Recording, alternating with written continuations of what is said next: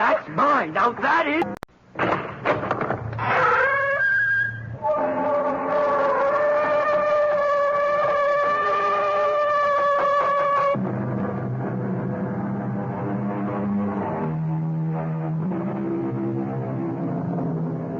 Come in. Welcome. I'm E.G. Marshall.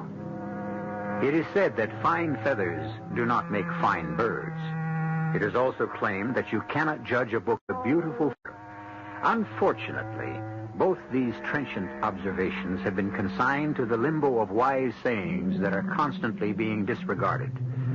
Birds, books, and even people are always being judged by their appearance. The sad truth is that the overwhelming majority of us will choose a beautiful fool over a homely philosopher.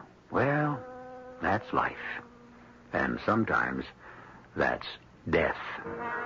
Our mystery drama, Escape of the Maya, was written especially for the Mystery Theater by Sam Dan and stars Arnold Stang and Norman Rose.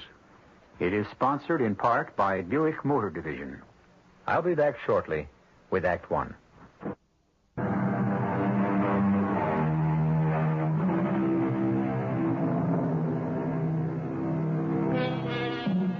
Beware, said Henry David Thoreau, of all enterprises that require new clothes. In micro, that was all very well for Henry T., who liked to live single-o at Walden Pond, where he could commune with frogs and flowers and field mice. My Lord, if everybody had that attitude toward new clothes, what would happen to a certain little world that lies...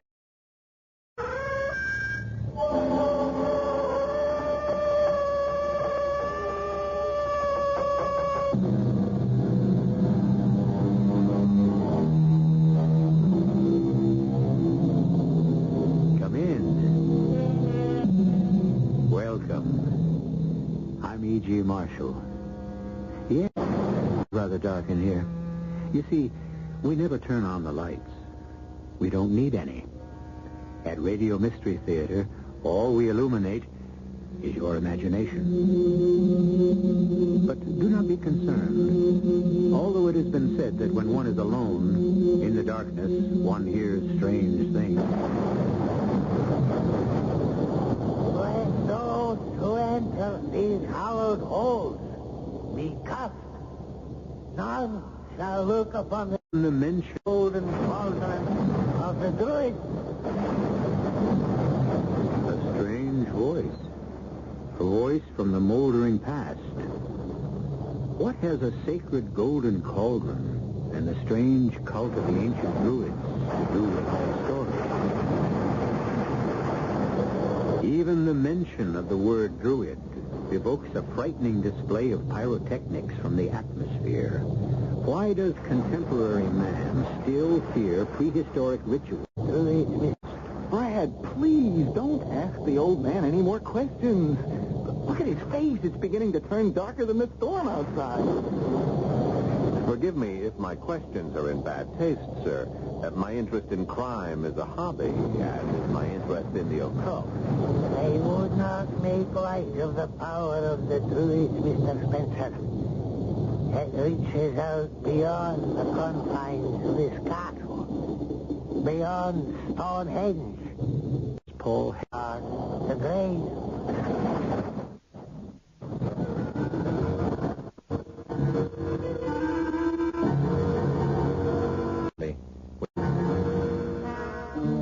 Our mystery drama, The Golden Cauldron, was written especially for the Mystery Theater by Ralph Goodman and stars Paul Hecht. It is sponsored...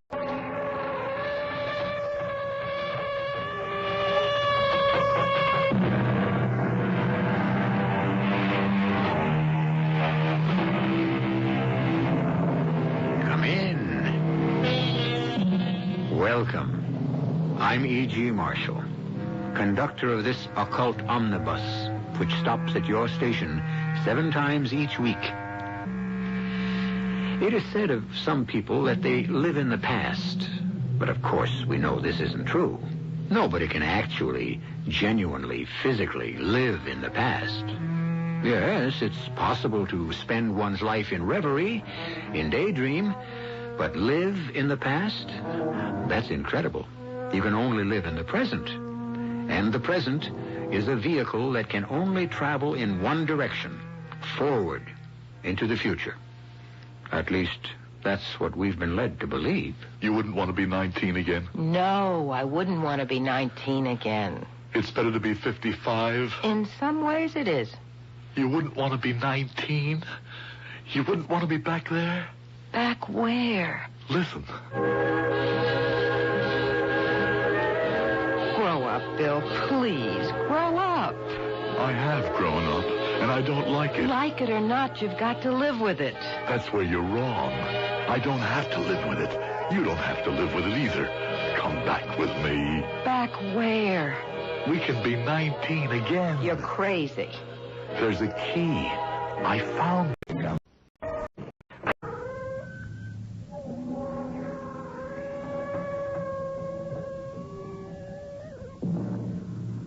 Come in. Welcome. Welcome to Mystery Theater. I am Hyman Brown.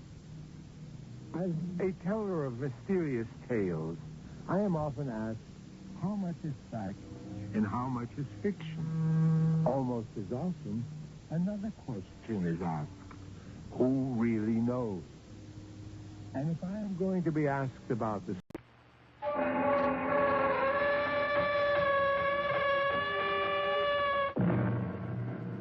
Come in.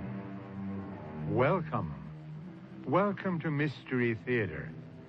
I am Hyman Brown, your special envoy from a wild and weird country that exists way down deep in your very own imagination. To many people, especially city dwellers, grass is something to smoke, or perhaps something that has keep-off signs on it. The fact is, grass is the foundation of life as we know it. All the greens we eat are grasses. All of the meat we eat is nothing more than grasses transformed. In many ways, the quality of our existence depends on the quality of our grass, which means that those who can change that quality, for better or worse, literally hold our lives in their hands. All we need is your confession. I didn't kill him. You swore you were going there to shoot him. I know, but... You did go there. Yes. You confronted him. I did. The gun. Now, this is the gun that fired the bullet.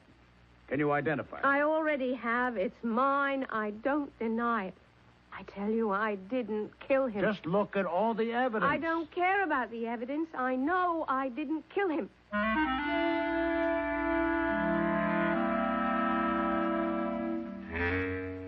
Our mystery drama, Snake in the Grass, was written especially for the Mystery Theater by Sam Dan and stars Sandy Dennis. I'll be back shortly with Act One.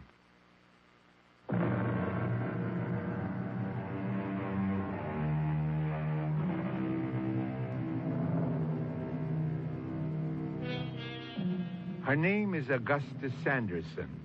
She's 36 years old, and while there are those who say she has never been kissed, we cannot vouch for the complete accuracy of that statement. What does she do? She's an agriculturalist. An unusual occupation for a woman? Well, don't say that. We live in liberated times. You'd be surprised at the things women can do. You might venture to inquire why they want to do them, but that's another story. Our story begins in a quiet university town in the Northwest. Hey, ma'am. I'll thank you not to patronize me. Well, all I said was... I'll thank you not to call me ma'am. Ma'am is short for madam, and I am neither the mistress of a household nor the keeper of a brothel. Well, I only wanted to say hello and welcome to Pete's for 25 years, an oasis for the thirsty. I have a B.A., an M.A., and a Ph.D. I hold the rank of full professor at the School of Agriculture. I don't have to be addressed as ma'am as if I were some fragile Victorian lady. Well, how's Doc? Or, Prof? Now, I intend to become extremely inebriated. Oh? And it's just as well that I don't make a spectacle of myself. Let me have a... For what? I don't know. Tell me, what's best to make you forget? Well, nothing can ever really make you forget. Very well.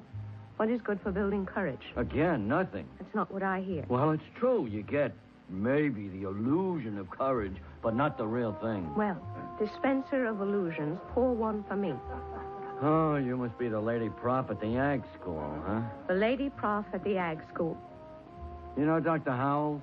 Do I know Dr. Howells? Yeah, I was reading about him in the paper. Let me tell you how well I know Dr. Howells. Wasn't that a terrific thing he discovered? I know Eugene Everett Howells well enough to kill him. His new feed grass will mean that millions of starving people...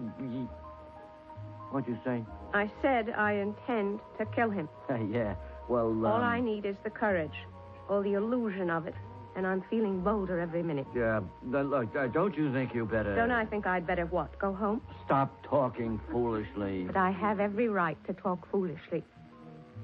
You know why? Because I've been a fool all my life. Yeah, well, I'll get somebody to take you home. The article in the paper said that Dr. Howells created the new feed grass. He didn't do it. He didn't? No, I did. You did. Okay.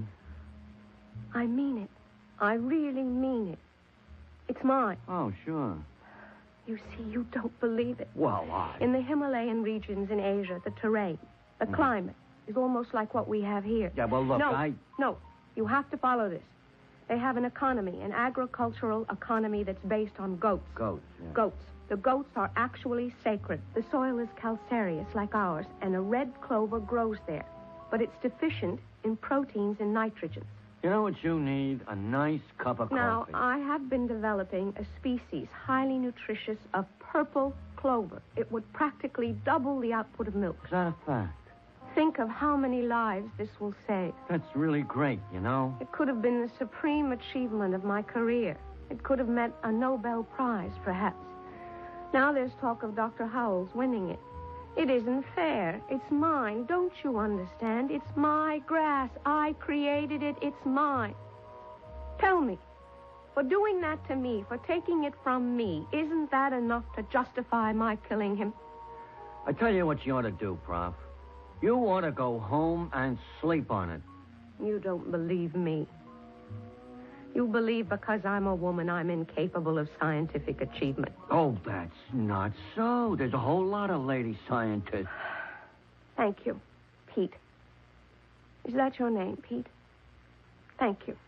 What for? For listening to me. Oh, it was my pleasure. And I see now.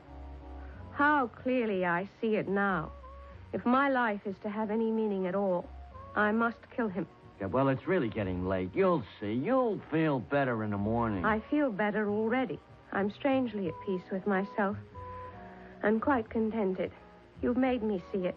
His death will rid me of all my demons. Now, you really don't want to kill anyone. You're a lady. Good night, Pete. You're a gentleman. Yeah, well, look, James, well, she's got to be crazy. But what if she ain't crazy? Maybe I'd better... I don't know. If I tell a story like this, won't they think I'm nuts? Lieutenant Novak. Hello. This is Lieutenant Novak. Hello. Who's on the other end of this? Oh, no, not him. Of all the cops who could have answered that phone, definitely not Novak.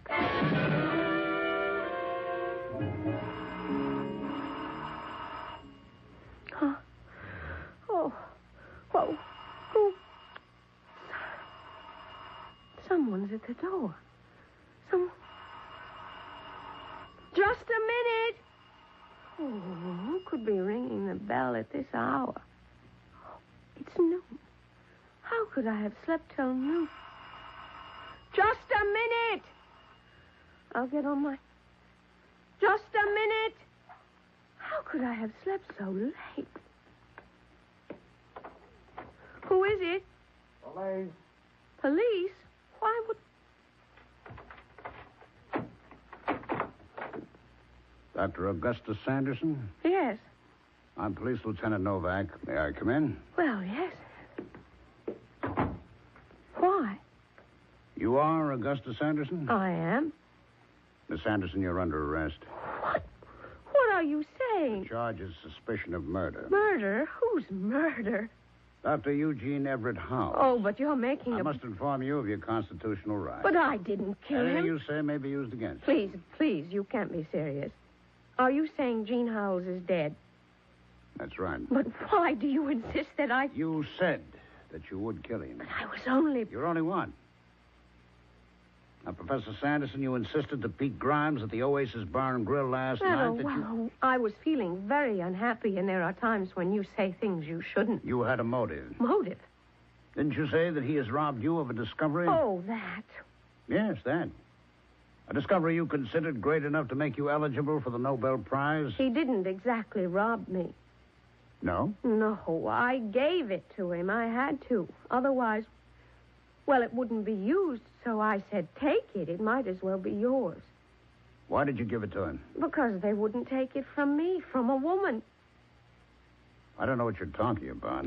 In that part of Asia, women are considered, well, not exactly unclean, but it's hard for you as an American to visualize this. But the fact of my being a woman would make the grass defiled, unfit for the goats, which are holy animals. According to the way you told the story to Pete last night, Howells robbed you of the credit. He did. But I had no choice. If I was to save millions of lives, I would have to sacrifice my own vanity and say to Gene, let it be known as yours. But afterward, when I saw how Howells was preening himself... You killed him. No. You left Pete's Oasis at 9 p.m. The coroner places the time of death at midnight. Where were you at midnight? Here. Right here. Can anyone support that statement? Well, no. According to Mr. Pete Grimes, you were acting somewhat strangely. You could say that, yes, but I didn't kill him. You went directly home after you left Pete's Oasis at 9 p.m. Yes. The ballistics lab has established that Dr. Howells was killed by a .22 caliber bullet. You own a gun?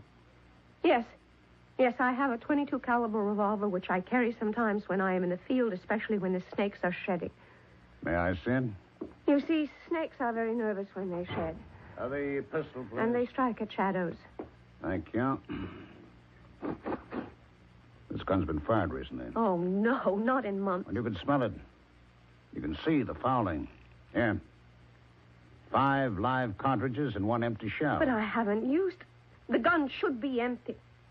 The lab will determine whether or not this is the gun, but... But what? I put the gun away. I didn't even have any bullets. I was supposed to buy... I see the shoes you were wearing last night. Why? May I? What will my shoes show you? Dr. Howells is having a sidewalk repaired. There's dirt and mud in front of his doorstep. We have a mold of shoe prints.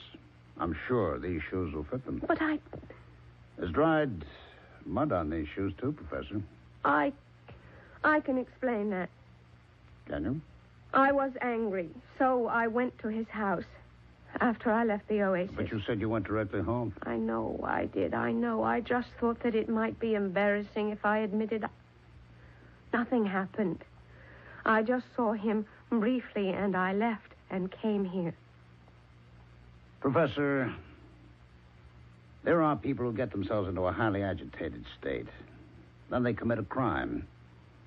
A serious crime like murder. And afterwards they forget all about it. I am incapable of killing. I am not a murderer. Well, what you're saying is you never killed anyone before. That's who the majority of murderers are. But I know who I am and what I believe. Well, that's why you made sure you'd be caught and punished, because you were brought up to believe no one should get away with murder. But I didn't. Now, first you were sure to make a public announcement. I wasn't making any... I was overwrought. You were sure to state that you had a powerful motive. That doesn't prove... Third, you used your own gun. Why do you insist? Fourth, you must have been aware of the fact that you were leaving shoe marks in the dirt. Why didn't you avoid doing that? Why couldn't you at least wipe off the mud? Now,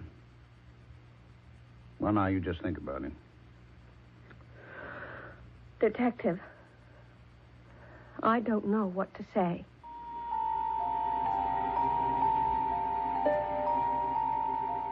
Well, did she or didn't she? Even she doesn't know for sure.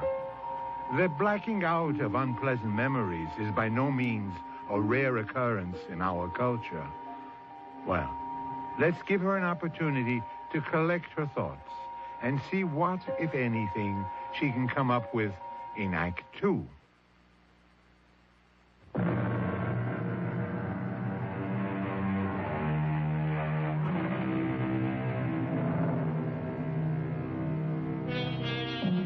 They say the wish is the father of the deed, which is why we have inhibitions. No? After all, if every time you felt like killing someone, you did it, who among us would be out of jail? And so here we have Augustus Sanderson, Ph.D., a knowledgeable professor of agriculture, about to be booked on a charge of homicide. Talk about still waters running deep. Here is a quiet brook, which apparently has no bottom. What are you going to do with me, Lieutenant Novak? Take you in, book you. Lieutenant, please, give me a chance to think. Now, that's not my job. But I have to get my thoughts together, and how can I think in jail? I'm sure you'll get out on bond. But I'll be a different person. I'll stand accused of murder. People will look at me in a different way. I'll even look at myself differently. Please, help me.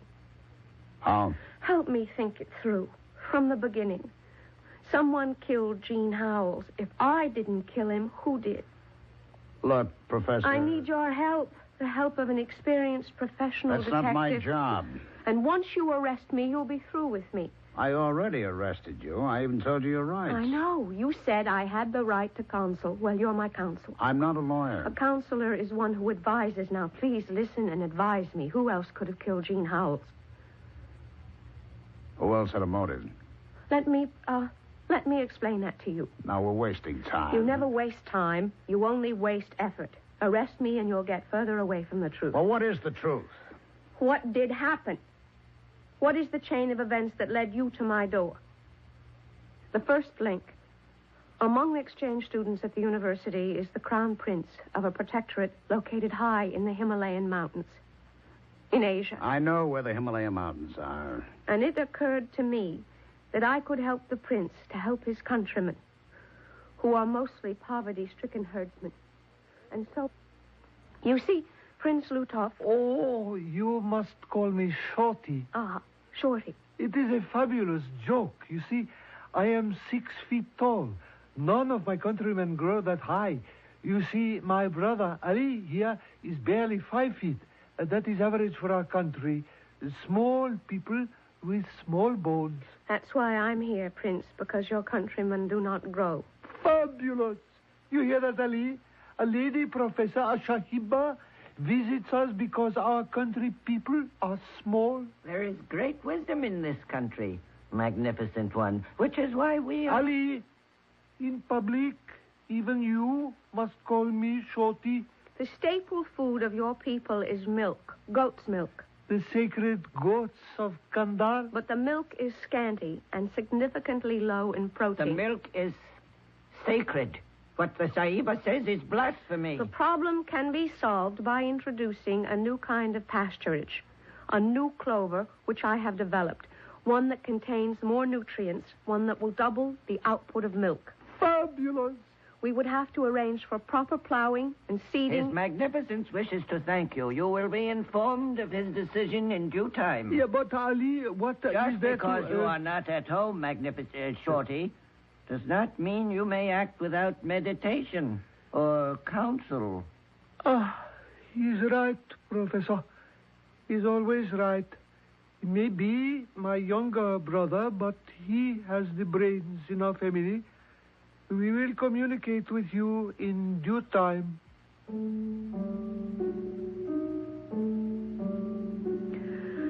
I didn't know what to think. Here, I was offering these people a way to save millions of lives. And how? How could they be so cavalier about it? And would you believe, a week later, I received a note from Allie. Dear Professor Sanderson, after considerable meditation and prayer for guidance, His Magnificence, the Crown Prince Ludov, has determined that your estimable project is not practical at this time. Why is it impractical? Sahiba, it is impractical because you are a woman. What does that have And because you are a woman, you are impure. Really? In what way? In our country, you would not be permitted to come in contact with the goats of Kandar, which are sacred beasts. But I'll have nothing to do with your goats. You will have provided them with food. The people will ask, this new grass, from whence does it come? And the answer, it is the creation of a woman. We shall have civil war. No one has to know. It will come out. How? It will be a major news event hailed all over the world. Many of our people read. You mean they would rather starve than accept food created by a woman? Madam, this is our religion. It is not to be mocked. Forgive me. No, we appreciate your concern, Professor, but we must analyze the entire problem. Your new grass may save thousands from hunger, but cause just as many to die in riots. Is this being turned down because I am a woman? Is that the only reason? Yes. His Magnificent Shorty has no choice. Well, then, perhaps there is something I can do. What are you saying, Augusta? Jean, this is your discovery. But, that's not right. I've agonized over this thing. What am I supposed to do? Let people starve because of their prejudices? And what right have I to call them prejudices? Those are devoutly held beliefs. But this grass, this thick purple clover, I didn't know it could be developed. I didn't either. Well, how did the idea occur to you? Perhaps it was supposed to occur to me. Well, now, what does that mean? Oh, anything you'd like it to mean. Augusta, I'm afraid to take the credit. Afraid? Yeah, I'm afraid of what it might do to me. This will be hailed. You know that, don't you? Yes. It'll earn its discoverer recognition, awards. How will I react? How will my personality change? I've always been content to do my work quietly. We're talking about life or death for hundreds of thousands, millions of people. And how will you change, Augusta? You'll see me regarded as a savior. What will it do to you? You'll start to hate me. I could never hate you, Gene. It isn't right. You've been struggling with this discovery for so long. You're going to regret it. I'll think of all the children who'll have a chance to live. I'll regret nothing. I'll regret it. I thought and thought. There's no other way. So you finally convinced Dr. Howells to become a hero. Is that what you're telling me? Yes. It's very noble of you. Very self-sacrificing. So why did you accuse him of stealing everything in Pete's Oasis? Because Gene was right. He started to believe after a little while that the clover was actually his. It was supposed to be kept secret till we were ready for planting. But he let out a word here and there. And, well, compliments, praise poured in. He started to preen himself. And that's when you found out you were human, after all. Yes. And you gave up without a fight. I'm not a fighter. I think it's more important for the grass to grow. Now, I have to repeat this vital question, Professor. Why give the credit to Dr. Howells? Because he is an authority on agriculture. Yes, sure, but is he the only one? Well, no. The fact is, you could have given it to any number of people, isn't that true? Yes, yes. All right, why Howells? All right, I'll tell you why. You're in love with him. That's what? That's either true or false. You see, I listened to every word you said. Not only to the words, but to how you said them.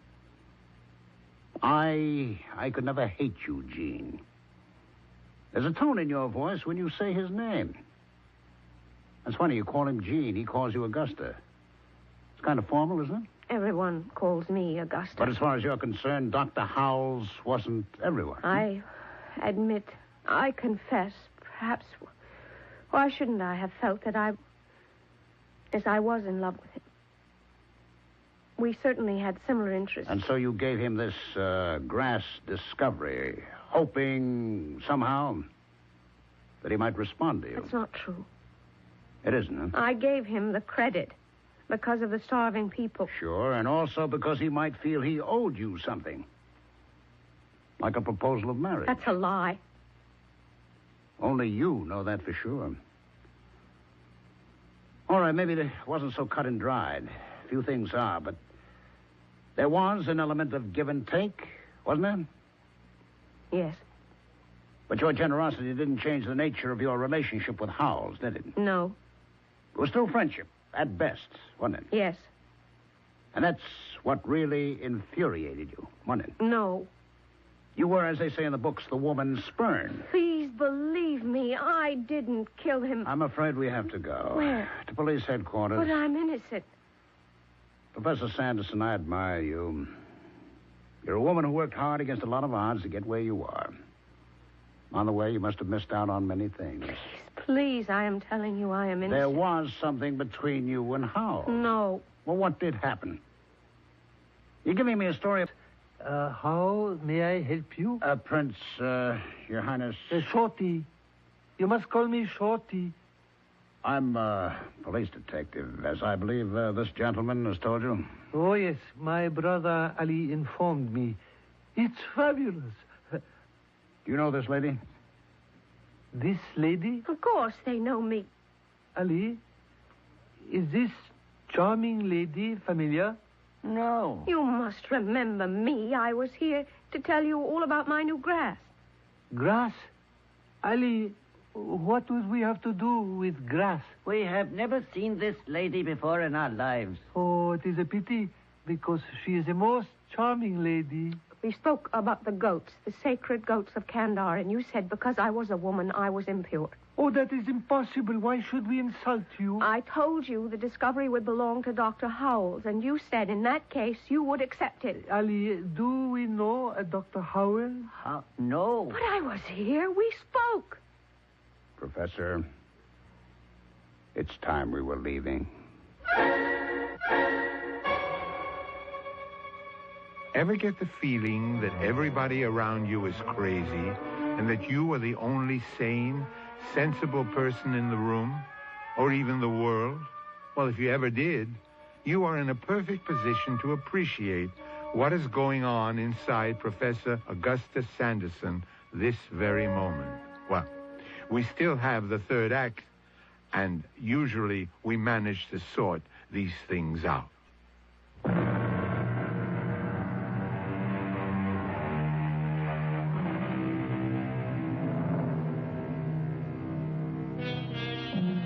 What do you do when you are accused of murder? I suppose you admit it if it's true and deny it if it's false. But suppose you are not sure of the answer.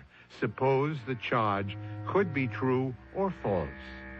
Suppose you reach that point where you just don't know. Is such a state of affairs possible? But I was here. I spoke to you both. Oh, would we forget so delightful a lady as you? The Sahiba is mistaken. I can't be. Gentlemen, I'm sorry we bothered you. Oh, it was no bother. Just think, Ali. When we return home, we can say we had a visit from a real American detective. Oh, fabulous. Professor, I'm sorry, Professor Sanderson. The train has come to the end of the line. Last stop, all out.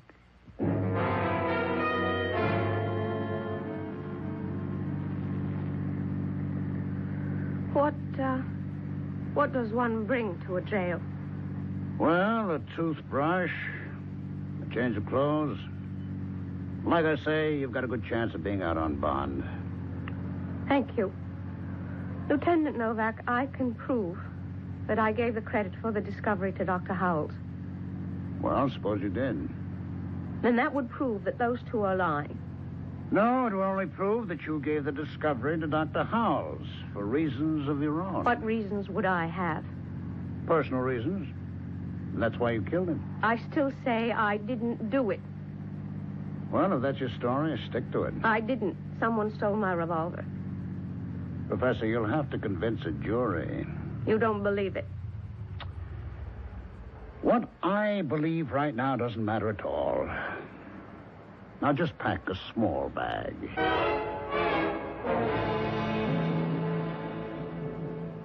Ali? Yes, Magnificence. Tell me, little brother, why did we have to engage in that charade with the police detective?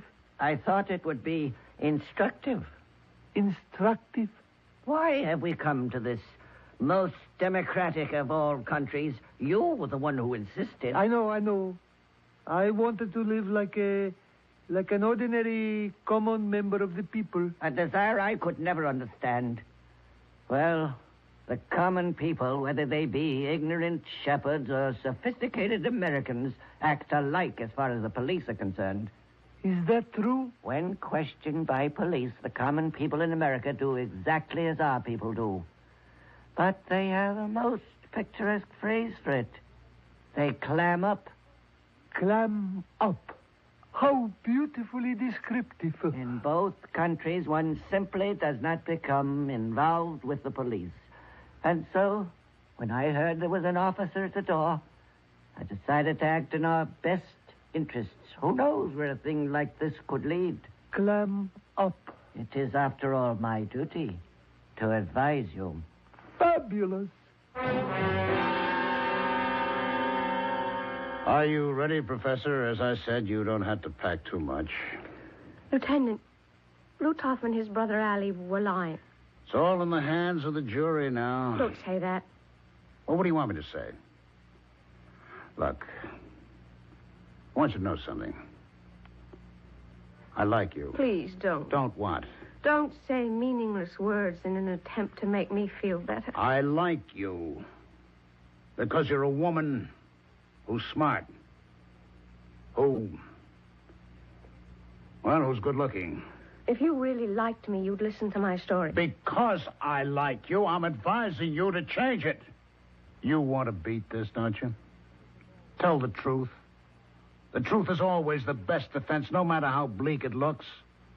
The jury responds to the truth. They feel it. They respect you for it. But I am telling the truth. No. It was a lover's quarrel. Now, have your lawyer get women on the jury. They eat that up. If you're going to arrest me, get it over with. Okay, I just wish you'd listen. The truth is, someone came here, stole my gun. My gun, you have it. I want a receipt for it. You'll get it. It'll be an exhibit at the trial. 122 caliber revolver. 5 cartridges. 1 empty shell. I don't care about those. They don't belong to me. I wouldn't keep a loaded gun in the house. I don't even have any bullets, I told you. Why can't you believe me? Because if I believed you, I'd have to believe in Santa Claus. And furthermore... Hey, maybe I do. What? Shh. These cartridges, they're not American-made. Look at what it says on the rim of each cartridge. Here. Where the manufacturer has his name. That's not American writing. Those letters, it's a different alphabet. They could be Hindi. Foreign shells. Made in India. Nobody sells them around here. It was the younger brother, Ali. Hold it. I know why it was Ali. Let me tell you, from the very beginning, he was the one who was opposed to the... Now, hold it a minute. This is Lieutenant Novak. I need something in a hurry. You got that Crown Prince going to the college and his brother? All right, get the phone number. Call him. Say it's a routine annual inquiry about guns. Ask if he has one. What kind? All right, call me right back at this number. 227-8308. Yeah. The bullets have to belong to Ali. Only if he has a .22 of his own. It was Ali, I know it. How can you be so sure? He came here, he stole my gun, but it was empty. It was nighttime, the stores are closed. Where can he buy bullets? He can't, so he goes home, he gets his own. He would only have those bullets if he owns a .22. He has to. He must. It's the only thing that makes sense. All right. Even if we can prove these are his cartridges, you know what he can say? He can say you stole them. Why would I... Because you're trying to construct a case against him. And you are. I just know he killed Jean Howells. Let's examine your whole story. They won't take the grass seed from you because you're a woman. All right, fine. You give it to Dr. Howells. Now, what's the objection? The objection? Now, it's plain sailing, isn't it? Plant the new grass, feed all the hungry people? What's wrong? Allie. It's Allie. When I saw Jean Howells last night, he was terribly depressed and very frightened. Lieutenant Novak. Yeah. Oh, he does. Okay. Prince Ali has a .22 pistol registered in his name. Which means these are his bullets. You said Dr. Howells was depressed? Why? Why? Let me think. I was so angry and upset when I went to see him. I know I went in there hating him, and I left feeling sorry for him. But you haven't told me why. What did he say to me? Let me try to remember exactly what he said to me. I wish I'd never heard of that Clover of yours. Really? The last time I read the papers, it was that Clover of yours. It's mine only because that's how you'd have it. I told you this had happened. You'd have second thoughts, and I'd have a guilty conscience. I'm sorry. It is all my fault. And it may have been all for nothing. Why? They don't want the grass. They didn't realize it was purple in color. Oh, what's wrong with purple? Allie explained it. Purple is an unlucky color, and so the time wasn't right. But perhaps in the future... What was supposed to happen in the future? If purple is unlucky, it will always be unlucky. I became angry. I told Allie somehow I would let his people know about this grass and how badly they need it. And what was his answer? Nothing. He looked at me. Just looked. With those funny eyes. Well, you think they're funny, but they can be frightening. Augusta, why did you have to tempt me with this? Please, Jean, try to be calm. It's going to end badly, I know it. We tried. They won't take our help. This is all we can do. Prince Lutoff was willing to go along, and it was Allie who raised the objection, and when that objection was removed, it was Allie who found a new one, the color. Well, why would Ali want his people to go on starving? Because... Wait. Jean said Allie had told him that the time wasn't ripe. Perhaps in the future. When it could do Allie himself some good. Are you saying Ali has ideas of his own? If Prince Lutoff is overthrown, and he could be, if the people get hungry enough... Does Ali get the top spot then? And then, as the new ruler, Ali can claim heaven showed him a new grass, and henceforth purple will be the color favored by the gods. But there's one thing. Where would he get the grass? With Jean dead? Well, he could come to you with a brand new story. No. The woman thing is too deeply rooted. Well, as it stands right now, well, what is the grass? Where does it exist? The grass is a box full of seeds, plus volumes of notes detailing hundreds of experiments, how it's formed, how it should be planted. Well, where is all this stuff? I turned it over to Jean. It should all be in his files at home. And I'll bet it's gone. I delivered the seeds and the notes to him myself. The only place he could keep them would be in these files. Are you sure they wouldn't be anywhere else? I'm positive. Besides, look at the notation on this drawer. PC, purple clover. And the drawer is empty. Well, that's that. What does that mean? We have a very good hypothesis, but no evidence. So far, you are still the best suspect. But you know I am innocent. There must be some way we can prove that Ali is... I have an idea. I'll go to see Prince Ali, and I'll confront him with what we know. That will force him to threaten me, perhaps to try to kill me. You can save me at the last minute. It's not going to work. Why? Because this is a country of laws. What you're suggesting is illegal. Why is it illegal? Because it's considered entrapment. But you see it all the time in the movies. And those movies all end up before the judge throws the evidence out of court. But you did give me an idea. What idea? It's a very simple routine idea. Now, you go home, wait there. What are you going to do? Just police business. Just go home and wait. But I can't wait. You'll just have to. No, Sahiba. I'm really quite embarrassed. Your younger brother is plotting against you. Ali? Oh, that is impossible. The woman is mad. Ali wants your people to starve so they will revolt. You will be killed, he succeeds you, and then he gives them the purple grass. That's a lie. Fabulous. It's true. He has discouraged you from accepting the clover. Why? He wants to give it to the people himself. She's mad. Oh, what a woman. Look at the fire in her eyes. You may think I'm young for you, Professor, but I value an older woman. Don't you understand the implications of what I am saying to you? Be my first wife. The others don't matter. They're only concubines. You will rule, and with fabulous wisdom. I'm telling you about your brother. Oh, I know he's plotting against me. It is expected of brothers. You knew? Didn't I plot against our older brother? Then you should have done something about me when you had the chance. What are you doing with that pistol? She'll be blamed. She'll be thought mad because of her purple grass. She's already killed her lover, and now you.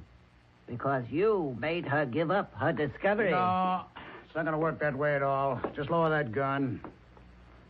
That's nice. Why'd you come here, Augusta? Because you didn't think I could help you, huh? Well, I thought I just went back for a search warrant. All we have to do is find the seeds and the notes in his possession. Will we find them, Allie? I don't. They are in his trunk. You knew, Luthor? Of course I knew. I had planned to take care of you as soon as we return to our own country. Here, I am restricted by all kinds of legalities. Prince, I intend to arrest your brother. Will you claim any diplomatic privilege? None at all.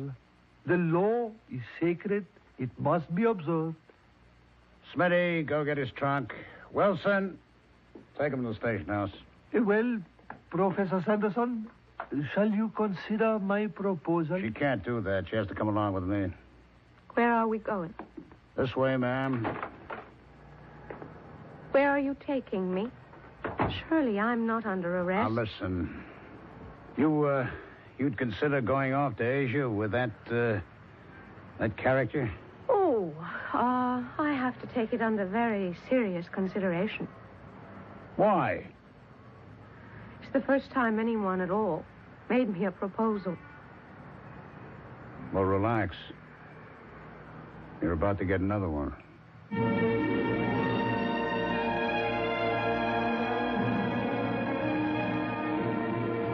I'll be back shortly with a final thought. How slender a thread holds up the world. If 1,000,000 goats can give an extra pint of milk a day, that can mean the difference between life and death for thousands of children. So the true heroes are the overlooked and unknown heroes who daily solve the really great mystery, how to get an acre to yield another few bushels, or the hen to lay another egg.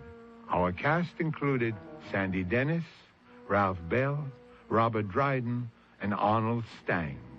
Associate Director, Marlon Swing. This is Hyman Brown, Producer-Director, inviting you to return to our Mystery Theater for another adventure in the macabre. Until next time, then, pleasant dreams.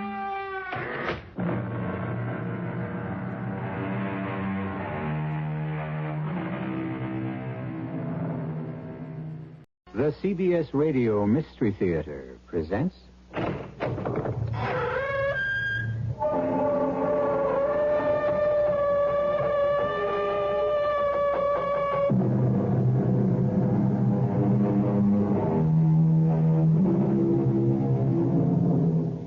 Come in. Welcome. I'm E.G. Marshall. I'd treat with the devil, give promise or pact, to make all my fantasies turn into fact. Thus spoke the poet. Look at the world you live in today. If we are worried, troubled, it is because the megalomaniacal fantasies of three men became actual, hideous reality.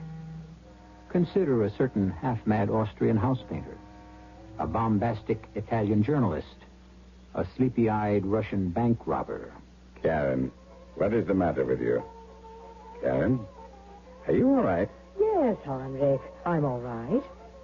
Something's wrong. Your cheeks are flushed. Let me feel your pulse. You mean you want to touch me? Karen, it's me, Heinrich. Oh, no. I know now who you are. You're God.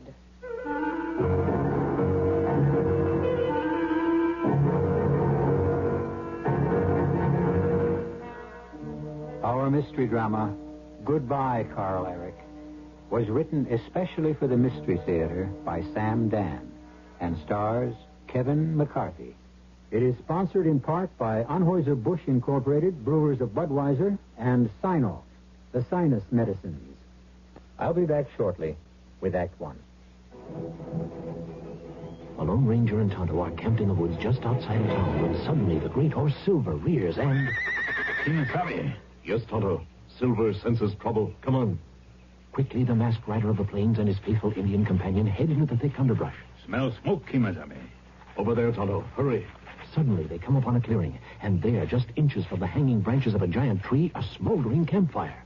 Quick, Tonto. Grab that empty bucket. As Tonto hurries to a nearby stream, the Lone Ranger stirs the fire until the embers cool. Then Tonto returns and drowns the fire twice. Good work, Tonto. But what about men who start fire? Well, Tonto, they have a choice. Either they'll put an end to careless fires, or they'll put an end to the forest. Let's go. Hello, Silver! Away! A public service on behalf of the Forest Service, State Foresters, and the Ad Council. Here's a tip from your Better Business Bureau on the metric system. You know, the worldwide trend today is toward a universal system of measurement, the metric system. The names of this new system may sound strange to you at first, but fortunately, there are only a few words that have to be learned for everyday use, and these are the millimeter, centimeter, meter, and kilometer for describing length and distance, the milliliter and liter for capacity or volume, the gram, kilogram, and ton for weight, the kilometer per hour for highway speed, and the degrees Celsius or centigrade for temperature. You're already using some of these terms more than you may realize. For example, when you go to the supermarket, you see weights expressed in grams on more and more packaged items. Now, for more information on this whole metric system, write to Metric Information Office, National Bureau of Standards, Washington, D.C.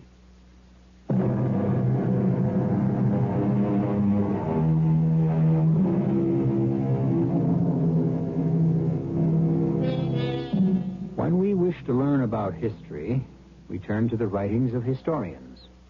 500, 1,000 years from now, how will people look back at the arch villains of our times? Who knows? We're about to meet a historian, a diary keeper named Heinrich Stammler. When he first started his diary many years ago in the city of Hamburg, Heinrich Stammler, doctor of medicine, was very thin, very blond, very German, and still rather young.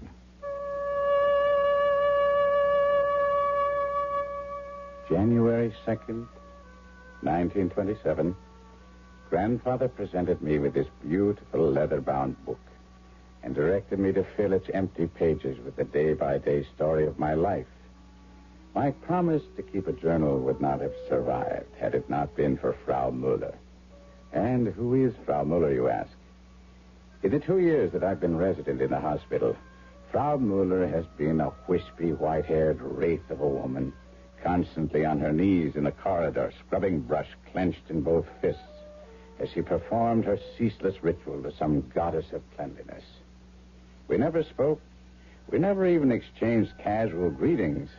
Indeed, I never even knew her name was Frau Muller until yesterday. Yes? Come in. I said come in. Yes? Oh, you're the cleaning woman. Yes. Is it that time of day already? Yes, it is. All right. I'm through here. You can tidy up. Herr Doctor. Yes. Well? My name is Müller. Irma Müller. Well, Happy New Year to you, Frau Müller. And now I shall get out of the way. Herr Doctor, you... What is it? Well, speak up. You must help me. What do you want? What do I want? I realize I have no right to want anything, to ask anything. I know I'm forgetting my place, forgetting who I am. Well, don't be forgetting what you want to ask me. They say that you are a kind man. I'm a poor woman. I have no friends, no money. I have no family. You are my only hope. Huh? For what? Well, I have a son. His name is Carl Eric. Yes? I know I impose upon your kindness. No. Stay with Carl Eric. You must help him. What's wrong with him? He's unable to speak. He doesn't speak. Because he cannot? Or because he will not? He stopped speaking suddenly when his father died. And whatever you do to him, whatever you say to him, he will not utter a single word. Sometimes he makes sounds in his throat, but he doesn't speak. All right. Bring him here to the hospital and we'll have a look. Now, Frau Müller, you must excuse me. But Carl Eric, he cannot come to the hospital. Why not? But he refuses. He can't afford to take that attitude. He won't go anywhere. I can't get him to set foot out of the house. Then, Frau Müller, there's nothing I can do. Could you come to see him? No, Frau Müller, I could not. Oh, please, I know I haven't the right to ask. I wouldn't, because he himself must be interested enough to come here. But he's stubborn. Further? Stupid. I am not permitted to treat patients privately. Oh, please, Herr Doctor. I'm sorry, but you have heard my final word on the subject. But she hadn't. She wanted to hear more. Do you know this woman was waiting for me very late last evening outside the Schauspielhaus, where I had gone to see the play by Bertolt Brecht? She was standing under a lamppost in the falling snow. Herr Doctor. What is it? Oh, you are Frau Müller. Oh, forgive me. You see, you are my only hope. My last hope. Frau Müller, I am willing to help you, but you will have to bring your son to the clinic. But he won't come. Well, in that case, there's nothing I can do. Don't you understand? No, she doesn't understand. She waits for me everywhere. Outside the hospital, outside the restaurant, the theater, nightclub, my apartment. This frail, obsequious woman, begging, pleading, imploring. Oh, please, Herr Doctor. I'm old, tired. Pity me. I can only live a little while longer. And then what will become of my little Carl Eric? What's to become of him? There's no escape. Her voice follows me. Her face haunts me. There's no getting rid of her. This clinging, unshakable leech of a woman. And people are starting to notice. You've been keeping something from me, Shopsy. Taxi! Who is she? Taxi! A former flame? Please, Karen. And now that she's grown old, you refuse to recognize her. Will you stop this ridiculous chatter? Why is it ridiculous? 15 years ago, you were still a very young student. She might have been a very handsome woman. Taxi! Of course. She was your very first mistress. Now, Karen, I've had enough of this. Oh, isn't there still a tender spot? There's a cab. Taxi! Oh, the old sweetheart who initiated you into the beautiful mysteries of love. Here we are. Oh, give her something for old time's sake. You don't know what this is all about. Well, if you won't give her something, I will. Here, Mother, a 5-mark note. Now, look here, Frau Müller. Enough is enough. If you don't stop following me, I'll report it to the director of the hospital.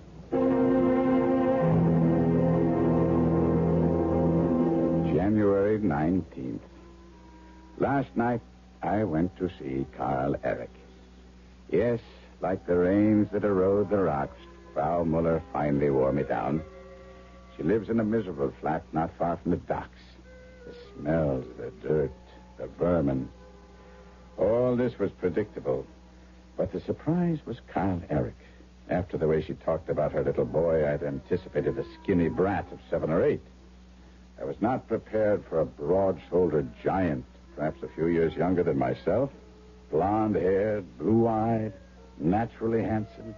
His face was distorted, made ugly by a terrible grimace of hatred and a look of madness in his eyes. And yet this bruiser, who could have broken me in half with one hand, cowered in the corner like some terrified animal. Say hello to the doctor, Carl Eric.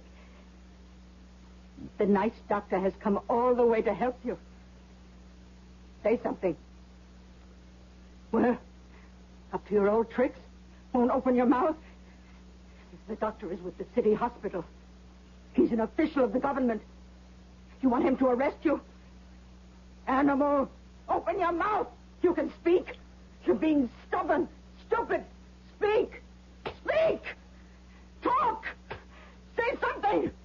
Stop it. Stop it, Frau Muller. Don't strike him. He's a murderer. He wants to kill me, worry me to death. Wait. Please, now. Sit down, Frau Muller. I said sit down. Yes. Yes, Herr Doctor. Carl Eric? Very happy to know you. My name is Dr. Heinrich Stammler.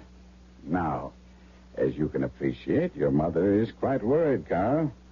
Surely you agree that what you're doing now it simply has no future. Tell him you're from the government. If he doesn't speak, if he doesn't go out and find a job, you'll arrest him. I'll tell him no such thing. I'll tell him the truth. Carl Eric, I want to help you. Help make you happy. Surely you cannot be happy here, shut away from everything and everybody. Now then, the first thing I would like you to do is to have you open your mouth so I can take a look. Open your mouth. Please, Frau Muller. Open your mouth. Look at him sit there. Frau Muller, you must not interfere. Are you telling me how to handle my own son? There's only one language he understands. A smack across his ugly face. Stop it. I cannot help you if you persist in striking him. Carl Eric, I'll come again another night when you feel like talking. Oh, no, you're going. How can you leave? There's nothing I can do tonight. You won't come back. I know you won't come back. Wait. What is he doing? Answer the doctor. He's talking to you. What is he doing at that table? Oh, the table. I should throw it out. No. What's on it? Looks like a helmet. Bayonet, a soldier's belt. All sorts of military equipment. The way he picks up each article. Oh, he's not a little boy.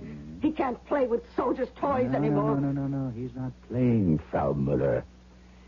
It's as if he's experiencing a religious... 10 years ago, when he was 12 years old, in 1917, we learned that his father fell in France. Since that day, he has been dumb. He refuses to speak. And he has made himself a little shrine. Now I understand. Now I know how to talk to him. Oh, Doctor, don't go near the table. Don't touch anything on the table. Carl Eric. Carl Eric! Put away that bayonet! I only mean to... Put down the bayonet! Carl Eric! Carl Eric!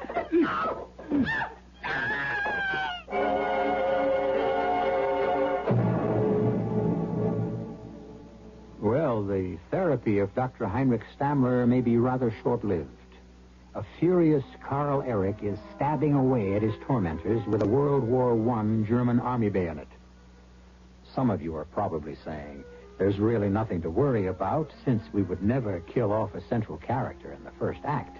Well, there's a great deal to that philosophy. But remember, like everyone else, we hate to be taken for granted.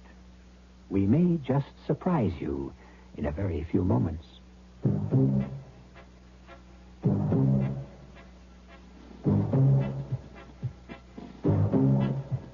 When you say bud, you said a lot of things nobody else can say.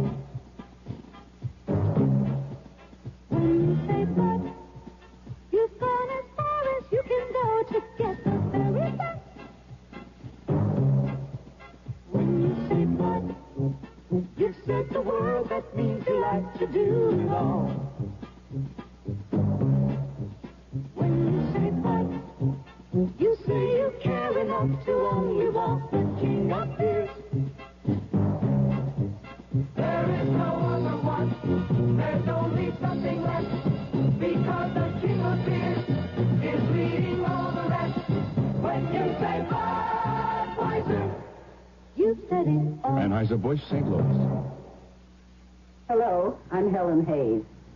There's something very important happening in this country. High school students from 60 nations are living here for a year in the United States.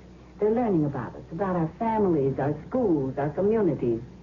And we're learning from them. It happens through American Field Service, AFS, and the thousands of people who give their time to help others. Volunteers help find families to host students. They arrange activities in the community and help raise scholarship funds. AFS is an exciting and rewarding activity that deserves a place in your town or your city.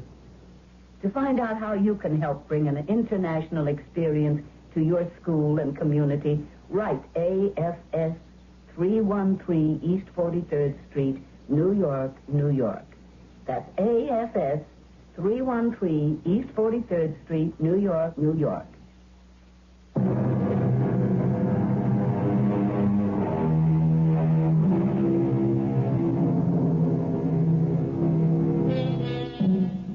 This is a day in the life of Dr. Heinrich Stammler, as recorded in his diary almost 50 years ago. It describes the night of January 19th, 1927. He is in a dismal flat in a dingy tenement in the city of Hamburg.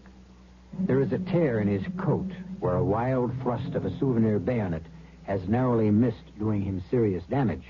The bayonet is in the hand of a wild-eyed blonde giant of about 22 who has just undergone a fit of uncontrollable rage. He has been subdued by his frail and wizened mother, who is now beating him without mercy. How dare you! Frau Müller, let him alone. Hold on! Frau Müller, I order you to be quiet. Stop it. Oh, yes.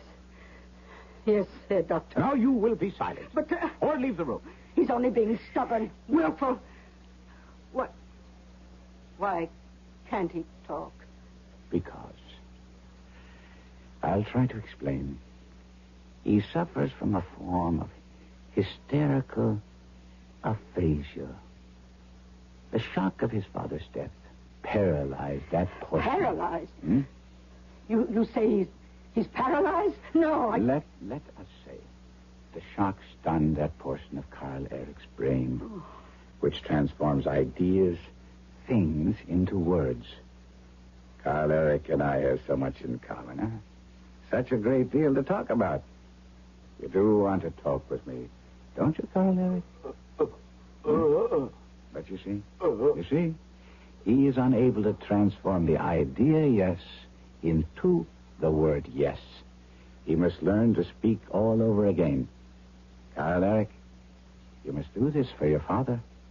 Can he rest in peace if his death has made you dumb? Did he die for the fatherland only to destroy his son? Tomorrow, we begin. You'll come to the clinic. Don't be frightened. Don't be frightened. No one will hurt you. January 27. It proceeds slowly. What is the true etiology of hysterical speech disorders? Each case is a world of its very own. A dark and brooding place filled with fear and terror. then I must lead this lad from its jagged shadows into the sunlight. The tongue against the upper teeth, and explode.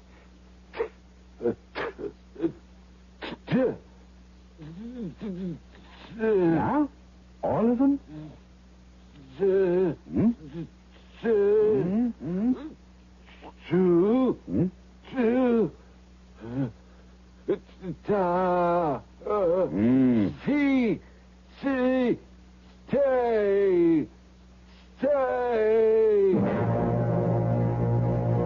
This is an orange. Try to say it. It has a color, a shape, a flavor. Look. Feel. Taste. Huh? Collect all these things into your mind and say orange.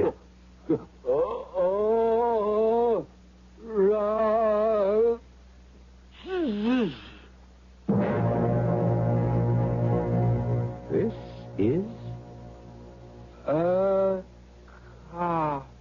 Now, watch. You turn the cup upside down. The outline of the cup is like the shape of the top of your head.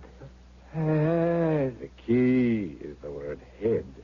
Now, the word cap sounds like the word cup. And a cap fits on your head. And a captain. Captain? Where do you find a captain? At the head of what? What? Soldier. Captain. Captain. A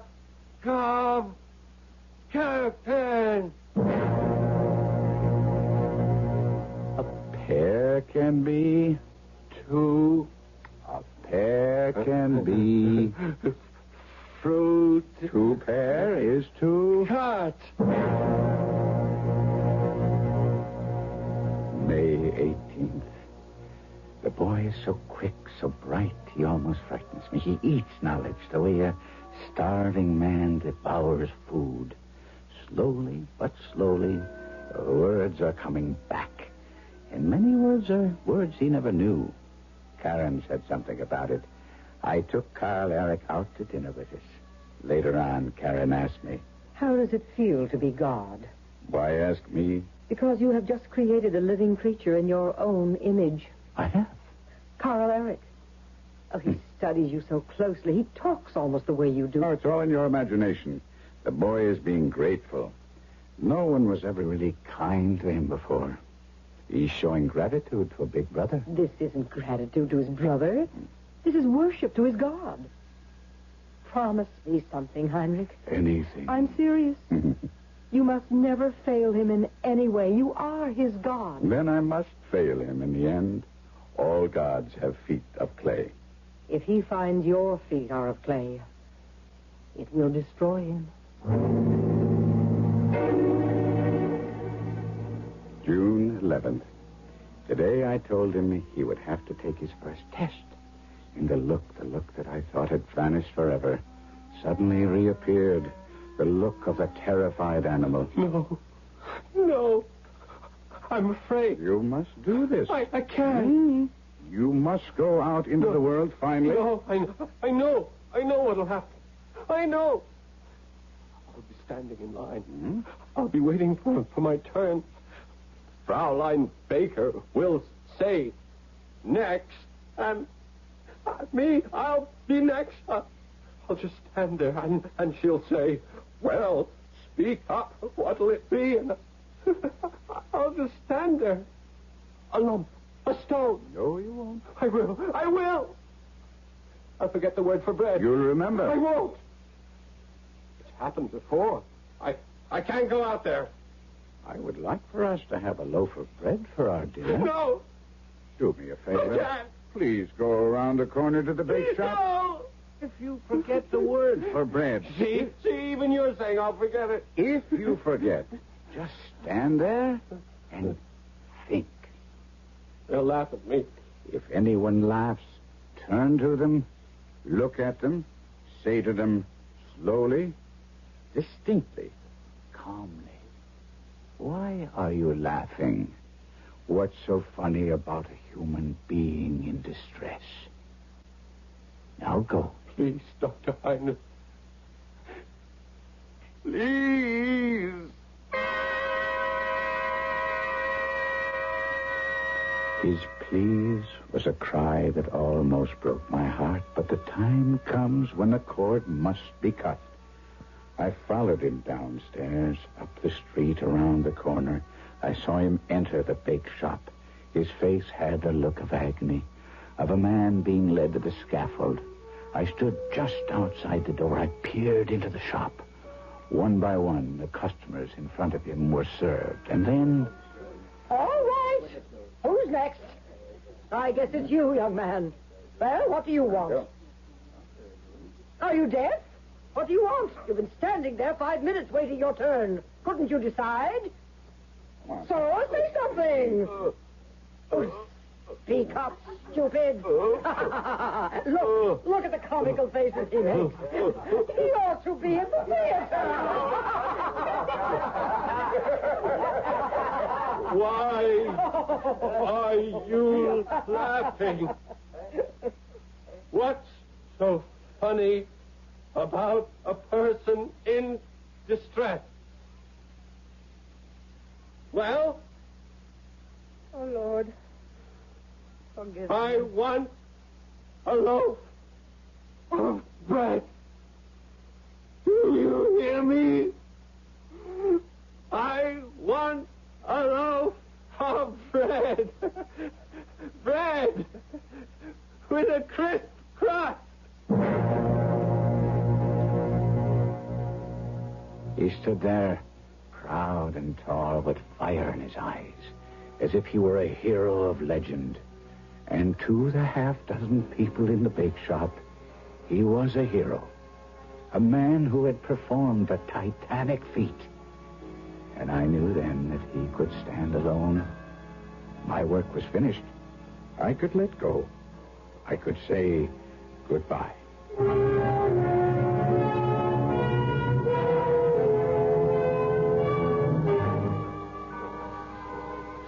Goodbye, Carl Eric. Dr. Heinrich, what can I say to you? I only did my duty as a doctor. No. Did you say goodbye to your mother? Oh, yes. Mm-hmm. She made a scene. Munich is so far away. But it is time for me to leave. I know the job doesn't pay much, but it's a start. I worked hard, I promise. And meet a nice girl. What's this? You're blushing. I've already met her. You've been holding out on me. Who is she? You laugh at me. I'll only laugh at you if you deserve it. What's her name? Lisa Reinmuth. Lisa? Are you... Am I what? Crazy? No, do you mean Lisa Reinmuth, the film star? Ah, I see. What do you see? A foolish clod? No. That's why she's there. On the screen, so idealistic young men can fall in love with her. I know it's hopeless. Hopeless? Is anything hopeless for a true German? Look at what you've done already. Look at what you've won. Why not Lisa Reinmuth? Yes. Set your sights high. Yes, you make me feel that anything is attainable. You did from the very beginning. Work hard. You got the stuff. If I have, it's thanks to you. No. Now stop that. I admit that I've given you a splendid gift. The magnificent gift of language. But you are the one who must use it. Promise me. Promise me. You will use it wisely and well. I promise. Dr. Heinrich. Goodbye, Carl Eric. Goodbye.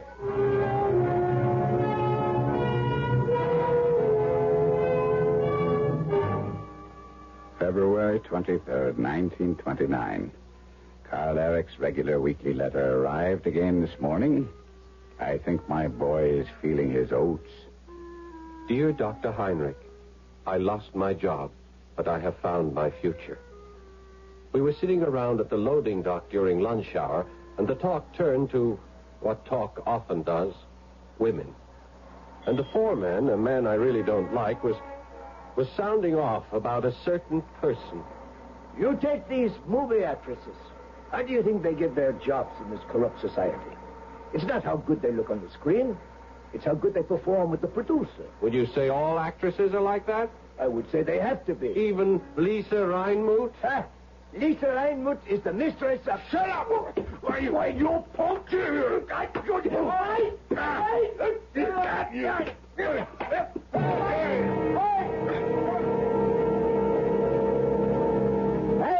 it's Carl Eric. Hi, Prince.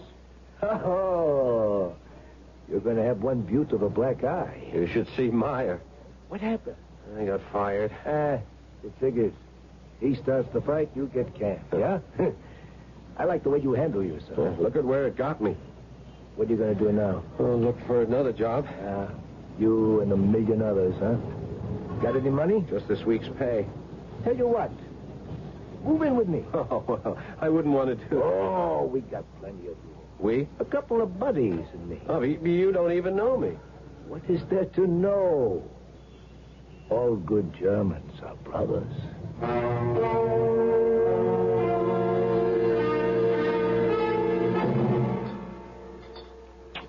Here, have some more sweets. Oh, I feel guilty. Oh, look. One day I'll be out of work, yeah? Or Otto or Hans. And you'll have a job. So go ahead, eat. Where are Hans and Otto tonight? They left early. They had to set the place up. What place? Why, the meeting place. I don't have to be there till later, but I better hurry. Well, what kind of meeting is it? Say, why don't you come along? I mean, in the ordinary way, you couldn't hope to get in. We're really going to have a mob. But I'll get you the best seat in the house. You sound like a man of influence. I'm getting there. I'm chairman of the meeting. And I'm the one who's going to introduce him. Introduce who? The Schöne Adolf. That's who? Adolf? Adolf Hitler. The savior of Germany. And tonight, you're going to shake his hand.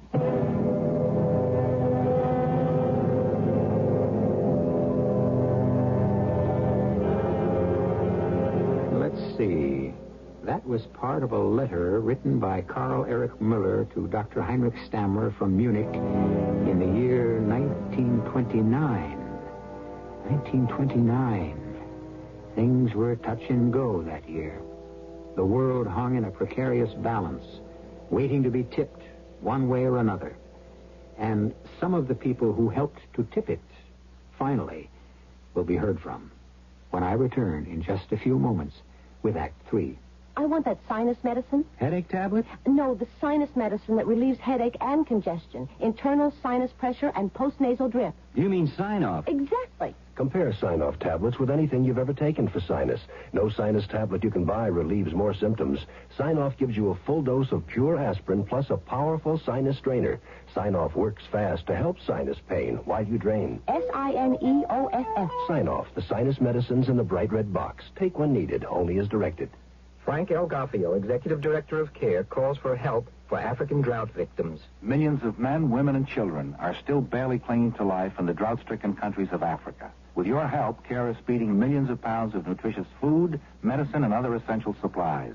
This vital aid, extended now, can make the difference between life and death for desperate people. Your contribution to CARE will save their lives.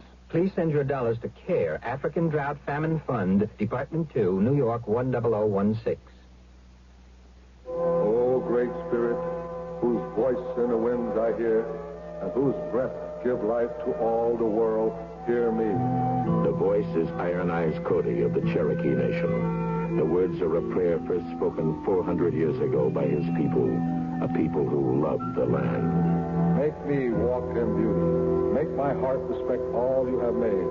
Make me wise that I may know all you have taught my people, the lessons you have hidden in every rock. In some Americans today, that spirit is reborn.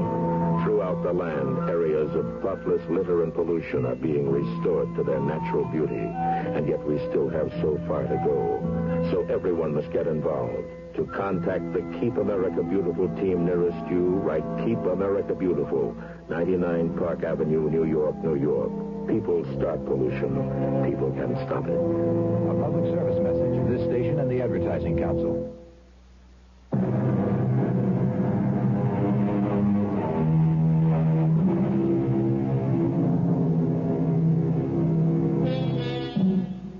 what was it like in the past?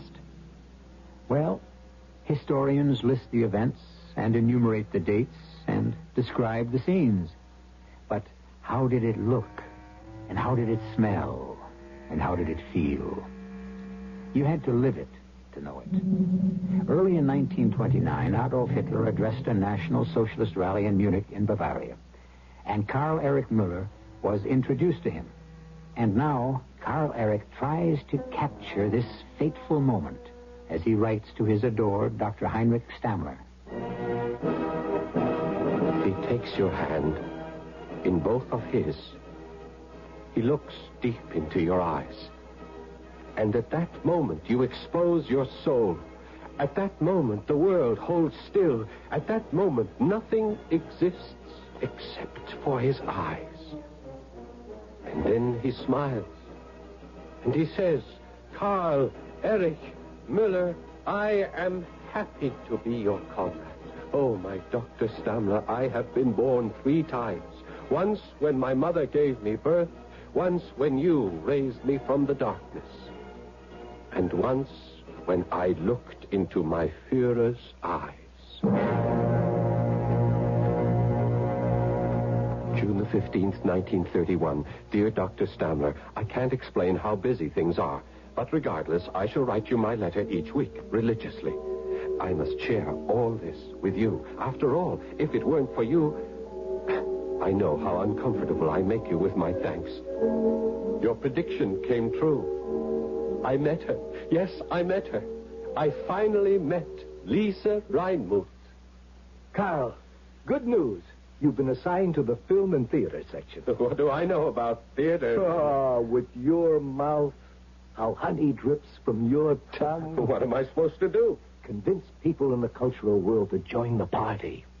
It'll keep you busy day and night, but everyone knows you're a bear for work. When you're talking about work, I have to find a job. Carl, you've got a job. Oh, I mean a job that pays. You're on the payroll now. The party can give you a good salary. Take money from the party? The party raises money to pay people like you and me, so that we may devote all our time to our work.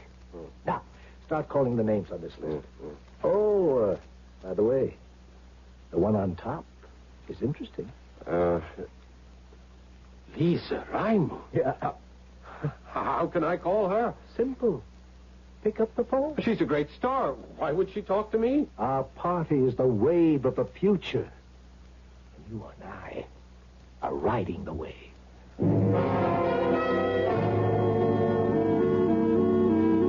Oh, but I'm a completely unpolitical person. Life is politics, Fraulein Reinmuth. You have such a masculine smile. Our country has a rendezvous with fate. Fate? Yes, I believe in fate. It's fate that brings a man and a woman together. Every year, the National Socialist Party grows stronger, more numerous. Join us now. Stand with us now. Now, when we need you. I need you, too. You, Karl Erich. I need a man of strength, a man of ideals, a man of spirit. Oh, how hard it is for me to meet a man. What are you saying? Millions of men would throw themselves at your feet. What real woman wants a man who would kneel to her? Karl Erich. Yes? How I have waited for you. Longed for you. January 3rd, 1932. Sometimes I wonder if I even bother to keep this diary. Oh, well. I suppose it's become a habit. Not that it wasn't an interesting day and evening. But how could they fire you, Schutzhy? They need doctors. They didn't fire me. They simply didn't reappoint me. For what reason? I'm not a member of the party. Is that the way the wind blows? That's the way the wind blows. I see your boy is doing all right for himself. He'll come to his senses sooner Good or evening later. to all true German comrades. This is Fritz Stauber with the program National Socialist Headlines. Suppose we turn him off. Huh? Tonight, our guest is a German hero who is also my closest, dearest friend, Karl Erich Müller. Do we listen? Oh, why not? He's still my Carl Eric. Carl Eric Mueller, together with his beautiful fiancée, and we all know who she is, the lovely Lisa Reinmuth, and also an honored guest, a woman who is a credit to true German motherhood, Frau Irma Mueller. Let us hear from Lisa Reinmuth first. I could only give myself to a true Aryan, to a man of the purest German blood. Our children will be supermen. The best advice. And now, the hero himself, Carl Eric Mueller. Thank you, friends. My heart is full. The dreams of my lifetime are coming true. What can a man want?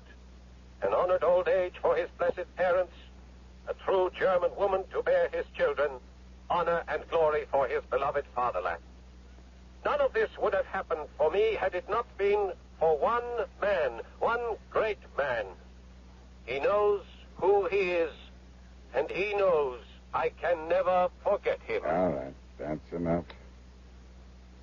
Where will you go, Heinrich? Oh, there are other jobs, other hospitals. But the Nazis are gaining power every day. It might be better The Nazis.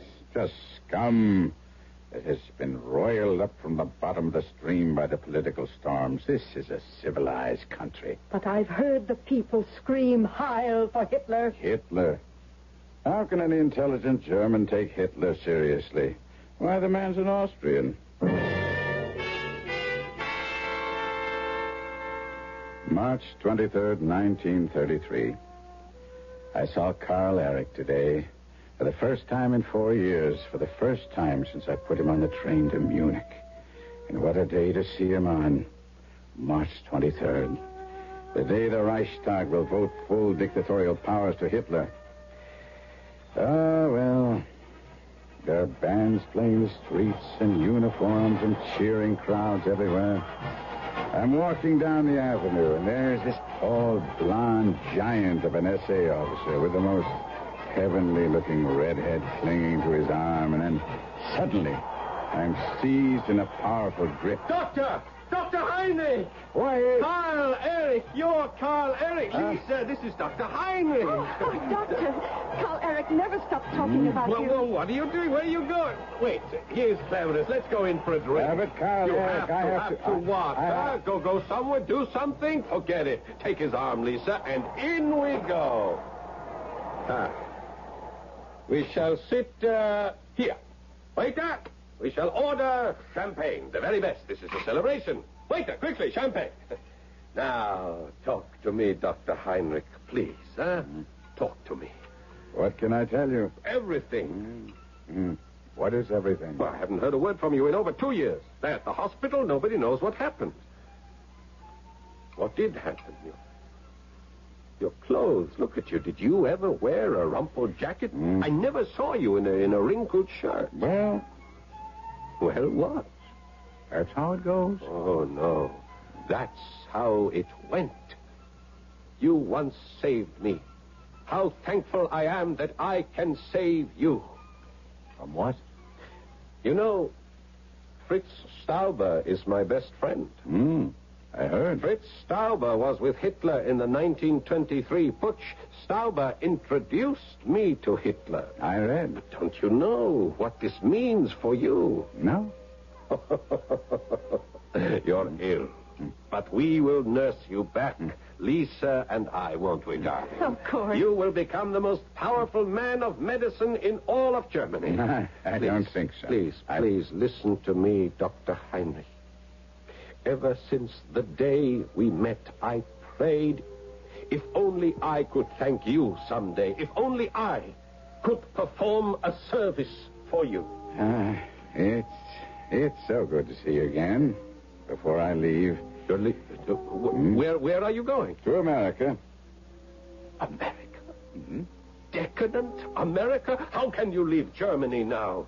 No, never. Why? Because I committed a crime. For a moment you had me scared. A crime.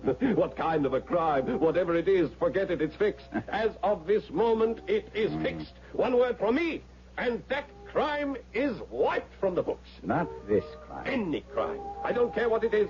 You are talking to me, to Karl Erich Müller. Well, what kind of terrible crime could you have committed? I was born a Jew. You were... Oh, Carl Eric! Carl Eric, what's the matter? Why do you make such faces? What are you saying? Speak. Speak. Don't make those faces. I'm frightened. Oh, Doctor, do something. I'm afraid I can do nothing. Oh, say something to Carl Eric. You are his God. Yeah, I know. And he has just seen my feet of clay. Oh, say something to him. Goodbye, Carl Eric. Goodbye.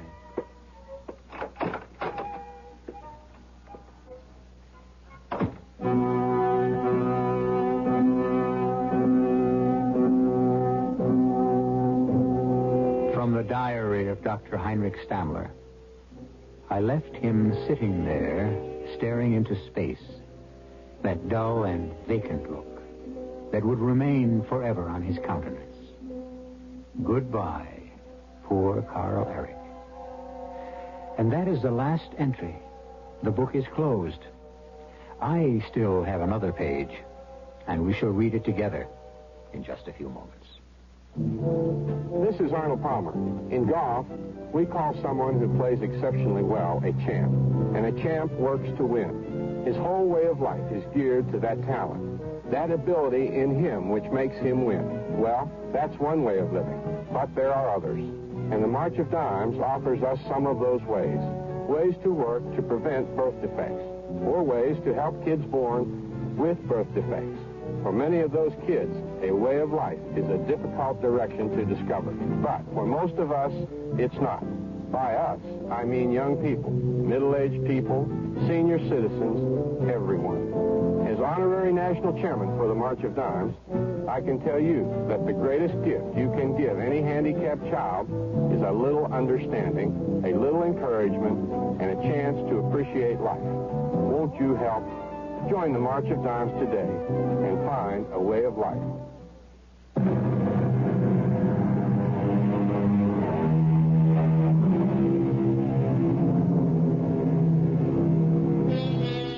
The twilight of the gods, all of the gods of power and conquest, were finally blasted from their feet of clay a decade after our story ended.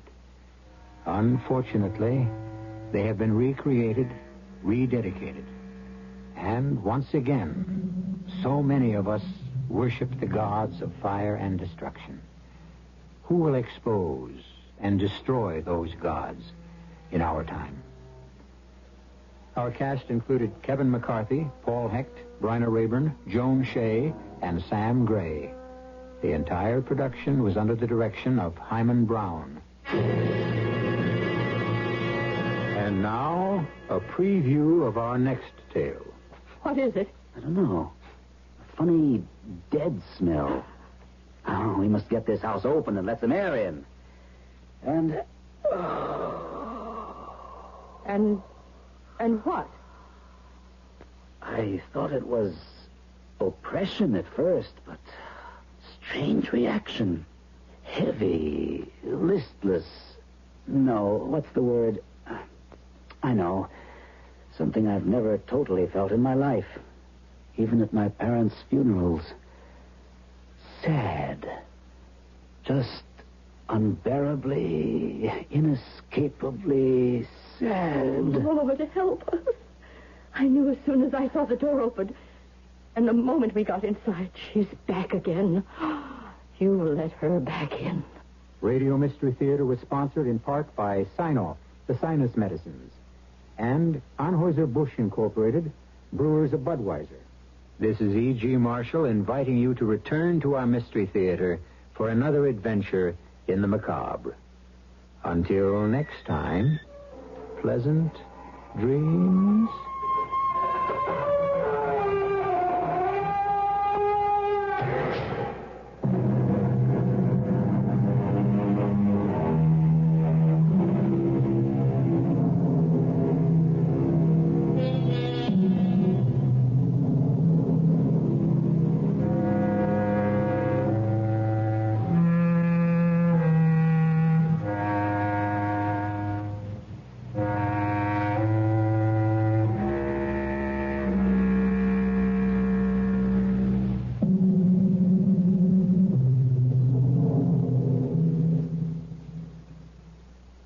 The CBS Radio Mystery Theater presents...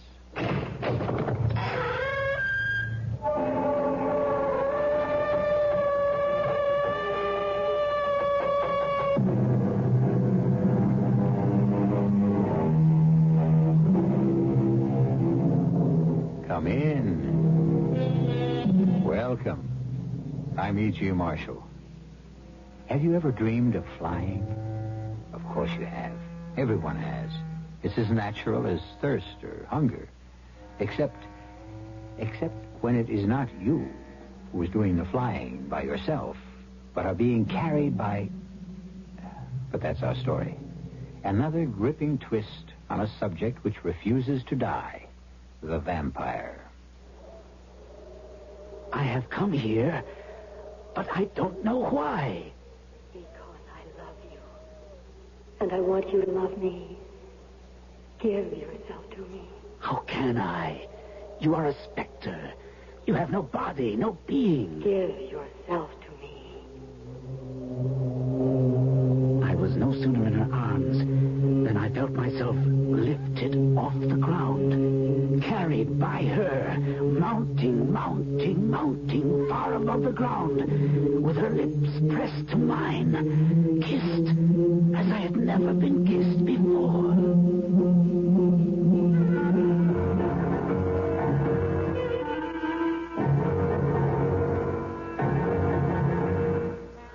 Our mystery drama, Nightmare's Nest, was written especially for the Mystery Theater by Ian Martin and stars Gordon Gould.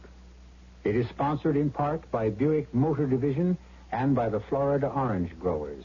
I'll be back shortly with Act One. The following fable is presented to make you want to buy a Buick. I've never been very good at making decisions.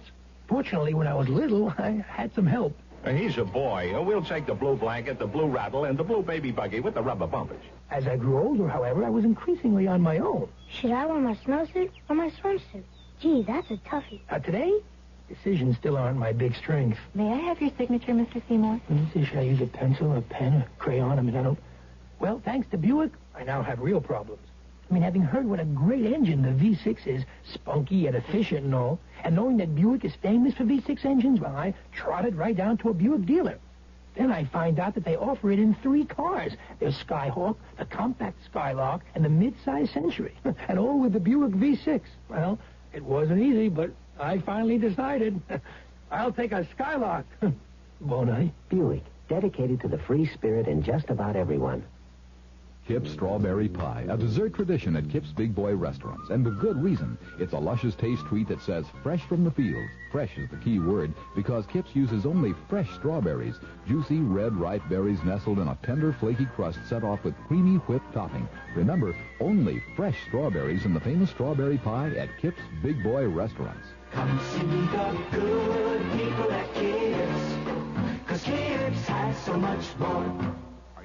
Take the pledge of the OnePlus long-distance caller who likes to save money on out-of-state calls? Yeah, but could I sing it?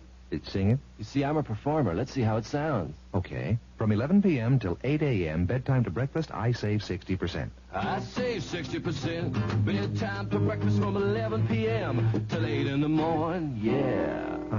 Close. Hey, man, let's do an album. But, sir, we already have it.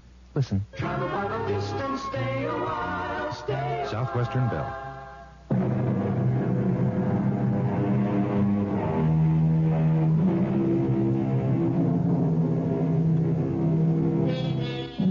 Most of us, I imagine, accept the concept that certain things have been left out of our general makeup. We don't hit a baseball like Henry Aaron or a tennis ball like Jimmy Connors. We cannot play the piano or paint or develop the business acumen to become a millionaire. But most of us certainly expect that we will have equal emotions. How many of us could even imagine not being able to love someone? To be a person in whose personality that emotion had just been completely left out. This is the story of such a man, John Findlay Masters.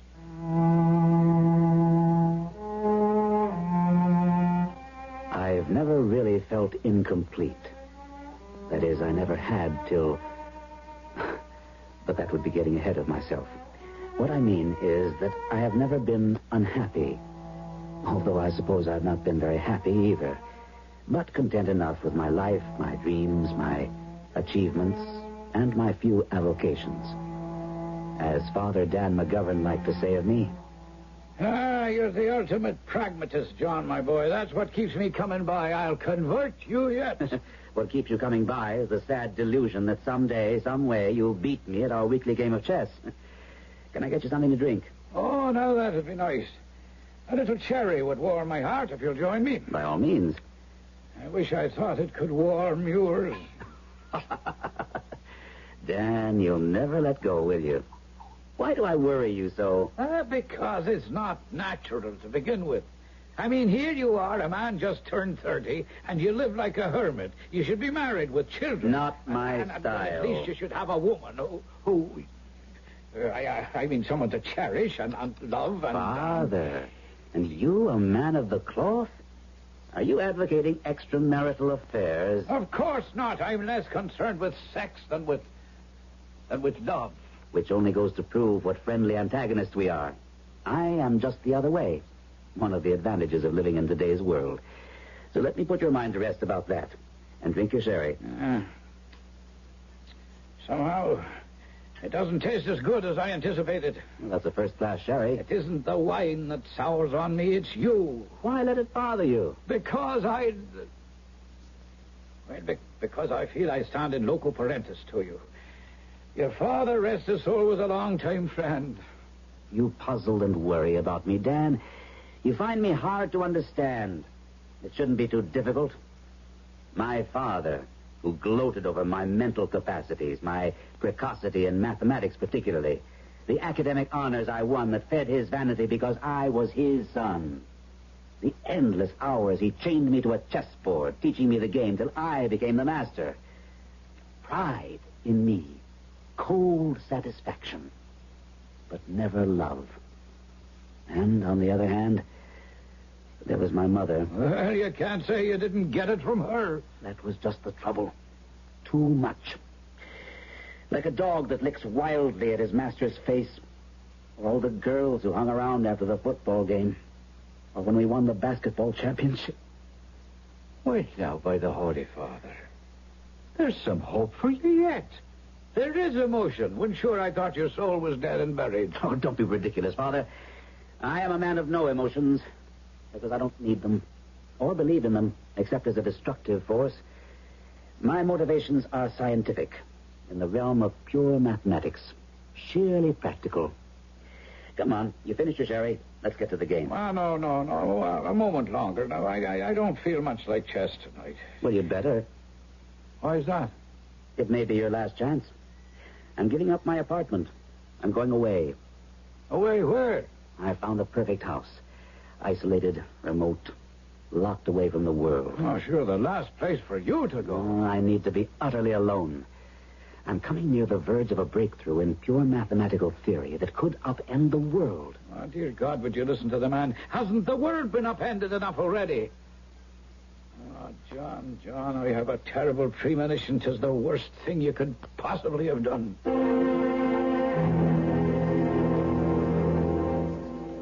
And so I came to live at Mayor's Nest, named for the man Mayor who built it. It should have been called Nightmare's Nest. But I had no idea of that, of course, that first afternoon, as Mrs. Denton took me on a tour of my new home. I'm sorry, Mr. Masters, for the condition of the third floor. Most of the rooms here are small, old-fashioned servants' rooms with little light. And the others are storage, filled with old lumber, a lot of leftover trash that Mr. Mayor has instructed me to throw away. Family papers, old clothes, and the like. What's that door at the end of the hall? Why, that's Miss Stella's old playroom. Is it large? Oh, yes. Well, let's have a look at it. Nothing's been done here. After she died, her things were all taken away, too. It looks perfect for me. That big gable window overlooks the garden? Yes, it does. Is it fully wired here? Oh, yes, it's heated electrically. Mr. Mayor had 220-volt current brought up. Well, then it's perfect. I may want to put in a computer. Quite a view, too. I didn't get a chance to really look at the gardens. It's beginning to get a little dark. What's that sort of walled-in area beyond the trees there? That's the maze, sir. The what? Mr. Mayor was a very rich man. He had strange fancies. He was visiting in London at Hampton Court, is it? Where Henry VIII lived? That's right. Well, there's a thing called the maze there. You know, a place... I know, a labyrinth of yew hedges full of dead ends till you find just the right path to the center. That's right. Well, anyway, Mr. Mayor built one just like it for Miss Stella. For her and her friends to play in was the idea. Fascinating. I'd like to go down and have a look at it. Oh, it's getting a bit dark, sir, and besides, when the wall was built around the maze, the gate was padlocked, and I don't know where the key has gotten to. Well, never mind. I can see it tomorrow. Let's go down to the second floor and decide on a bedroom suite for me, and then we can start thinking about dinner. Very well, sir. Oh, Mr. Masters. Yes? I just hope you'll be very happy here. I don't even ask that much. Content and undisturbed will suit me fine.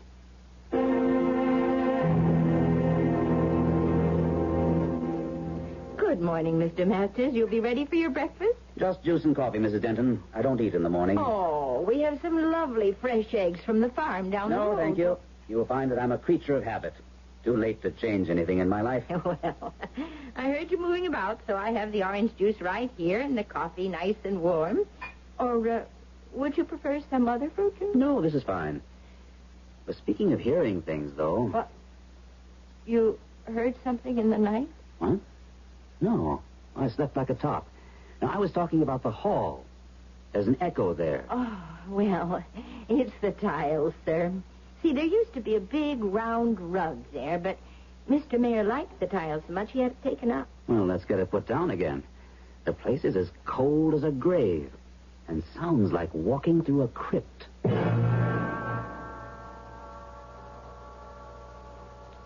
It's a pleasant day. It's getting very chilly. Nice dry chill. Invigorating day. And I need a good deal of air after last night. I beg pardon, sir. You said you slept well. I did, but heavily. I couldn't get any of the windows open in my room. Oh, well, that's because the screens aren't in yet. Well, still, if I hadn't gone to bed so late, I would have looked for you to ask you why on earth they're nailed shut. Oh, it's just a precaution, sir. The trees grow so near the house that quite a bit of wildlife gets into the house unless the screens are up. Well, then let's get them up. Is there some sort of handyman? Oh, yes.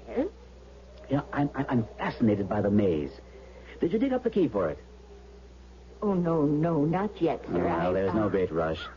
You must tell me more about it at dinner or tomorrow. Because today I must get back to the house and get to work. But I would like to get some windows open. It's cold this time of year. And the screens need painting. Now, if you could just wait a while. Not too long. The house is as musty as a tomb. Let's get it opened up a little. What is it? Oh, you left the front door ajar. Oh, Mrs. Denton, don't worry. I realize there's an oil crisis, but a little extra strain on the supply... Isn't that, Mr. Masters? Oh, we shouldn't ever leave anything open. There are things that can enter. Things? Oh, you mean mosquitoes, flies, insects? And there are other things. Woodcocks, opossums, raccoons. We're that far out in the woods? We're all alone here. Isolated like. Well, as long as it isn't bears or anything we can't handle. What is it? I don't know. funny dead smell. Oh, we must get this house open and let some air in. And... And what? I thought it was oppression at first, but... strange reaction. It's depression. Doesn't make sense on a day when it's so clear and the cloud cover's so high. I never felt like this in my life before. Well, heavy, listless. No, what's the word? I know. Something I've never totally felt in my life. Even at my parents' funerals. Sad. Just unbearably, inescapably sad. Lord, help us. I knew as soon as I saw the door open. And the moment we got inside, she's back again. You let her back in.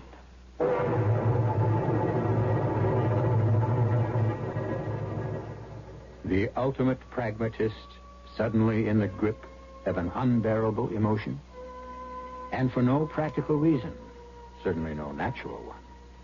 So, by the evidence, it must be supernatural. Who is the she who disturbs the peace of this haunting, strange house? I'll be back as shortly as I can with Act Two. Come on, America, be fresh and that's the way. Have a glass of summer juice any time of day. Hi, Anita Bryant for Summer Juice. 100% pure orange juice from Florida. Pour some over ice for a delicious warm weather treat the whole family will love. Naturally pure, naturally refreshing. Orange juice, America, summer juice. From the Florida Orange Growers. Where do you keep your guns? In a drawer? Closet? In a rack on the wall? Every day across the country, crimes are committed with stolen guns. Stolen because simple security precautions were not taken by someone. When possible, lock your guns in place. Run a steel strap or chain through the trigger guards of rifles and handguns. And if your guns are stolen, notify the police immediately. This is Chuck Connors for the Bureau of Alcohol, Tobacco, and Firearms. Remember, your stolen gun threatens everyone. Are you ready to take the pledge of the OnePlus long-distance caller who likes to save money on out-of-state calls? Yeah, I am. I promise to remember when rates get lower. I promise to remember when rates get lower. On weekdays from 5 p.m. just before supper time till 11 p.m. just before bedtime, I save 35%. From 5 p.m. just before supper time till 5 p.m. that early? Miss, there's more to the pledge. I can call right after work. Miss. Oh, well. Travel for a distance, stay a while, stay a while. Southwestern Bell.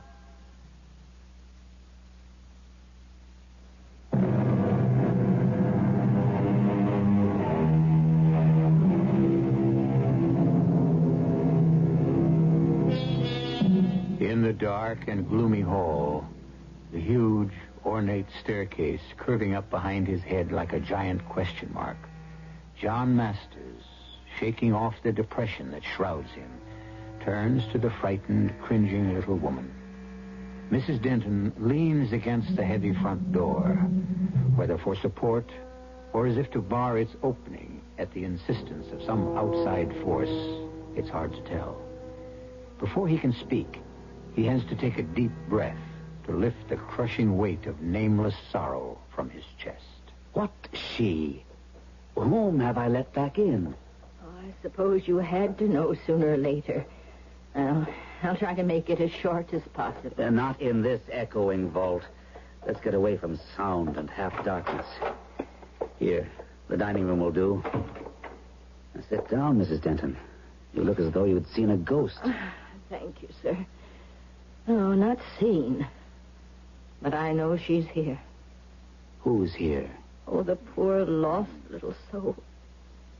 Stella. Miss Mayer that was. Tell me what this is all about. Oh, it goes back over 10 years. And she was such a lovely little thing, Stella. Just 17 and bright and gay. And chipper as a little bird, always laughing and full of fun. Until Ram Gaetano came to work for us. There were horses here then for riding, and he took care of them. And he drove Mr. Mayer in his car to and from the station. Oh, he was a handsome young man with black hair and white teeth and a dark gypsy skin. And it didn't take Stella very long to fall head over heels in love with him. They would sneak away and meet in the middle of the maze. There's a little sort of Grecian temple there. There used to be a gazebo. And I was so worried, I hid myself away behind there one night after dinner. Moshkadroka e Borodine Sharlukan Kisana. What is that, Juan? Darling, what do you expect from a gypsy? That's Romany. What does it mean? My heart and all my pulsing soul is yours, my only love. Oh, how beautiful. Yeah, if you go for that. Stella, baby, what difference is it how I say it? I'm crazy about you. And you know I love you. Well, you know I buy it, but with your old man? I don't know. Have you talked to him about us yet? No. What's the matter? Afraid he'll think I'm not good enough for his little chick? I'll handle that. I don't think so. Oh. All right, Stella, you can go. I heard enough on my way into the maze to know where we stand. I'll handle this from now on. Crouched in my hiding place, I blame myself bitterly for not having been at the house so that I could have stopped this meeting. I could see, hear how hurt my little Stella was, and I wanted to come out and help her. I knew how wrong this man was for her, but I also knew Stella. I knew how deeply she could be hurt and how easily broken, so I froze, helpless. It doesn't matter what you do or say, Daddy. I love him. And if he wants me, I'll have him. Any way he wants me. Sorry it had to be like this, sir. I am sorry it had to be at all. How long has this been going on? Oh, for some time, Mr. Mayor. If you have in any way... I may not be Ivy League, but so far I'm a gentleman. No sweat there. You had better not. So help me God, I'll drag you in for statutory rape. I wouldn't advise it, Mr. Mayor. You wouldn't have a case. But nudge me far enough. I'll nudge you, all right. Straight out and keep on going. You're fired. You're making a mistake, Mr. Mayor. My mistake was in hiring you. Ever letting you get near my daughter. But from here on in, I'll make sure you don't have another chance. You know I could tie you into a pretzel, old loudmouth. Try it and I'll put you in jail where you really belong. On second thought, maybe I'll just lay a nice fat gypsy curse on you. That's what you really object to, isn't it? My race. I don't give a damn about your race. Or your color. Or up to a certain point, your creed. Simply that I can recognize a no-good, hands-out bum just as well as you can. I came up from nothing myself. Only I made my own way. I didn't climb over other people's backs to get there. Now get out and stay out. I waited a long time before I left the maze. And by that time, they'd gone to the station. And I was left to comfort and try to calm down a frantic little girl who was mad with grief. Oh, I should have slept in her room that night. Her bedroom was the same as you have now, Mr. Masters. But I was fool enough not to. The rest of the story I had to piece together from fragments spoken in fever by Stella during her long, last, puzzling illness. Late that night, Ram came back. Climbed the big tree outside her window. If you look, there's a branch cut off now that used to stretch near enough to reach the sill.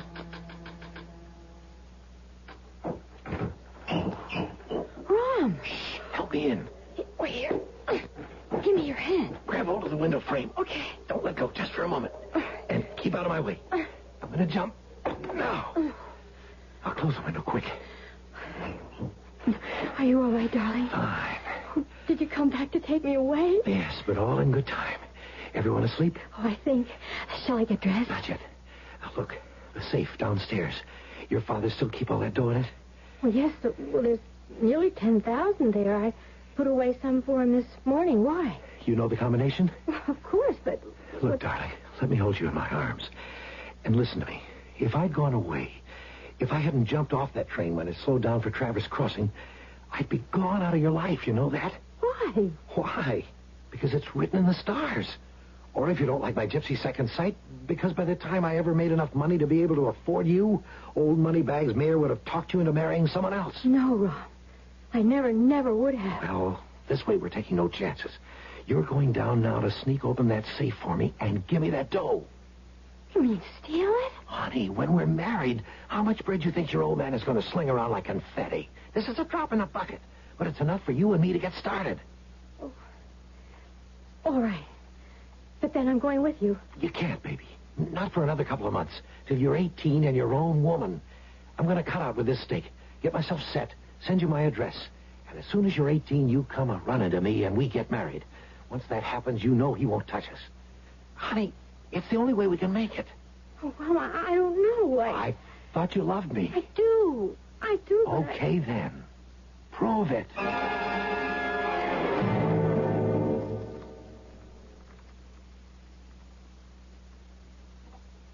There.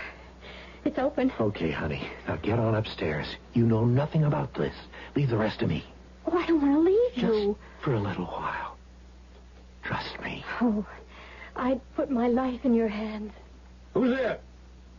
Don't move till I get the light. You kidding? Look out or I'll... What? You damn... Oh, you killed me. You? I thought I'd seen the last of you. The way it looks, that's what you bought. Daddy, what happened? Oh, you killed him. Still, I was only protecting my house. I didn't know who he was. I don't remember. You killed me. Drak, Voldy, Nice, Turning Dermot, Stark the Vampire. What? An old gypsy curse on you.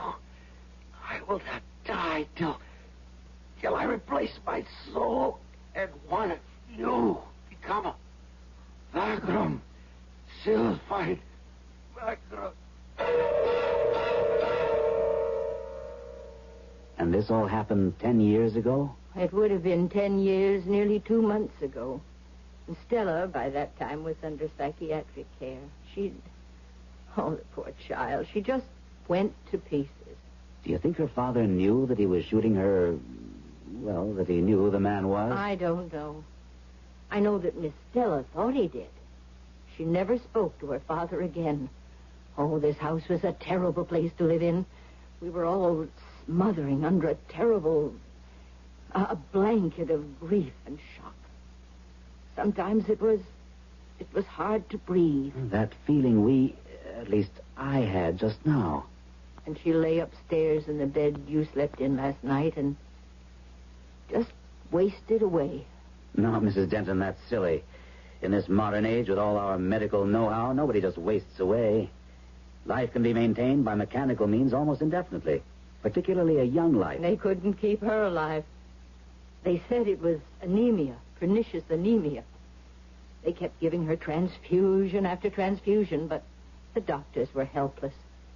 The blood just seemed to break down and disappear. Well, she was buried in the little temple in the center of the maze. And that's where she lies now? No. You mean she was reburied somewhere else? Her body was moved? Her body was moved, but not by any earthly means. It just disappeared. I don't understand you. Oh, Lord, forgive me. I don't understand myself. I can only tell you this. After Stella's death, Mr. Mayer was a completely broken man. He couldn't stand this house, complaining all the time of the same smothering pall of sadness you felt today. But he wouldn't sell the house, not while his daughter rested here. So I was kept on as housekeeper. And every day I took fresh flowers to place by the coffin. By his instruction? Yes. There was no wall about the maze then, but you can imagine.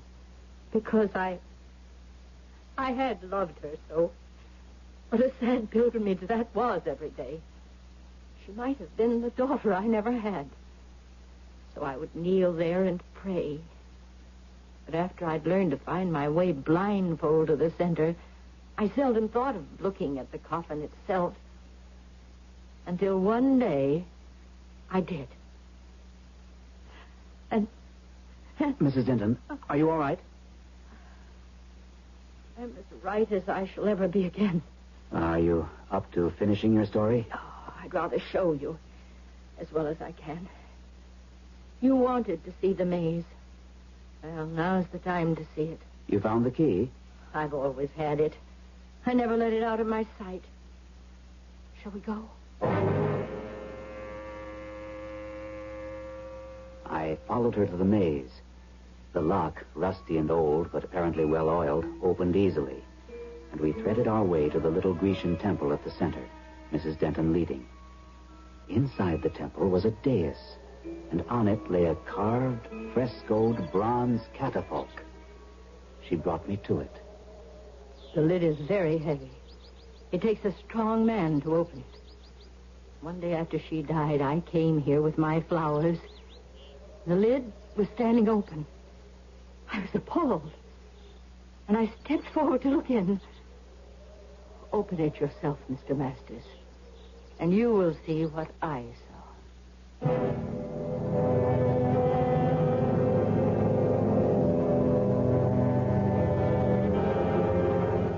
Curiouser and curiouser, cried Alice as she wound her way through Wonderland. But this is a darker and more disturbing world than Lewis Carroll ever dreamt of. Even at high noon, as John Masters and Mrs. Denton look upon the coffin of a long-dead girl, the forces of darkness swirl and cloud about them. I shall be back shortly with Act 3. Here's a tip from your Better Business Bureau on the metric system. Have you noticed the metric measurements on packaged foods at your supermarket lately? Soon the metric system of measurement will be commonplace all around the country, and you should be ready for it. Look carefully at the metric measurements on the foods you buy. They may seem bewildering at first, but they make a lot more sense to the system of measurement we're currently using. For example, right now, fluid measures are expressed in gallons, quarts, and pints. Dry measures are expressed in bushels, pecks, dry quarts, and pints. And a dry quart is 16% larger in volume than a liquid quart. By using the metric system, however, you only need to know one unit of measurement for liquid volume, the liter. All other fluid measurements are multiples of the liter. And similarly, dry volumes are measured by the gram and multiples of the gram. This has been a tip from your Better Business Bureau on the metric system.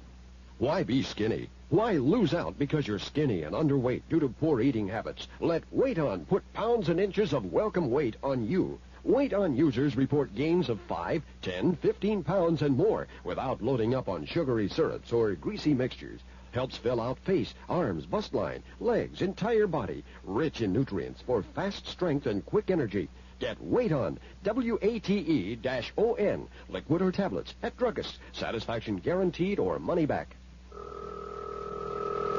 Hello, is this the consumer helpline? That's right. What can I do for you? Well, I need some help picking the best of 4 small cars. Uh-huh. What 4 small cars? The VW Beetle, the VW Rabbit, the Fiat 128, and the Toyota Corolla. Uh-huh. Well, what do you want to know? Which one gets good gas mileage? All of them. Which one's built really tough and dependable? All of them. So what's the difference? Just a moment, please.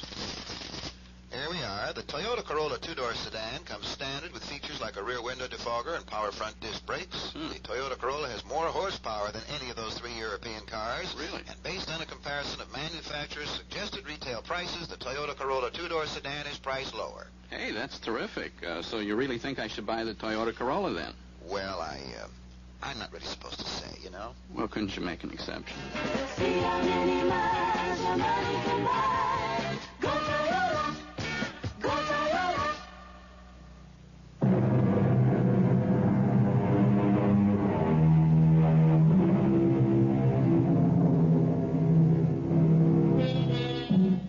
The little Grecian temple in the center of the maze is very simple. 4 ionic columns, perhaps 12 feet high, bearing a cupola roof. It is open on all sides, save for a low marble circular series of slabs at sitting height, supported like benches. In the center is a dais about 3 feet high, on the surface of which rests a bronze coffin, obviously maintained with loving care.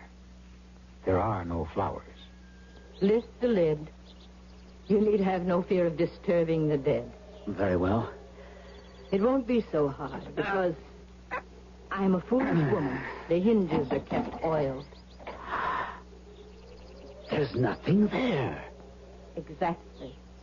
That's what I found all those years ago. A month after she had died and been buried. I was annoyed. I had bought this house from the Mayor estate with a built-in housekeeper to guarantee my isolation and quiet for my mathematical experimentation. I realized now I should have questioned more closely the bargain I had thought it to be. But that die was cast. The problem now was to put all this nonsense out of my mind, and at the same time try to banish the stifling feeling of profound grief that kept sweeping over me from time to time. But within a day or two, with the weather warming and the screens up so we could open windows, that had passed, and I could get on with my work. Then suddenly, it returned more strongly than before. And on an impulse, I called Father Dan and invited him down for a weekend. Oh, could we open a window, John? They're as wide open as they can be already. Why? It isn't that warm. Well, then, could we take a little walk in the garden, do you think? I was waiting till tomorrow to show it to you, but maybe it's light enough. Why not? There'll be a gibbous moon. It's a little over the half. And I'd like to see this maze of yours.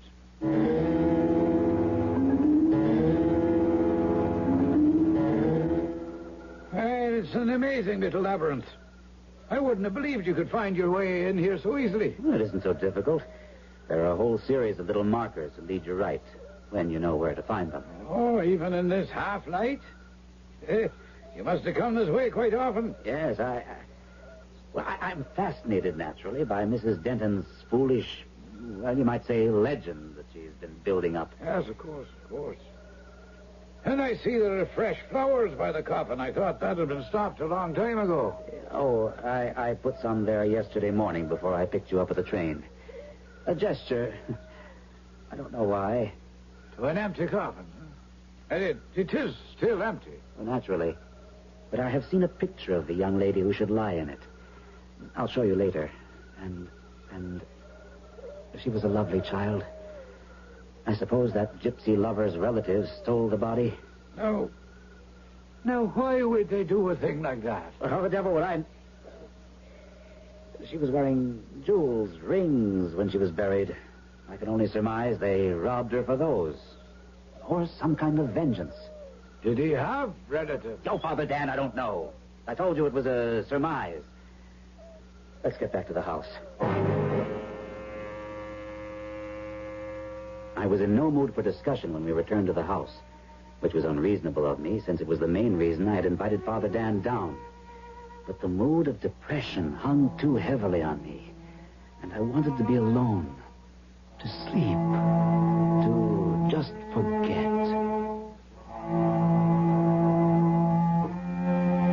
I had no idea how long I had been lying in bed. I may even have slept for a while, but all of a sudden, I came awake, or consciously in control of thought. The moon, low in the heavens, cast a glow on the floor between me and my bed. And slowly, the moon glow misted between the window and me, twisted and swirled gently, and rose and formed into the figure of a woman, transparent as the mist, standing before me and moving towards me. Who are you? I have come for you. For me? Why? Don't question it, my love. Just come. Where? Now, quickly. To the center of the maze. The center of the maze. I didn't question it. Don't ask me why. Suddenly, I felt her lips on mine. Warm, promising, drinking all my heart's blood. And then she was gone. I, who have questioned every move, decision I'd entertained, I went like a child, and in the soft moonlight met her there. Was she beautiful, deadly, fascinating, irresistible? I I can't tell you. She was all in white, swirling around her, and her face was concealed in a milky scarf that bound her head. I had a moment of annoyance almost. I have come here, but I don't know why. Because I love you. And I want you to love me. Give yourself to me. Give myself to you? How can I? You are a specter. You have no body, no being. Give yourself to me. I will do you no harm. Take me. I've never refused a woman yet. All right. Come here. We were no sooner in each other's arms than I felt myself lifted off the ground, carried by her, high up over the trees, mounting, sailing effortlessly, while in the moonlight I could see the country spread out below. And every so often, her lips pressed to mine as I have never been kissed before, drinking from me, drawing me to her, lifting me with her to glide on the wind currents until... Until what? Until... I don't know what. I don't remember. Till I woke up in my bed this morning. Well, feeling how? Well, all my depression gone. Relaxed. Oh, with a strange lassitude for me, but also a kind of peace. So you see, I can send you back to town as relaxed as I am. I suppose I shouldn't have dragged you up here in the first place. Very well, John. You may call me whenever you need me. Well, I just needed a little contact with good common sense and human kindness to banish all the foolish dreams. I'm myself again. You don't think, John, that maybe the things that are happening to you should make you question just a little what it's all about? I mean, us being here... No, you don't trap me in that old argument again. I thank you for coming here. And I don't know what came over me. Maybe Mrs. Denton's graphic history. But I'm myself again. I said goodbye to my old friend, confident that he had no worries about me. I should have judged him better. During my next weeks of tranquility, I little realized how thoroughly he tried to save me.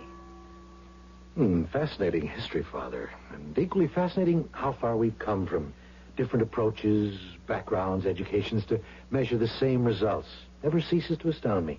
Well, I don't know why. You study the human mind, Dr. Holland. I, the human soul. Are they separated so far? But there isn't any time for philosophical discussions. I've had some letters and a couple of phone calls in the last few days that have exacerbated all my fears and brought me back to you. Yes, after a period of relief, the massive depression started to reinvade the house, and the dreams of flying have returned with this unknown wraith. How sick is he, Doctor? There's a word. Let's say, is he schizophrenic? Possible. I can give you some other words and gobbledygook, which means something to me. I'd guess it's an obsessive compulsion reaction, if you force me to a clinical response. Well, then how would you treat or how would you help such a man? I can't give you an easy answer. Can I meet him? Why not, Paul? Do you want to drive up there next weekend? With the approach of the full moon, my white-clothed lady with the scarf about her head and face appeared to me in dreams, if they were dreams, more and more frequently. Together we soared, or seemed to soar, wherever I asked, or the winds took us, or she desired. And without my realizing it, day by day, I grew weaker and weaker. Each night, she would come to bear me up with her, flying high above all the world and its sins and its agony. Darling, oh, my darling, kiss me. Yes. Hold my lips, sucking your breath, and then release into my mouth. We are one. We are one. You are mine. When will we be together? Always. Don't you know? It is already over. You have saved me. Now you must find love yourself. Oh, my darling, you grow heavy. Heavy. I can't hold you up any longer. You must. I cannot fly like you. I can't. I'm cold. I'm cold. I'm cold. Oh.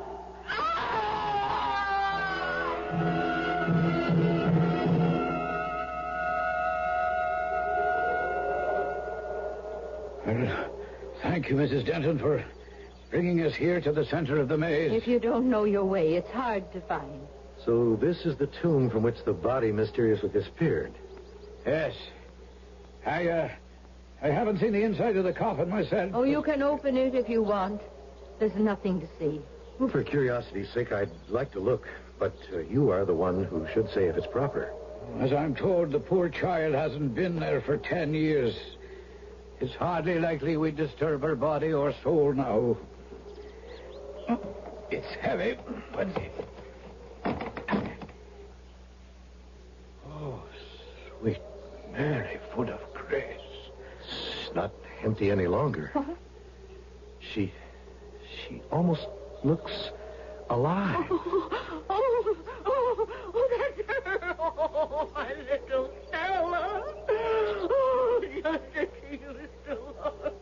Oh, my darling. Oh! Dr. Holland, here. What is it? Here, behind it at the temple. Look there, that was my friend, John Masters. Good Lord, he's dead. Of course. It must have been a terrible fall. The fractures are so multiple. But from where?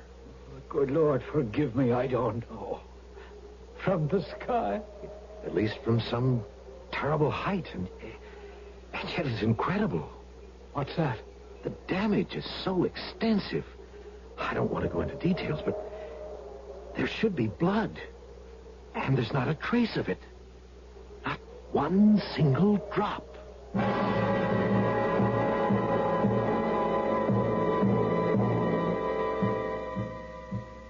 They say the corpse of one who has become a vampire will always be found as fresh and full of blood as if it had arteries and veins that sustained life. I'll be back shortly. O great spirit, whose voice in the winds I hear, and whose breath give life to all the world, hear me.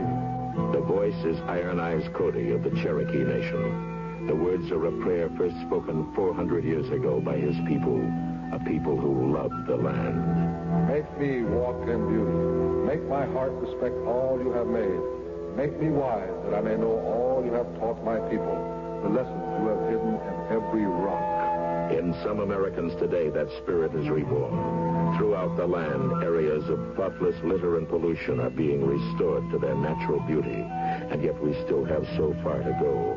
So everyone must get involved. To contact the Keep America Beautiful team nearest you, write Keep America Beautiful, 99 Park Avenue, New York, New York. People start pollution. People can stop it. A public service message of this station and the Advertising Council.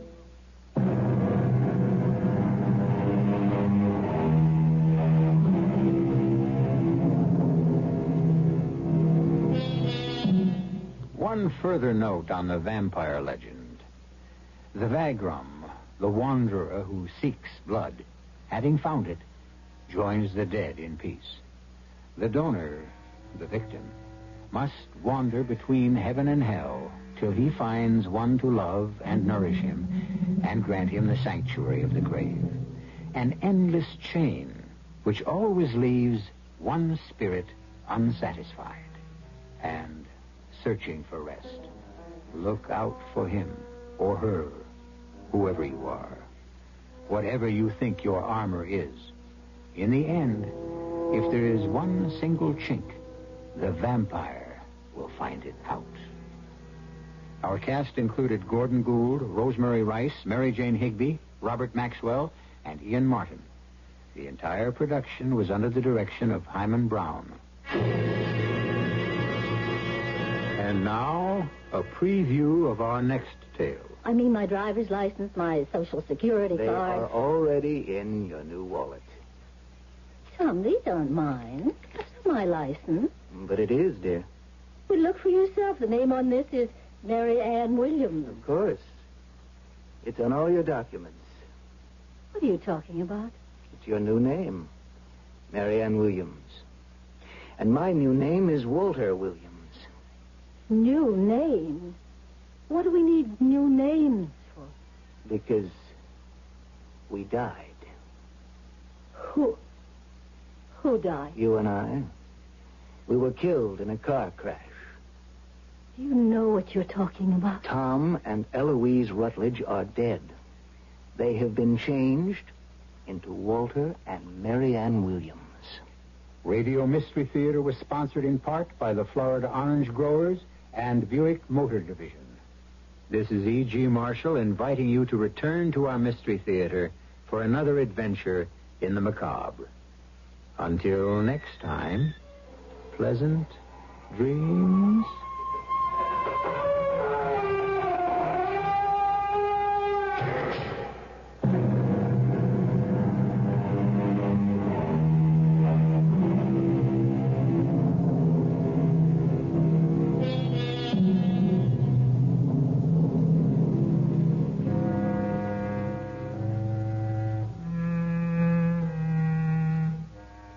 The CBS Radio Mystery Theater presents...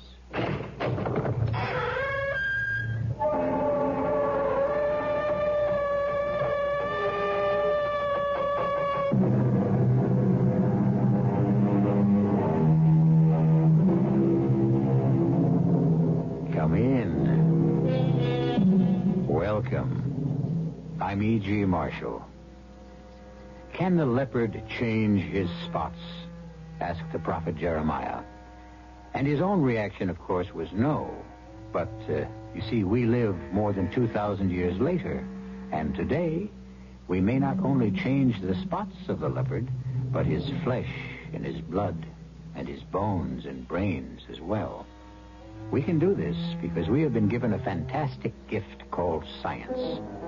But whether this is a gift of the Lord or of the devil has not yet been definitely determined. How do you like your new wallet, my dear? Darling, it's beautiful. Let me get my papers and place them inside. And I've already done that for you, Eloise. No, Tom, I mean my driver's license, my Social Security They card. are already in your new wallet. Tom, these aren't mine. That's not my license. But it is, dear. Well, look for yourself. The name on this is Mary Ann Williams. Of course. It's your new name, Mary Ann Williams. And my new name is Walter Williams. What do we need new names for? Because we died. Who died? You and I. We were killed in a car crash. You know what you're talking about. Tom and Eloise Rutledge are dead. They have been changed into Walter and Mary Ann Williams.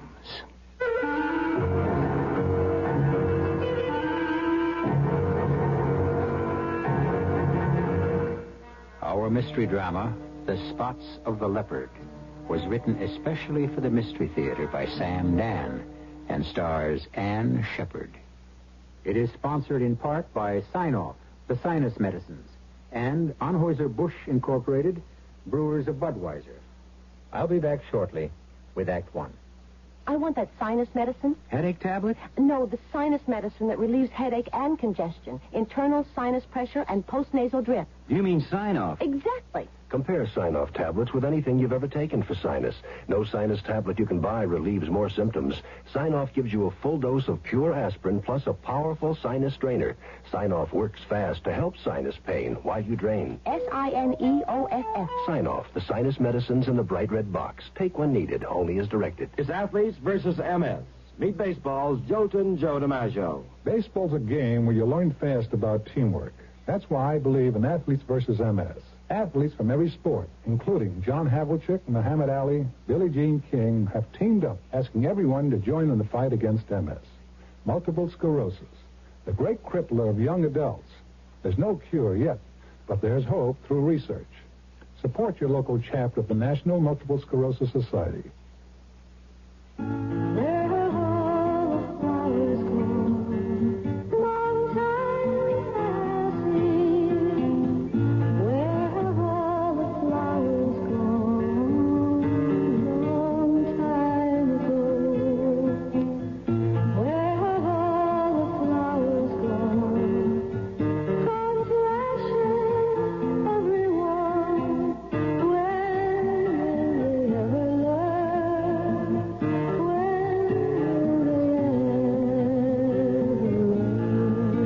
Smokey has been telling us to be careful with fire for over 30 years.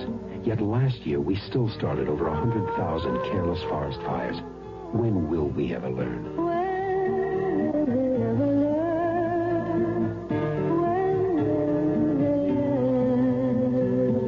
A public service on behalf of the Forest Service, State Foresters, and the Ad Council.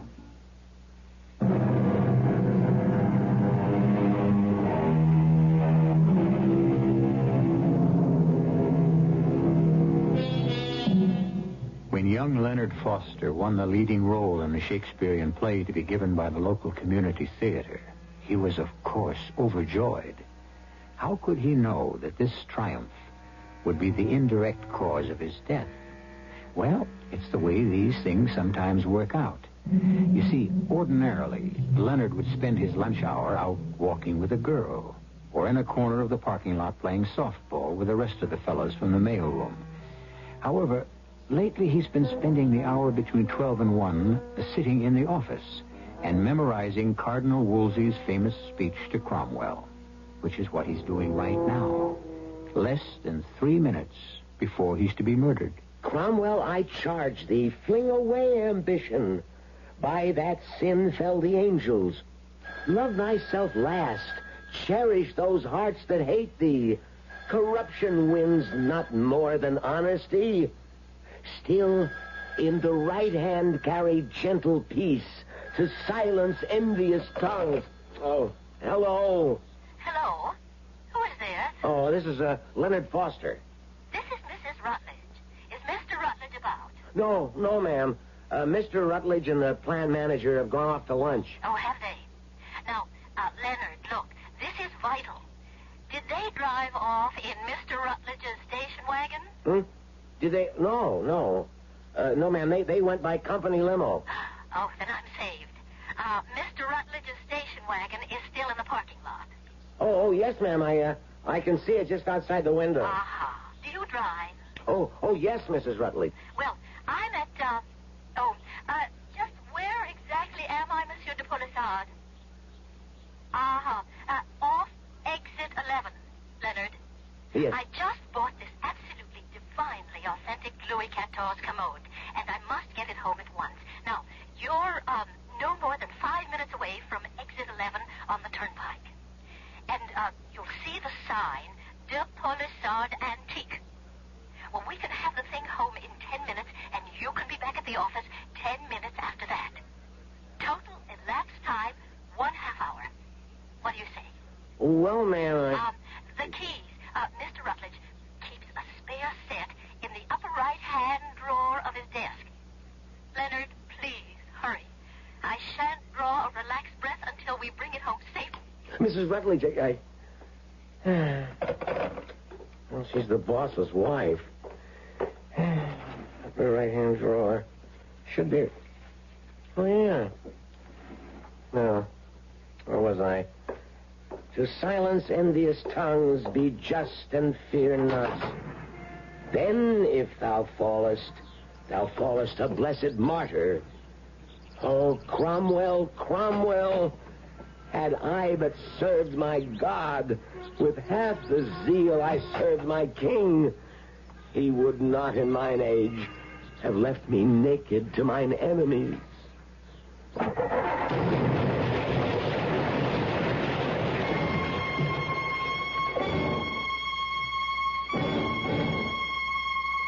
That bomb bomb was meant for me, Mr. Atkins. There can't be any doubt about it. Why? Why did you allow such a thing to happen? Look, we can't be everywhere all the time, Mr. Rutledge. You came to me. You said, you, Tom Rutledge, you have a duty as a citizen. The underworld has been trying to move in on your industry. You have certain facts. I understand all that, Mr. Rutledge. Now, wait. Your testimony, Tom Rutledge, can place all these hoodlums behind bars forever. I said to you, I have been informed by certain letters, phone calls, even a visit to my office, that it would be suicide for me to testify. We know all this, Mr. Rutledge. And when I told you about all those threats, how can I describe your reaction? It was as if this whole thing were an opera, and you burst forth into a glorious aria about how the full force of the assembled resources of the U.S. government would always be on hand to shield and protect me. Well, where were you when a bomb went off in my car this new? We're doing the very best we can. Your best isn't good enough. I believed you. I came forward. I testified. Now... This young fellow, this Leonard Foster, why was he about to drive your car? I haven't the faintest idea. Would he have any reason for being in your car? None that I know of. Where would he get the key to the ignition? I couldn't tell you. Oh, Mr. Atkins, this has been a very... I wonder if you'd excuse me. After all, there's really nothing I could tell you. In just a moment, Mrs. Rutledge, I have a question I'd like to ask you. To ask me? Yes. Just let me finish with your husband. Mr. Rutledge. Yes, sir. Did you keep a key to the car in your office? Yes, in my desk drawer. Did Leonard Foster know about it? Well, I don't see how. But obviously, he must have gone to your desk drawer and taken the key. Why? I don't know. Couldn't even guess. Mrs. Rutledge, the switchboard operator at the plant says you phoned at about 12:15. Oh? Oh, yes, I did. May I ask why? But to see if Tom might be free for lunch. I know, dear. You had told me before you left that you had this date, but I was sitting around the house. I was so lonesome. I forgot. I just picked up the phone. The girl at the board put the call through to your husband's office. You spoke to Leonard Foster because she heard him come on. Oh, yes. Yes, I did speak to the poor boy. And as far as we know, you were the last person to ever speak to him. Yes, I suppose I was. How did he sound to you? How? Oh, I don't know. All right, I'd say. Can you recall the conversation? Yes. I asked if Tom were there, and he said no. Tom had already gone to lunch, and that was all. And aside from telling you that Mr. Rutledge had gone to lunch, he said nothing else to you? Well, what would he possibly have to say to me? So then, for whatever reason, young Leonard Foster decides to drive off in your car, Mr. Rutledge, but the car is booby-trapped, and he becomes the accidental victim please. All this is so upsetting, and you really don't need me for anything more, do you? No, Mrs. Rutledge. Dear, why don't you go upstairs and lie down for a bit? Yes. I think I'd better, please. Excuse me. Now, this is part of it. My wife is an extremely sensitive woman, and she doesn't... I know she's scared, and I know you're scared, but I promise you, you're not going to be thrown to the wolves. Honey, we were almost bitten this noontime. As of right now, you're being guarded 24 hours a day. But how long can you keep doing it? Mr. Rutledge, all I'm asking is for you to have a little faith.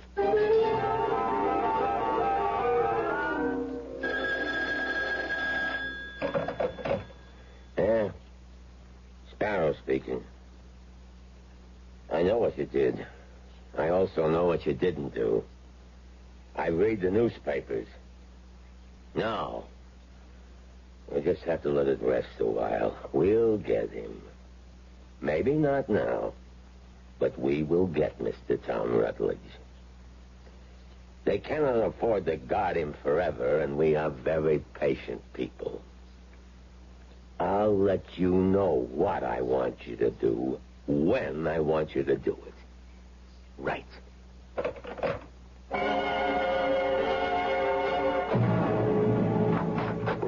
Oh, Monsieur de Polissard. Madame Rutledge, may we come in? I thought you would want your commode. Oh, of course. Gentlemen, inside. And where shall you have it, madame? Oh, where do you suggest? Beneath the painting. Set it down, gentlemen. Oh, it's beautiful. It was ordained to occupy that precise place. Thank you, gentlemen. Okay, boss. I must say, it was difficult to approach your house, Madame Rutledge. The police, they stop everyone. Oh, well, my poor husband, his life is in danger. Could you do me a favor, Monsieur de Polissard? Madame, there is no other reason for my existence.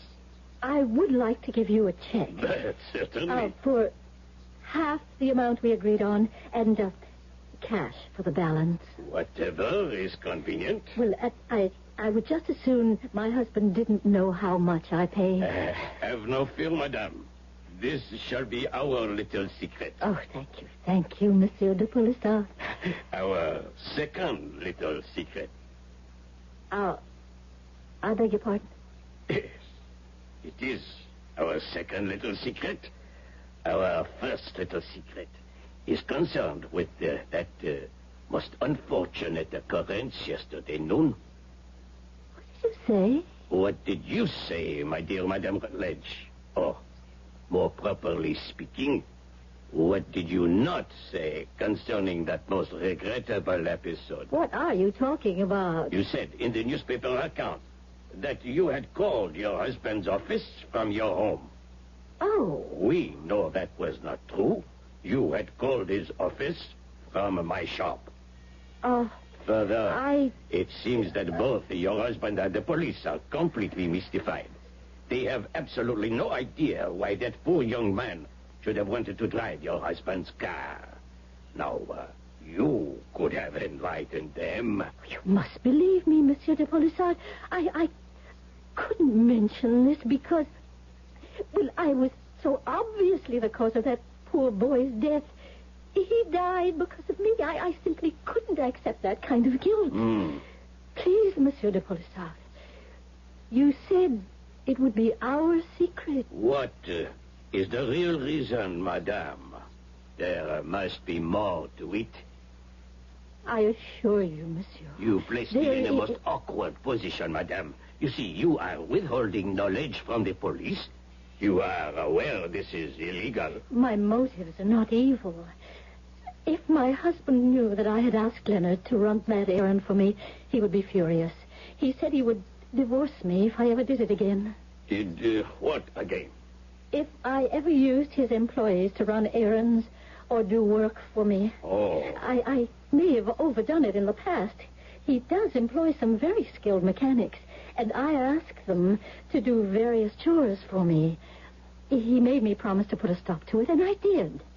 I gave him my solemn word of honor, so you see... Yes, my dear lady, I see. And that's why I simply couldn't afford to have him find out that I asked Leonard to do me a favor. My dear Madame Rutledge, you must have absolutely no fear. I told you this would be our little secret.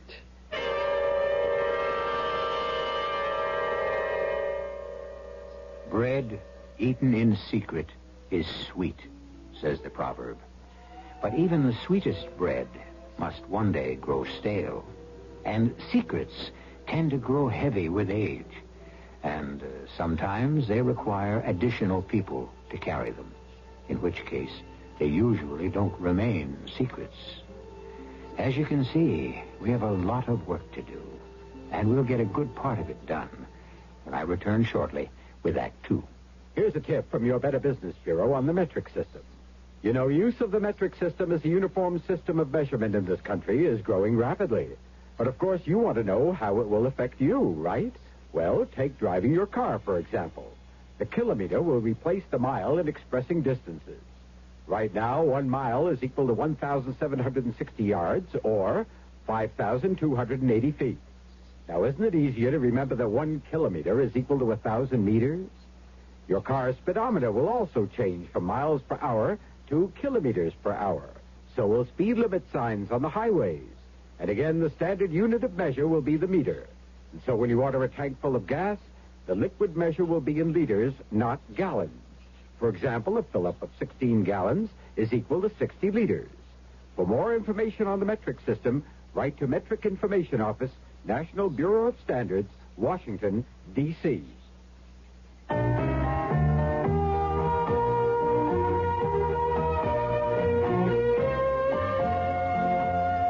think it was the first time I can remember really going fishing with my dad. I'm sure I'd been with him before, but the first time I really remember it was wading downstream with him in an extra big pair of wading boots as he felt his way very surely along the stream bed, and I shakily held onto the willows, and we found a spot where my dad lifted his finger to his lips and said, "Shh, we don't want to scare the fish away."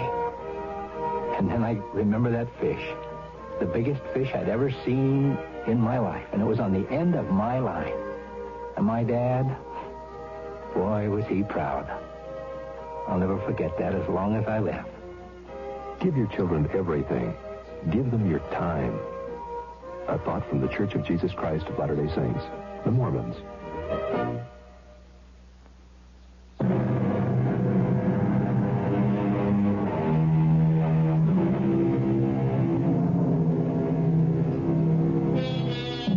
Very few people will admit they tell lies. Because, as you know, truth is relative. And also, truth rarely gets you anywhere. After all, a politician who tells the truth seldom gets elected. And a lover who tells the truth usually spends his night alone. Eloise Rutledge takes the view that the important thing in this life is to get along, be happy, and not create any unnecessary problems. And so, if a bad peace is preferable to a good war, then certainly a good lie is better than a bad truth. Monsieur de Polissard, what do you want? What do I want, Madame Rutledge? Yes. Let's remove this mask of continental gallantry and... What makes you think I wear a mask? Well, I wish, Madame, only to be your friend, your ally. Well, thank you, Monsieur de Polissard. Thank you. These words may sound strange to you, my dear Madame Rutledge, but my dearest desire is to serve you. And if you wish to keep a certain secret, then I shall serve you by silence.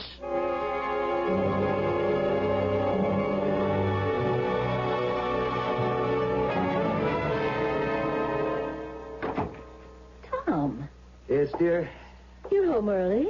Well, we'd better have a long talk, Eloise. It's a long talk. About what? About our future. Well, that sounds serious. Yes. It's extremely serious. I just spent several hours with Mr. Atkins. The government man? Yeah. We found out something about that bomb. These are clever and tenacious killers. They want me dead. I must die as an object lesson to everyone else who might consider testifying against them in court. Even the government cannot protect me and you against them indefinitely. Oh. Well, then, what did Mr. Atkins say? That eventually you'll have to be murdered? Yes. That's the truth. And we're just supposed to accept that? No, darling, we'll have to move. Move? We won't be any safer for it. These criminals have a nationwide organization. We'd be no better off on the other side of the country, even on the other side of the world. We would, because we will no longer be Tom and Eloise Rutledge. Who would we be? Who would you like to be? Any ideas for a new name? Tom. Yeah, what the government can do for us is what it has done for people like us before. They'll help us establish a new identity. What will we do? What will you do? A job is waiting for me. What kind of job? Where? Well, teaching mathematics at a state college in the Northwest. I don't understand. Darling, this is an opportunity to be born again. Start life all over. Live it differently. We'll have different names, different identities. Everything is being changed for us. Our Social Security numbers, credit cards, health and hospitalization data, you name it. My Army discharge papers, every official document that has our name on it, our marriage license. What names will be on that? Pick out whatever you want. What do you think? Oh, it sounds exciting. Wait till I tell Uncle Alvin. No, you can't do that. Well, Uncle Alvin is my only... You can't tell anyone. Why? Well, it's the way it has to be. But we can't just simply disappear. Why not? We have relatives. We have friends. What are they going to think? Well, they're not really going to think anything. They'll mourn for us a while. Well, what do you mean, mourn? Oh, I should have told you this out front. We're going to be dead. Dead? Yeah. In order to start this off in a most credible manner, we will have died in an accident. Oh, Tom, I'm frightened. I know, dear, but unless I do it, I will be killed. It's my only chance.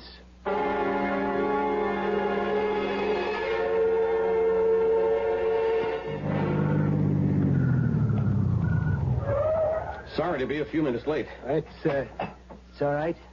We had to arrange matters with the chief of the local police. Well, take a look. That's your new car. Like it? Oh, it's beautiful. I'll have the officers transfer your baggage from your old one to your new one. Frank, Smitty, start moving the luggage. Mr. Atkins, what's going to become of my furniture, my antiques? Well, they'll be part of your estate. As Tom and Eloise Rutledge, you had a will. But there isn't anyone in either my family or Tom's who has the proper respect for a valuable antique. Couldn't we have taken... No, ma'am, we can't go through all this again, please. Now, you were driving late at night. You went off the road and the gas tank exploded. You perished in the crash and were consumed by the flames. Oh, that sounds terrible. The police and the medical examiner will authenticate all these facts. You fellows moved all this stuff? Yeah. Well, okay. Now, here's a wallet for each of you. You are now Walter and Marianne Williams. Each wallet has your important papers, driver's license, credit card, social security number, everything you need. Douse that car with gasoline, fellows. Oh, Tom. Eloise, if you have any reservations... No, Now, listen, Tom. you folks had better start calling each other Walter and Marianne. Darling, this won't be an easy thing for you to do. If you have any reservations, well... I could have been alone in that car. No, Tom. Walter, yes, remember? Walter. My place is with you. My place is always with you. Okay, fellas, roll her off the road.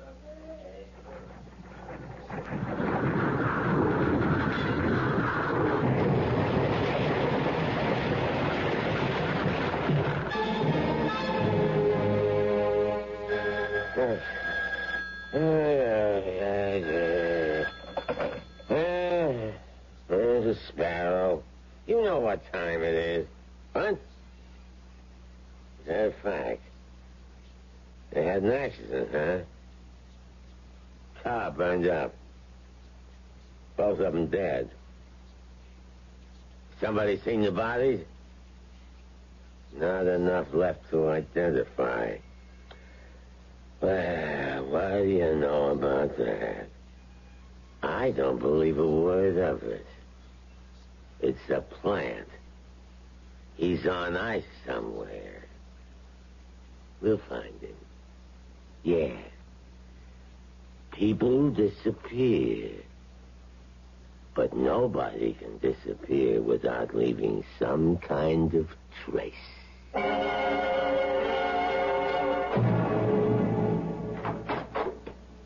Oh, I didn't know you were home. Well, where would I be, Tom? Honey, my name is Walter. In the privacy of our own home, I can call you Tom. But I'm not Tom anymore, and unless you call me Walter all the time, you'll forget and call me Tom when we're out. When do we ever go out? We could go out every night in the week. We could have a full social life. Some social life. Darling, there's some very fine people up here. Do you know the sole topic of conversation here? You have exactly two. It depends on the season. Not you're being unfair. In the summer, it's horses. In the winter, it's skiing. And there isn't an antique shop within 200 miles. Well, no, that's not true. There are plenty of shops. Oh, sure. If you're interested in old branding iron, I'm talking about antiques. Well, it's not the East, I admit that. Look at my home. There isn't a decent piece of furniture. No, I should have known better. I should have realized that this would be no life for you. Oh, Tom. I mean, Walter, I'm sorry. The important thing is we're together. Together. That's all that I care about. Yes, that's the important thing. And it's just about the only thing we'll ever have, being together. I miss other things, too. The theater, the excitement of the big cities, the museums, galleries, restaurants. Oh, please. Don't even mention Both of us, we were brought up to live that way. I'm sorry. I'm sorry, dear. Don't be sorry. I'll manage somehow. I wish I could buy you an antique. A chair and a table. Nearest place where we could even hope to see anything that you would consider an antique would be San Francisco. I don't think it would be prudent for us to be seen in San Francisco. No, I guess not. I'm sorry, dear. I'll just have to live with it somehow.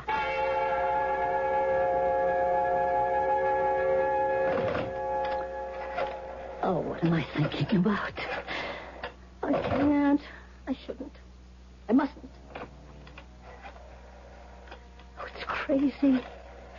Why is it crazy? Because something could happen. What? What could happen? I know what I'll do. When he answers, I'll hang up.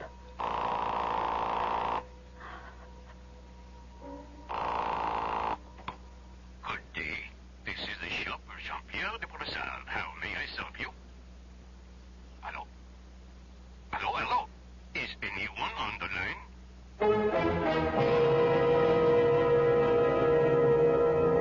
Is anyone on the line? Or put it this way. When I return with Act 3, will there be anyone on the line? Will she do the smart, sane, sensible thing and hang up? Or will she... Well, she's a woman. And today's women's lib attitudes to the contrary notwithstanding, history is replete with women who go against specific instructions. Bluebeard's wife, Pandora, Eve. Do we add Eloise?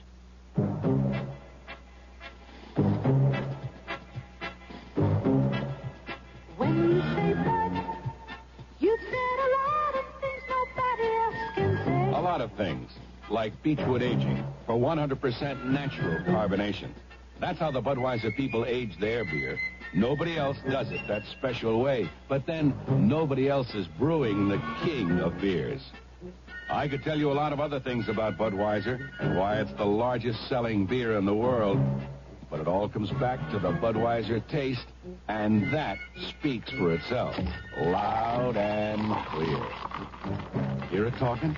There is no one, there's only something left, because the king of beer is leading all the rest. When you say Budweiser, you've said it all. Anheuser-Busch, St. Louis. This is a routine gun trace request. Some 3,000 calls a month like this one come into the National Gun Tracing Center from law enforcement agencies throughout the country requesting information on guns used in crimes. Hello, this is ATF with the gun trace request. We check with both national and foreign manufacturers and forward the dealer's name to the requesting agency. In some cases, we can do this in a matter of minutes. I will hold. I'm sorry to report that the owner said the gun was stolen about 6 months ago, and he forgot I'm Rex to report Davis, it. Director of the Bureau of Alcohol, Tobacco, and Firearms. Gun tracing is often the only means of solving a crime. If you secure your gun against theft, you make our job and that of your local police that much easier. Place a complete description of your gun with your other important papers. And if your gun is stolen, report it at once to the police or ATF. Remember, your stolen gun threatens everyone.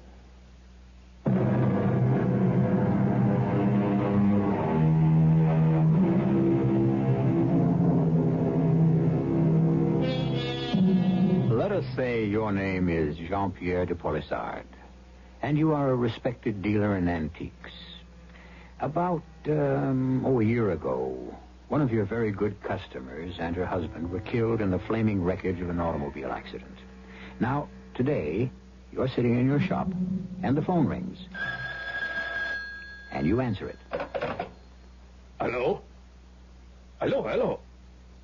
Is anyone on the line? Hello? Who is this, please? Monsieur de Polissard. Wait, I know that voice. But, no, how can it be?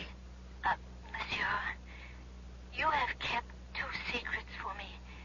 Can you keep a third? Madame Rutledge. Don't say that name.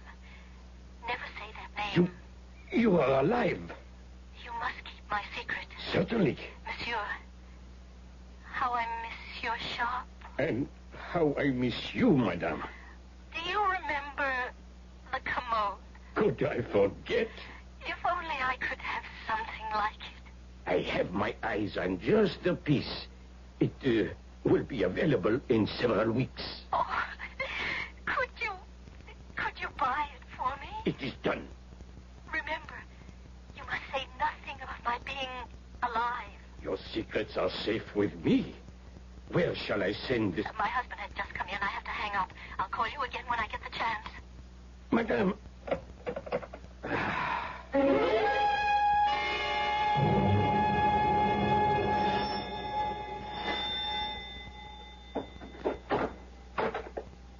Yes? I'm looking for Tom Rutledge. We were in Korea together, and he said, if you ever find yourself in or around New York, come see me. So I've come to see him. You were a friend of Tom. Oh, I was better than a friend, a buddy. Won't you come in, Mr. Sparrow. Thank you. Hey, look, I hope nothing's wrong. Well, I'm sorry I must tell you this, but Tom's dead. What? Yeah, dead in an automobile crash. Oh. Yeah, Tom and Eloise, his wife. I'm Eloise's Uncle Alvin. I inherited their estate. Tom dead. I can't believe it. I can't either. Old man like me, outliving Tom and Eloise. I'm sorry I intruded, sir. Say, this is quite a layout here. Practically every piece of furniture is an antique. Right. It seems to have a lot of class. Suppose the antique dealers around here were hit pretty hard when poor Eloise was killed. You can see what a valuable customer she must have been. Yeah, I can see that. Well, thank you for your hospitality, sir. I'm sorry you had to come all this way out here for nothing. Well, maybe it wasn't for nothing after all.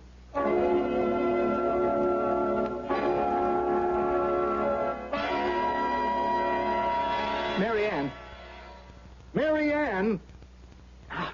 Damn it. Eloise! Come in here, Eloise! What's the matter, darling? You tell me. Why are you so angry? Look at this. What are you talking about? This telephone bill. Well, what about it? You made a long-distance call to New York, to Westchester County. There's the area code, 914. Oh. Is that all you can say? Oh? But, Tom, this person is absolutely trustworthy. That is not the point. You're not supposed to be in touch with anyone at all for any reason. That was the agreement. Whom did you call? I called my antique dealer. Oh, good Lord. I can trust him. What does he know? Tell me. Well, I guess he knows I'm still alive. Oh. But he won't tell anyone. He promised. Does he know where you are? No, I didn't tell him. Does he know your new name? No. Eloise! Oh, it doesn't matter. It's the way you are. You can't change. Oh, Tom, please. You simply cannot keep your word. I can't become angry about it. It's a sickness with you.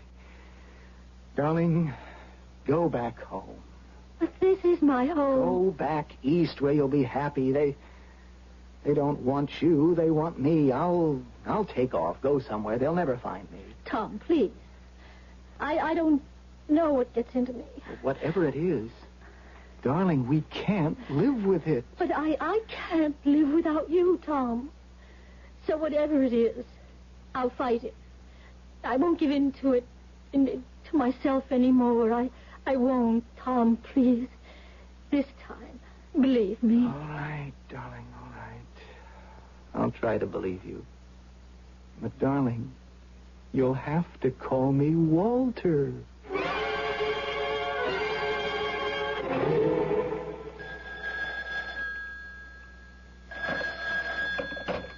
Hello? Monsieur Polissard. Madame. I don't have too long to talk with you. Did you find me? Madame, I found you a gem exactly like the other. And the same price. Could you send it out here? Of course. Well, I don't want my husband to know I got it from you. Easily remedied. I shall ship it to a friend in San Francisco. He will send it on to you. You can claim you saw it advertised out there. Well, I think I can get away with that. What is your address? No, this is an absolute secret. I shall guard it with my life. All right? You send it to Mrs. Marianne Williams, care of Western State A&M, Barrett, Wyoming. And please, keep it secret. My dear madame, it is our fourth secret. Mr. Atkins, I'm Eloise Rutledge's uncle. You remember Tom and Eloise Rutledge? Yes, I do. Are they really dead? What do you mean? Why couldn't you answer that question yes or no, Mr. Atkins? Because I'm not sure I understand that question. Well, let me draw a picture. A week ago or so, man rings my bell. Says he's an old army friend of Tom's. You follow? Yes, sir. Yeah, you're sure. It's simple so far. And he asks about Tom. Didn't know Tom was dead. That doesn't raise any suspicions. Now, here's where it gets complicated. I see this fella's picture in this morning's paper. Here it is. Same person. And his name's Paul Sparrow. And he's supposed to be a notorious gangster. And he was asking about your nephew? I notice you didn't say my late nephew. No, I haven't said anything at all. But I do want to thank you for this very vital information.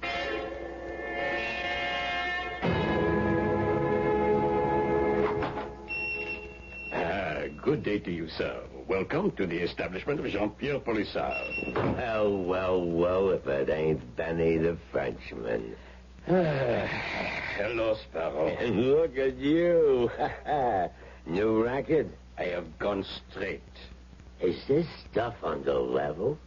Or did you hammer it out in the back room? I told you, Sparrow, I have gone straight. All the way. Well, I'm looking for a dame. Aren't we all? She'd been a good customer of yours before she died. If she died. That is quite a description. Her name was Eloise Rutledge, or Mrs. Tom Rutledge. I read in the papers a year ago. She got killed in a car crash. What is on your mind, Sparrow? The same thing that was always on your mind, Benji. Squealers.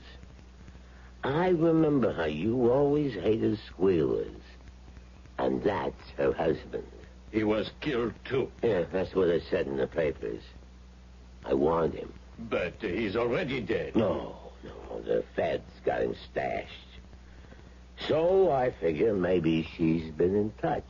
Why? To buy some antiques. That would be okay, but I have not heard from her. You haven't, huh? Tell me, why'd you just cover that piece of paper with your hand? Yeah, but what are you talking about? You didn't even know you were doing it. I just had to write something down. Let me see. Just a customer's name. Look for yourself. Marianne Williams. How come you got a customer all the way out in Wyoming? She likes antiques. You know what I'd like to bet? that this Marianne Williams is Eloise Rutledge. You would lose. Well, it's worth a trip. You want to waste your time? Go ahead. Look, I trust you, Benny. Is she or ain't she the dame I'm looking for? She is not. Okay, pal.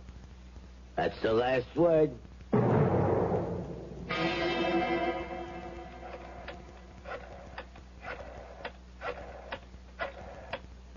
Hold it, Benny. What? Put that phone down.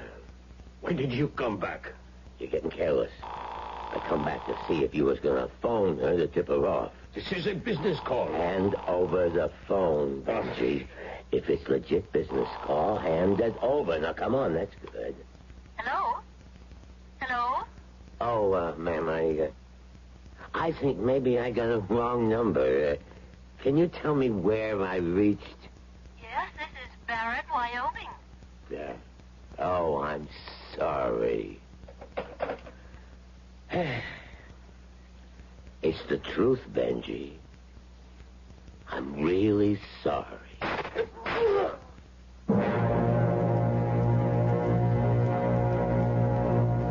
Darling, sit down. What is it? You told me you saw the ad for this antique commode in a San Francisco paper. Well, yes. Mm-hmm. Would you have kept the ad by any chance? No. No, I don't think so. Let me tell you why I don't think there was an ad. What do you say? Wait, I haven't said it yet. In the bottom drawer, I saw an old and faded sticker. Do you know what it said? De Polisard's Antiques, Larchmont, New York. Well, maybe he did own the antique originally, and then he sold it to this dealer. About a month ago, you called him. I did? Mm-hmm, and at that time, you swore to me that you didn't give him our new address. Well, I didn't. Did you call him since? Oh, Did you call him since to tell him where we were living? Oh, darling. Did you? Well, you're making it sound like Did you call him? Yes. Oh. You know what we have to do now, don't you? No. We have to get out of here as quickly as we can. Why? Because suppose Polisard does know. You can trust him. That's right. There was a guy that was aces. Who are you? Don't move. Oh, Tom, he's got a gun. Look, nobody can say your wife don't know this thing. What are you going to do? What do you think he's going to do? Oh, no. Please. Now, don't feel bad about Monsieur Polisard, as you called him. Wasn't his fault. Besides, he's dead. Hey, look, if you shoot us, people are all around on campus, and they'll hear the shots. None of this. It's a silencer. It'll just be a couple of little pop-pops, that's all. You're covered, Sparrow. My suggestion is for you to drop the pistol and walk out the front door. Well, that sounds about right. Drop it. Oh, Mr. Atkins. Oh, Tom, I'm so sorry. You folks will just have to do it again. You can't stay here. Eloise, I don't know if I can go through it again. Let him get me and get it over with. Oh, no, darling. No, trust me. Trust me. I really learned my lesson.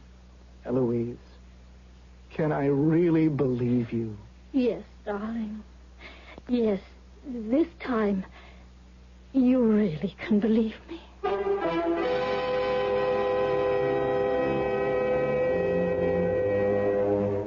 Well, we'll never know if you can or not. When our stories are over, they're over. What happens after our third act curtain descends has to be another story. And I shall have another story for you when I return in just a few moments. If you're a high blood pressure person, and your doctor says there's no doubt about it, And he's prescribed a medication, but you kinda hesitate because you feel pretty good without it. don't hesitate. Get well, get with it. Stay well, stay with it. Though it might have to be for the rest of your life. Chances are that it will be a healthier life. Get well, get with it. National High High Blood Pressure Month is a good time to find out if you are a high blood pressure person. Get well, get with it, because there are some 23 million people with high blood pressure in the United States today. If you do have high blood pressure and medication has been prescribed for you, then remember this advice. Get well, get with it. Stay well, stay with it. A message from your Heart Association.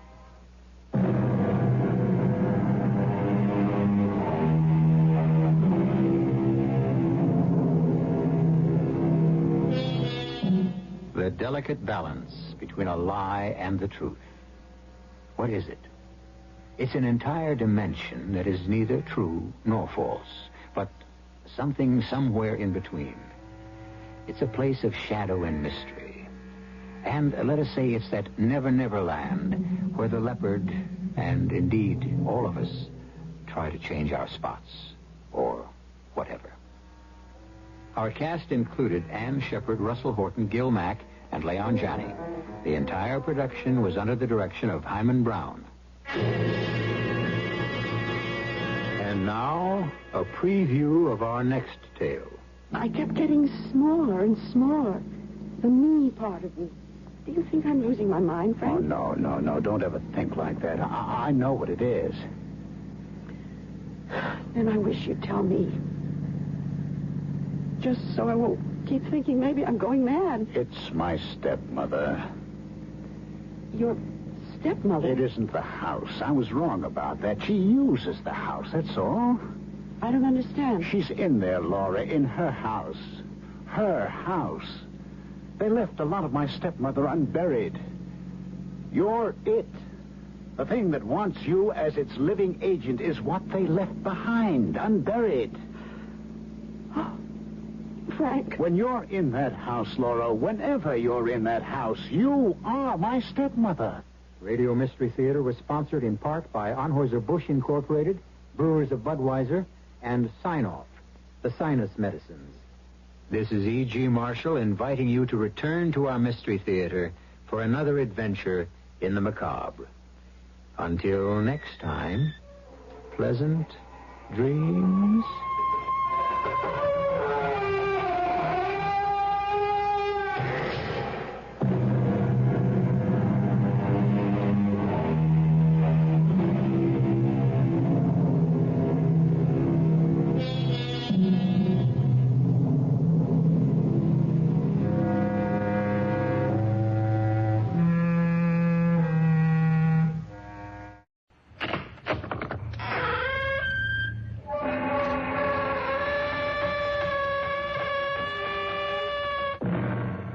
Come in. Welcome. Welcome to Mystery Theater. I am Hyman Brown. One of the perpetual mysteries in life is explored in a game of solitaire. In a few moments of reflection, haven't you sometimes wondered, what if I hadn't been there at that particular moment? Or what if I had been? What would have happened if I had been there with someone else? Or if no one was there to help me? Would the same thing have happened under different circumstances? Or would everything be changed if? This is the game that is played in our mystery drama. Goodbye, Dave. Boy, am I glad to see you open your eyes. You mean hello, don't you? No. I heard what they said. What? Who said? I don't know. Those voices. They said I didn't have a prayer. You dreamed it, my friend. You've been unconscious for hours. Where are we? In the base hospital. I'm going to die. Sure. We're all going to die someday. But not this time around. You just lie still, old buddy. You can tell me later how it feels to have my blood in your veins.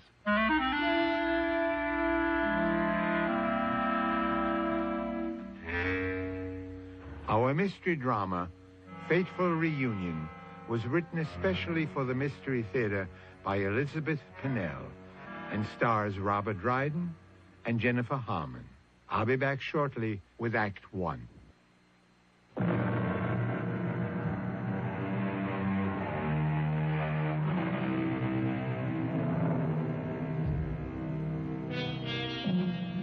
Our opening scene took place some 50 years ago when two very young draftees, as members of the Allied forces, were thrown together in the landing at the beach in Normandy.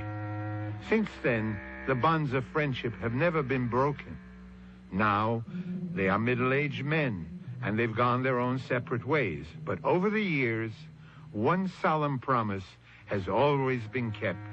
No matter what's going on in their lives or where they are, they meet for a reunion on June 6th, D-Day. I thought I was a goner that time for sure. You saved my life, David. Blood saved your life. If it hadn't been mine, it would have been someone else's. Oh, but you were my buddy. Damn right I was. After you'd saved my life. Hanging upside down with my parachute all tangled up in that tree. I must have looked pretty funny. You did. I thought you'd never find your pocket knife. Well, raise the glass. Happy 31st reunion. Ah, good Lord, Dave, what's happened to time? Can you believe that many years have gone by? In some ways, I can. An awful lot has happened. How things been going with you in this past year, Gary? Oh, can't complain. Lucy's a jewel, as always. Although I realize I won't have her much longer. Nonsense. She and Doug will be living here in New York, won't they? Oh, speaking of New York, it was darn nice of you to make the trip here this year. Great for me, too. Chance to visit the big city, see my son. Hi, gentlemen. And your charming daughter. Uncle David. How good to see you. Oh, don't I get one, too? Of course, Dad. Guess I'm supposed to say Happy D-Day, but I'm not going to. Oh, what's wrong with a couple of old Army pals getting together? Everything. Now, don't knock it, Lucy. Without our yearly get-togethers, you, my dear daughter, would never have met a certain young man who happens to be my best friend's son. I give up. Incidentally, where is my son? Oh, I meant to tell you.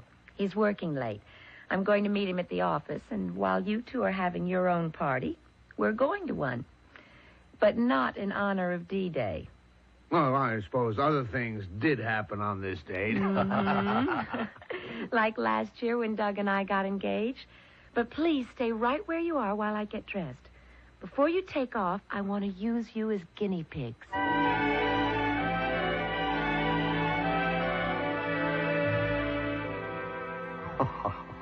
Lucy, what in the world are you doing in that weird getup? Can you guess what I'm supposed to be? Well, the headgear and all those beads make you look like a gypsy. Right. And what do you think I have under this striped scarf? Well, if you're a gypsy, it must be a crystal ball. Right again. Voila!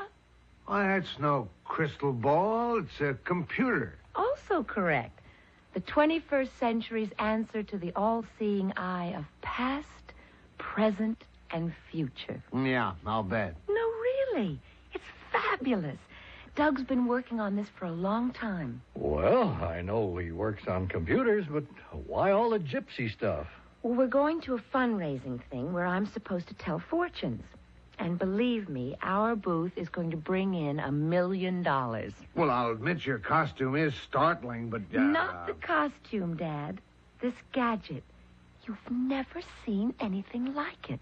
Looks like most calculators are small computers to me. Oh, but it's not. This is a truth machine. Oh, I see it has a tape. That's handy. Show us how it works. Well, I'll have to put on the big act. Ah, mighty computer, it is Madame Lucy who calls you. Reach into your fabulous brain and tell us true whatever we want to know. Get a load of that phony act. Yeah. The gentleman to my right, tell us his first name, color of his eyes, and the color of his hair. Take a look at that. Name, David. Eyes blue-green. Color of hair, gray. Why, that's amazing. Let's see that tape. The gentleman to my left, first name, color of eyes, and color of hair, if you please. I'll be darned. Name, Gary. Color of eyes, hazel. Hair, question mark? I'll ask that again. Color of his hair, if you please. It's got your number, Gary. The tape says, the man is bald. Oh, that's very funny. The whole thing's a frame-up. Obviously, Lucy's fed data into this machine. Honestly, Dad, I have no idea how it works. It just always comes up with the right answer. All right. Ask it where my home is, what I do for a living. Oh, I know. My wife's name. I'll bet it can't answer that. The gentleman named David. Tell us, O mighty one, what is his occupation? Where does he live? And what is the name of his wife? There you are. Mr. David is a bank president in Des Moines, Iowa. His wife's name is Jean. I'll be darned. It's quite a trick. Oh, I don't think there's any trick to it, Uncle David. This is different. It's your turn, Dad. Just try to stump it. Okay. Here's something that machine would never know. Ask it the license plate number of my car. What is the license plate number of my father's car? The tape says 892 NYX. Is that right, Gary? Yeah, of course it's right. Now I know this is a frame-up.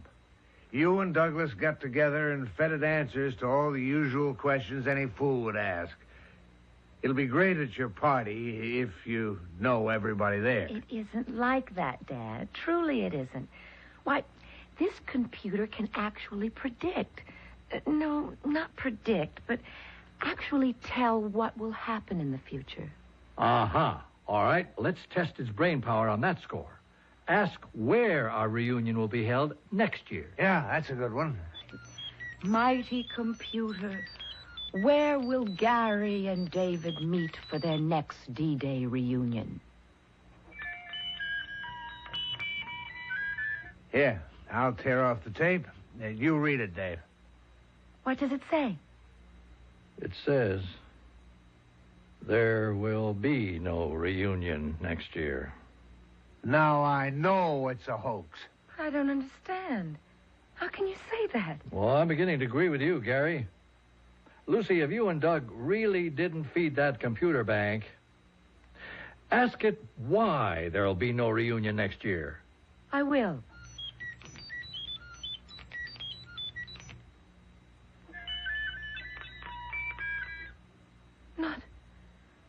Not that. Well, what's the matter, Pat? Oh, it's come out all gibberish. The machine must have jammed or something. I'll have to ask Doug to unscramble it. Sounds mighty suspicious. I'll take that computer business up with my son tomorrow. Right now, can we drop you off in our cab? No, thanks. Doug won't be through for another hour. Oh, give me a big hug, both of you. I hope you have a wonderful evening.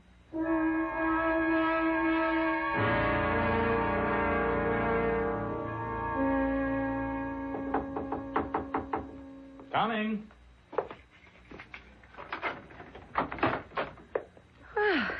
You certainly have a complicated lock on that door. No, just security measures. We close up tight at 5:30. How are you, love? Miserable. Oh, what's that? Come on in for a minute. I don't want to go through with any more of that computer thing tonight. Honey, wait a minute. What's wrong? First of all, open the bag and take out the computer. All right.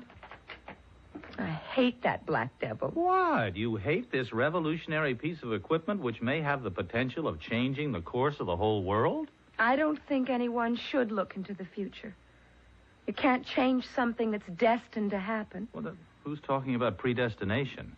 You put those answers into that box, didn't you, Doug? I helped put it together, if that's what you mean, but this particular computer is brand new.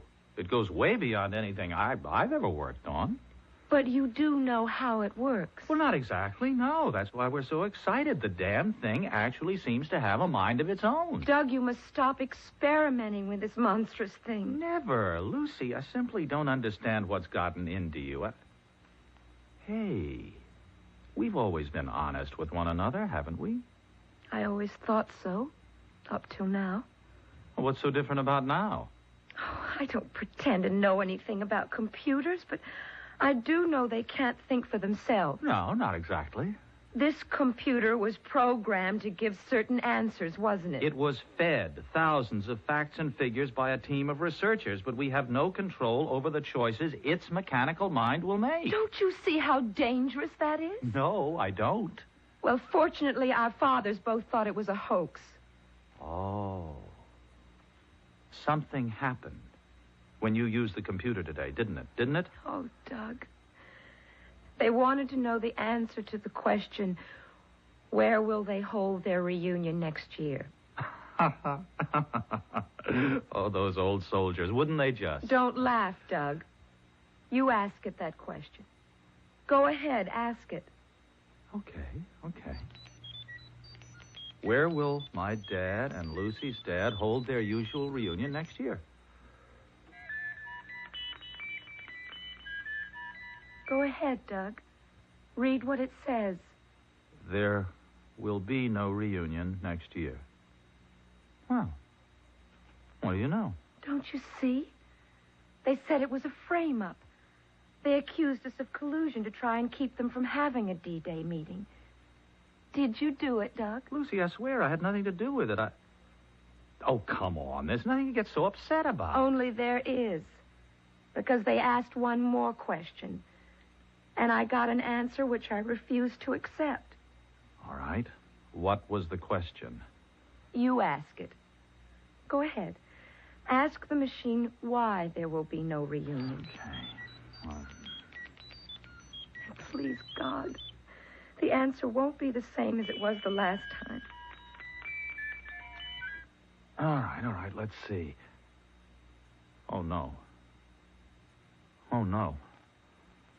The tape says, because one of them will be dead.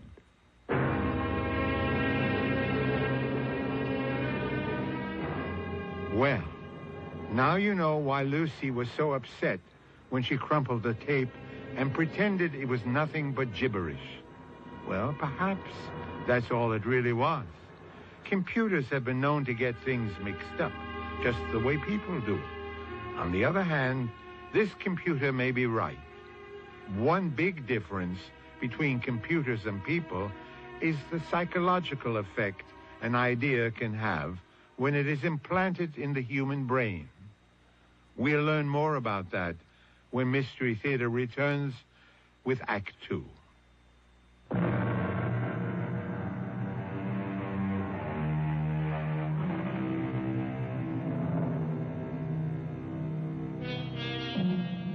A computer can be a very useful tool if you're trying to balance the books or solve an abstract problem.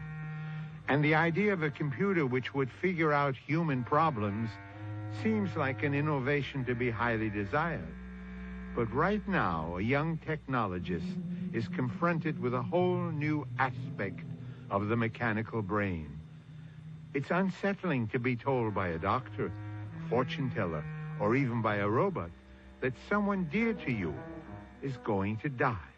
You don't believe that, do you, Doug? I don't want to believe it. Well, somebody must want to frighten us.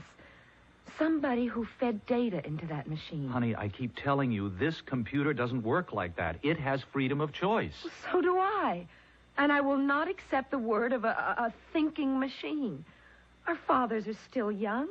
It isn't as though one of them were ill or is in any kind of danger. Wait a minute. You're sure that neither your dad or mine saw what was on that tape? They saw the tape about no reunion. But I tore up the other one. The tape that said one of them would be dead. And pretended that there was no answer. But there was an answer. And that means now we have to ask another question. I don't want to hear anymore. Lucy, we have to. We must find out so maybe we can prevent it from happening. What question do you propose to ask? I have to ask the computer to tell us which one will die. I don't want to know. Well, I do. And I'm going to find out. Don't tell me. Please don't tell me. Well, look at that, will you? He's never done this before. Honey, please take your hands away from your ears and listen. It was all a mistake, wasn't it? I don't know. The tape says, I cannot tell you. There, you see? It is a hoax. No. This computer is programmed to respond. I'll make it tell me. Come on. Which one will it be? Which one? It sounds angry. No, I'm the one who's angry, and it better tell me this time. I guess you better tell me what it says. At least it apologized. Come on, Doug. Computers don't... The tape says, sorry, but I cannot answer your question.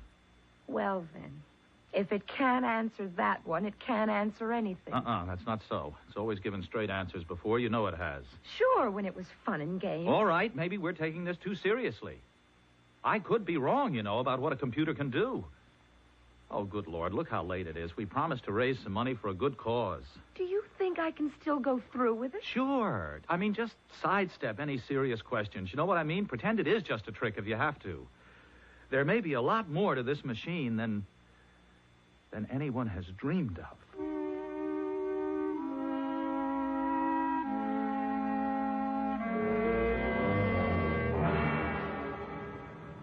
Taxi! Taxi! You did say we're going to that place where the food's so good. I hope it's still good. Haven't been there for years. Hey, cab. Get in, Gary. Thanks. Hey, where to? Hey, you know the restaurant Monsieur Henry's? Sure, fancy French place, otherwise known as Mr. Henry's. Old times coming back. He reminded me of someone. Yeah? Who? That little French nurse. One with the big brown eyes. Whatever made you think of her? Wait a minute. We're going in the wrong direction. He's taking us uptown. Can't prove it by me. I never know north from south in New York. Driver, where are you going? Well, you said Monsieur Henry's, didn't you? Yes, it's on 52nd Street. I never heard of it being there. The only one I know is on East 86th Street. Well, that's not where we want to go. Go back to 52nd between 5th and 6th. Well, you should have told me sooner, mister, but there's a two-way street coming up. Maybe I can still make the light. Watch out for that truck!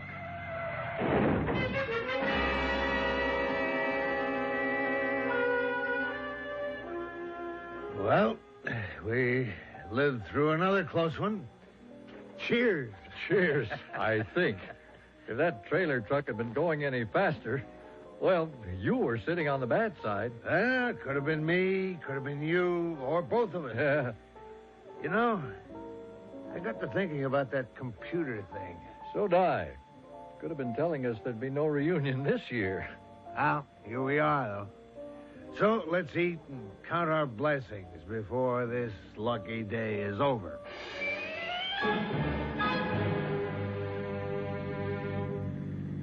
Madam Lucy, you were sensational. Not much thanks to your marvelous computer. When the tapes came out blank, I had to make up the answers. Well, you're a born fortune teller, that crazy computer. Almost as if it refused to operate because I'd insulted it. Okay, tomorrow, back to the drawing board. Hey, I have an idea. Let's pick up our dads. They've had enough time to hash over the old war stuff. All right, you know where they are? Turn here. They used to go to that French restaurant. Oh, what's the name? I think it's in the next block. Oh. You mean up there where all that crowd is? Why, yes. That's where it used to be. Oh, honey, I don't want to get mixed up in all that mess. I mean, it looks like police cars and an ambulance. Oh, Doug. I have a terrible feeling. Drive up there. Oh, honey, I can't. Look at it. The block is jammed. That's their restaurant. And something's happened. Now, Luce, baby, take it easy. Can't you get any closer? With all those cars in front of us? The ambulance is pulling away. And there go the police cars. Look, Lucy, I think you picked the wrong block. That's no French restaurant. I know it. It says Club Shenandoah. Well, then, let's go on to your apartment, okay? No, Doug. We've got to find them. But if you don't remember where that restaurant is... I do remember. It was right here. The name's been changed, but this is the same place. We've got to go in and see if they're in there. It's all right, folks. Excitement's over. Enjoy your supper. Have a round of drinks on the house. Music for dancing until 3. Yes, sir. Table for 2?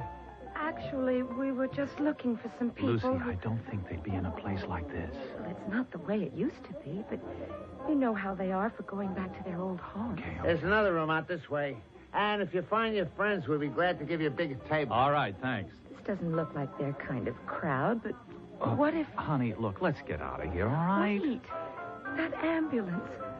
What if it had something to do with them? Your imagination is running wild. Now, come on, let's go. Not yet. Maybe you folks would like to stop at the bar? No, thank you. But if you haven't been to the Club Shenandoah before... What happened here before we came in? Oh, don't worry, lady. We run a nice place here. It was just an unfortunate accident. Could have happened anywhere. Well, there was an ambulance. Someone must have been sick or had an accident. It was just his tough luck. Who's tough luck? A man got hurt. Wait a minute. Who are you, lady? Somebody from the press? No, but I have to know who was hurt and where they've taken him. Well, how should I know? Come on, Lucy, let's go. No, it's important. We just want to make sure it had nothing to do with our friends, you know? Well, there were these 2 young fellas at a table over there. And to tell you the truth, I didn't like the looks of them from the time they come in. Well, see, now you can relax. Lucy, they were young fellas. Now let's go over to the bar. Not till I find out some more. Lady, you must be an ambulance chaser. What a dreadful thing to say. I hate violence. Well, these 2 characters got violent. You mean they had a fight? They got in an argument. None of my business to know what it was about, but one of them picked up a steak knife. I guess I don't want to hear any more. Of course, I'm not sure he would have used it. That is, if the old guy hadn't interfered. What old guy? Well, maybe not old, but there were these 2 middle-aged men sitting at the next table. What did they look like? Oh, conservative-looking gentlemen. Nice, quiet customers. Go on. Well, Go yeah, on. You understand, I wasn't right there. I didn't see what actually took place. Not till somebody yelled, they were stabbed. Well, it seems these 2 older guys got very upset when they saw the young man waving a knife. So one of them jumped up and tried to stop him. Oh, no. Maybe it was a brave thing to do, but to my mind, it was pretty stupid. Well, wouldn't you have tried to stop him if you'd been standing there? No, I wouldn't have tried to knock the knife out of his hand the way that man did. Oh. But which one got hurt? And the young fella just sort of automatically slashed out at the older guy. Was he No, he wasn't dead when they took him away, if that's what you want to know. Where have they taken him? Well, to a hospital, of course. Oh, I wouldn't know which one. And the other man, I mean, the one who was with him, where's he? The other older fellow went out with his friend. Oh. And the 2 young punks were hauled off by the police. Well, you must have the names of these people. Look, if you're not the police or the press, get off my back. You can read all about it tomorrow morning. Please, we just want to know for sure. Lady, I only work here. The proprietor's gone with the police to make a report. I tell you, I never saw any of these guys before. None of them were regulars. This man who was slashed, surely you know what he looked like. Sort of heavy set and bald. My father.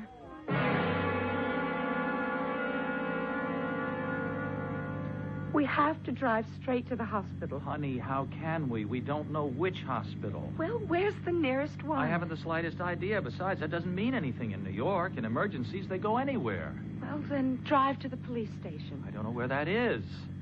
Find it and hurry. Lucy, please. You've gone off the deep end. Well, how would you feel if it was your father? Oh, what an idiot thing to say. They're both so close to me, I'd be undone if anything happened to either one of them. But something has happened, Doug. I know it. Oh, honey, you've jumped to a big and frightening conclusion without any proof.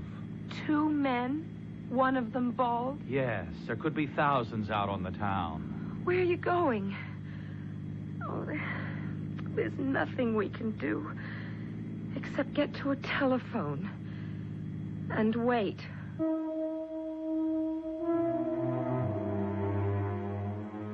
Lucy seems so certain that something has happened to her father. Of course, she's been influenced by a suggestion of disaster, further enhanced by an evening of fortune-telling. It is true, as Doug has said, that Lucy was jumping to a hasty conclusion. But when two old soldiers are commemorating D-Day, might they not be the first to come to the defense of someone who appeared about to become a victim of battle? We have another premonition to share with you presently when Mystery Theater returns with Act 3.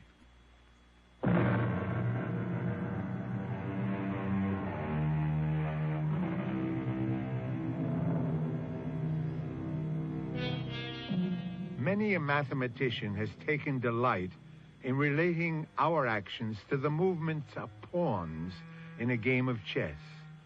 The game we are playing might be compared to the thoughts of a wakeful chess player who, after spending an evening at the board, is tossing and turning as he replays the moves to himself and speculates, what if I had done this? Or what if I had moved in that direction? And right now, it's our turn to make the next move into the final act of our mystery drama. Oh, Doug, I hope we're doing the right thing. I can't bear to think... Give me your key, will you? Look, you will call the police right away, won't Just you? take it easy, Lucy. The way I see it, it was just a technical maneuver. Hey! Not at all. If you have a piece of paper, I'll draw a map and I'll show you. Dad! Uncle David! Well, good heavens, who'd you expect? Hi, Dad, Uncle Gary. Wow, are we glad to see you. Your enthusiasm is overwhelming. Well, you're all right, aren't you, both of you? Well, of course we're all right. But how did you know about our accident? Accident? I'd call it more than that. The knife. Oh, Dad, why did you do it? What knife? Why did I do what? Well, the man in the restaurant said Whoa, that you... what's the matter with you two kids? They told us at the Club Shenandoah. Club Shenandoah? Where's that? Gary, that's the place we didn't go to. Oh, the terrible-looking spot that used to be Monsieur Henri. Yes. Yes, weren't you there? That honky-tonk? We took one look and then found a nice quiet spot over on Madison Avenue. But, Dad, Uncle Gary did say something about an accident. Oh, a minor skirmish in a taxicab. You weren't hurt. Well, I had a bloody nose. And I got a crick in my neck. But what's that to a couple of old war horses? Now, come on, you long-faced characters. This is an evening for celebration. It certainly is.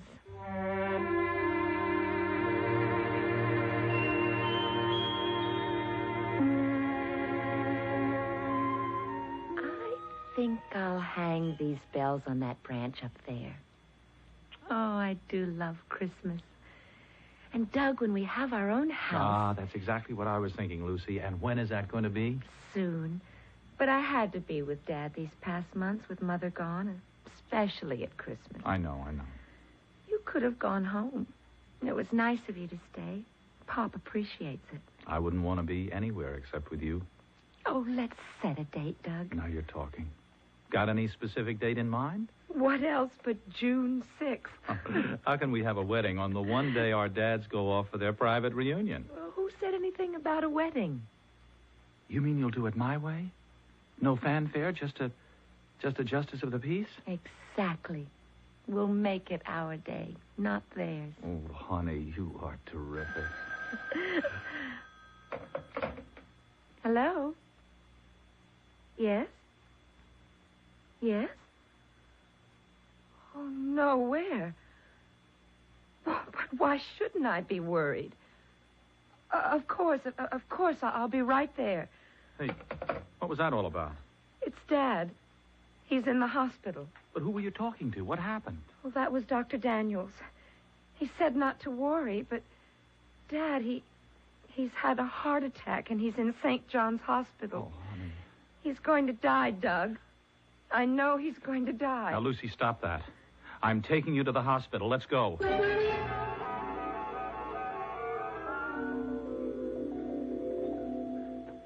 promise you will sound cheerful, Lucy. You heard Dr. Daniels. I can't get it out of my Now, mind. forget your premonitions. Dr. Daniels said your dad is in better shape than either one of us, and that if he takes it easy, he can live to be 100.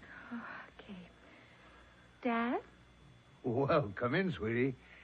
I'm sorry to pull a stupid stunt like this on Christmas Eve. How are you, sir? I'm fine. Oh, Dad, how can you say that? Well, I guess I've just been working too hard. Doc says after a few days' rest, I'll be back in top form. I'm going to stay here with you. Nonsense. From the looks of the nurses around here, I'm going to have a ball. Uncle Gary, I'm going to call my folks for Christmas. Shall I tell Dad that you're in the hospital? You tell him just one thing, my boy, that I'll see him on D-Day.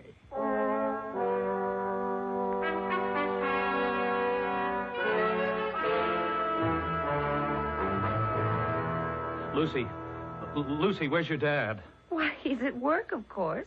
What are you doing here this time of day? I thought he might have heard the news before I did. Have you had the radio on? No, I've been vacuuming, doing my spring cleaning. I tried at every payphone along the way, but the lines were all tied up. Let me use your phone, huh? Calm down, Doug. What's the matter?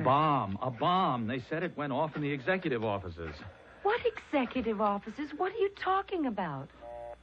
Oh, busy signals. Again, it's no use. I was out on the road. The report came through on the car radio. A bomb in Des Moines, in Dad's bank. Not your father. Yes, I'm afraid so. But you don't know. What was the rest of the report? Oh, look, I'll turn on the radio. No, please don't. I want to get it straight from the source. I tried the bank and the paper and the police. Didn't you call your home? How? How could I do that to Mother? Well, you must call her, Doug. Dial her direct right now. No, wait a minute. I got another idea.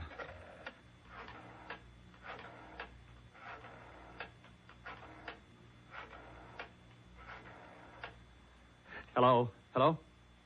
Dad? Well, yes, on the car radio. I was out of the office. I've been trying desperately to reach you. Are you all right? Oh, thank God. Well, yes, as long as you're okay, that's all that matters. Give him all my love. Lucy sends love. Right. Okay, Dad, goodbye. Whew. Boy. You see? You should have taken the advice you gave me. Don't jump to conclusions. Well, I know, but this was such a near thing, honey. He has a cold. Mom made him stay home today. He'd been trying to reach me to tell us not to worry. And he said to tell your dad he'd see him on D-Day.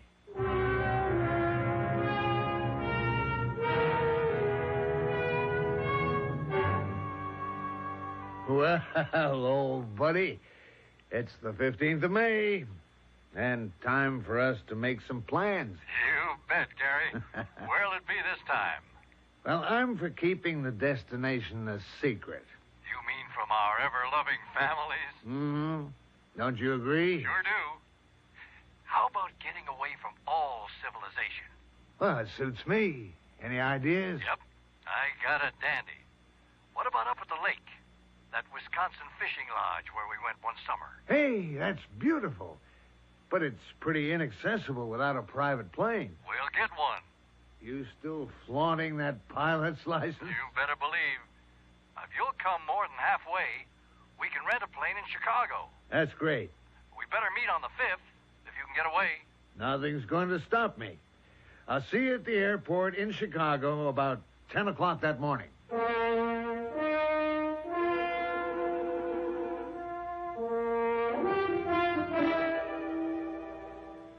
Doug, you're just in time for lunch. 1 whole week of glorious vacation. And you know, I didn't tell a soul that we're getting married tomorrow. Well, I don't think it's going to be a surprise to anybody. Least of all our dads. Oh, Doug, I'll be so relieved when tomorrow's over. Hey, wait a minute. Oh, honey, I don't mean us. It's just that, well, once this reunion has passed, there'll be nothing to worry about. Oh, if you mean the computer, I've got plenty to worry about when I get back to the office. They're accusing me of breaking the darn thing. I hope it never works again. Lucy, love, computers are the way I earn my, our living. Not by turning them into fortune tellers. No, not fortune telling, but a chance to open up the whole future so we'll know which way to go. Not if the future only lives... Don't say it, Lucy. I'll admit the machine must have had some bugs in it. But ever since that day, the tape has come out blank. You were tampering, Doug. Trying to turn it into a human brain. Superhuman, you mean? That's what's so eerie. Some kinds of medicine are too strong to take. Honey, how can a computer know that? It can't, silly. This one did. It behaved as though we'd gone one step too far. Oh, look, I'd like to forget it. Oh, so would I, at least for the next 7 days. It's our time to celebrate. So, cheers. Oh, you sound like our dad. Did your old man get off on schedule? Yes, early this morning before I was up. And still the big secret about where he was going? Yes, but I happen to know he had an airplane ticket to Chicago. Uh-oh, you cheated. No one was supposed to know. But Chicago, I don't know. That seems like an odd place for them to have a reunion. Especially since he asked me to help him find his fishing rod. Well, lunch is ready. Come on. How about a little background music, huh? I'll turn on the radio.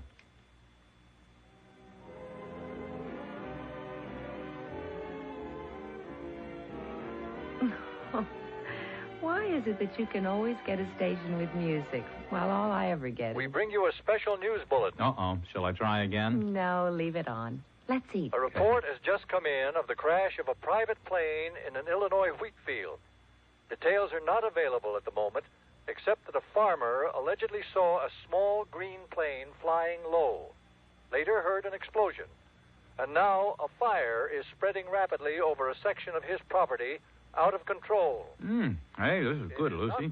How'd you fix this chicken? Oh, it's a new recipe. It's good, isn't it? Oh, it's great. I've just been handed an update on that plane crash. Checking with the Chicago airport, we have been told that a small green Cessna took off from there this morning. Yeah, you know, Dad used to have a green Cessna. Oh, but he hasn't had an airplane in years. Well, I know, but he's still Lucy, this report is coming from Chicago. Oh, it couldn't. And here is still No, a it further couldn't. report on the tragedy. We do not know the names of the victims, but it has been established that the plane had 2 occupants. Oh. The pilot, who was known to airport officials as the flying banker from Des Moines, and a male passenger. Oh, Lucy. Repeat. Oh, the pilot, who was known to airport They were officials going to as that the flying banker that from lake Des in Moines, Wisconsin. and a male passenger. We will bring you further developments as received by the newsroom. It is assumed that both men have perished. Dear God. Oh, no, this time it really happened. There can't possibly be any doubt. And absolutely no way that we can help them. That damn computer. It knew. It knew, you see. It knew there would be no reunion. But I'm glad it was wrong. Now will you believe that computers don't know everything? It was right, Lucy. It said... It said one of them would die. But both of them? It's better this way. Better? Well, they were closer than brothers. And after all they went through together over the years. Yes. Yes, I suppose if they'd had their choice, it's what they would have wanted. We interrupt again to bring you further information on that plane crash in Illinois. Names will not be released until after the next of kin have been notified. But our report goes on to say that, incredible as it seems, there is one survivor.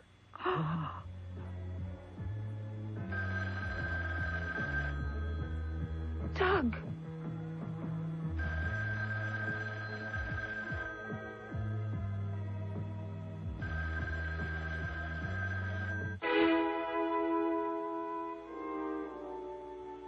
I'll be back shortly with a final thought.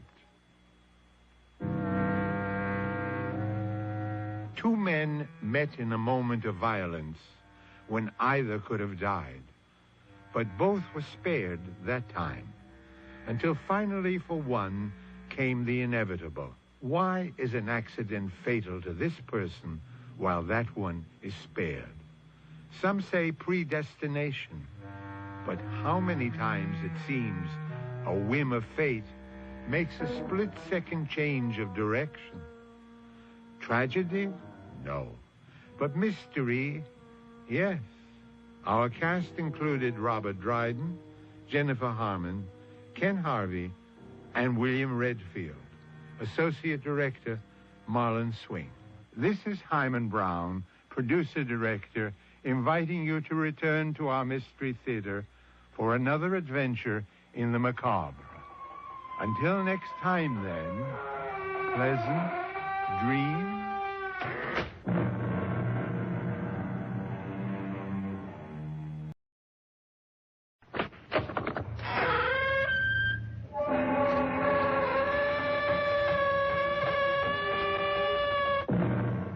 Come in.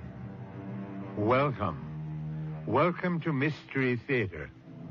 I am Hyman Brown, inviting you to join my class in mental calisthenics, where we exercise the most mysterious muscle in the human body, the imagination. Enough, said the poet, is as good as a feast. But what is enough? Mr. Webster tells us it means sufficient. But what does sufficient mean? That's right. It means enough. So we go round and round, and because it's so hard to agree on what constitutes enough of anything, we find that we have more than enough of murder. How did you kill those men? Magic. Magic. Okay, I can wait for you to tell the truth. I wrote them each a letter. And the letters killed them. They read the letters, and it killed them dead. That's impossible. Why do you say it's impossible? Because words on paper alone can't kill anybody. That isn't so, Sergeant.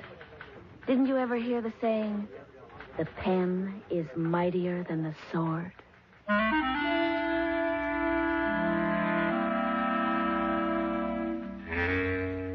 Our mystery drama, The Poisoned Pen, was written especially for the Mystery Theater by Sam Dan and stars Roberta Maxwell and Michael Tolan.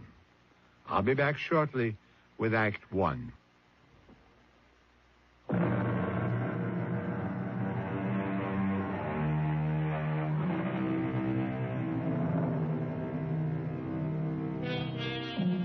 Every year, New York City is inundated by a bright wave of eager, anxious would-be stars.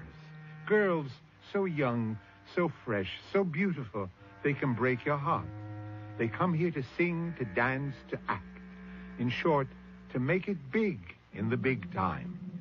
And like the waves that roll up on the beaches, they soon recede, disappear, and are gone without a trace. Are they good enough? There's that word enough again. In most cases, the answer is no. But it doesn't matter. So great a multitude clamor for a place in the spotlight, and yet there's only room for so tiny a handful. Let us concern ourselves with a theatrical agent named Barney Hogarth. What's that, Fred? You didn't get your check. It's impossible. I put it in the mail last night. Don't yell at me. Your argument's with the U.S. government. Freddie, pal, I swear to you, it's in the mail and it ain't gonna bounce.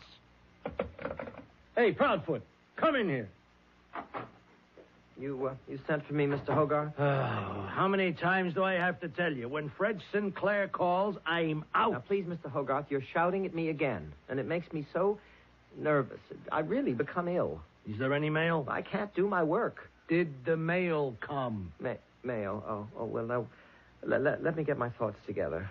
What's that in your hand? And, yes, it's the mail. That one letter? It must be some actor looking for work. What do they want from me, these people? Go on, read it. Well, what are you standing for like a dummy? Now, I can only do one thing at a time, Mr. Hogarth. I came in here to ask you something. Yeah?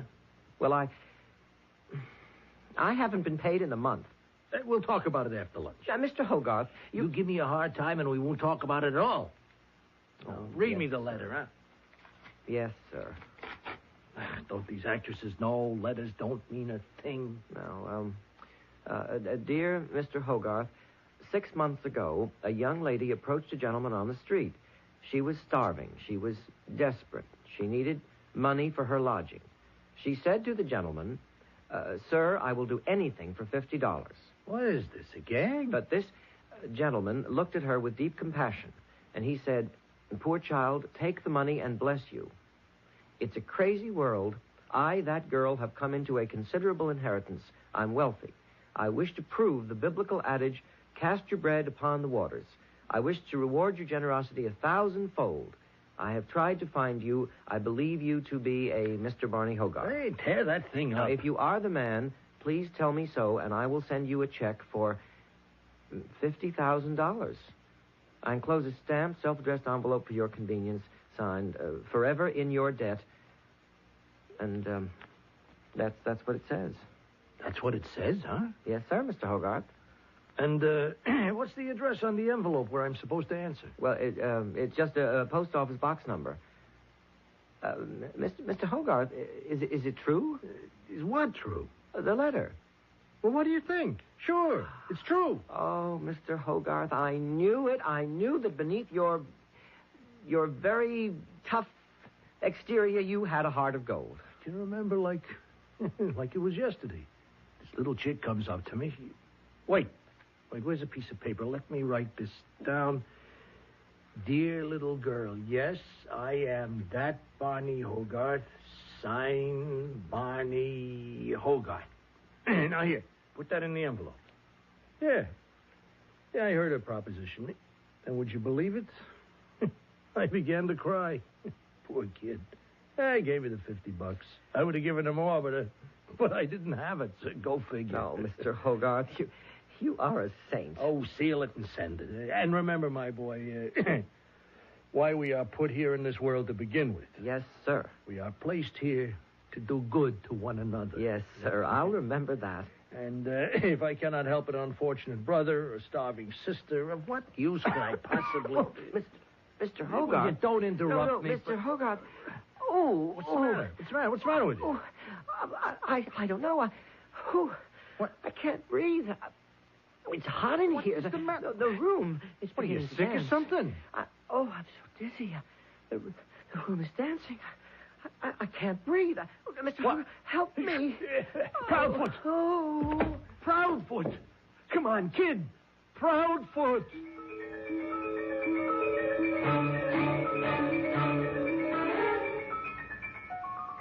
What was his full name?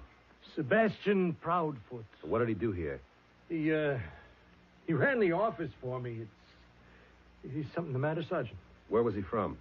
I don't know. Somewhere in Texas, maybe. Did he have any enemies? Maybe Oklahoma, one of them places out west. Enemies? How should I know? He worked for you for 3 years. You ought to know something. What do you know about young kids today, especially in this business? They're all crazy. Who can keep track of what they do? You can't tell me anything about his private life? Listen, what is all this?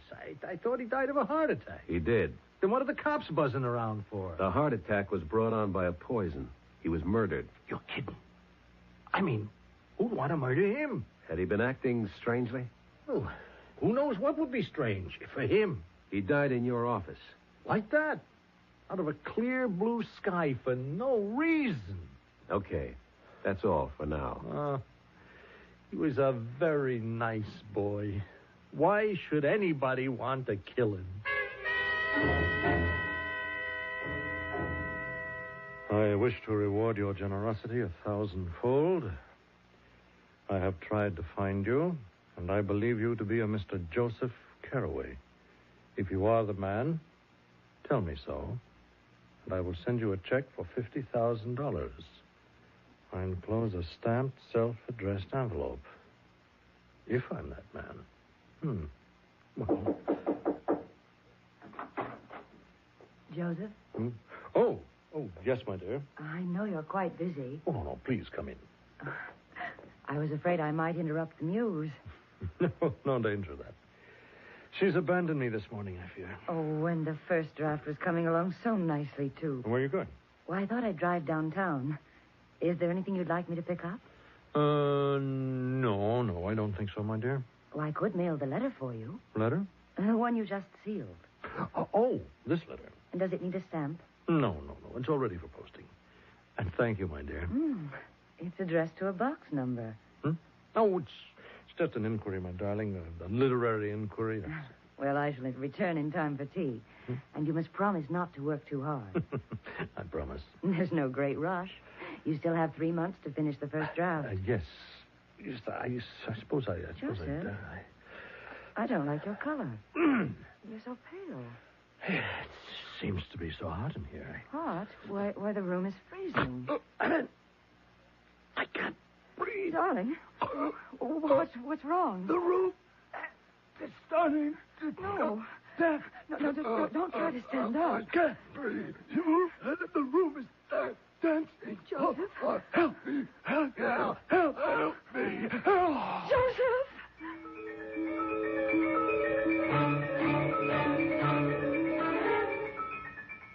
I believe you to be a Mr. Frank Clancy. If you are the man, tell me so, and I will send you a check for $50,000. I enclose a self-addressed stamped envelope. Honey, you're on.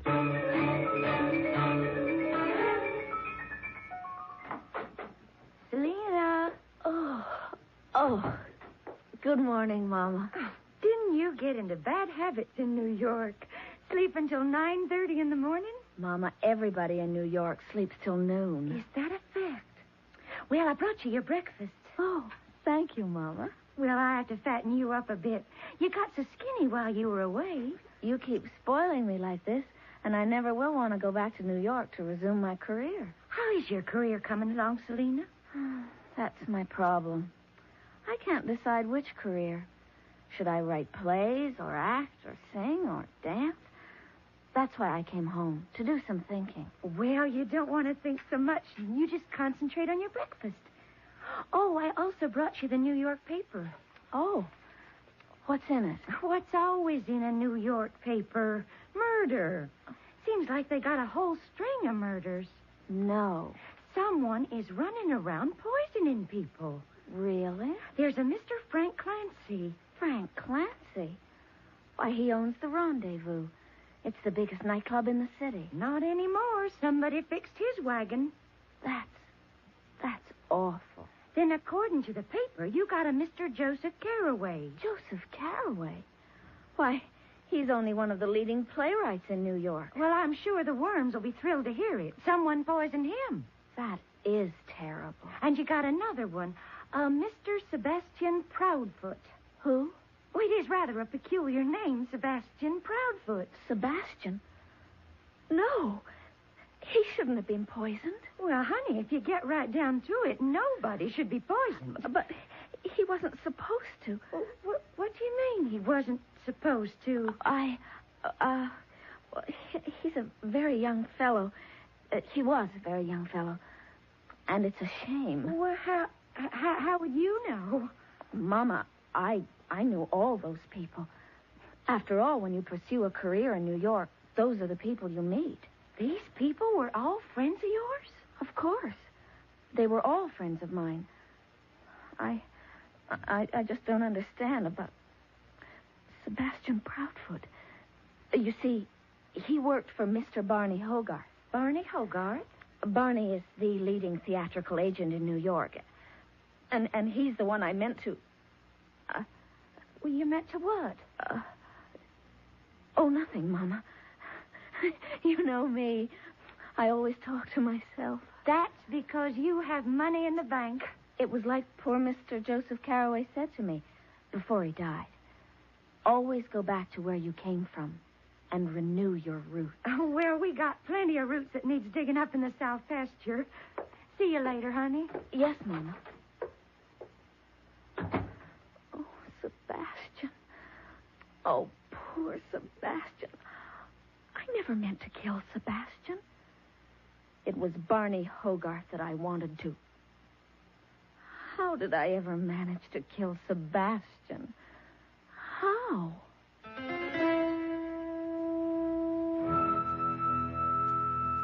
That's an interesting enough question to leave you with for now.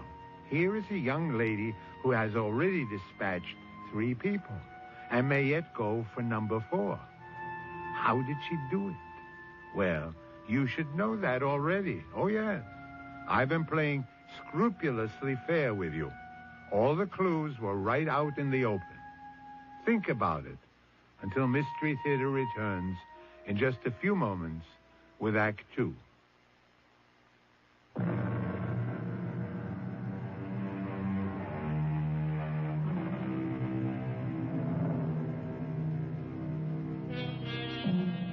Her name is Selena. She's one of those honey blondes with bright blue eyes. There's laughter in her face and innocence in her smile. She is delightfully naive and refreshingly sincere. These are the signals you get from her appearance. Forget it. She's already killed 3 people. But so far, she's the only one who knows that. I'm very sorry to disturb you, Mrs. Carroway. Oh, please, Sergeant. Ask me the necessary questions. First, did your husband know a Sebastian Proudfoot? Oh, I don't think so. He worked for an agent, Barney Hogarth. No, that name isn't familiar either. How about Frank Clancy? No. What does all this have to do with... Your husband and these 2 other men were killed by a poison called curare. It's a unique form of curare in that it can kill by ingestion. It's rare. They don't know much about it. It paralyzes all the motor functions. I'm sorry I had to tell you that. Oh, it's all right. Who had a motive for killing your husband, Mrs. Carroway? In these things, don't you usually suspect the wife, Sergeant Garvey? Yes. Except in this case, you'd also have to have killed 2 other people. How could Joseph have been killed? We don't know much about that poison. We don't know how it was administered or how long it needs to act. One moment he was active, busy, filled with life. And suddenly he couldn't breathe. The room began to dance, and he was dead. What was he doing? Nothing. He just finished writing a letter, and I offered to mail it for him. And he just died. Enemies. Had he ever harmed anyone? Harmed? What I'm asking, Mrs. Carroway, is anyone poorer because of him, unhappy because of him? Oh, I don't think... Mrs. Carroway, did he ever hurt anyone? No. I can say in all sincerity, he never hurt anyone.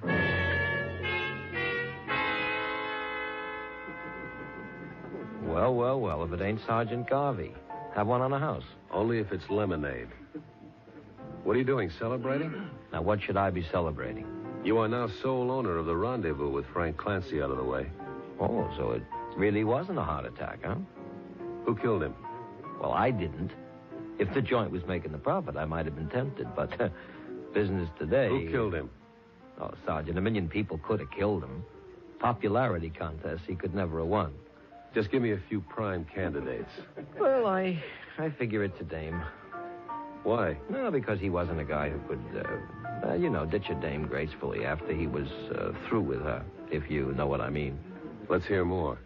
But some guys, Sergeant, when it's over, they know how to make a dame feel like she's not being tossed out.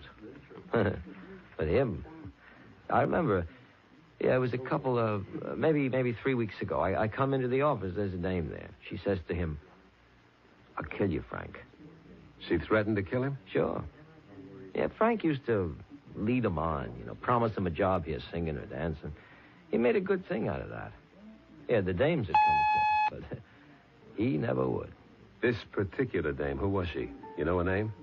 No. Could you describe her? Yeah. Yeah, let me try to remember what she looked like.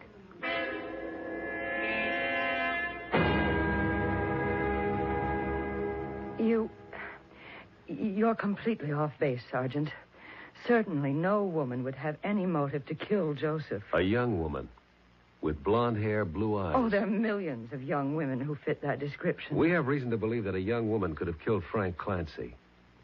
Now, why would she also have a motive to kill your husband? I told you, I don't... Mrs. Carroway, 3 men are dead. One of them your own husband. Did he have another woman? How dare you? It was a question that had to be asked. If he did have another woman, then shouldn't I be the one to kill him? That depends. On what? on which one of you he chose to keep. Oh, I was downtown shopping. I called him. He was working at home. I asked him to meet me for dinner. He said he had an appointment with a producer. I decided to dine alone in Laredo's. I was sitting in a booth when I heard a familiar voice in the booth in back of me. Well, yes, my dear, I did say I would help you with your play. You said you would collaborate with me. Well, now, I never actually said that I would collaborate. You did. You know you did. But I can't do that. Now, you write nicely. You have talent. Huh? But it's a small talent. You didn't talk this way before we went away for the weekend. It was a mistake, Selena. It was a mistake. Oh, yes. It was a mistake, all right. Let me give you some money. Money? If I wanted to sell myself, Well, to be brutally frank, my dear, you were willing to sell yourself for influence, for connections, for a career. Well, good for you. Now you came up with a Joseph Carraway-type line. Now you can ease your conscience.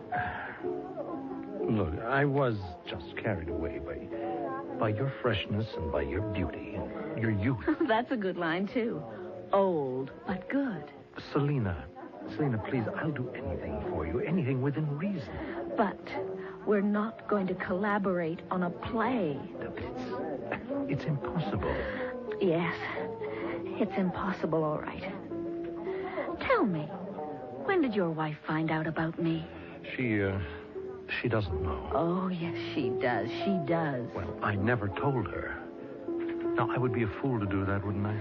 She knows there's someone else. She can sense it. You're too old for a wife and a girlfriend. She knows. And that's why you feel you have to get rid of me. Oh, that's ridiculous. No.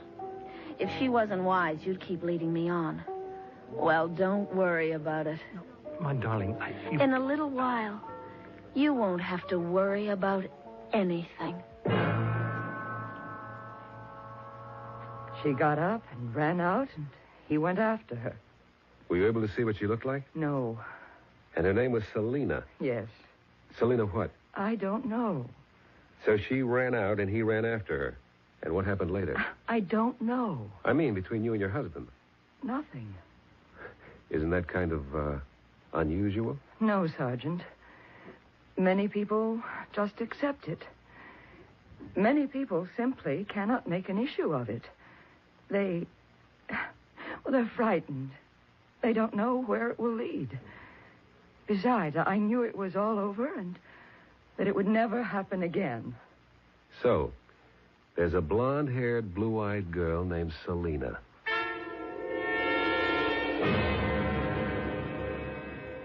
Sergeant, I told you before, in a diplomatic way, he didn't go out with girls. Does the name Selena mean anything to you? Selena? Blonde hair, blue eyes. Yeah. There was a dame, Selena. Then he did go out with her. No. He didn't go out with her. The fact is, I did. You? Well, I didn't go out with her exactly, if you know what I mean. I saw her a couple of times, and, Yes? Well, I got rid of her. Why? Why? Well, that's personal, isn't it? We're dealing here with what could very well be first-degree murder.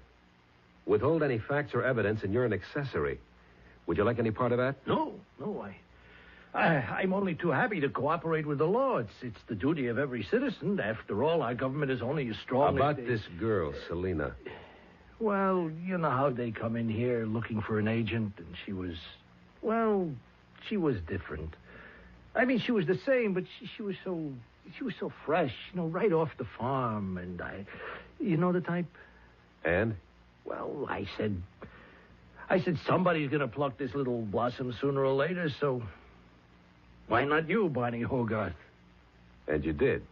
I tell you, I was willing to get very serious, but she made a real terrible scene in a club one night.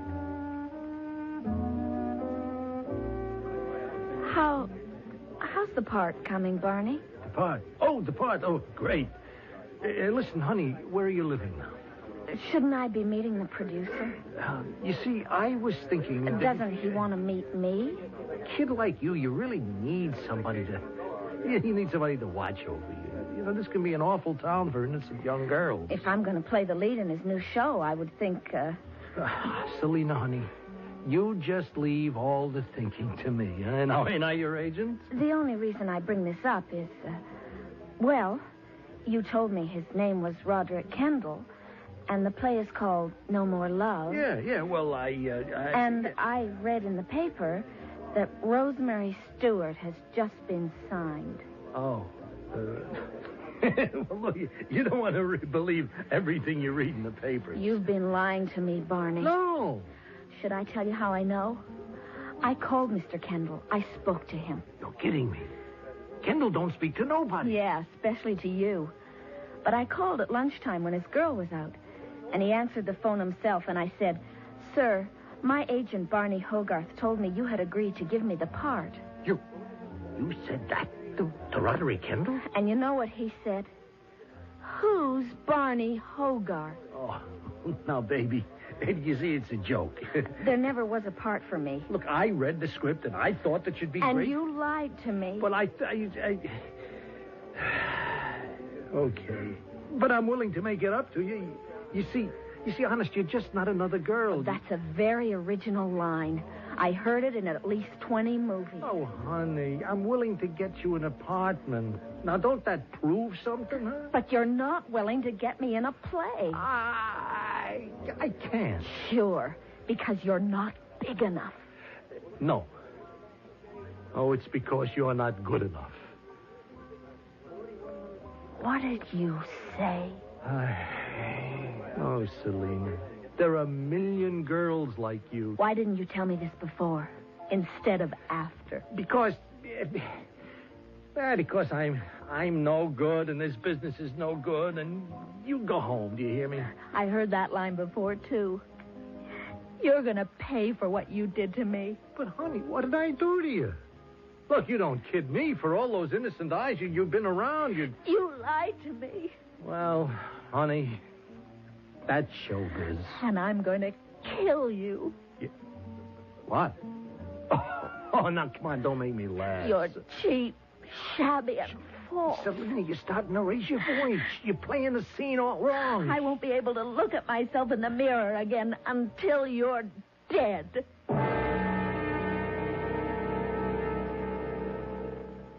She said she'd kill you. That's what she said, Sergeant. And she sure was mad enough. But if she was angry enough to kill you, why did she kill Sebastian?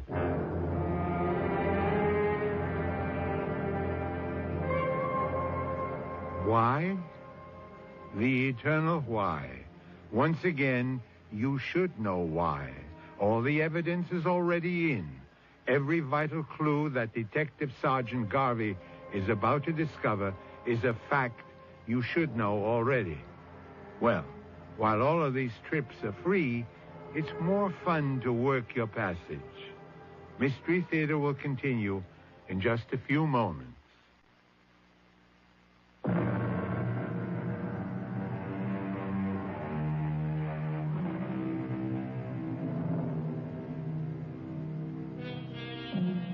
Her name is Selena. She has killed 3 men. Whether or not her cause is just is not for us to decide. Certainly, her reasons are the oldest reasons in the world. You know what they say about women scorned, women spurned, women betrayed. Believe it. Believe everything you hear. You are aware of what happened to several men who didn't. That's right, Sergeant.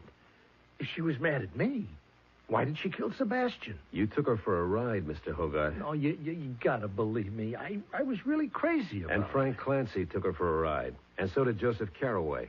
But Sebastian... Hey, I remember now. She even liked him.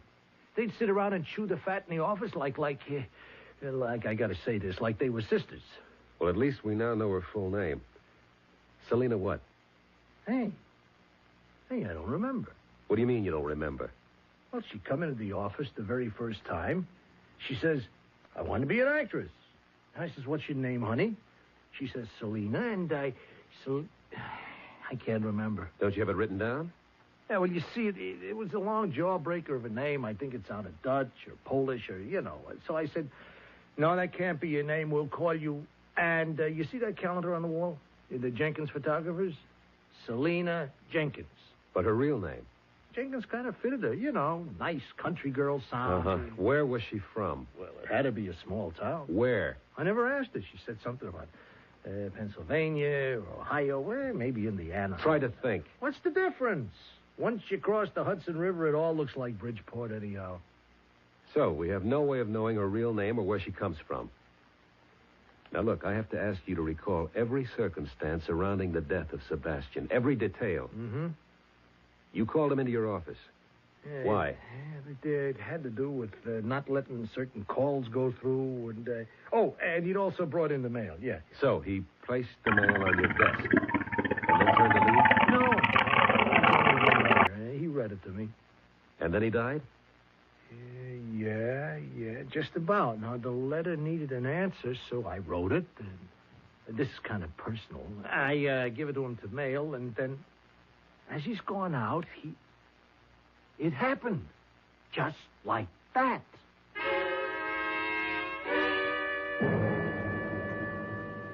What's this, Selena? You about to leave? Yes, Mama. It's high time I was going back to pursue my career. Well, you could have a very nice career down here, honey. The oldest Franklin boy would marry you in a minute. I know, Mama. And he's got the farm and a partnership in the mill. And he's very smart. That's true, Mama. Good looking. Best looking boy in the county, Mama. I'll write you from New York. Oh, now it's a bad time of year for colds. Do you remember to take some of that bark Grandpa brought home from South America? Oh, Mama. You scrape off just a tiny, minute amount, first sign of a sniffle. Not too much, though. They do say it can really lay you low if you go whole hog. Now, Mama, I know how to use it. And you remember, in case the people in New York don't know how to fully appreciate your talent, you come right back home, you hear? Yes, Mama. I hear.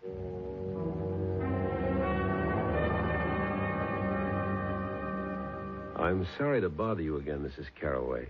Can I help in any way, Sergeant? The girl, Selena, figures prominently in all three deaths.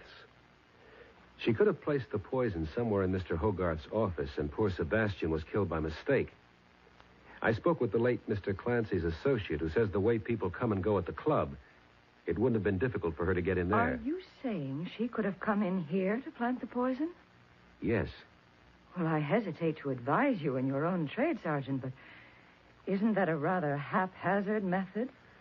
Yeah, it bothers me, too. It backfired, obviously, in Mr. Hogarth's case and killed that poor Sebastian. Well, we know they died of poison.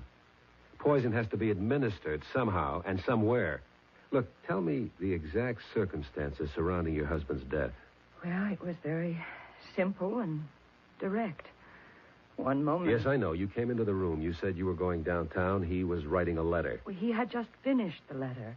It was ready to be mailed. I took it from him. Wait a minute. You took a letter from him to drop in the mail? Yes. So did Sebastian. He took a letter from Hogarth. No, but that's no good, because if there's anything to that, you're the one who should be dead. I beg your pardon? The letter he gave you, what happened to it? Well, when he had the attack, I dropped it on the floor of his study, and it should still be there. Yes, here, right near the desk. You never moved a thing. It's addressed to box number 1234, 34th Street Post Office. May I open it? Well, of course. Dear Miss, I am the man, Joseph Carroway. What do you suppose this means? I don't know. Is there anything on his desk that could lead us to an answer? Well, I haven't been able to bring myself to go through his papers. Could you do it now? Well, I'll have to eventually. Yes, I'll do it now. And if there's anything that might be important... I understand, Sergeant. I understand.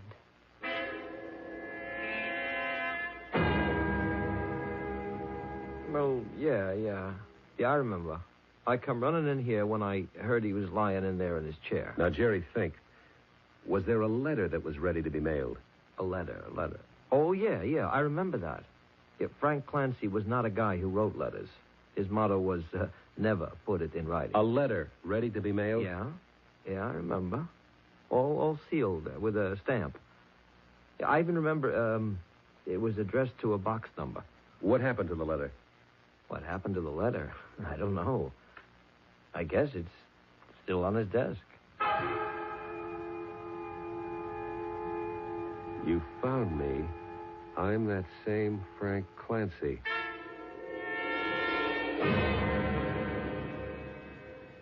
Barney, there was a letter you addressed to a box number. You'd just written it. You gave it to Sebastian Proudfoot to mail. Where's the letter? The letter? Well, I mailed it. You mailed it? Well, it was a personal thing, you know? What did the letter say? Look, this doesn't have anything to do with... Did it say, I am the same Barney Hogarth? How do you know? Okay, Mr. Hogarth. Who did you send the letter to? I don't know. 2 other men wrote letters identifying themselves to somebody. Now, what kind of hustle was being worked here? Hustle? Yeah. Hey, yeah, now that you lay it out, it does sound like a hustle. But what could she hope to gain by it? She? Yeah, if it really is a dame. Look here, I got a letter in the mail. Here, read it. If you are that man, please tell me so. I will send you a check for $50,000. I enclose a stamped, self-addressed envelope for your convenience. Signed forever in your debt. Word for word, that's the letter that Frank Clancy and Barney Hogarth each received. But what's the purpose of it? The post office box doesn't even exist. What does that mean? It means that whoever sent that letter didn't really care about getting an answer. Well, then why enclose a stamped, self-addressed envelope? Why? So that... Sergeant? Sergeant, is something the matter? Is it possible? Can it be that simple? Well, I'm afraid I don't understand you, Sergeant. Mrs. Carraway, you've been of the greatest help. Now I'm sure I know how your husband and those other 2 men died. But what are you saying, Sergeant? It was a mistake. The killer didn't want Sebastian. She wanted you. The killer? Selena. But Selena wouldn't... But I mean, she's such a pretty little thing. So's a coral snake. But I don't even know where we can find her. I do. Where? Right here. Here? She'll be back. She has to be back. She missed you.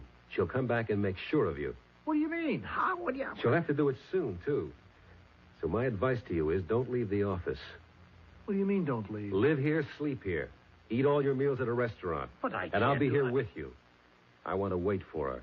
Well, what makes you think that I'm your new assistant. Are you crazy? You couldn't fool anybody.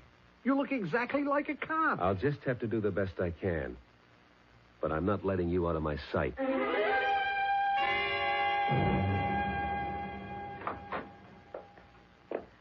Hello.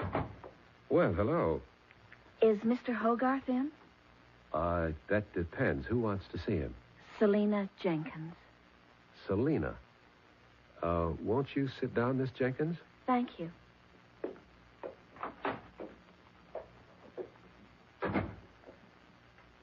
She's here. Well, why don't you arrest her? I have no evidence. But she wrote all those letters, didn't she? We can't prove any of it. But she threatened me. She threatened the other 2 also. Threats alone are not proof. But what are we going to do? We have to catch her in the act. But... But what? That's how the law works. You can't arrest someone before they commit a crime. But she's already committed 3 murders. We can't prove those yet. We hope to prove yours. Mine? The coffee pot's out near my desk. Now I'm going back out there. You mean she's alone out there? Don't worry. But suppose she has a gun. Did you ever think of that? She doesn't use guns. She's got this poison thing down pat. It works. Now, I came in here to give her a chance to doctor the coffee. Oh, I hope you know what you're doing. If you knew what you were doing originally, I wouldn't have to be here in the first place. Mr. Hogarth is tied up just now, but he asked you to wait. He's angry with me, I know. I behaved foolishly. But I'm truly sorry now. I know I'd forgive you. You're such a flatterer. Oh, excuse me. Yes, Mr. Hogarth. Oh, you want those Allied contracts? I'll bring them right in. Oh, well, it's always one thing after another. I better bring him a cup of coffee, too. Yes, he certainly loves coffee. He said for you to wait. He wouldn't be long.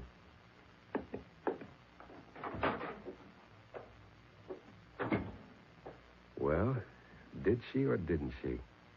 This coffee goes to the lab. If it has poison in it, we've got her. Maybe she ain't the one. She's the one. And I'm sorry for her. You just sit here in your office. I'll bring the coffee out again. He didn't want the coffee. Oh, that's unusual for him. He drinks it all day. Well, no sense letting coffee go to waste. Would you like a cup? No, thank you. Well, I might as well drink it myself. Oh, What is it? I think I got something in my eye. Here, look and see. Oh. Oh, I'm sorry. I'm so clumsy. That's all right. There's still a little bit left in the cup, and here, what's spilled on the blotter can still be analyzed in the lab. In the lab? And you're sure to have some of that poison left in your purse. Well, what do you say? I'm sorry about Sebastian. Yeah. You figured out a very smart way for them to take poison. All you had to do was get a device that would make them answer a letter. Answer a letter by sending back a self-addressed envelope. And they would just lick the flap to seal it. And on the flap, mixed with the paste, was enough of that ur curare to kill them immediately. It was a clever story. It even took in Mr. Carraway. But the way it worked out, poor Sebastian sealed Mr. Hogarth's envelope. I'm willing to be punished for that one. I'm sorry. I have to place you under arrest. The others deserved it. Well, I suppose it'll give me time to reflect on my career. Yes, miss. Plenty of time.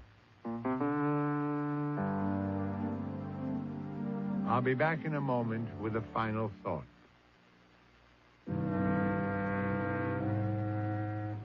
There were women on that jury, and Selina's story must have touched the universal chord of sisterhood. Anyway, she'll be out relatively young and still beautiful. So, if she should ask you to help further her career, be discreet. Each year, they sweep into the city, bound with hope and illusion, and each year they are forced to retreat, older but infinitely wiser. The race for glory is to the swiftest of the swift, and if a little learning can be a dangerous thing, then just a little talent can be, and often is, a disaster. Our cast included Roberta Maxwell, Catherine Byers, Michael Tolan, Earl Hammond, and Richard Seth. Associate Director, Marlon Swing. This is Hyman Brown, producer-director, inviting you to return to our Mystery Theater for another adventure in the macabre. Until next time, then, pleasant dreams.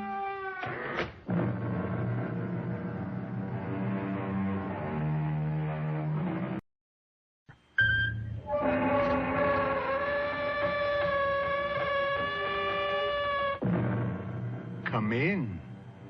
Welcome. Welcome to Mystery Theater. I'm Hyman Brown. Are you ready for us? We trust you are, because we propose to deal with the most obscure of subjects, that of death. Some people never speak of death, while others can't stop talking about it. We have chosen in the next hour or so to consider it calmly, perhaps philosophically, with a minimum of agitation, and naturally to arrive finally at the most fascinating question of all. What, if anything, comes after? What comes after, Joe? After what? After we've, packed it in? Nobody knows, Harry. I know. Oh, Harry. I'm going to go on, Joe. I am. Somehow, somewhere, Harry Cantor is gonna go on.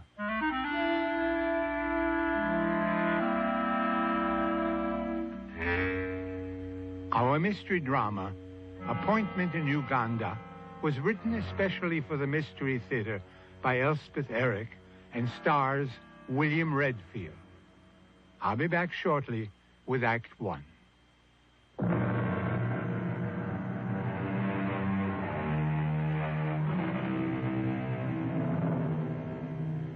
Harry Cantor lies flat on his back in a hospital bed, staring at the ceiling.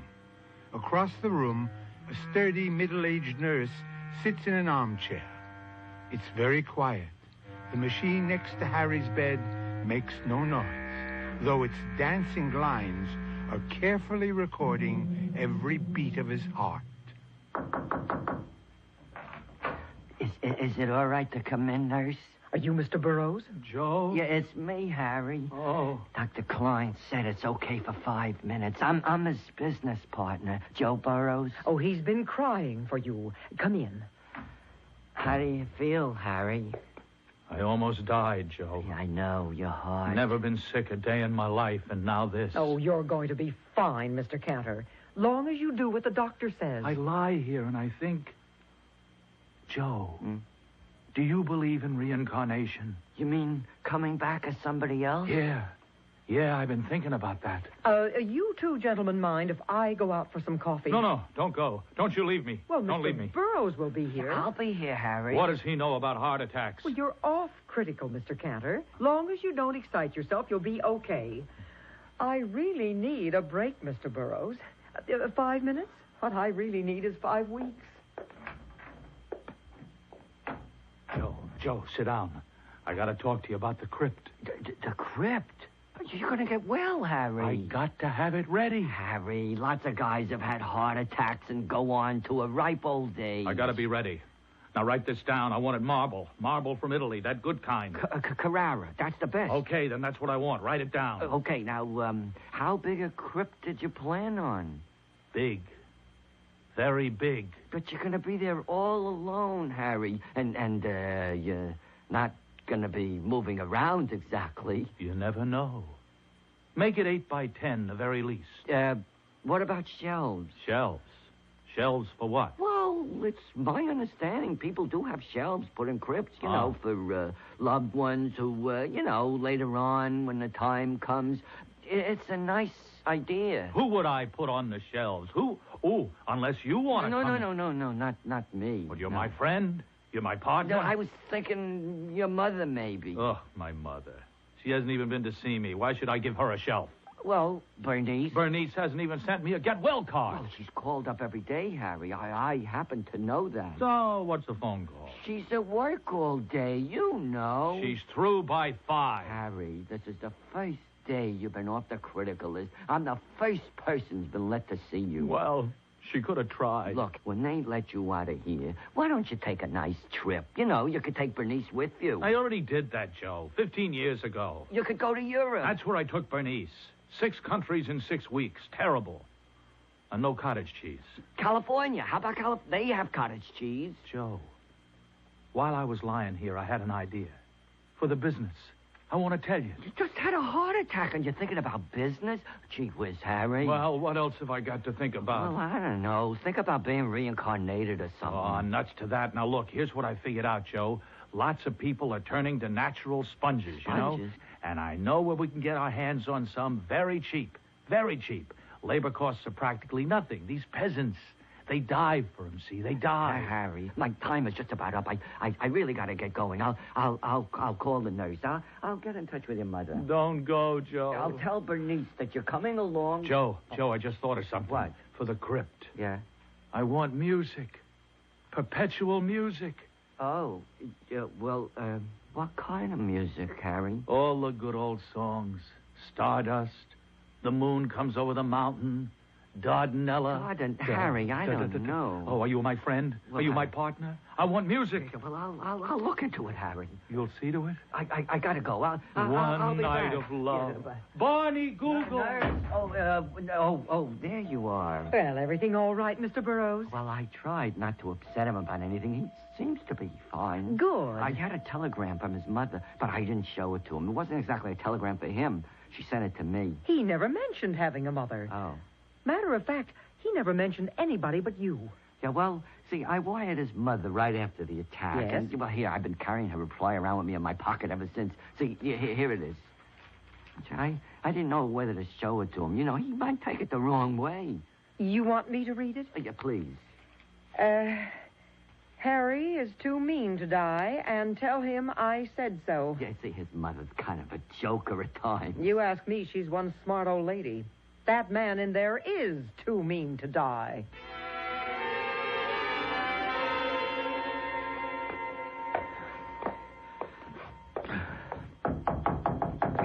Mrs. Canner?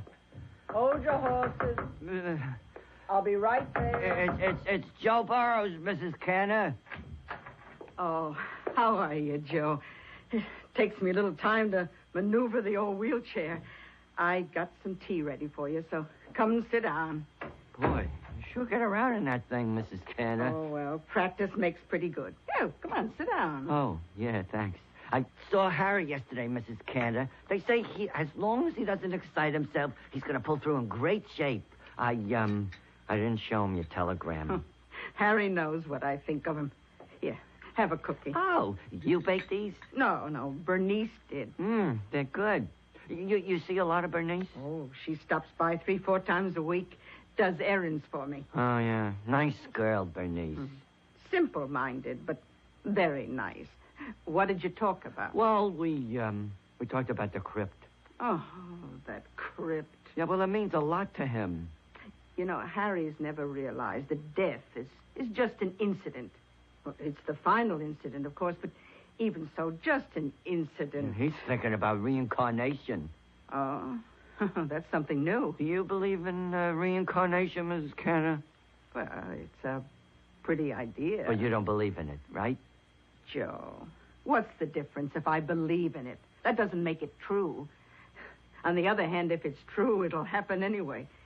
Now, what else did you and Harry talk about besides that silly crypt? Oh, not too much. I did bring up the question of having shelves built into the crypt. Shelves for what? Cancel checks? No, well, as a rule, you know, they're for those nearest and dearest. I mean, if that's what they want. Oh, it's not what I want. Shut up in a tomb with Harry for eternity? Oh, no. No, I'm going to be placed gently in the ground up at Fargus Falls. That's where I was happy with Harry's father. I still have the house, you know. Well, I suppose I ought to go see Harry at the hospital. Oh, I think he'd like that. He won't like it, but he'll hate it if I don't. Yeah, well, should I tell him that... Well, tell him I'll get over there soon. And Joe. Yeah? Tell him I'm sorry. Sorry for everything.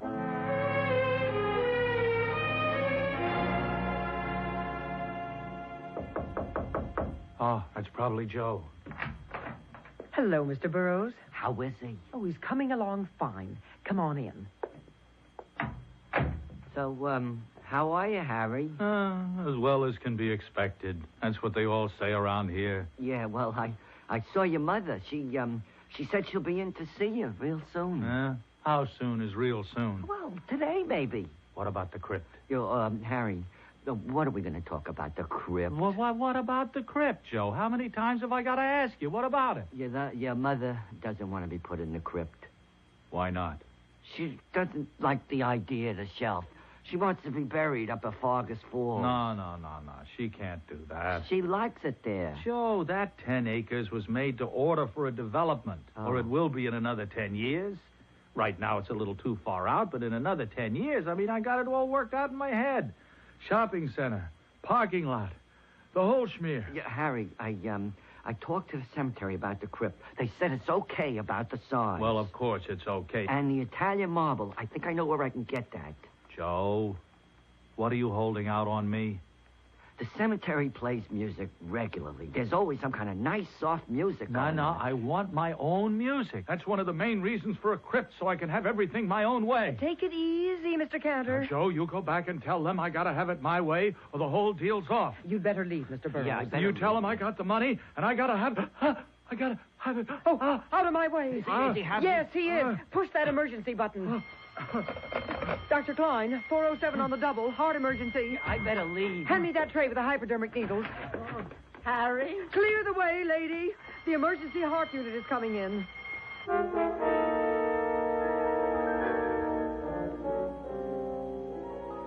There is no more satisfying and awesome sight than a group of people doing what they have been trained to do, what they do best. Their faces do not matter, or their shapes, or their colors, or their accents. They are professionals at their work, and they are working together in harmony and understanding. Mystery Theater will be back with Act Two.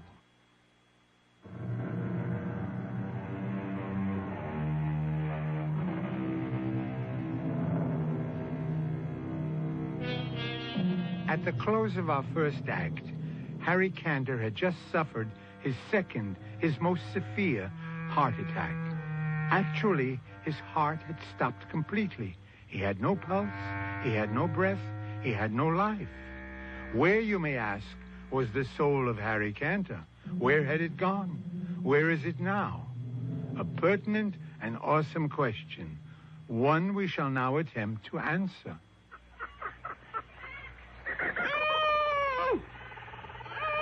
All right now, Kalen. All right. That's it. Good. Good. Oh, it's your baby. A male. Oh, well, at least he looks healthy. Come on, little one. Up on your feet. Come on now. Up, up, up. Up. On your feet. On your feet. Are you my mother?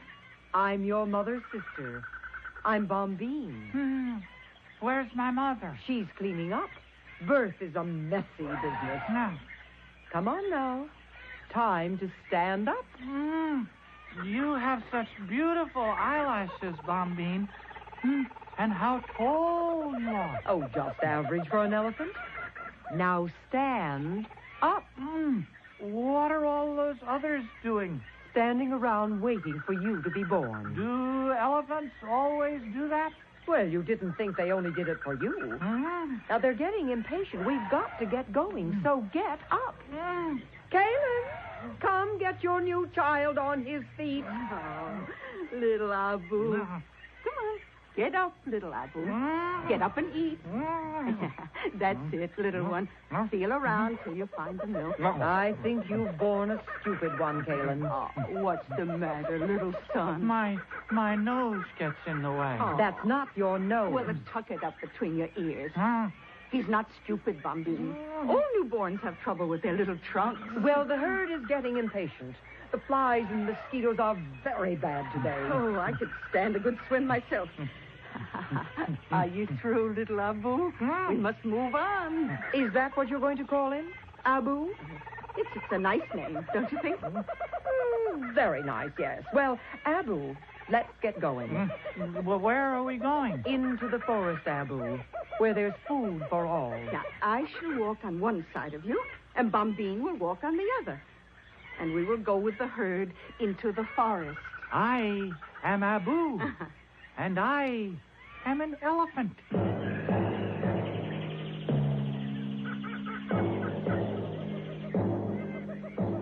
What are we looking for, Mother? Food, silly, and water. Well, why are we all going in the same direction? Why don't you and I and Bombine go off on our own? Now, what would be the point of that? Well, we might find something good, and we could keep it for ourselves. What would be the point of that? Why, then we'd have it. I repeat. I told you he was stupid, Kaling. Oh, Well, maybe he's just odd, Bumby. No, I mean, Mother, if, say, we found water, if we didn't tell the others, then they would have to come to us to find out where it is, and we wouldn't tell them unless... Unless what? Well, unless they did something for us. Like what? Oh, worked for us or gave us something or, well, at the very least, they'd respect us. They'd think we were very superior and wonderful. We are all very superior and wonderful, Abu. But the three of us would be more superior and more wonderful, don't you see? Oh, what I see is that you have a lot to learn, Abu. And a lot to unlearn. Where do you get these peculiar ideas, Abu? They sort of pop into my mind. Abu, you must understand that elephants have the marvelous gift of finding water. Mm-hmm. And we find it not just for ourselves, but for all the other animals, too. All of them? All. It is our responsibility. Why is it our responsibility? Because we are so good at it. I don't follow that at all. Bumbine, I'm going to bring down this tree. Now, I can't quite reach the leaves at the top, and they look so delicious. Bombine, are we friends with all the animals? What do you mean by friends? Well, it's not possible, is it? To love them all? Oh, you talk very strangely for an elephant. We have due and proper respect for all the animals, as they have for us. Does that answer your question? Oh, are they afraid of us? Well, I don't think so. Are we afraid of them? Of course not. Not any of them? Well, there's one you should look out for until you have grown larger. The one with the stripes. The tiger. When the tiger is very hungry, he sometimes attacks a very young elephant for food. Oh, that's terrible. Just you stay close to your mother and me. Well, what will you do if a tiger tries to hurt me? Your mother will pick the tiger up and dash him against a tree. Then I shall sit on him. Understand? Ooh, what a good arrangement.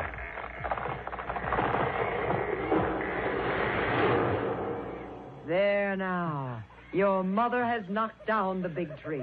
Come. But all the little animals are eating, too. The elands and the dik-diks, everybody. Why not? Well, but it's our tree. Who said it's our tree?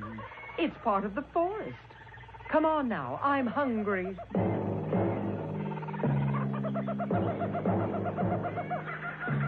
Mother, where is my father? Around somewhere. I'll bet I know where he is. I know. He's at the head of the line. He's the leader. Oh, Bombine. Did you hear that? Abu says his father is leading the herd. I told you he's a strange child. Well, why shouldn't he be leading the herd? I'll bet my father is the strongest, the wisest, the cleverest, the most handsome. Do shut up, Abu. I won't shut up. Mother, Bombine hit me with her trunk. She had every right. And it won't be the last time. Every elephant in the herd has the right and the duty to punish you when you get too impudent and talk of things you know nothing about. Well, all I said was my father is probably our leader. Our leader, my dear little stupid, is a female. Is it female? The oldest, the wisest female of us all. But that's wrong. Mother. I have been cursed with a stupid male child, Bombine. Pardon me if I say I told you so. No, but wait. If the male elephants don't lead, what do they do? Oh, let's see. Well, they sort of hang around. They are very agreeable. Very companionable. And then there's something else. Every now and then, I remember your father. At least, I think I do. It was quite a long time ago. He and I were companions for a while. A long while. And then suddenly, one day, he seemed different to me. More than a companion. We stroked each other with our trunks. Something we'd never done before. And gave each other little pinches with our mouths. We thought we were only playing. And then... And then? Well, then what? Well, then I noticed that his ears were flapping wildly, and his tail was whisking back and forth. I was surprised. And then I felt that My ears were flapping and my tail was whisking crazily. Oh, my, I was so excited. I felt that he was the only elephant of the forest for me and that I was the only elephant for him. Oh, it was a wonderful day. I remember it rightly. But you must remember it. Oh, it was seasons and seasons ago, Abu. A long time. And now you are here. I want to meet him. Which one is he? Oh, heavens, I don't know. I'm going to find him. I'm going to ask around. If you have any sense, Abu, you'll stay here. I'm just going to join the males and talk to them. He hasn't any sense, Caleb. The males don't care too much for young elephants, Abu. Just the same, I want to try. Abu, let him learn, Bombine. Let him learn the hard way.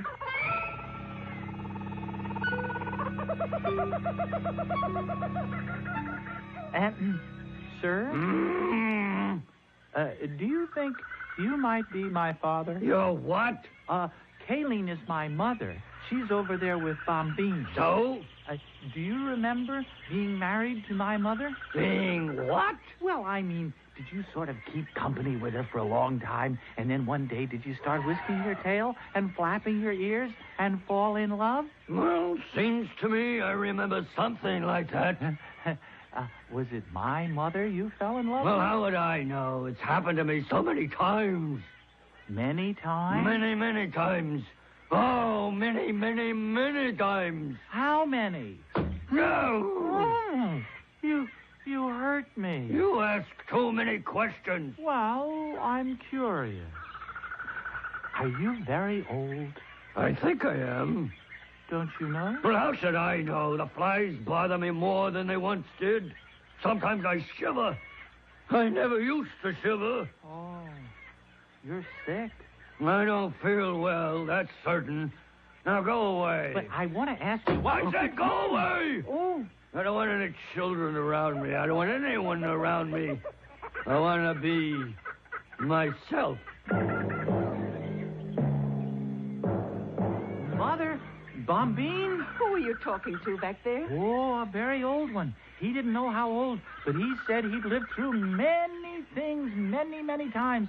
And now he doesn't feel very well. He shivers, he said. That's old Noor. Yes, that's Noor. Very soon now. Yes, very soon. Very soon what? Very soon what, Mother? Very soon, old Noor will wander off into the deepest part of the forest. By himself? All by himself. Well, then what? Then we shall never see him again. Nor will anyone at all ever see him again. Nor any trace of him. Not skin, or tusk, or bone. Well, how can that be? Mother, Bombine, how can that be? Surely a tusk, surely a bone will be left behind. Nothing. Nothing. It's the secret of the elephants, Abu. When you have grown, you will learn the secret. When? When will I? Perhaps not till the very end. Come now. It's time to bathe. Oh, that feels good. Spray some more water on me, Mother. You've had your bath for today. Bombine, the sky is getting dark. Oh, yes. Well, I am bathed. The day is ending, Abu. Come. But I like the water. No. Pay attention when I speak to you. Well, what are we going to do now? You'll see. Well, where are we going? We are not going anywhere. We are going to stand right here. Do you see the other elephants? They've all stopped bathing. Why have they? The good red circle of fire is leaving us, Abu. And the darkness is coming on. Why is it leaving? Because it is time for it to leave.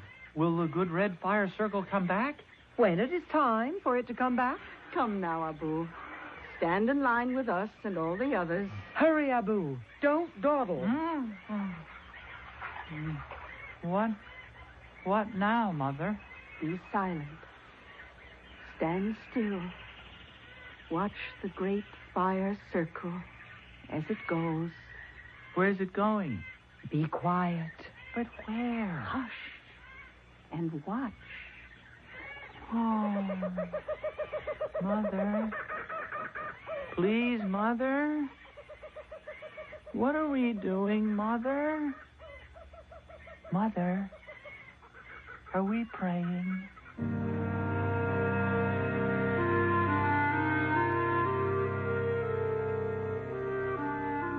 It's quite true, according to those who have watched and studied the great elephant herds, that they stand silent and motionless, facing the sun, not only in the evening when it sets, but again each morning when it rises.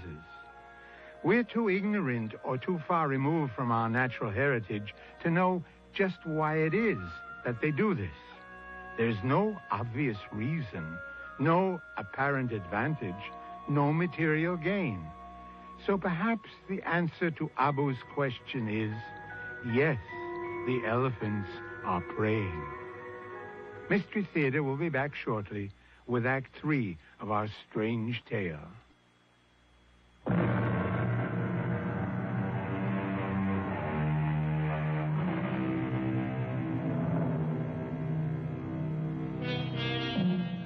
We left the great herd of elephants facing the setting sun in silence, except for little Abu, who asked, "What are we doing, Mother?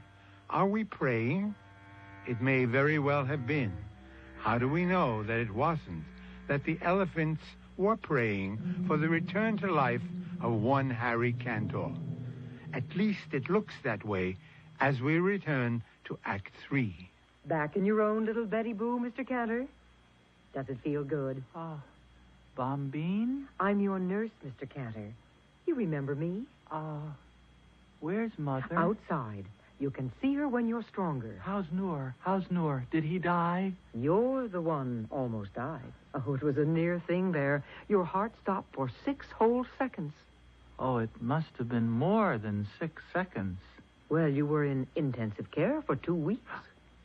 Am I alive? Alive? You are alive, and you're going to go on living. Only this time, you'll do as you're told. No excitement like before. You've been very sick. Are you warm enough? I'm going to put this extra blanket over you. What happened to your eyelashes? My eyelashes? You used to have such beautiful, long eyelashes. Were they false? Mr. Cantor, I have never worn false eyelashes in my life. Or false anything else. I'm sorry, Bombine. My name is... Well, never mind. You just rest. Are we going to take a bath? You want a bath? Well, I'll ask Dr. Klein. You don't have to ask anybody. We'll just wander down to the river when it gets cool. Mr. Cantor. Just before the sun goes down. That's the beautiful time. Yes. And then the big, good red circle goes away for a while. It does? Mm-hmm. And we pray. You pray? I don't know exactly what we pray for. Maybe for it to come back, or maybe we just say... Thank you? I never knew you were religious, Mr. Cantor. I'm not. I never have been. I don't know anything about religion. Well, now, do you think you could go to sleep now? I think so. Do you want me to pull the blinds? No. I want to watch the sun go down. Then I'll go to sleep.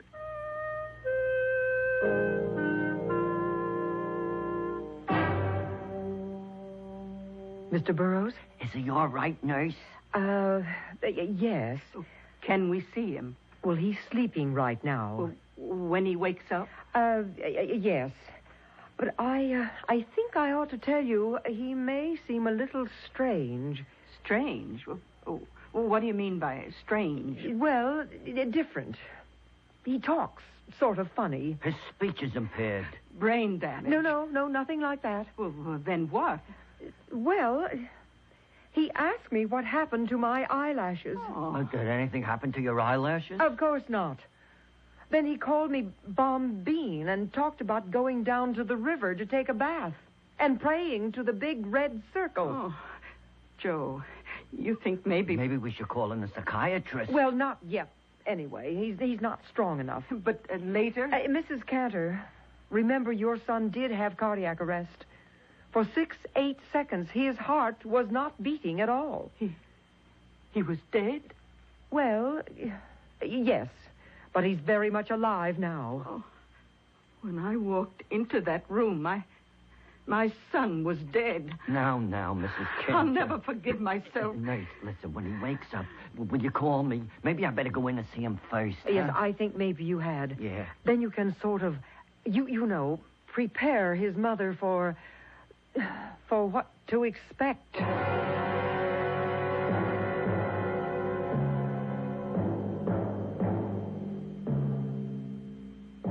Who is it? It's me, Harry. How are you feeling? Why, it's Noor. Noor?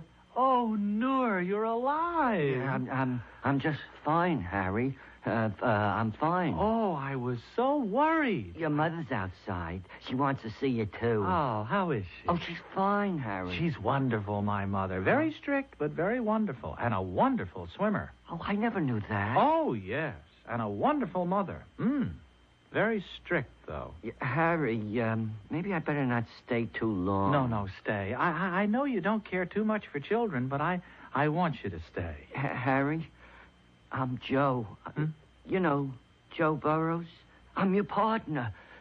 I'm your friend. You're not Noor? No, you don't look like Noor. I'm Joe Burrows. Your mother's waiting to see you. Your girl, Bernice, she'll be around later. Joe Burrows. My partner. My friend. Right. We're in the import-export business, Harry. You remember? You were talking about some kind of deal to have to do with sponges. You remember before? Sponges? What? Yeah. What do we want with sponges? Yeah, well, nothing. You just thought if you could buy up all the sponges. Well, what for? Well, for nothing, Harry. Absolutely nothing. You see, we are very wonderful, superior beings, Joe. We are? Therefore, we must be responsible. Act responsibly. I mean, you understand? Well, I'm not sure I do. That's because you're not an elephant. I'm not... I'm an elephant, Joe. I mean, I was an elephant, and my name was Abu. When were you an elephant, Harry? For a little while. Oh. Just for a little while. How was it being an elephant? Beautiful. You're not an elephant anymore, are you, Harry? No, I'm just Harry Cantor. But I'll never forget being Abu, and the sun going down, and all of us standing in a line. Harry, I think I know what happened. When your heart stopped, you do know your heart stopped there for a minute, don't you? Everything stopped. Harry, you died for a minute, and Harry, you were reincarnated. You were reincarnated into an elephant. Is that possible? Well, I don't know if it's possible, but it happened. That has to be what happened. Maybe. Oh, positively. I hope you're right. Only, Joe. Yeah, Harry, what? The next time my heart stops. Oh, there isn't going to be any next time. Well, there has to be some time. And what if I'm not reincarnated into an elephant, Joe? Oh, but you would be. No, what if I was reincarnated into a tiger, Joe? And my own mother sat on me.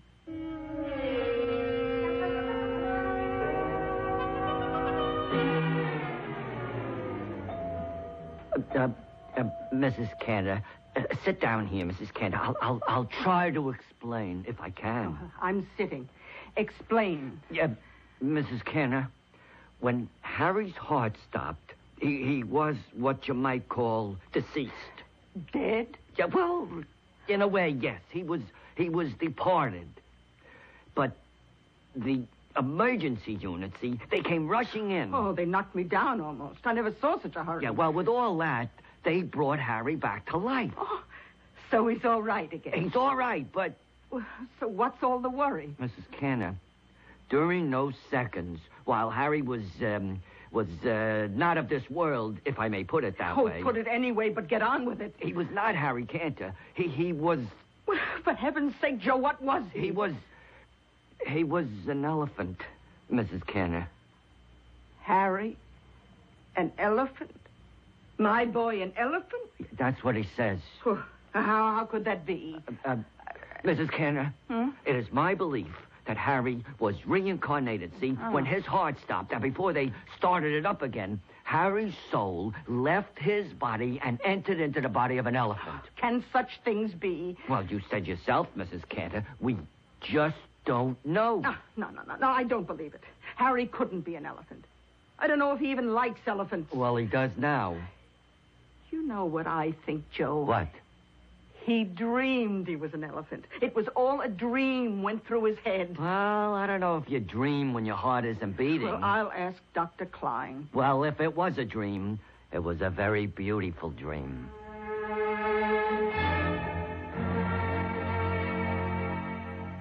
So you see, Ma... Oh, I love you to call me Ma. It's been so long. Yeah. Well, you see, elephants are really the kings of the jungle. Not just because they're so big, but because they have a sense of responsibility. They find water for all the other animals. And you know who's the leader of the elephant herd? A woman. The oldest and the wisest woman elephant. Would you believe it? Oh, that's the best thing of all. And the men elephants, you know, they sort of hang around together, except every so often they get excited and flap their ears and whip their tails around. And the female elephants do, too. And that means they're in love. You know, you learned a lot in your dream, didn't you? Wasn't a dream, Mother. Wasn't a dream. I was there. I was one of them. If you say so. I was Abu, the elephant. Whatever you say, Harry. I mean, I don't mean to contradict you, Mother. Oh, that's all right. Well, you see, you don't understand because you've never been an elephant. Well, I'm looking forward to it. Ma, I just thought of something. What happened to Abu? Did he die? Oh, no, I hope he didn't die. But if I was Abu, and now I'm Harry, what happened to Abu? Now, son, I think... let me see. Now, I think that in a dream, a person can be all kinds of things. No, Ma, that isn't it. No, because you see, it wasn't a dream. I was Abu. My soul, Harry Cantor's soul, entered into Abu the second he was born. And it stayed there a little while, and now it's come back into me, Harry Cantor. But it's still Abu's soul, too. And as long as I live, I'll have the soul of Abu inside me. Not a bad thing. Mother, the big red fire circle is leaving now. Oh, you mean the sun is going down? Yeah, so, let's be very quiet, Mother, very quiet. Let's not talk at all.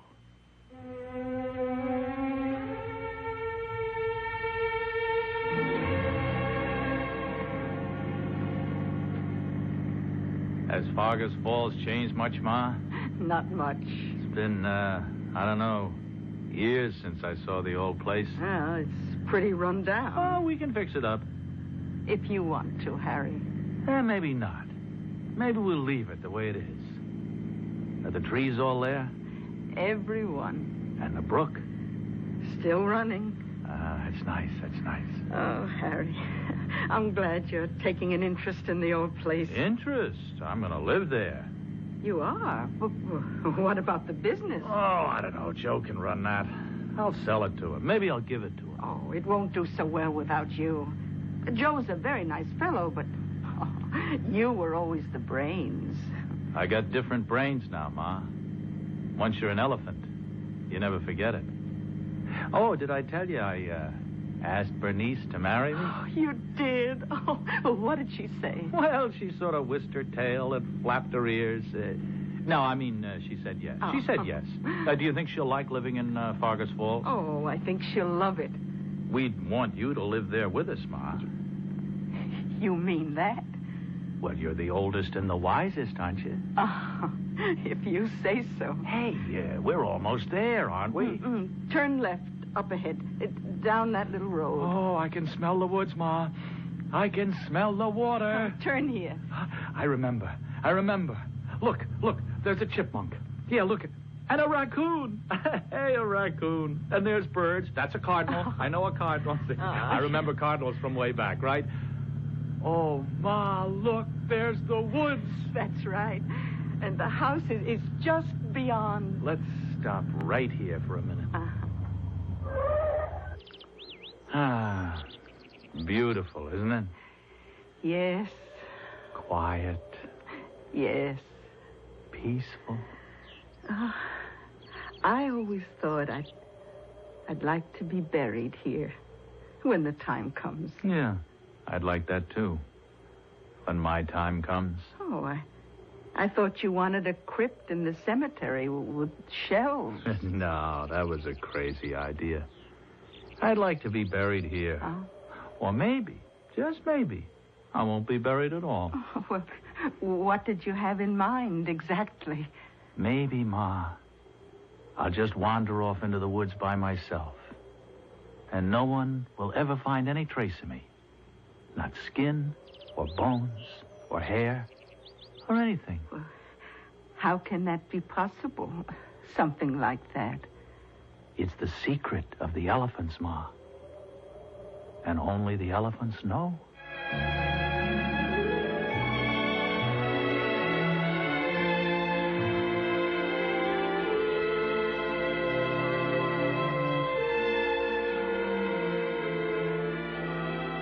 I'll be back shortly with a final thought.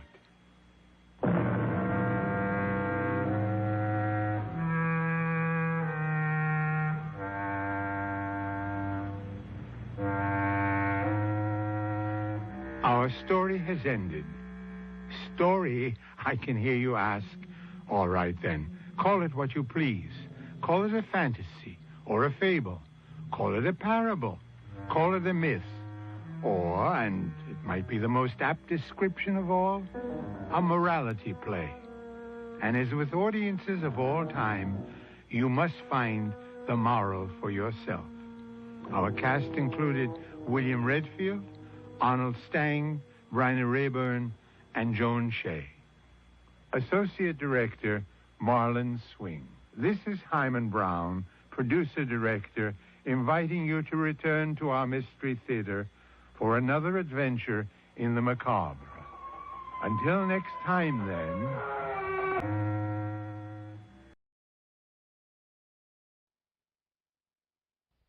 It's coming up to 11 o'clock on KOIN in Portland. CBS News is next, and then, of course, the Radio Mystery Theater. CBS News. President and Mrs. Ford are preparing to leave Washington for a 10-day trip to Europe. This is Doug Poling reporting on the CBS Radio Network. While in Helsinki, Finland, Mr. Ford will sign the treaty that... Mystery Theater.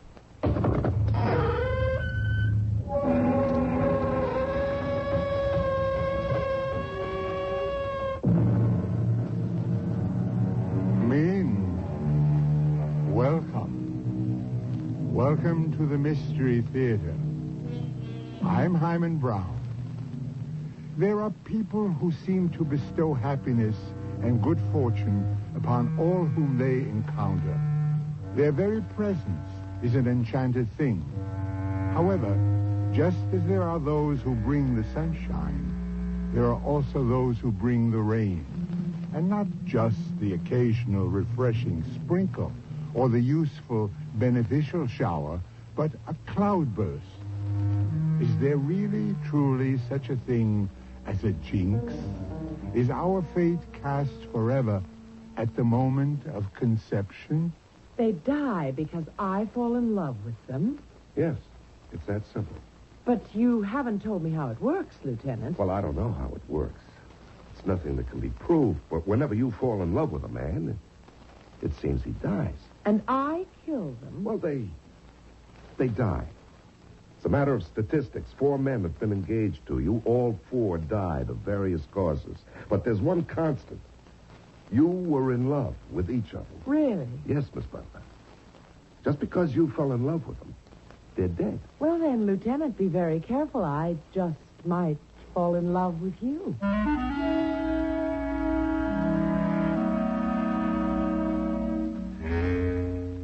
Our mystery drama, The Lady is a Jinx, was written especially for the Mystery Theater by Sam Dan and stars Larry Haynes and Marion Seldes. I'll be back shortly with Act 1.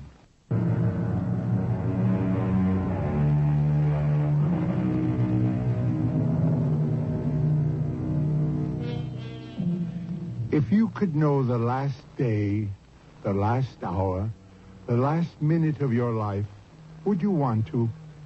Kevin Lindstrom never thought much about that. Never thought much about such a thing.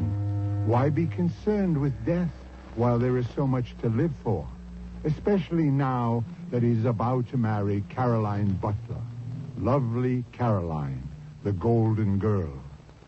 This is his last night as a bachelor, and Kevin walks home from Caroline's house, as the poet would say, in a transport of delight.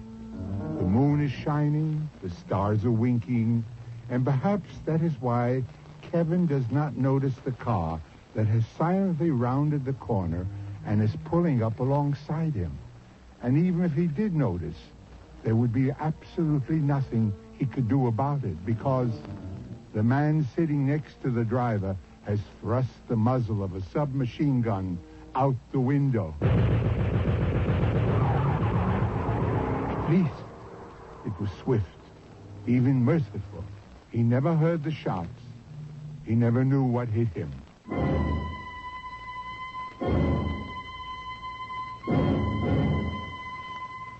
Are you Lieutenant Pirelli?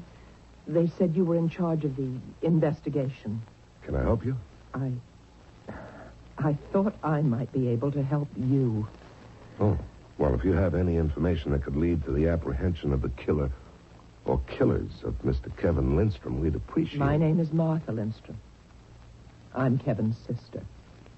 Oh. Well, Miss Lindstrom, your brother was killed by accident. I'm not so sure of that. Miss Lindstrom, he bore a remarkable resemblance to a hoodlum named Jack Mace. It was uncanny. Certain people were out to get Jack Mace. I don't think it happened that way, Lieutenant. Miss Lindstrom, this was supposed to be a gangster execution. It went wrong. I wish I could believe that. Your brother wasn't a member of the underworld. You must admit that. Yes. Nor would the underworld have any reason for killing him, as far as we know. Lieutenant And Pirelli, furthermore, this Jack Mace is known to have lived in the neighborhood. So the executioner was sent to dispatch him. And in the darkness, your brother looked enough like Jack. Everything you're telling me has already been printed by the newspapers. Well, it's a matter of time, but we'll find out who's responsible for your brother's death. But I know who's responsible.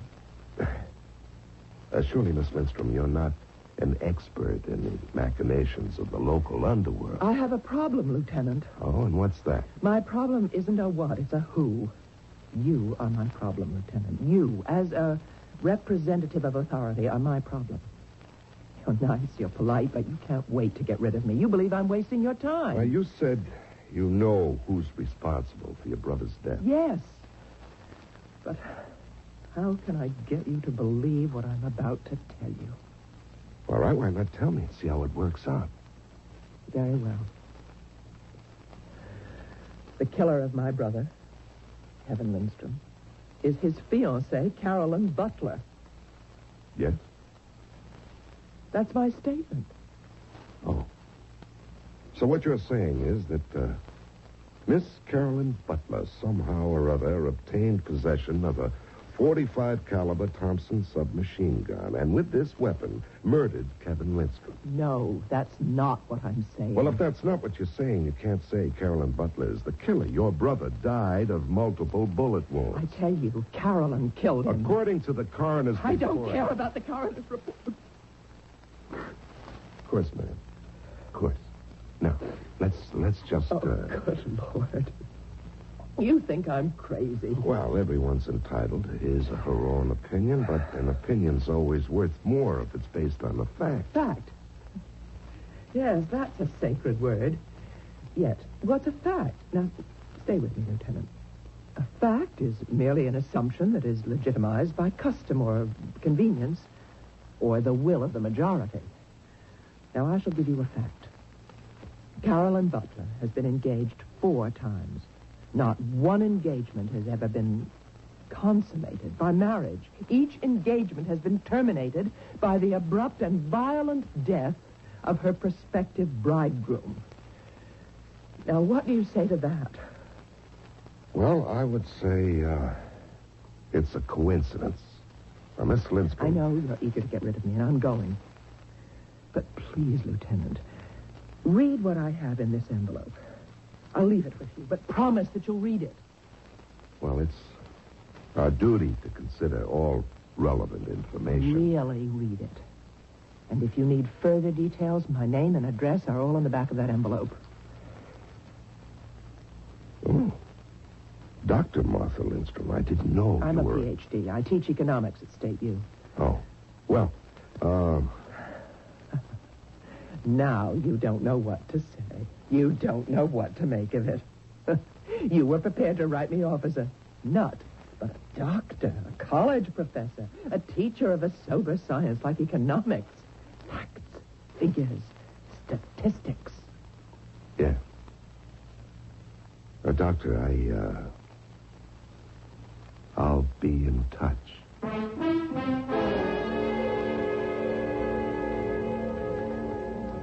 Well, Inspector, what do you think? Vince, what I think is you ought to put in for some leave. You got plenty of time coming. Oh, I see. If you believe a word of this, you got to be as nutty as she is. Maybe it's my fault. I think I've been working you too hard. Did you read what she wrote? Every single word. This dame, Carolyn Butler, has been engaged 4 times. Every fiancé meets with a violent death. That's right. So what? Miss Carolyn Butler never killed any of them herself. She didn't kill her latest. The guy before was an innocent bystander during a bank holdup. Then there was the guy who was a reserve officer and got killed accidentally on maneuvers. The first guy is scuba diving, and he makes a meal for sharks. Inspector, didn't you read what Dr. Lindstrom wrote in her analysis? Are you sweet on this dame, Vince? Oh, come on, Jake. Why not? You're 35. You ought to be married. I know your mom is a great cook, but you want to cut that cord. When something occurs with regularity, persistence, predictability, it must be classified as fact. Maybe this is the kind of a dame you've been looking for all your life. The studious, intellectual type. Jake, you're not listening to me. You're in love with her. Oh, for crying out loud. Don't you understand, Vince? It's love. Love at first sight. This dame knocked you out the split second you saw her. She isn't even my type. Famous last words. So you figure, how can I score with her? Hand her a line. Pretend to believe her. Okay, Inspector Coleman. If you want the truth, I can't remember what that dame even looks like.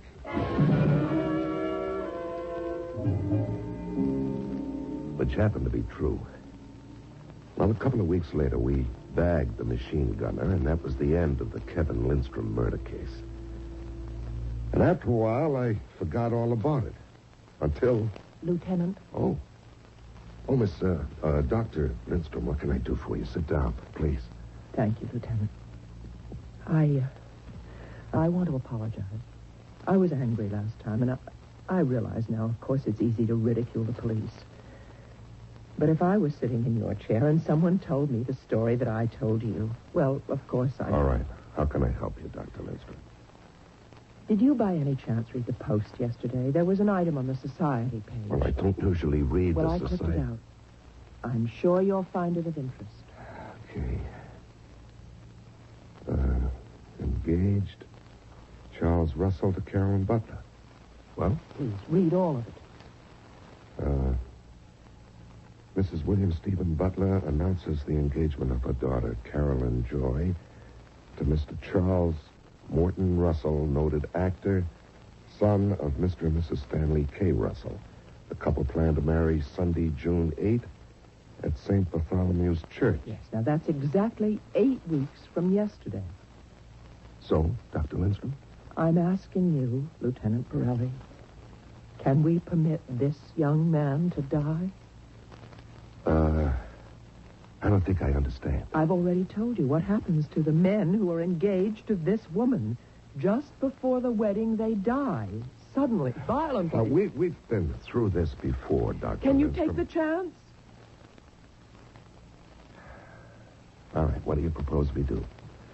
I propose that the police alert this young man. See if reason cannot prevail on him to break this engagement. Dr. Lindstrom, the police do not have, nor do they want, the right to tell people they can't get married. Now, Dr. Lindstrom, I'm trying to be sympathetic to your problem. But it's not my problem. It's your problem, Lieutenant. What will your position be if this young man also dies before the wedding? Well, of course. You have no answer. See, you're accustomed to handling regular, predictable problems. And when something of a completely alien aspect emerges, you're helpless. Now, look, I appreciate how you feel. I wish there was something I could do for you. But I want to do something for you. We are moving more and more into a psychic age. No, just bear me out. Now, till now, the police have operated on a superficial level. External evidence. The power to kill with a gun or a knife, a weapon. But now, there are people who can kill through the force of the mind. Dr. Lindstrom, I know, you're very busy, I know. But she has it. Carolyn Butler has it. She may not be aware of it, but it emanates from her. And it expresses itself through a predatory shark or an imperfect missile, a hoodlum in a bank, a button man. That's the right term, I hope. Dr. Lindstrom, I don't want to be impolite. Be impolite. Be anything you want. Be open-minded. You're asking me to do something, and I don't have the authority. Well, who does? Who would have the authority to assign round-the-clock guards to this Charles Russell? The inspector. Lieutenant, admit there's something, no matter how far-fetched, to what I propose. Well... You know there is. So it's your duty to try to convince your superior. Dr. Lindstrom, what you're asking is I know. But suppose you do nothing, and this man dies, the way all the others did. All right. All I can do is ask.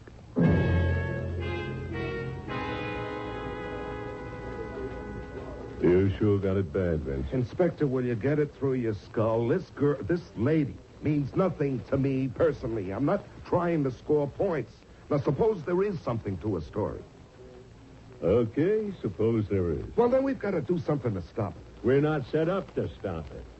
I have no way of justifying this kind of expended manpower. Okay. Here's a girl who obviously has found some way to get people killed. Now, can she be allowed to get away with murder? Yes, Vic. Until somebody can furnish legally acceptable proof, this Butler dame will get away with murder.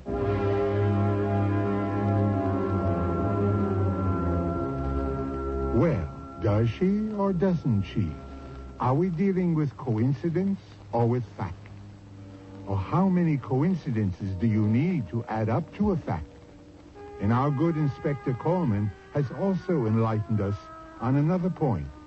If you can find a way to kill someone that is not specifically prohibited by law, you can theoretically get away with murder. I'm going to get away for just a few moments, and then Mystery Theater will return with Act 2.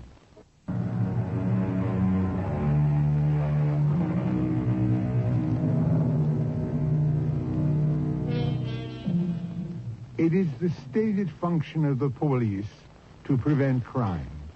So, if a policeman sees you in the act of robbing a bank, it's his duty to arrest you. Of course, if all you are doing is thinking about robbing a bank, there's nothing much the policeman can do. And if, through some sort of mystical mental telepathy, you can convince somebody else to rob a bank, or even to commit murder, well, not only are the police helpless to act against you, they won't even believe you could do it. And neither would anyone else, except just possibly Dr. Martha Lindstrom. I'm sorry, Dr. Lindstrom. You were unable to convince your superiors? Doctor, what can I tell you? We're practical-minded people, we policemen. Do you believe me? I don't know. Well, if there's any I just doubt... wish things were easy. I wish everything could be yes or no, black or white. I don't know what to think. And that's exactly why you should... Why I should what? Do something to help save the life of Mr. Russell, who is about to become Carolyn Butler's 5th victim. But we don't know that. And even if he dies, we can't prove she's guilty. Well, how many more men must she kill before... I'll give it to you straight, Doctor. She could decimate the entire city, and we couldn't even touch her. Oh, surely there must be some way. Yeah, sure, there must be a way, but we don't have it yet. I'm sorry. Sorry. Well, you've been kind and you've been patient, and I mustn't abuse your tolerance. Goodbye, Lieutenant. Goodbye, Doctor. I shall attend to this matter myself. What do you mean? Exactly what I said. I shall attend to it myself. Well, life goes on. And so does death. We get other murders, other problems. And so Dr. Lindstrom sort of slipped out of my mind. Anyhow, one night I'm driving home. I pass a theater. The marquee reads, Charles Morton Russell starring in Don't Kill Santa Claus. On the spot, I decided to see the play. I must tell you, this guy Russell is tall, good-looking, and a pretty good actor. The play isn't much. A bunch of bums sitting around a rubbish-filled room, just shooting the breeze. Well, Okay. Russell's in the middle of a long-winded speech. I did steal his girl, but I did him a favor. He thought, if you kissed a girl, you had to marry her. Marry her. Do you take this woman? Marry her. Suddenly he stops. He stands there, dead still. He's holding a cigarette, and it just falls from his fingers onto the floor. You can hear a pin drop in the theater. He's frozen and frightened. The curtain comes down, and I go home. But that isn't the end of it. Because the very next day, I'm sitting in the office, and in walks the most gorgeous girl I'd ever seen in my life. Maybe 27, 28. Bright golden hair, deep blue eyes. And she seemed light as a feather. She almost floated into the room. I may be in the wrong place, but perhaps you can't help me at all. What can I do about a vindictive person who's trying to destroy me? Well, let me take the information down and make it official. Your name, please? Carolyn Butler. Carolyn Butler. Why do you look at me like that? Like what? Do you know me? Are you the Carolyn Butler who was engaged to, Mr. Kevin Lindstrom? Oh, yes, Kevin. He was murdered, and you would remember my name in that connection. Well, that is what I want to talk to you about. His sister is trying to destroy me. How? It's insane. What is she doing? She goes around telling everyone that I'm responsible for Kevin's death. And not only Kevin, but the other men I was engaged to. Uh-huh. And, how does she do this? How? She just says so. Well, does she do it in a harassing manner? Does she disturb the peace? She harasses me. She disturbs my peace. Now, what I'm trying to discover, Miss Butler, is if we have any grounds for police action. Well, so am I. This poor lady is... Well, she's sick. She says that I exert an evil influence on the men that I've been engaged to, which causes their death. Now, doesn't that sound sick? Have all of them died? Yes. But it's coincidence. I didn't kill any of them. I see. Now, what I was thinking is that perhaps you could have someone talk to her, tell her. You see, Kevin was her baby brother. She raised him, sent him to school, and so she resented me because I was stealing her darling little brother. She did everything she could to break us up. Yeah, but Kevin's dead. Why does she persist with the story? She believes it. She firmly and devoutly believes that I'm a witch or an evil spirit. How do you account for the fact that all the men you were engaged to did die suddenly, violently? Lieutenant, I can't believe what I'm hearing. Am I required to account for it? Well, do you have an opinion? Well, obviously, I have a weakness for men prone to accident. But when I think of it, it's more than that. Each of them seemed to have a death wish. What do you mean? You're a police officer. You see it. There are those people who go around actively looking for danger. Now, the first man that I loved was a scuba diver. He would swim in dangerous waters deliberately, it seemed. How long could he gamble with death?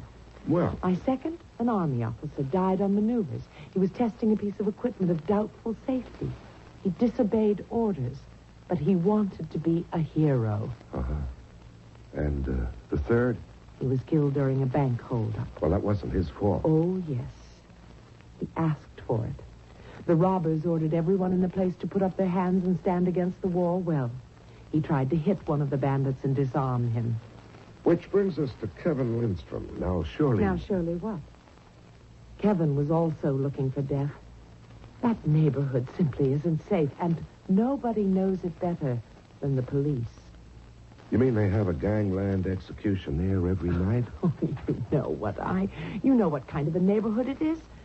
Certainly not a place for a late-night stroll. Sane, sensible people who live there don't go walking at that hour. My point is, he shouldn't have been out on the street at all. He should have taken a cab. Martha Lindstrom simply cannot accept the facts of life. Well, I can't promise anything, Miss Butler, but we'll talk with her. It's very upsetting to Charles. Why? Charles is a very imaginative person. She has been on the phone to him and written him letters, and, well, all this interferes with his concentration. It's affecting his performances. Well, I'll try to talk to to Dr. Lindstrom. Would you? I would be so grateful.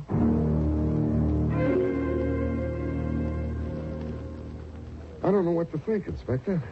I know what to think.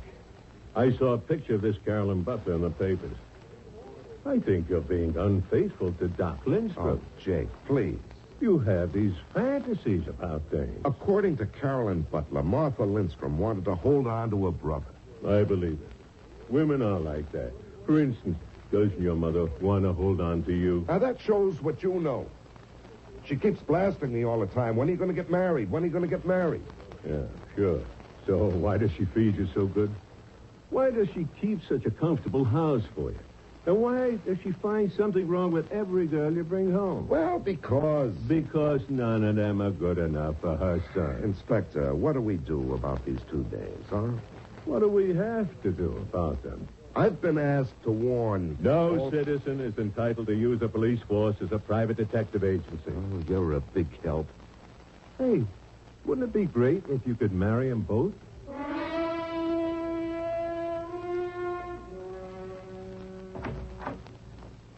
Oh. Lieutenant Perella. May I come in, Dr. Lindstrom? Yes, of course. Please. Have a seat. Thank you. I'll come to the point.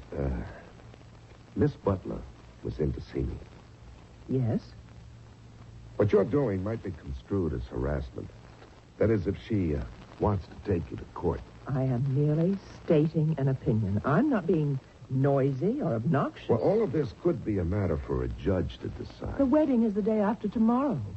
If Charles Russell dies before then, well, it will prove I haven't been noisy enough. If he survives into the marriage, which I doubt, then I will forever hold my peace. Oh, then my duty is clear. I must go to Charles Russell. I must do anything, everything, to get him to break his engagement to her. But you can't. Can you stop me? I have to save his life before it's too late. He's half dead now. What do you mean, half dead? The signs are there. the signs that I saw in my own brother, but I couldn't interpret them. At the time, I didn't know what they meant, but they're the signs of death. What do those signs look like? Charles Russell is performing tonight. Come to the theater with me. I'll show you.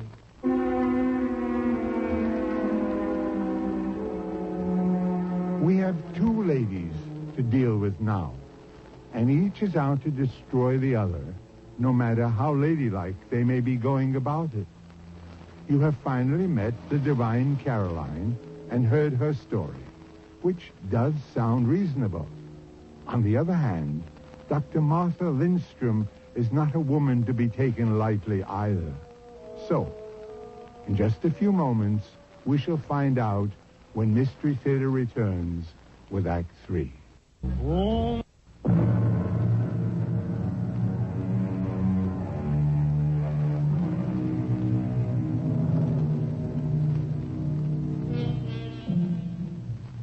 Do you believe it's possible for someone to be a jinx? Don't answer too quickly. We've done some research. It's an old word, jinx. It comes from the Greek enex, which means the wry-necked bird, the bird of ill omen, of misfortune, of death. Well, we're dealing with a pair of what our British cousins would call birds here. But neither is ugly or old-fashioned. Yet one of them is accused of being a jinx. What are these, signs of death you're talking about, Doctor? You'll see them. You'll read them on Charles Russell's face. Oh, but I'm being unfair. How can you be expected to understand? You're a rational 20th century person. And aren't you? Listen. Listen without interrupting and without arguing. Just listen. What do you think happens to the old gods? The old religions? Well, I wouldn't know. I guess they were proved false. But no religion is ever provable. It's only acceptable. And people abandon one set of gods and they go on to another. That's the story of history. But what happens to those old gods? Well, I never thought about it one way or another. The gods of the ancients, the Greeks, the Assyrians, the Norse. They were all similar. Now, what does this have to do They with... were all warriors. War and feasting with heroes. That was their main occupation. And all of them had goddesses who fell in love with earthly heroes and brought them up to heaven or paradise, Valhalla, whatever. Well, who are we to say that they aren't still doing it? You know, there's a lot to be said for being in uniform out on the beat. In time of war, you have no shortage of heroes. The field of battle is filled with them. At least your problems on But the in street are simple. peacetime, you must find your heroes one by one. And that is what Carolyn Butler is doing. What? What is Carolyn Butler doing? The bidding of the gods. Which gods? It doesn't matter. And she may not even be aware of it. They may be acting through her. She may be an unconscious instrument. And you teach economics? She finds the hero, and then fate arranges for him to die. Okay. Okay, I think we're at the end of the line, Dr. Lindstrom. For your own good. Fate. Fate is also an ancient For your god. own good, you should see Fate a doctor. Arranges for the sharks and the defective weaponry and the bank robbery and the gangland execution. What has been arranged for Charles Morton Russell? Now, look, all I can do is tell you that if you persist in annoying Aren't Miss you Butler... curious? About what? About how Charles Morton Russell will die? Who says he's going to die? It's the night before she becomes his bride. It's the night he must be killed. Lieutenant, take me to the theater. Watch with me. If nothing happens to that man tonight, then everything Carolyn Butler says about me is true. I'm a jealous sister who has constructed a fantastic fable. But what if he dies?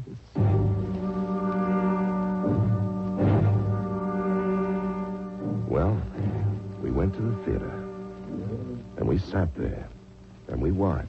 And to tell you the truth, I don't believe you. Well, what are the signs you've been talking about? The Can't you see?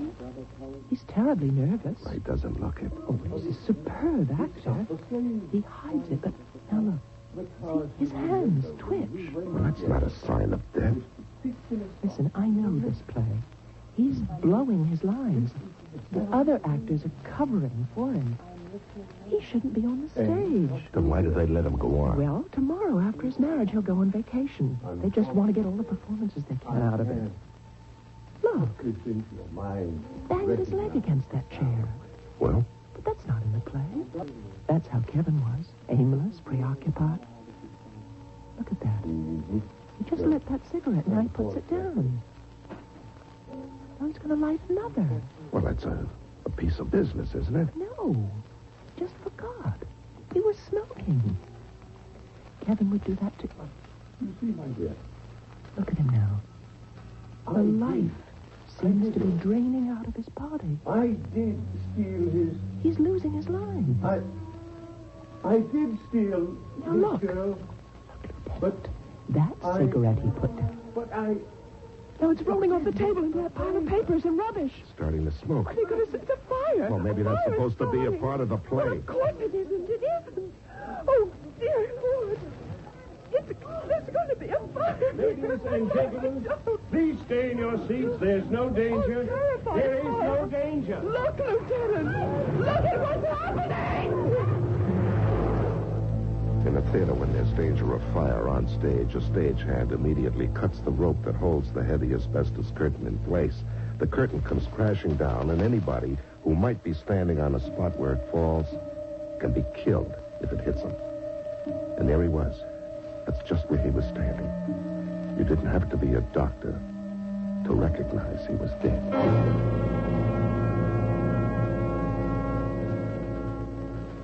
Well, Vince, it could be your girlfriend, Dr. Lindstrom, was right. Inspector, she's not my girl. Ah, quit fighting her. I believe her. You believe her? Yeah. After a while, you have to see the light. Carolyn Butler's doing something to these guys. What or how, I don't know. But they died. They all die the night before they get married. Okay. So what are you going to do about it? Nothing. You mean you believe it and you're not going to do anything about it? There's lots of things we can't do anything about. A lot of people get away with murder. We know they're guilty, but we can't touch them. But somehow, I just can't believe it. That Butler girl seems so sincere, honest.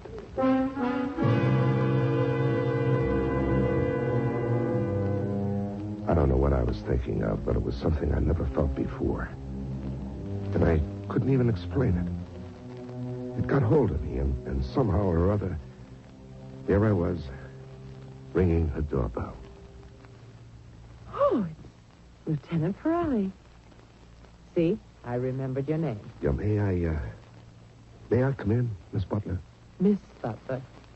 I may very well remain Miss Butler for the rest of my life. Yes, please come in. Thank you. I really think I have set a record for engagements. Do they keep such records, I wonder? Won't you sit down? Drink? No, thank you. Oh, I'm sorry. I should have realized you're on duty. Well, to tell the absolute truth. The absolute truth. I like that. I'm not really on duty. Oh? Yeah, I just dropped by to see how you're doing. Oh. That's very kind of you. Yeah, and,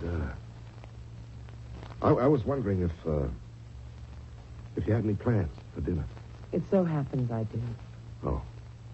Well, maybe some other time. But I intend to change them. I would much rather have dinner with you. Oh? I have this weakness, I told you, for strong men, exciting men. Oh, I'm not really an exciting person. And modest men. To you, I suppose danger and excitement are the everyday, ordinary commonplaces of your job. Yes. I suppose that's true.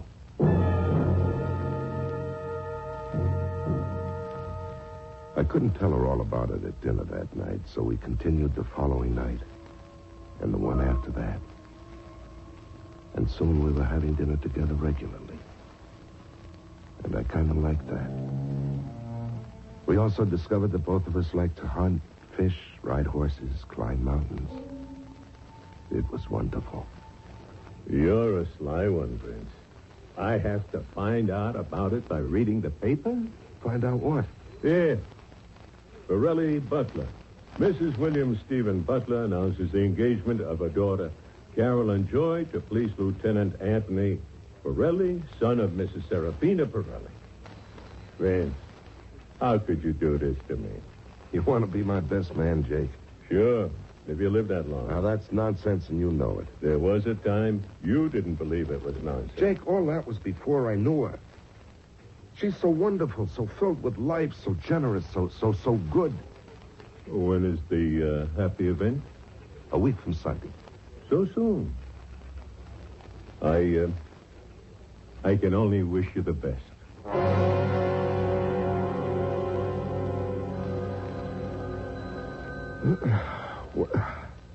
Oh.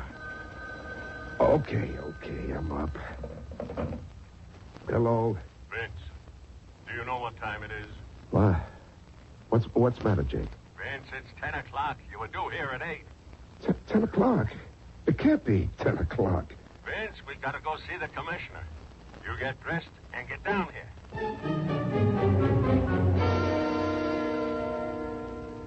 Vince, what's wrong with you this morning? Wrong? Nothing. What could be wrong? First you oversleep, and you're 2 hours late. That never happened before. And just now with the commissioner. You're in line to make captain of detectives.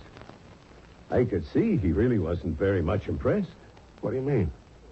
He asked you about some ideas for increased efficiency.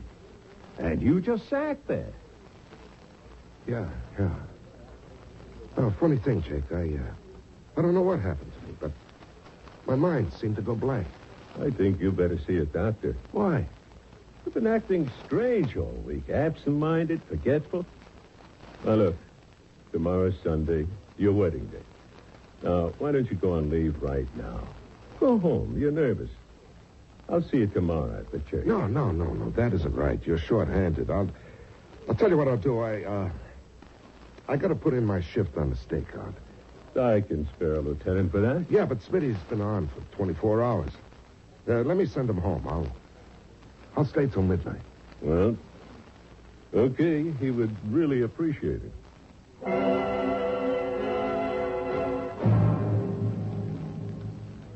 Inspector Coleman? Yes, ma'am. Can I help you? Yes, I'm Martha Lindstrom.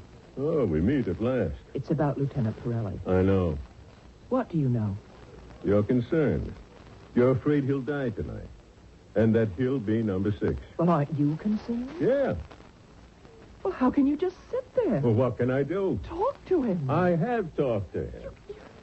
You can't just let him be killed. Dr. Lindstrom, if there's anything to what you're saying, you know it has to be. But there must be some way to protect him. You're in love with him, aren't you? Well, I don't think that's germane to this discussion. Well, tonight, he's as safe as he can be. He's on a stakeout. It's a quiet job. Before midnight, Vince will die. Well, I don't know anything we can do. He's been acting strangely, hasn't he? Well, yeah. Yeah, and that's how it happened to all of them. They lose their perception, their critical judgment, so death can overtake them. What can happen to Vince? Who knows? Well, there's only one way to save him. Where is he?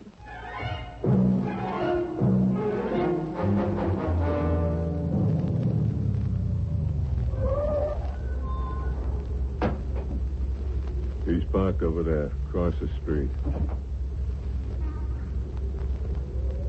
Vince?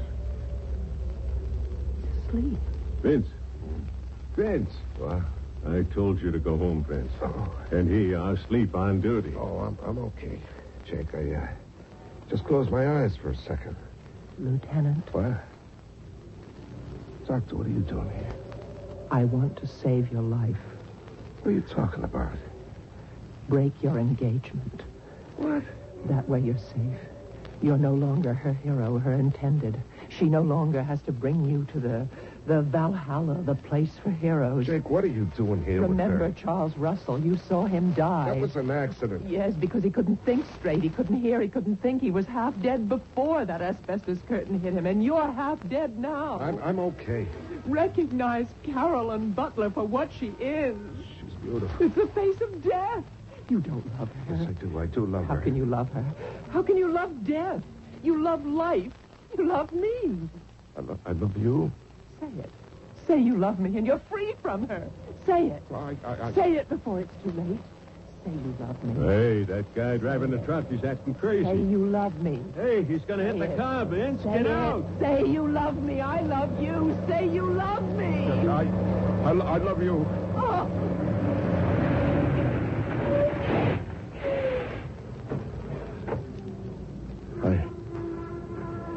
I love you, Dr. Lindstrom.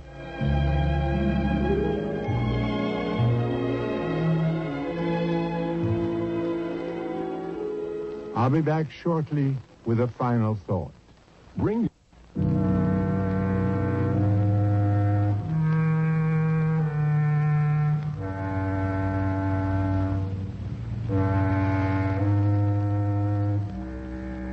Well, Vince didn't become number 6 because he broke the engagement in the nick of time. Or maybe because the truck driver was able to apply his brakes in time. We always give you more than one perspective on Mystery Theater. However, Miss Caroline Butler is still around, still looking for a hero. So, if you are a hero, what can we tell you? Our cast included Larry Haynes, Marion Seldes, Patricia Elliott, and Dan Ocko.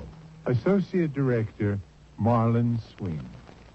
This is Hyman Brown, Producer-Director, inviting you to return to our Mystery Theater for another adventure in the macabre. Until next time, then, pleasant dreams.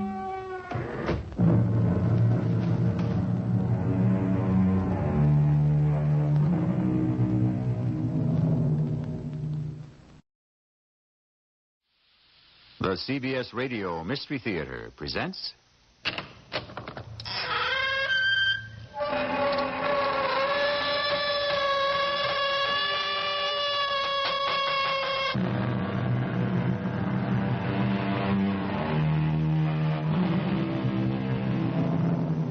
Come in. Welcome. I'm E.G. Marshall. Before you joined me, I was sitting thinking of all the murders, mayhem, and malevolence I have brought to you in the name of mystery. Suddenly, in this unaccustomed mellow mood, I thought upon the obverse side of the coin, the antithesis of the devil's advocates, the ministers of God. And it occurred to me that as much terror and suspense are contained in the mystery and magic that is invested in them by a higher power, a greater force, only this time not a force for evil. So I thought a story from the other point of view might be interesting for a change. Nurse! Nurse! Somebody! Help! Help! What is it, Miss Riggs? What's happened? Chaplain Morgan, he just suddenly collapsed. Is he dead, Dr. Shelton? Nurse, take care of the patient. Orderly, send me another nurse from the floor quickly. What is it, Liz? What happened to Dan? I don't know yet, Mike.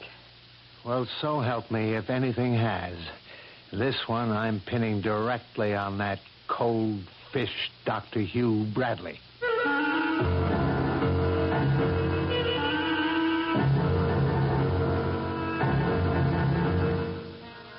Our mystery drama, He Moves in a Mysterious Way, was written especially for the Mystery Theater by Ian Martin and stars Terry Keane.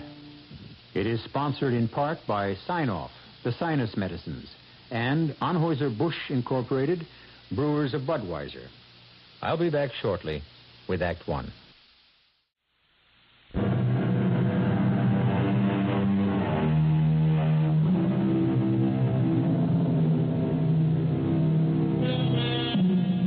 It was the 18th century poet William Cowper who gave us that familiar and wonderful quote, God moves in mysterious ways, his wonders to perform. This story is a reflection of that. Belleville Community Hospital, though located in the town of its name, services the entire county of Fairchild. It is the pride and joy of the 5 main towns and their smaller brothers and sisters who draw on its dependable service. But Belleville Hospital is stretched beyond its usual adequate capacity at this moment as a result of a train wreck on the line to New York. This is Dr. Shelton. Just want to alert you, Brownie. We can expect 20 to 30 more casualties according to police estimates. Our patient facilities are already jammed, so we'll use the children's emergency section temporarily. In case of serious injuries that look surgical, refer all admissions to Dr. Bradley. Nurse, I'm admitting this patient on the cart. Elizabeth Riggs. I knew you'd have to, Dr. Bradley, Dr. so I had her Shelton. chart prepared. Yes, very efficient, Doctor. My compliments to the outpatient department. I want my service to satisfy the new chief of staff. As long as it stays efficient, it will. Dr. Bradley? Yes, Dr. Bernardo. They're screaming for you in OR. You can hold the dramatics. I'm on my way. Better check out this patient in the meanwhile, Elizabeth Riggs. I've given her light sedation. She's pre-op. No need to diagnose her. I've already done that. Slight concussion, fractured patella, calcaneus, and some messy damage in the ankle to the fibular and tibial termini. You'll find it all on the chart.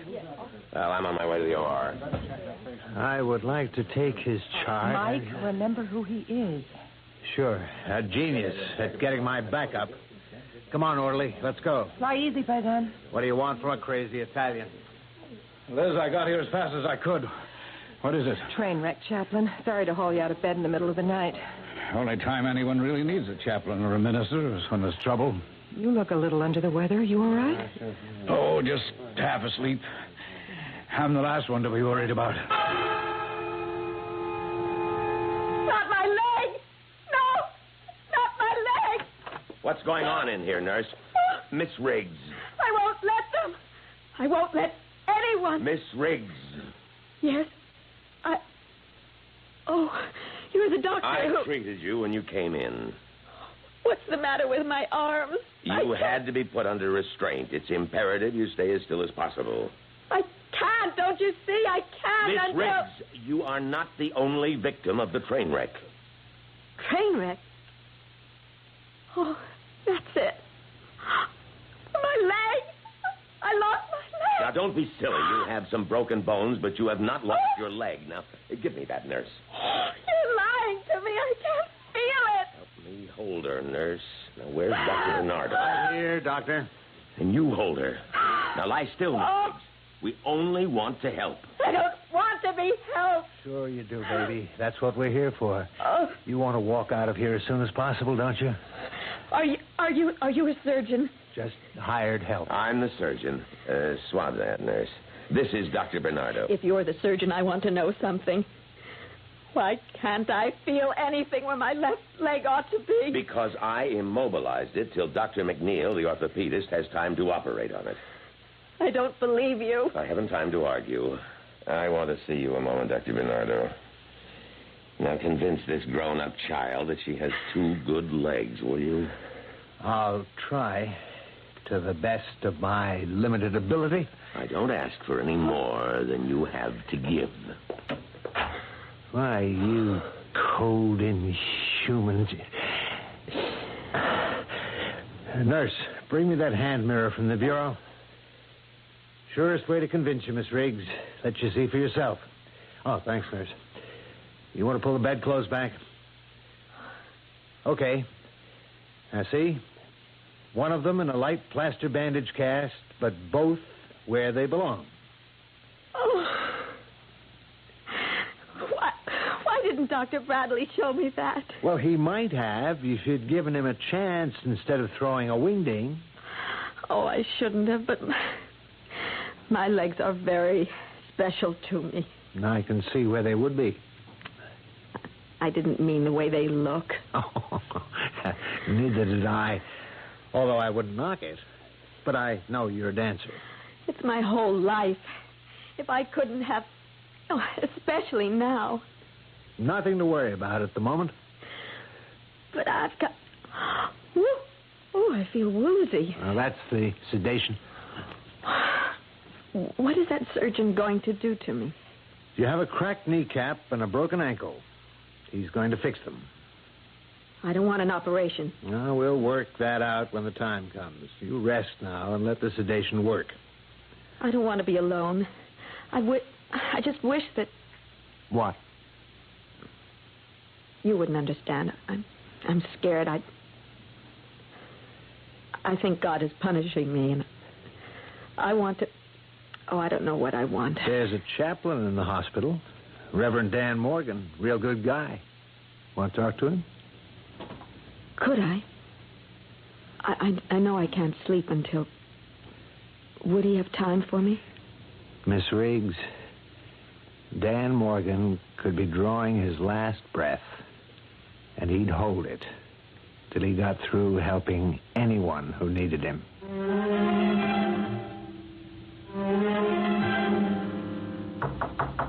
Come in. You looking for me, Pat? Mike Bernardo just called down, Dan. Could you talk to that dancer with the badly injured leg? Well, sure, of course. About what? She's fighting an operation, and she asked for a minister. All right. Should she have the operation? If she doesn't, she may never walk properly again. She could even lose it. Oh. Dan, you look tired. You don't look well. Maybe you should go home and rest. What, I'm needed? No, not in your life. What's the girl's name? Elizabeth Riggs, room 317. A dancer, you say, huh? Yes. Ballet? Modern, I suppose, not classical. But a professional. Yes. And if the operation is successful, will she dance again? I doubt it. And more than ever, she needs me. Yes, of course I'll see her. God's will be done.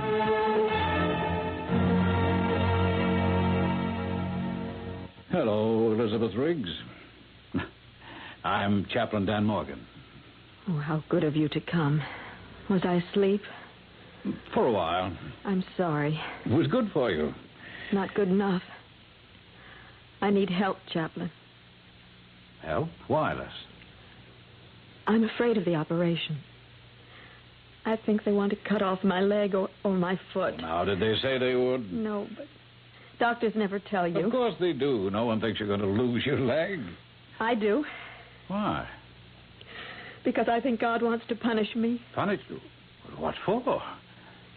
There's a boy, Peter Sterrett. We were very much in love. That's what I went upstate for, to marry him. And?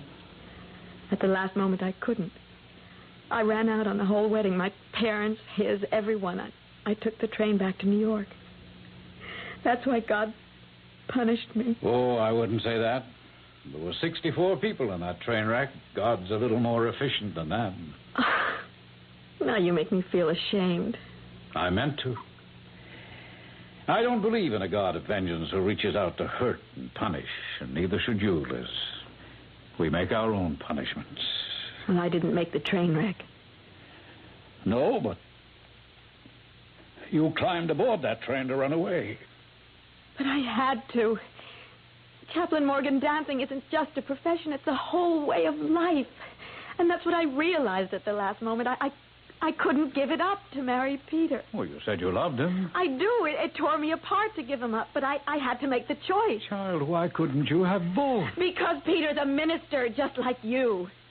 Can you imagine him running a parish with his wife in a Broadway show and cleavage down to my navel and net stockings up to my bikini?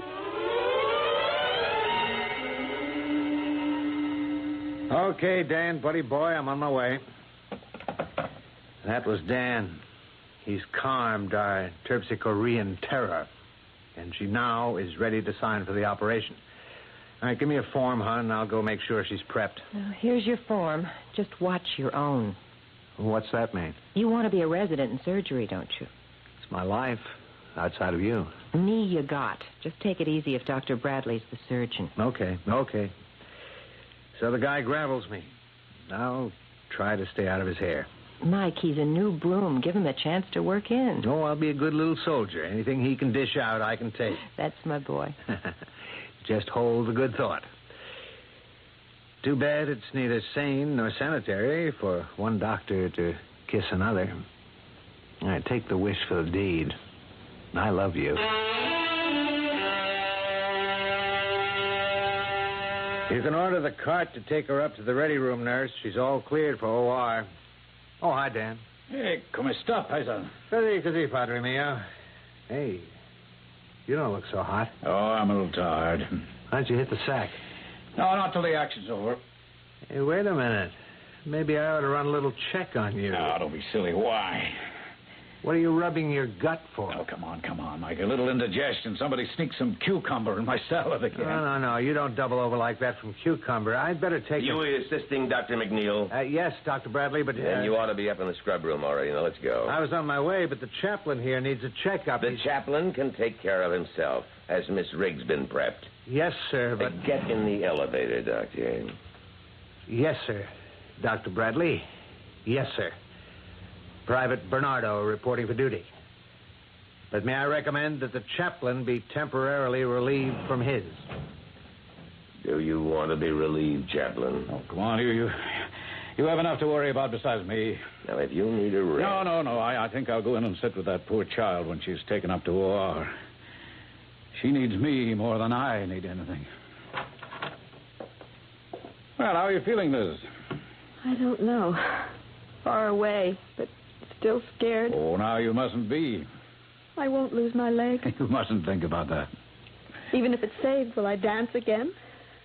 Whatever is to be, just leave it in God's hands. It's so easy for you. Words, just words. No, never just words, Liz. I've stayed with you because I wanted to help you find strength. Don't let it be for nothing. Let me have achieved at least that. Nurse! No. Running fever? Low grade, but he's still in coma. What were the symptoms when you first examined him? Oh, nothing too definite. He's got a surgical abdomen, no doubt about that. But what? Did you get blood samples? Waiting for them now. You haven't been able to bring him to at all? No. If God owes anyone a break, it's to him.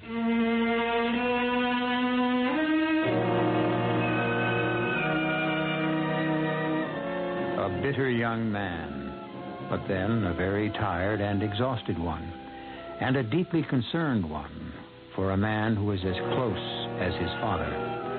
Still, Dr. Michael Bernardo should know that in the eyes of God, all men are equal. Or are they? We have listened so many times to the triumph of evil on this program, perhaps the power of good is not as strong. I'll return shortly with Act Two.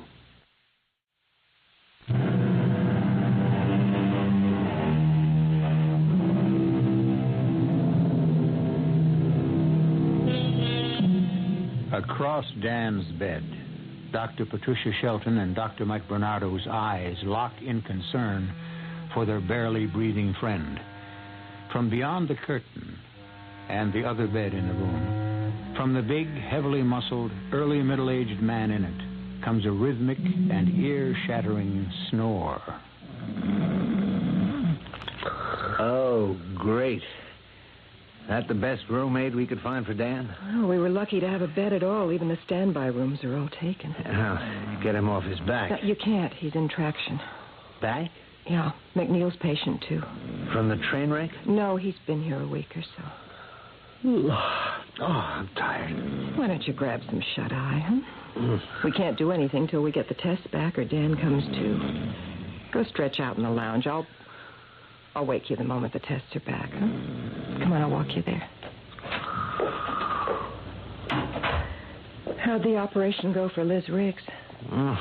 McNeil patched the knee fairly easily, but the ankle and the socket of the tibia were fragmented, plus the broken calcaneus. She'll be lucky to retain even partial mobility. Which means no more dancing? Certainly not professionally.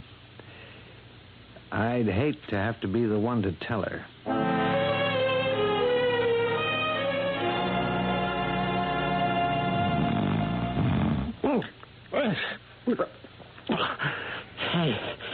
Hey, where is Sam Hill is that? Damn. Oh. Hey, you. You in the next bed. Hey, you awake? Hey, what is this, a morgue? Hey, you. Yes? What is it? I don't know what's with you, brother, but my back is killing me. I want to ring for the nurse, but the gizmo with a button just fell off of the bed. Can you get it for me, huh?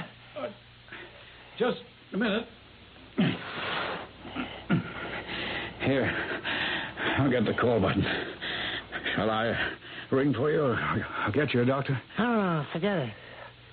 I'm all right for the moment. Yes, but you're in pain. Oh, I can take it. What do you got, Mac? I don't know. I don't even know how I got here. Oh, I hope it's nothing catching. No, I'm sure it isn't. I thought I had but there isn't any pain anymore. Count your blessings, fella. Dan, what are you doing out of bed? No, I'm all right. You are not. Nurse, help me get him back in bed. No, You're running a fever. And nurse, get Dr. Bernardo down here right away. He's catching a nap in the father's lounge on maternity. Dan, won't you ever take care of yourself? Hey, what's the big fuss? Who is this guy? Oh, I was right. A doctor, huh? Not an MD. He's the hospital chaplain, the Reverend Dan Morgan. A minister, for crying out loud. That's all I need.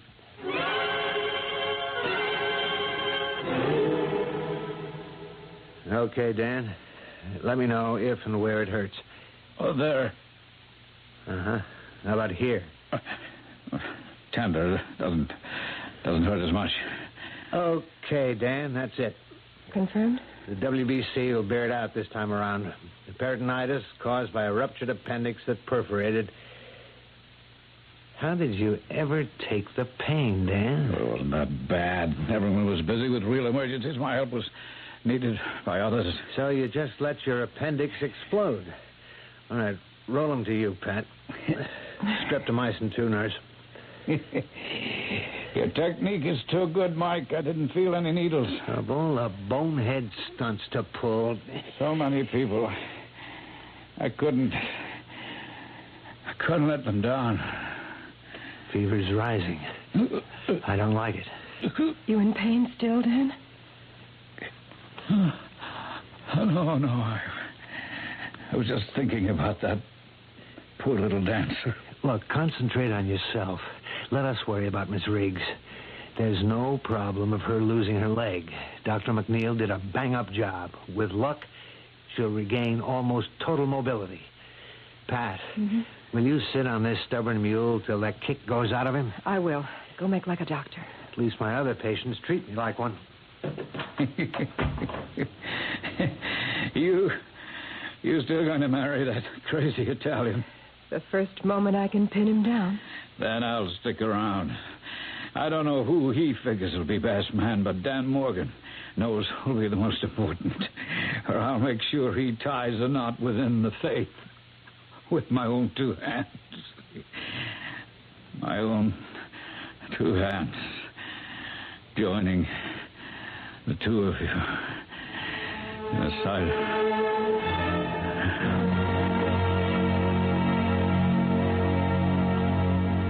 Morning, Miss Riggs.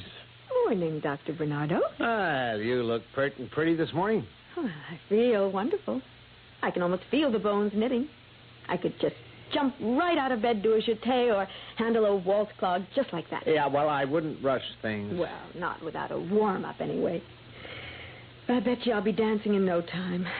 Thanks to Chaplain Morgan. How is he today? Is he better? I wish I could say he was. Didn't they take out his appendix? No, not yet. You mean it's serious? It could be very serious. Oh, I wish I could do something for him. You could. You could see a young man who's waiting downstairs. Peter Starrett. How did he find me?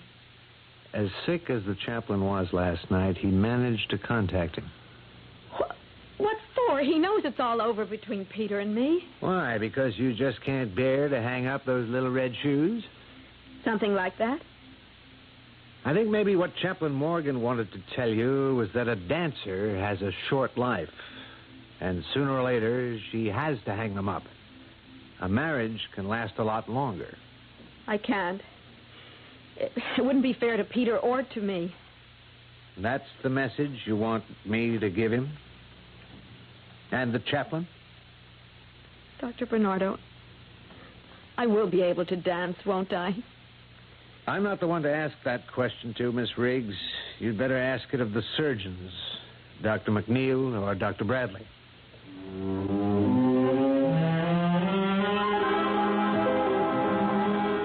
Good morning, Mr. Wolf. Hey. Morning, Chaplain. See, you're out of traction. Yeah. How you feel? Oh, I felt better. Thirsty. Oh, hold it a minute. I'll get you some ice water. No, you're back. You mustn't get out. Listen, you can lug a busted appendix around and not complain. I can manage a stiff back. Here. Thanks.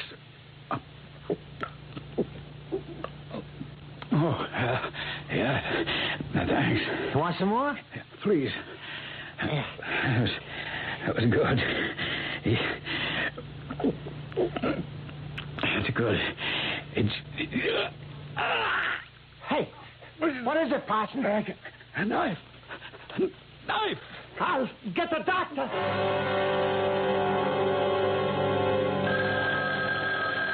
Don't answer that. It might be Peter for me. Could be a call from me, too. But if it should be Peter, I'm just not ready to talk to him. Couldn't you just let it go? Sure. Nothing so urgent it won't last till I get to the nurse's desk. I'll be seeing you, Miss Riggs.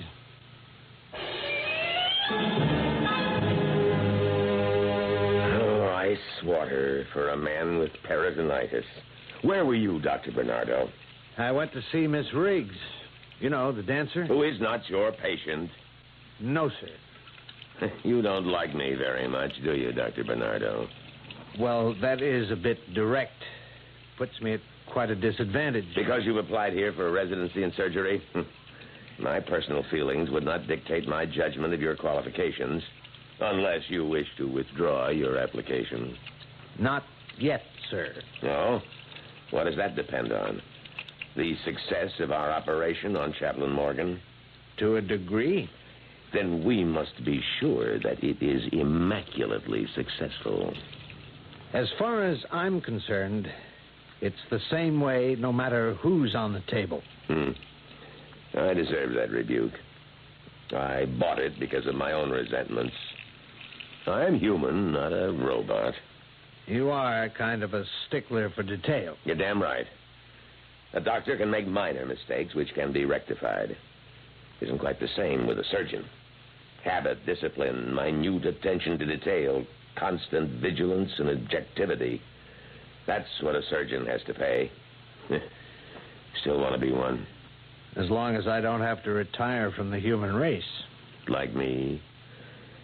That perhaps is a personal trait, but I have some reason. You see, one surgeon's momentary carelessness, his anxiety to look up and be a nice guy and assure me everything was going well, cost me my wife. And with it, a large part of me. Well, no one is very much interested in my immortal soul. Now, Dan Morgan is something else again. But for the moment, objectively, just another surgical problem. Agreed? I'll assist to the best of my ability. I'll accept that, Doctor. The patient is waiting. Shall we go?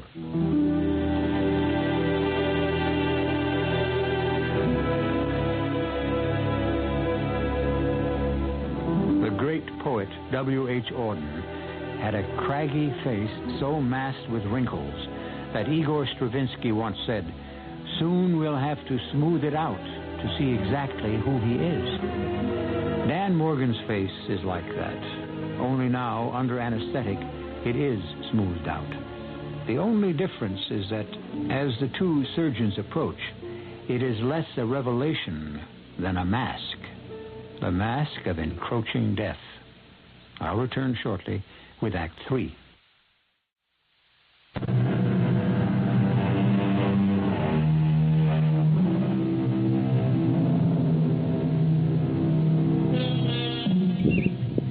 operation is completed, and the two surgeons return to the locker room, still gowned, capped, gloved, and masked. With a quick practice move, Dr. Bradley divests himself of gloves, mask, and cap, dropping them in a sanitary container. What are Dan's chances? You saw what was there when we opened. The infection is massive and well established. The drain should bring relief, I hope more than temporary. But once we can get a reading on the culture, we can pick the right antibiotic to knock out the infection? If we're lucky. If Dan doesn't pull through this... If he doesn't, Doctor, I shall resign from this hospital. I was guilty of just what I demand from my staff. Total thoroughness on every case. Well, in all fairness, sir, with 65 victims of a train wreck suddenly dumped on you... It still doesn't excuse carelessness or inattention. I'm going to the recovery room to check on Chaplain Morgan. I might suggest you get together with Dr. McNeil and prepare Miss Riggs to face her future.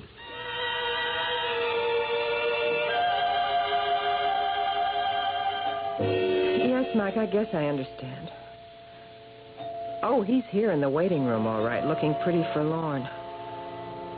What? Well, I'll do my best. Yeah, okay, I'll talk to him. Hello, Reverend Sterrett. Oh, hello. Dr. Shelton. Oh, yes. Excuse me, I know the others, but I wasn't as sure of you. Because I'm a lady, Doctor? No. Because I only met you once, briefly. I know. Have you seen Miss Riggs? No. She doesn't want to see me. That's because she doesn't know the truth yet. The truth? That she'll never be able to dance again. But he didn't tell me that. He didn't know it then. Does Liz? Reverend Sterrett, after the accident, your fiancée was in psychogenic shock. It took Dan, the chaplain, to persuade her to have any operation at all, just so she could walk again. All the doctors agreed that since her career was so vital to her, the news that she didn't have one anymore had to be broken to her carefully. Oh, I agree. Elizabeth has to be told the truth. And we've got to figure out how.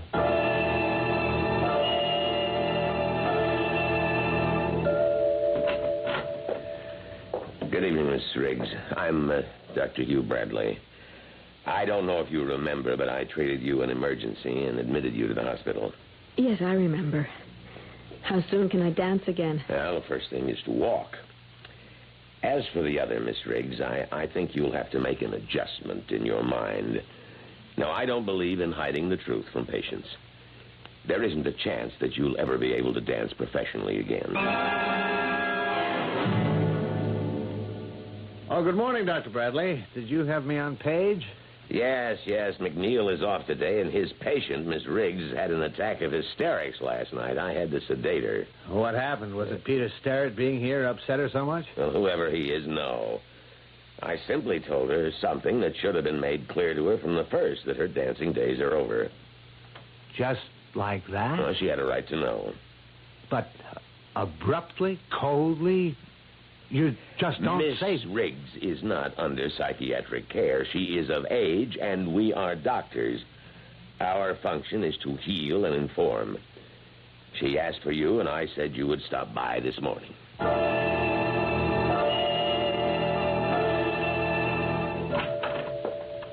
Hi, Liz. Do you want to see me? Yes. I want you to get Peter Sterrett off my back and out of here. I never want to see him again, or any of you. Now, look, I just got the bad word about you, too. So you're not going to be Margaret Fontaine or whatever. But you're not going to be crippled either. And this way, there's nothing to stand between you and that nice guy who loves you, and... Nothing to stand between us. That's for laughs. Now it's worse than ever. We just don't stand a chance at all. What do you mean? Oh, you wouldn't understand. No doctor would. That's why I've got to see the chaplain.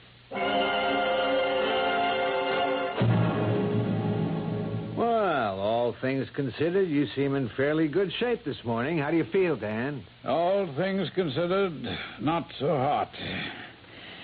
But I think if Elizabeth Riggs wants to see me, I must see her. Once we've licked the peritonitis, you're in no condition. I must see her to convince myself that I didn't fail. And if you did? There's no disgrace in failure, Mike, as long as you tried to the utmost. If I'm to be called home, let me try to go with a clean conscience.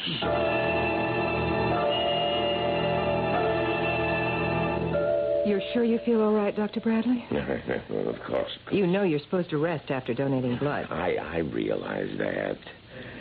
By some strange chance, the chaplain's and mine match. I'd like to think that... Well, I mean, He's due for a replacement. I'll see he gets this particular bottle. Oh, hi, Mike. Where are you taking Miss Riggs? To see Dan. He's in no condition for visitors. He was the one who insisted.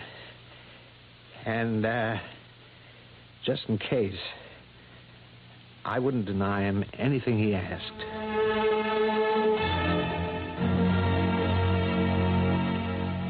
Well, I've wheeled it to you, Dan, although you shouldn't be seeing any visitors.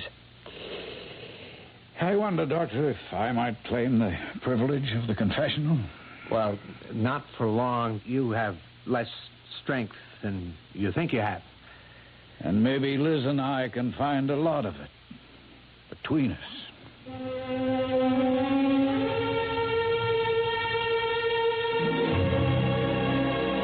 But if you hadn't been worried about me, you'd have gone back to the doctors for help. If I hadn't been worried about you, I would have no right to the principles I serve. I should say principle. Will you still turn your back on him? I'd rather talk about you. There may not be much time to talk about me, so I have to be abrupt. Because I have so little strength left. Are you going to marry Peter? I can't. More than ever now. Why? Don't you love him? I've always loved him. But I broke that love for a simple thing like a wish for a career. Chaplain and Dr. Bradley told me that I could never dance again. Of all the reactions that I had, the most definite and unshakable was that I cannot believe in a God who would take away from me the one thing that I have worked all my life to achieve. And because of that, even though it removed another less important barrier, you can't go back to the man who loves you. Of all men, how can I? He's a minister like you, and I no longer believe in God. Oh, Liz, I don't believe that. I don't think you're like all the people who put on religion like a Sunday dress just for the occasion. You can't deny him any more than I can. Or Peter. Because no matter how hard all of us try, in the end, we must have a personal God. Take him to your heart. How can I? Forget me. How can he destroy a man like you? Can't I convince you that death is not destruction? Certainly not. Not for me. What would you ask? A miracle? I don't know. I don't know what I want. Just for you not to die. All right, then help me to live. Don't deny him. Liz, I once prayed for you. Now, well, if you want, try to pray for me. Oh, Chaplain, don't you see it would just be a mockery when I don't believe? Chaplain, are you... Oh, I've got to get the doctors. Excuse me, Miss... Oh, who... It's okay. I've been Chaplin's roommate these last days. I was in the bathroom shaving and cleaning up to go home. And you overheard? Yeah. I couldn't help hearing some of it. And you got to listen to me. Of course, I got something to say. No, I can't listen now. The chaplain... It'll only take a minute. And the way I see it, maybe you can do him more good right this moment than all the doctors in the world. Faith and belief didn't put any fingers on you or the chaplain. The one on him, he put there himself. I don't know what you mean. I mean, when you were brought into this hospital, the chaplain was dying of pain. He needed a doc a lot more than you did, but he stuck with you. Even with his appendix exploding inside him, he covered it up to help you out. The poison's all through him now, and maybe he's dying. But if it is, it's a risk he took for you. To save not only your leg, but, well, all of you. Now, are you going to make the belief that made him sacrifice himself for you the way he did be all for nothing? Or are you going to give back something of yourself in return? Well, I'll go get the docs now and leave you to think about it. Oh, my God. I have heartily offended you. I beg you to forgive me. I implore you to listen to me. I am nothing but he. This man is so important. I don't know how to say it, to ask it, but please, in your infinite mercy, dear Father in heaven, who looks after us all and wants to help us, please help this one man who deserves it more than any of us. Don't let him be wasted. I ask it with all my heart, in your name. It's all right, Miss Riggs. Just take it easy. I should have called you sooner. Oh, forget it. As a doctor, I tell you it's all right. You mean he's going to live? You ever seen anything more beautiful than plain, ordinary sweat? It's broken. The ever-loving fever is broken. We're on the way. He asked me to pray. Whatever it was that did it, he answered. He answered? You mean that God somehow... The oldest cliche in the world, Miss Riggs. Man proposes, God disposes. No matter how far medicine takes us, in the end, that's the result. Then the chaplain will be all right. Just give him a look. Bathed in perspiration, his fever tumbling and blissfully asleep. We're all getting out of this lucky. Except you, maybe. Oh, that's decided. Oh, it isn't all that much of a life as a dancer. As long as Peter is still around, if he still wants me. He is, and he sure does. We couldn't have moved him out of here with a bulldozer. Now, we've only one restriction before you leave here. We expect to be invited as guests at the wedding. Well, won't take place without you. Because one thing I'll never give in to Peter about. The chaplain will have to marry us. Why not? We might even make it a double wedding.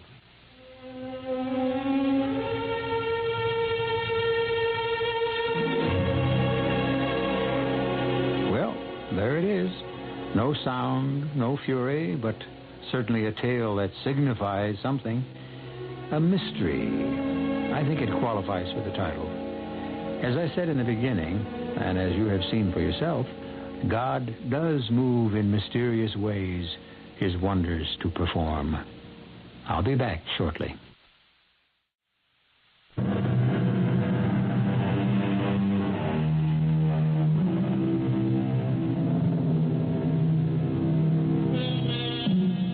The Reverend Daniel Morgan did recover. Fortunately, because 4 anxious young people no longer wanted to postpone weddings too long delayed. It wasn't a double wedding, as once had been considered. Mike was operating the morning Liz and Peter were married, but he was able to make the reception afterwards. As for Pat's marriage to Mike, it was a very simple and quiet one in the hospital chapel, notable for only one thing. The best man was Dr. Hugh Bradley. Our cast included Terry Keane, Patsy Bruder, Leon Janney, Robert Dryden, and Ian Martin. The entire production was under the direction of Hyman Brown. And now, a preview of our next tale. It was long before I could get to sleep, but when at last I did, if indeed I really was asleep, I was conscious of something huge and black circling by the foot of my bed, a monstrous cat-like shape that suddenly sprang, and I felt the stinging pain as if two needle-sharp claws had plunged like hot irons into my breast. And then suddenly my eyes were open, and I thought I saw Carmilla standing there. The figure moved quickly to the door, and I followed it, only to find the door securely locked from the inside, just the way I had left it before I retired. I sprang into my bed with the covers over my head, and I lay there, more dead than alive, until morning. Radio Mystery Theater was sponsored in part by Anheuser-Busch Incorporated, Brewers of Budweiser, and Sign-Off, the sinus medicines. This is E.G. Marshall inviting you to return to our Mystery Theater for another adventure in the macabre. Until...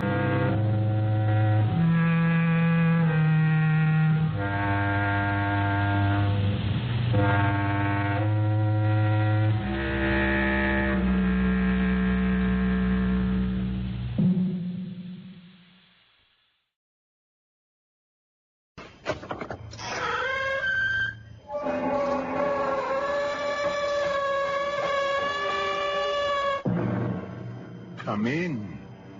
Welcome. Welcome to Mystery Theater. I am Hyman Brown. When I was a boy, I always thought the maps in the atlas were a fixed picture of the world that never changed. Well, certainly not in this century. New countries turn up every day. Old ones vanish or are renamed.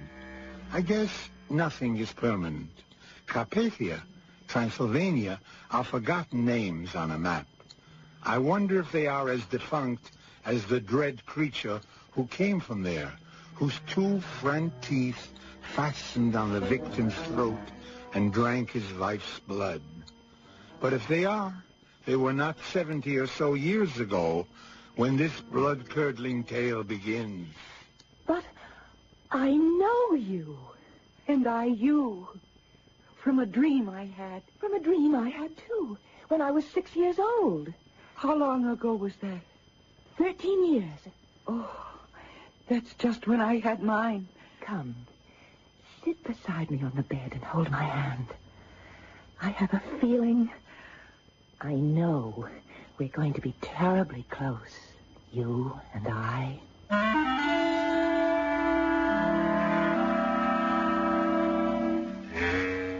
Our mystery drama, Carmilla, was especially adapted from the classic novella of G.S. Stephanu by Ian Martin and stars Mercedes McCambridge.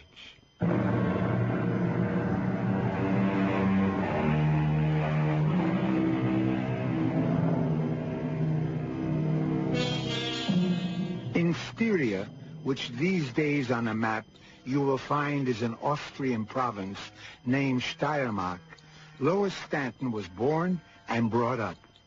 Her father, George, was an Englishman who had married into Hungarian nobility and had respected his wife's desire to stay on in Austria at the ancestral Austrian castle. But at the end of the Middle Ages, the huge old fortress mansion was a lonely place for a young girl to grow up in, lying as it did deep in the heart of the country.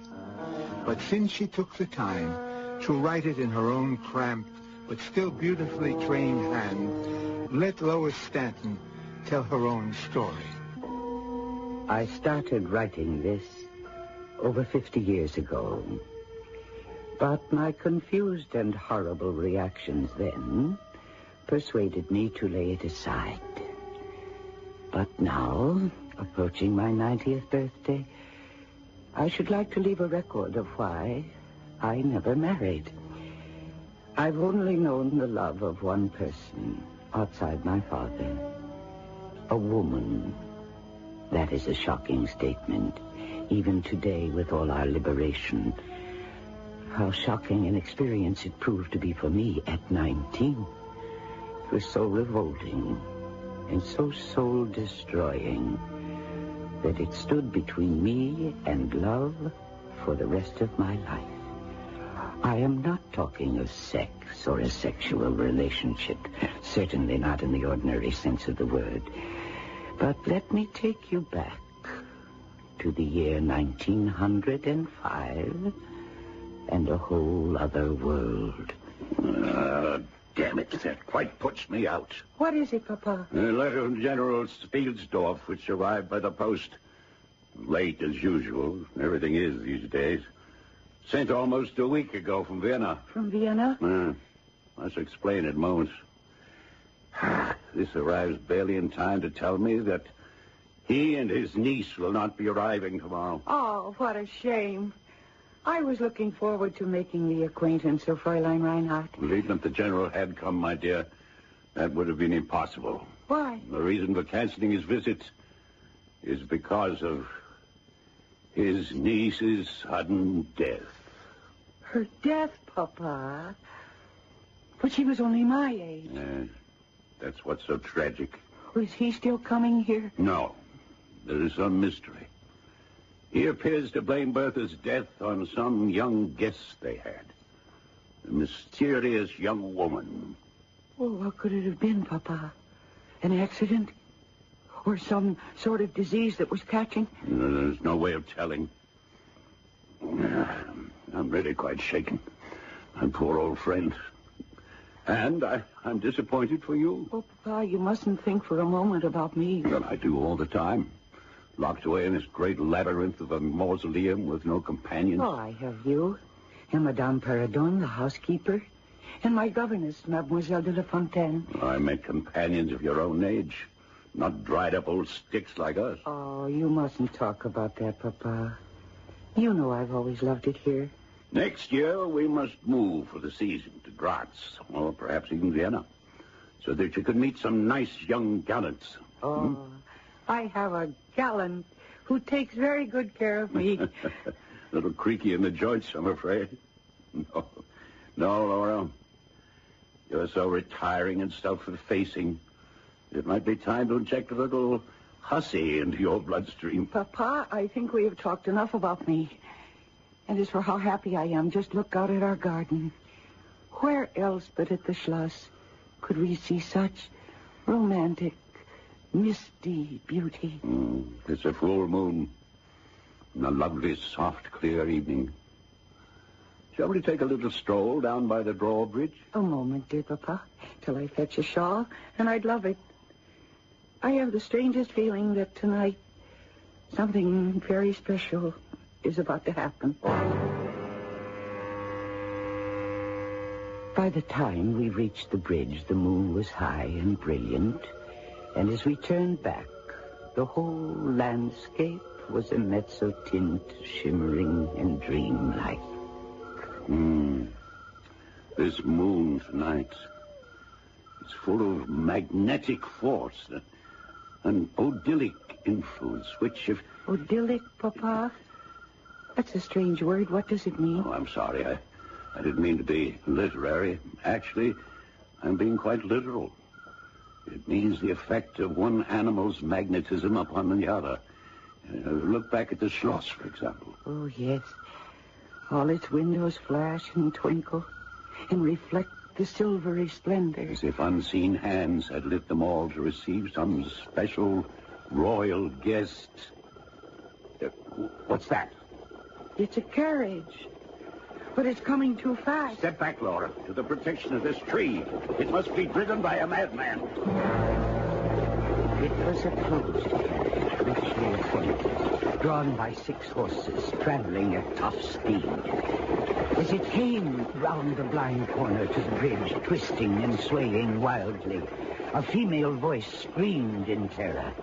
Coming off the bridge, the lead horse panicked, pulling the whole rig to the right, so that what was coming was inevitable.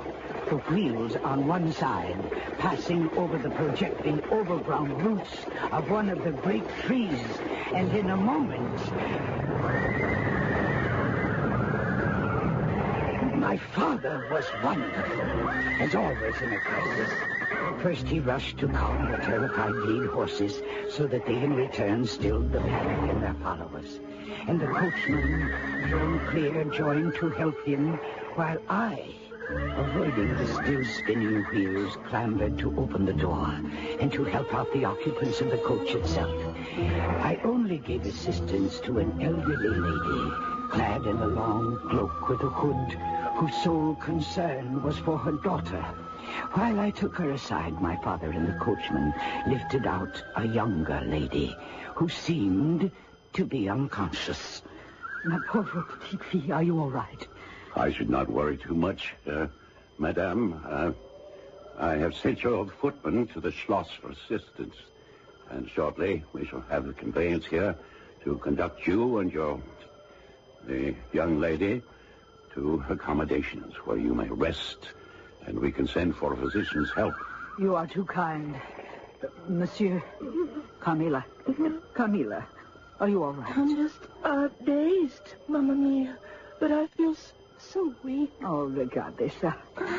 Oh, now, what do I do? If you could tell me what troubles you. This much only can I tell. You are a gentleman and must be well aware of the gathering clouds of war. I am returning to my husband in the haste you witnessed because I carry assurances and information only I can impart to him. For me to waste an hour, or a moment even, endangers our whole future. But I can see that the long trip to Vienna in such haste is something Carmilla cannot sustain. Now, is there some hostelry, inn, or even sanatorium where I can leave my precious child to be well cared for till I can send for her at more leisure and with adequate protection for her travel? Papa, why can't she stay with us? Bertha's room was all prepared and is ready. It is true. We would be happy to put up your daughter and see that she has immediate medical attention. Oh, you could save an empire and relax a mother's heart. I would feel more comfortable about all things if I knew exactly who I'm assisting and where. That is impossible as of the moment. All that counts now, if I can feel my child safe, is for my men and yours to right the carriage so that I may be on my way. I promise you that it is a matter of more than even life or death. But, Papa, where do you suppose they were coming from? On that road, it's hard to say. They must have lost the main road and approached this way by accident. Here comes Dr. Zudig now. Well, Franz, how's our little patient faring? Oh, no problem at all. A few bruises, otherwise no worse for wear for the mishap. She is perhaps a little nervous and lonely, and perhaps bewildered. One can hardly blame her. I took the liberty of suggesting that Laura run up and have a chat with her before she turned in. Someone of her own age, you know. Come in. She was sitting propped up in the huge bed, her hair framing her face, tumbling about her shoulders. And now, for the first time, I could see her face clearly as she saw mine, as we both gasped. But I know you. And I you. From a dream I had. From a dream I had, too, when I was 6 years old. How long ago was that? 13 years. Oh, that's just when I had mine. Oh, you must tell me, and I must tell you. But you must be Laura, and my name is Carmilla, and we mustn't be strange to each other. Oh, come. Sit beside me on the bed and hold my hand so we can talk. I have a feeling, I know, we're going to be terribly close, you and I. Remembering that old dream, which had never ceased to haunt me, I should have been repelled. But instead I was drawn drawn irresistibly toward Carmilla. Would to God I had known that the fascination was not love, but an unhealthy spell. The flame for the moth, the spider's web for the fly.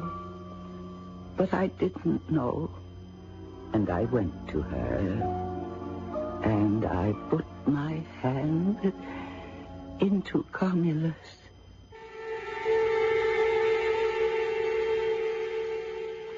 Two beautiful young women, one blonde and blue-eyed, the very quintessence of innocence. The other, lying in the bed, pale from the accident and seemingly vulnerable, light olive-skinned, with great dark eyes and tumbling masses of hair, perhaps masking beauty and evil and malevolence, not of this world and not to be named. Let's go behind the scenes to this episode of Radio Mystery Theater. Martha Greenhouse is Contessa. Martha's career began with the 1957 TV movie Cinderella. A year later, she had a spot on the show Naked City. Greenhouse got her break in 1961 when she landed a recurring role in Car 54, Where Are You? She played Officer Gunther Tootie's sister, Rose. Several movie parts followed in such pictures as Up the Down Staircase, Bananas, and The Stepford Wives. Martha Greenhouse was cast over 30 times on Radio Mystery Theater. Some of her more exotic characters were a Russian scientist and the patient at a sanitarium. In her final appearance, she depicted the secretary of a murdered atomic scientist. And that was a behind-the-scenes look at this episode of Radio Mystery Theater.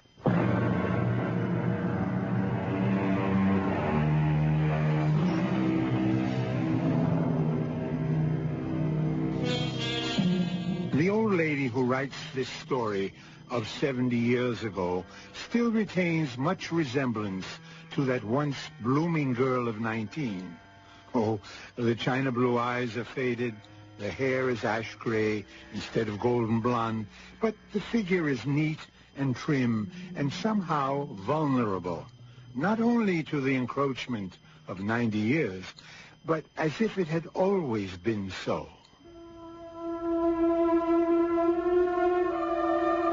We sat there, hand in hand, Carmilla and I, searching each other's faces.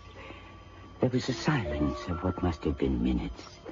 I could feel my heart pounding against my ribs at the wonder, the terror of that spectrally beautiful face, which at last was no longer a dream. How wonderful. 13 years ago, I saw your face in a dream, and it has haunted me ever since. Oh, it's wonderful indeed. 13 years ago, in vision or reality, I certainly saw you. I could never forget your face. It's remained with me ever since. It seems as if we were predestined to be friends. I want you to be my friend. Yes, I want to be yours. Well, we will. And we must start with the first thing we shared. The dream. There now. I can see you're shy. Oh, but that comes of being alone too much. So I shall start.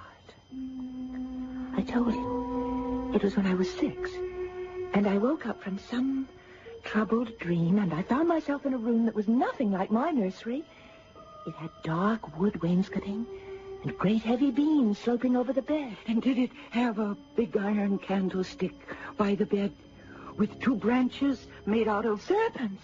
Yes, and they held the candles in their mouths. That was my nursery. It's still there on the top floor, just as you described it. You see, it's more than a dream. Now I remember, I was only 6, and being in a strange room, I was scared, and I was about to cry out, when all of a sudden, this fairy princess with golden hair and blue eyes sat up in the bed next to me and held her arms out to me. It was you! As a child? No. As you are, now.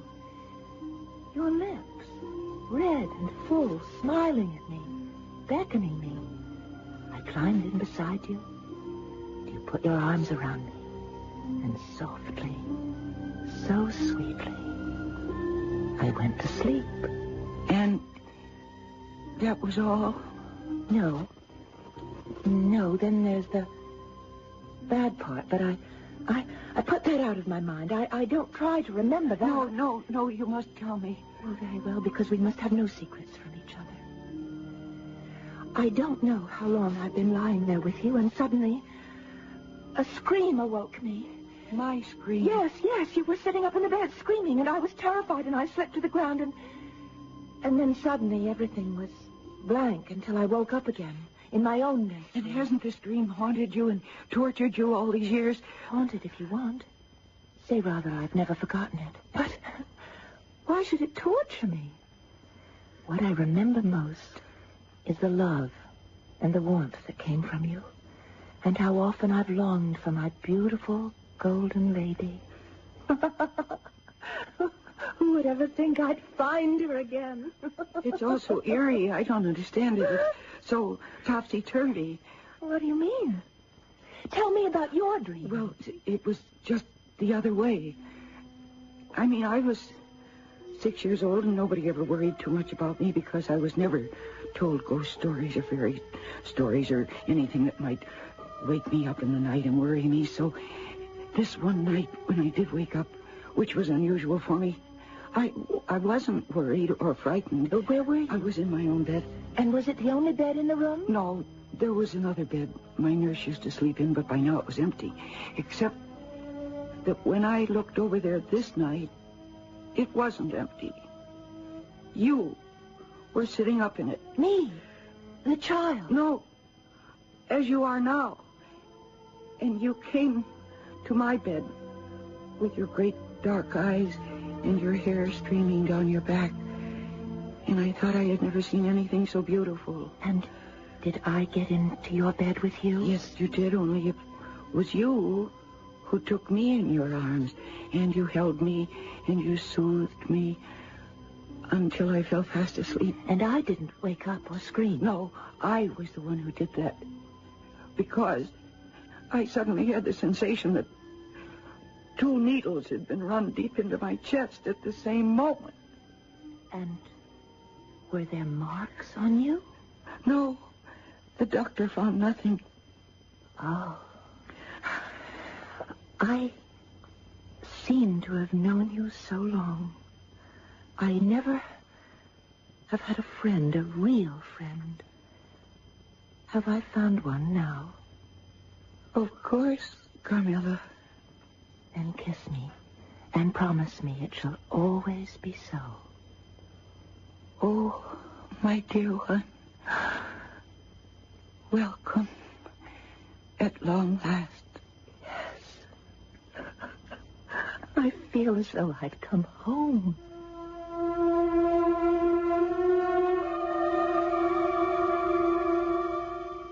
I have said that I was drawn to Carmilla from the first. There's no doubt about that whatsoever. A strange feeling it's hard to describe, except I could have wished she were a boy. For there is no doubt I was under her spell, and she embarrassed me often when she spoke so freely of her love for me. Come and kiss me good morning, my dearest. Oh, how wonderful to wake up to you. Good morning, Carmilla. No, not just a passing hug. Come on, kiss me. And tell me you love your Camilla as she loves her Laura. Well, There. That's better. You don't know the humiliation of how I must live in your warm life.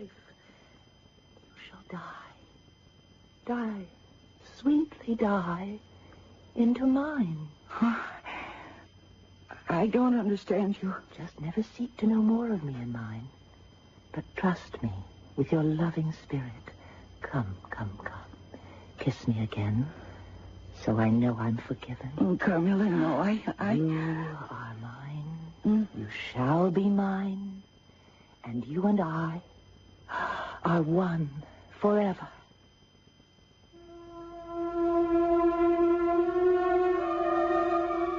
I seem to be showing you the worst of her, because at most times she was sparkling and a vivacious talker.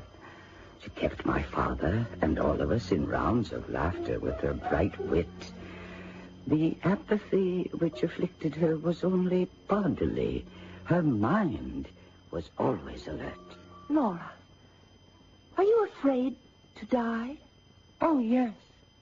Everyone is. But to die together, as lovers may, so that they may live always together? Well, that's something I'd rather not talk about. Oh, I just remembered. What? We must go meet the family. The family? Yes. Didn't you notice there were no pictures in the gallery? They've all been to the restorer, and today's the day that they're to be returned and rehung. And most of them are from my mother's family. She was Hungarian, you know. It should be quite exciting. Oh, just some musty old portraits? Just exactly what they were. They were so covered with smoke and the grime of centuries. I've never really seen any of them. Come along, Camilla. Do let's go have a look.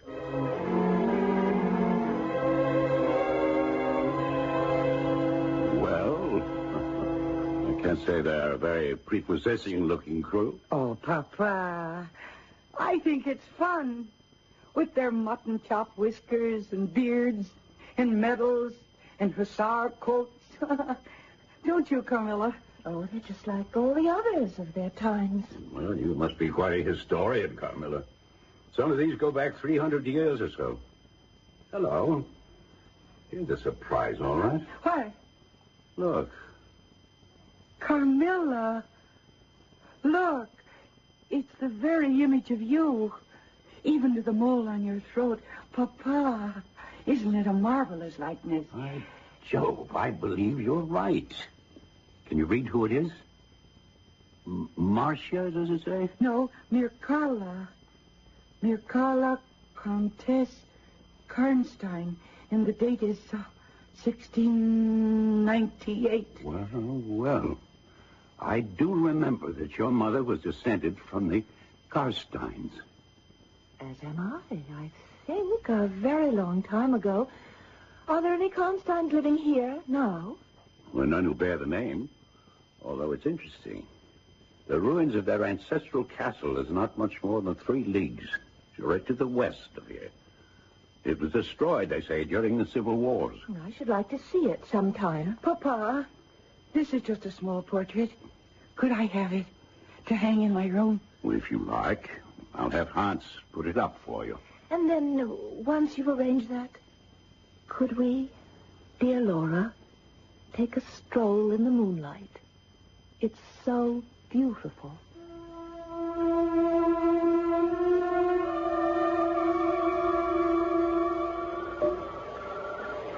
Here we are at the drawbridge.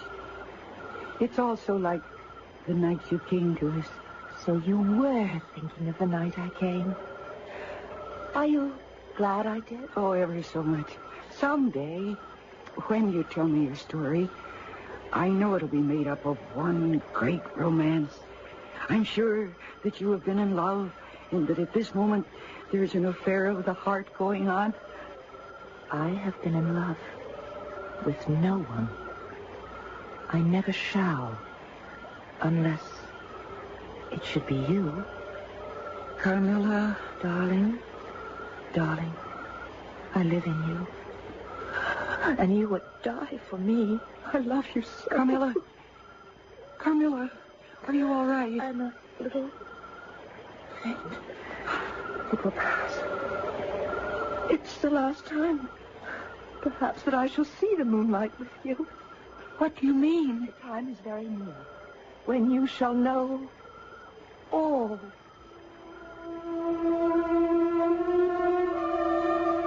She was so weak, I could scarcely get her safely to bed. It was long before I could get to sleep, but when at last I did, if indeed I really was asleep, I was conscious of something huge and black circling by the foot of my bed, a monstrous cat-like shape that suddenly sprang, and I felt the stinging pain as if 2 needle-sharp claws had plunged like hot irons into my breast. And then suddenly my eyes were open, and I thought I saw Carmilla standing there. And I felt relieved. The figure moved quickly to the door, and I followed it, only to find the door securely locked from the inside, just the way I had left it before I retired. I sprang into my bed with the covers over my head, and I lay there, more dead than alive, until morning.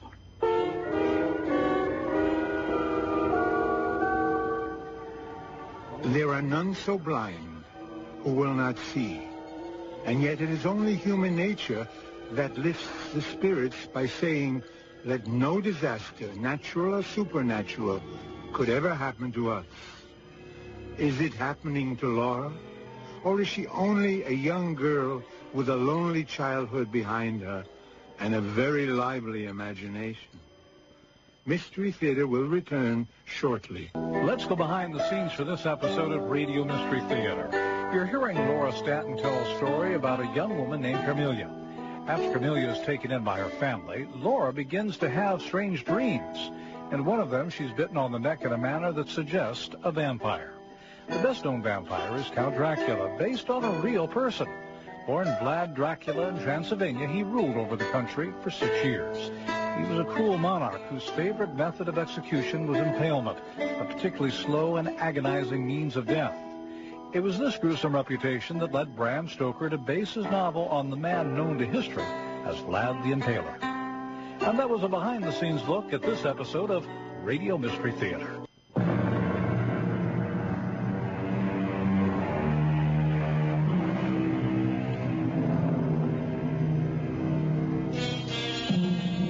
With the morning and the coming of light, nothing seems more insubstantial than a dream. Certainly, although it may leave some residual shock to the dreamer, a nightmare loses its terror, and there is a natural inclination not to recount one except to someone very close to you, for fear of being laughed at. Or in Laura's case, something different. I should have told my father, but I didn't. Mostly because, to my surprise, quite early that morning, in answer to a knock on my door, I opened it and found Carmilla up and about. May I come in? Of course. Dearest, you don't look well. No, I don't feel very well. I had a bad dream. I knew it. And I felt these two hot pins plunge in and puncture just beneath my throat until I thought I'd strangle. Oh, awful. Let me see. Huh? Why, darling. Darling, it was a dream. There's nothing there. But we shan't take any chances with you. Here, you shall have my amulet to protect you. The next night and the nights following, my sleep was deep and dreamless, although the nights were followed by days of lassitude and a melancholy that was strangely not unpleasant.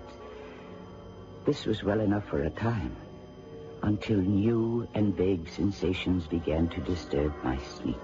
Sometimes a hand drawn across me, sometimes the feeling of lips kissing me, longer and more lovingly, until they reached my throat.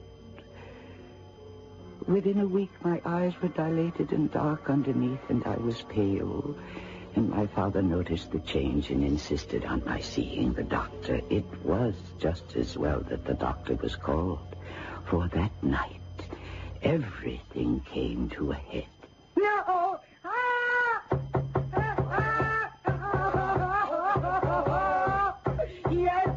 Yes, Papa. Yes, I'm coming. What is it, my darling? What is it? Here, little one, I'll get your robe and stop it. You're shaking like a leaf. What is it? Oh, Papa. I was asleep. I was sound asleep, and all of a sudden, there was a blinding white light, and I saw Carmilla standing at the foot of my bed, and her nightdress. And she was bathed from her chin to her feet in a big stain of blood. Papa, I'm afraid something's happened to her. Let's go. Quickly. Let's go to her room. Here, child, put this on. Now, and the slippers. Thank you, Madame Perdon. Camilla. Camilla, this is Mr. Stanton. Open the door. Can you hear me? Camilla, it's Mr. Stanton. Open the door. Oh, Papa. Suppose something terrible has happened to Carmilla. Madame, ring for the servants. Get them up here right away. Oh, Papa. I'm going to have them break the door down. The men arrived in various states of undress, but the door and the lock proved too stout and resisted all their efforts. Papa then directed one of the footmen to bring him his large elephant gun, which he had used on safari in Africa. A heavy charge broke the lock, shattering the door, and Papa and I burst into the room. Not only was it empty of Carmilla, but every trace that she might ever have been there was gone. Carmilla had disappeared into thin air, as if she had never been. Fortunately, Papa had given me a sleeping potion, and I knew nothing of this until the following day, when I woke up to find Papa and our good Dr. Zulig by my bedside. Your father has told me the whole story, Fraulein. You mentioned a sensation as of two burning needles piercing deep into you somewhere about the neck on the occasion of the first horrible dream? You mean when I thought I saw the black cat? Yes, yes. Could you indicate to me with your finger just where you think this occurred? Right here. Let me see now with the magnifying glass. So. What is it, Herr Doctor? Please, with the glass, you may see for yourself. Observe just below the throat. Good Lord. What is it? Just where you said a small blue spot. In the center of it, two tiny sharp punctures. That is the point where the sense of strangulation seemed to begin? Yes. Well, then I don't see why you shouldn't begin to get well immediately. But she must not be left alone for a single moment. There were 1,000 unanswered questions I now wanted to ask Papa and the doctor. But I never got to ask them. For as it happened, a most unexpected visitor, General Spielsdorf, arrived at this climactic moment.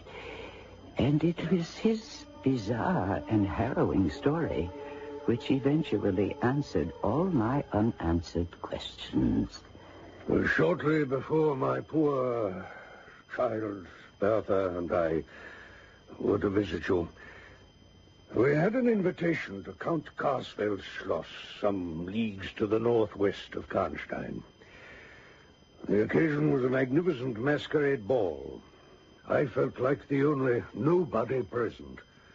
The more surprised was I, therefore, when a lady with most stately air, accompanied by an obviously young girl with whom Bertha immediately fell into delighted conversation, approached me and said, "My dear General, what a delightful surprise to see you after all these years." "Madam, since you are masked, you have the better of me." "If you kissed my hand, would it jog your memory?" "Well, I should hope so. It's a long time since I've kissed a lady's hand. The pleasure is all mine. Not, in fact, since... Wait, it cannot be your mess. It's only at the greatest risk that I'm here, and at all odds I must preserve my anonymity. I see our girls appear to have made themselves fast friends already. That is good. I have an urgent request to make of you. Well, I am yours, as always, to command. I am in the gravest danger every moment I spend here, and I've been quite desperate to know how to protect the young lady who is my companion. Could you take her in for a few weeks, at most, as your guest? Madam, I should be more than delighted, and I'm sure that Bertha will welcome the companionship. Well, then, let me introduce you to my ward and be on my way. I assure you it is a matter of life and death. Papa, it's just the same. It's just like Carmilla and the lady. Ah, yes, the lady that I, too, like the General, mistook for royalty. Even for the Empress herself. Well, go on, General. What happened? It couldn't have been the same as it was. I'm afraid so, my dear. My poor Bertha suffered from the same dreams as you, of a great black animal and the piercing double-pronged punctures beneath her throat. She was wasting away, despite all potions and powders the doctors tried, till one of them suggested what seemed a piece of arrogant nonsense to me. Why? Legend has it that 200 years ago, the Countess Karnstein, Miracalla by name... Papa, that's the one who looks like Carmilla, the portrait I... Hush, dearest. Finish, General. Yes. Your father has told me about Miracalla, and I have verified her existence from other sources. What the doctor told me was that she was a vampire and has never died. He would have scoffed at this, except, well, because of my birth, I was so desperate. I concealed myself in a closet the last night before her death. Papa, I don't know if I want to hear what happened. You must listen. There was a full moon that night, and it flooded the room. My beloved Bertha lay wasted and worn beneath the coverlet, deep in a sleep almost as profound as death. Suddenly, beside her bed, a black, amorphous shape bubbled up out of the pure moonlight, moving toward Bertha as though prepared to smother her. General, what do you do here? To stop you, Milaka. You have no power against the Vagrom. We shall see. Rather than let you harm Bertha more, I will cut you to... Powerless! You see, with this small hand I hold you helpless as a babe. Take comfort, old man. You are still too late. Your daughter is mine. Mine. Suddenly she was gone, and I was alone with Bertha. By the time I was by her side, she had passed away. Oh, how awful. That is not the worst. If this friend, call her Carmilla, Milaka, Miracalla, what you will, is not found and exterminated forever, your daughter is her slave, and even you. But Carmilla is gone. How can we find her? Papa, what can we do? We are leaving for Karnstein immediately. We are going to open a grave. It was a long search, and getting near to twilight, before the stone, overgrown with lichen and moss and weeds, was uncovered. It was marked simply, Miracalla, Countess Karnstein, 1682. But the death date had been somehow obliterated. Finally, the last dirt was uncovered, and the old coffin, rotting, lay bare. The lid was rolled back, and there lay my lovely Carmilla. Oh, Carmilla! Milaka. No. The one whose grave it is, the Countess Miracalla. But see how her face is tinted with the warmth of life, Papa. Look, her eyes are open. No cadaverous smell from the coffin. She still breathes faintly. The coffin floats nearly 7 inches deep in blood. There is your vampire beyond a doubt. Priest, to save my daughter, do your duty.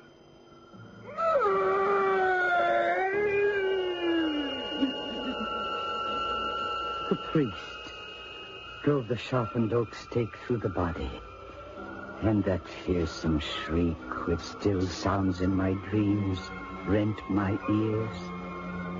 But I know now more and more as the years have passed that it was not Carmilla who died, but that ancient 2-century-old corpse who had roamed in lonely agony till at last she was brought home to the peace of God.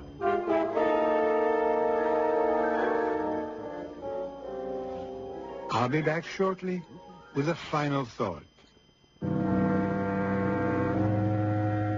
You can sleep safely tonight wherever you are, especially if you are young and a woman. Camilla will not haunt your dreams. Just for the record, and to keep it all tidy, we should mention that all the proper protocol was followed in the extinction of a vampire. The head was severed from the body, and both head and body were burned to ashes. Our cast included Mercedes McCambridge, Marion Seldes, Stats Cotsworth, Court Benson, and Martha Greenhouse. Associate Director, Marlon Swing. This is Hyman Brown, Producer-Director, inviting you to return to our Mystery Theater for another adventure in the macabre. Until next time, then, pleasant dreams.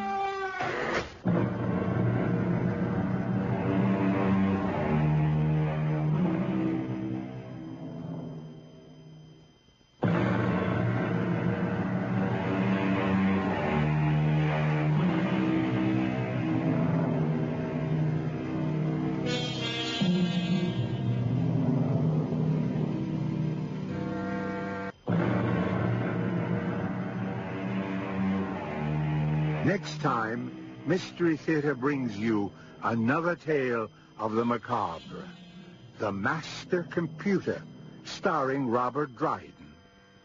This is Hyman Brown, inviting you to discover the joy of listening.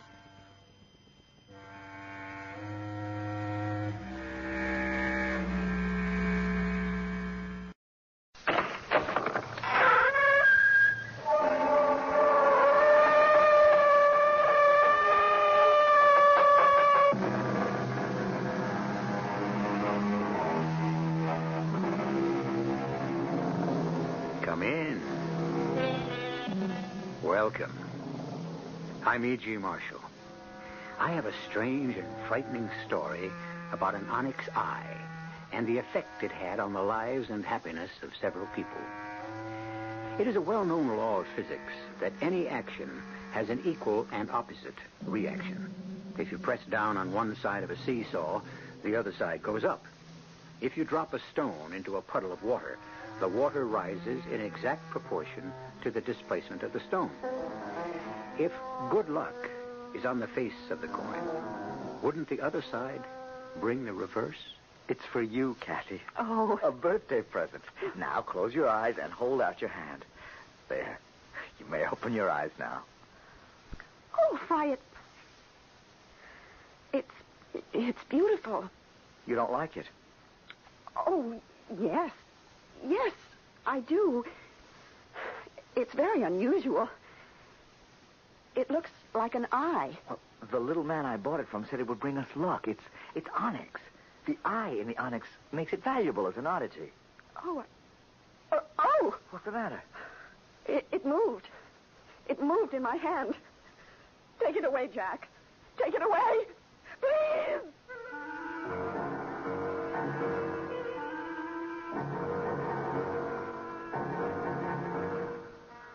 Our mystery drama, The Onyx Eye, was written especially for the Mystery Theater by Sidney Sloan and stars Francis Sternhagen and Michael Wager. It is sponsored in part by Anheuser-Busch Incorporated, Brewers of Budweiser, and Time Magazine. I'll be back shortly with Act One.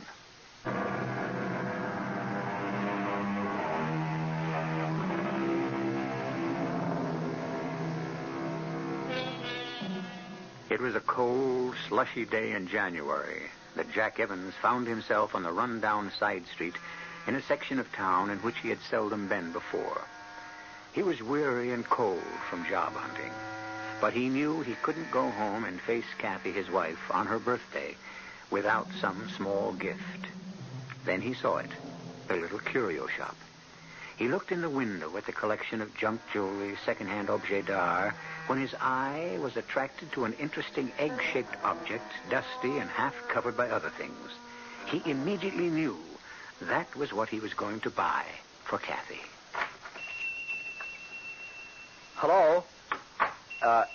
Anybody here? Yes. Can I help you? Oh, I didn't see you. What can I do for you? I haven't much time. I was just about to close. At 3:15 in the afternoon? Young man, I am closing the doors and leaving. I will not return. I have been here for over 60 years. Long enough. Long enough, wouldn't you say? Why, yeah, I guess so. So you will be my last customer, and I will be generous. Name your own price for the thing you want. I haven't made up my mind about anything, but I did notice a white egg-shaped object in the window. Why, yes, how did you know? I knew. I remember my mother had a china egg when she used to darn socks. You know what I mean? Yes? And I thought I'd like to get one for my wife. It's her birthday. Ah, yes. I know it isn't much of a present, but, well, I can't afford more at this time. Oh, it will bring you luck. And if you ask to buy it, I must sell it to you. What? Would you like to see it? I'll take it out of the window. Well, yes, please. Here. Here it is. But I must tell you, this is not a china darning egg. It is onyx. Here, don't drop it. Oh, feels heavy. Heavier than I thought. Turn it over. Good Lord, it's an eye. It looks like an eye. If you still want it, you may have it at your price. Whatever you offer, I must accept. But you must be sure you want it. And all that goes with it. Because you will have it with you forever.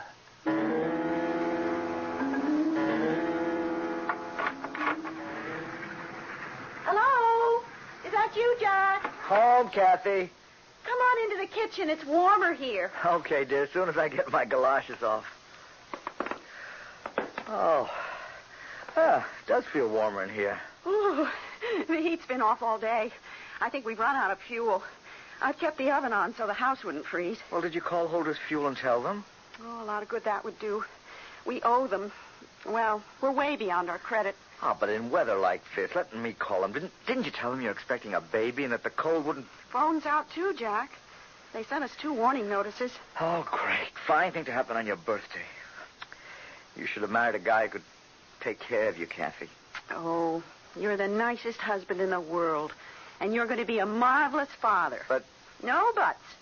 Having you for my husband is enough. Enough for me. What did you do all day, dear? Walked around looking for a job. Any luck? I had one promise from Ellsworth Manufacturing. You think it's a possibility? I wouldn't bank on it. I think the guy in the employment office, Mr. Mazurek, was just trying to brush me off. But, look, I don't want to talk about that. I want to celebrate. Now, kiss me before I show you a real surprise. There. Now, close your eyes and hold out your hand. There. Now open your eyes. Oh, why... It's beautiful. You don't like it? Oh, yes. Yes, it's very unusual. It looks like an eye. The little man I bought it from said it would bring us luck. It's onyx. The eye makes it valuable as an oddity. Oh. What's the matter? It moved. It moved in my hand. Oh, Kathy, it didn't move. That's just your imagination. Take it back and get your money. I don't want it here. There's something... I don't know how to say it. There's something about it that I... Look, I'm sorry, Kathy, but it seems so different, so unusual. Yes, different, but not in a pleasant way. It's ugly. Take it back, dear. I can't take it back. What? I don't want to. The old man said it would bring me luck. Well, we could use a little. I don't believe in luck, Jack, and you know it. I just can't have that evil-looking eye around. Luck or no luck. phone? It's been off all day. Answer it. Answer it, Jack. Hello? Who? Yes, this is he. Oh, you will? Who is it? It's the fuel company. They're making a delivery in an hour. Yes. Yes, we'll be here. I won't have the money to pay you tonight, Mr. Holder. Oh, well. Thanks. They're extending our credit. Mr. Holder said that since we've been a good customer for over 6 years, Kathy, it's the eye, don't you get it? It's really changed our luck. Oh, Jack, that's childish. Well, how about the phone coming on after they'd cut us off for not paying our bill? I still don't believe that thing had anything to do with it. It's the phone again. Get it, Kathy. Hello? What? Yes, he's here. Who? Yes, I'll get him. Jack, it's Ellsworth Manufacturing calling. Mr. Masrick.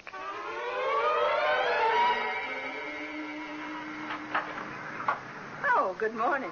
Can I help you? Oh, Mr. Evans.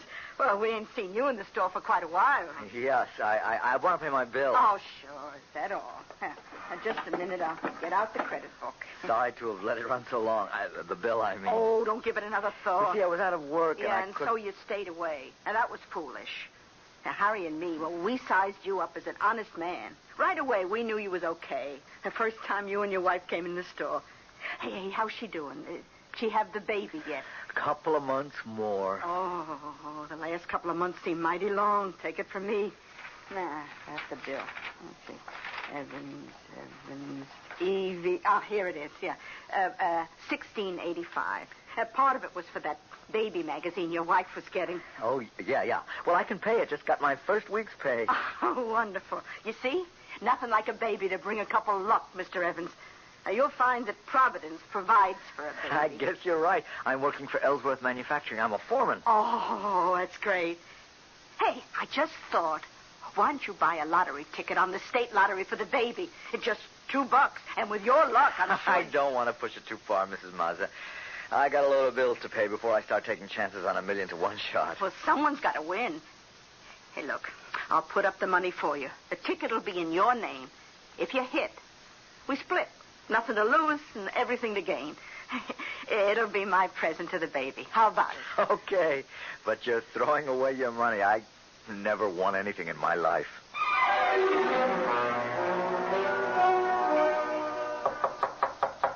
Come in. Mr. Ellsworth? Yes? They told me in the plant that you wanted to see me in your office. Your secretary told me to go right in. Yes. You are Mr. Evans. Jack Evans. Oh, yes. I have your name right in front of me on my pad here. Pardon me while I read this memo from your supervisor. I would like to say something, if I may. Yes? I need this job very much. I know I'm new at it, and I probably made many mistakes. My good man, you're getting yourself needlessly upset. You're in no danger of losing your job. I'm not? Oh, I thought I was coming to see you to get fired. You are here to see me because of a memo from your supervisor, who praises your hard work and dedication. You see, there's a new opening in supervision on the executive level. A big step up from the plant job you hold now. And we think you can handle it. What do you say?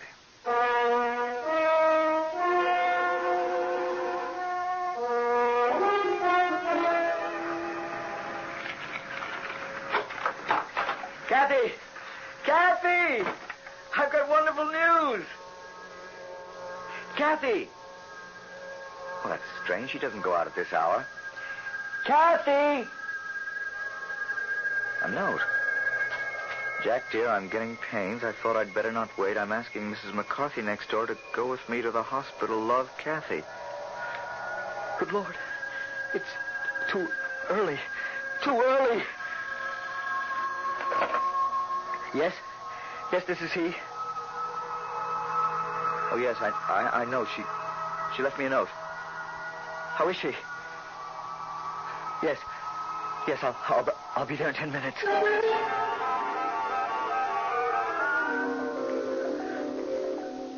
Jack. Oh, Jack, I wanted you near me. I was frightened. I came as soon as I could, dear. Have I had the baby yet? Yes. Yes. Yes, the baby. You've had the baby. It's all over. Is it a boy, Jack? Captain Kirk. I wanted a little boy. I know you wanted a girl, but we'll have the boy first. Yes. And But you're tired now, dear. We'll talk.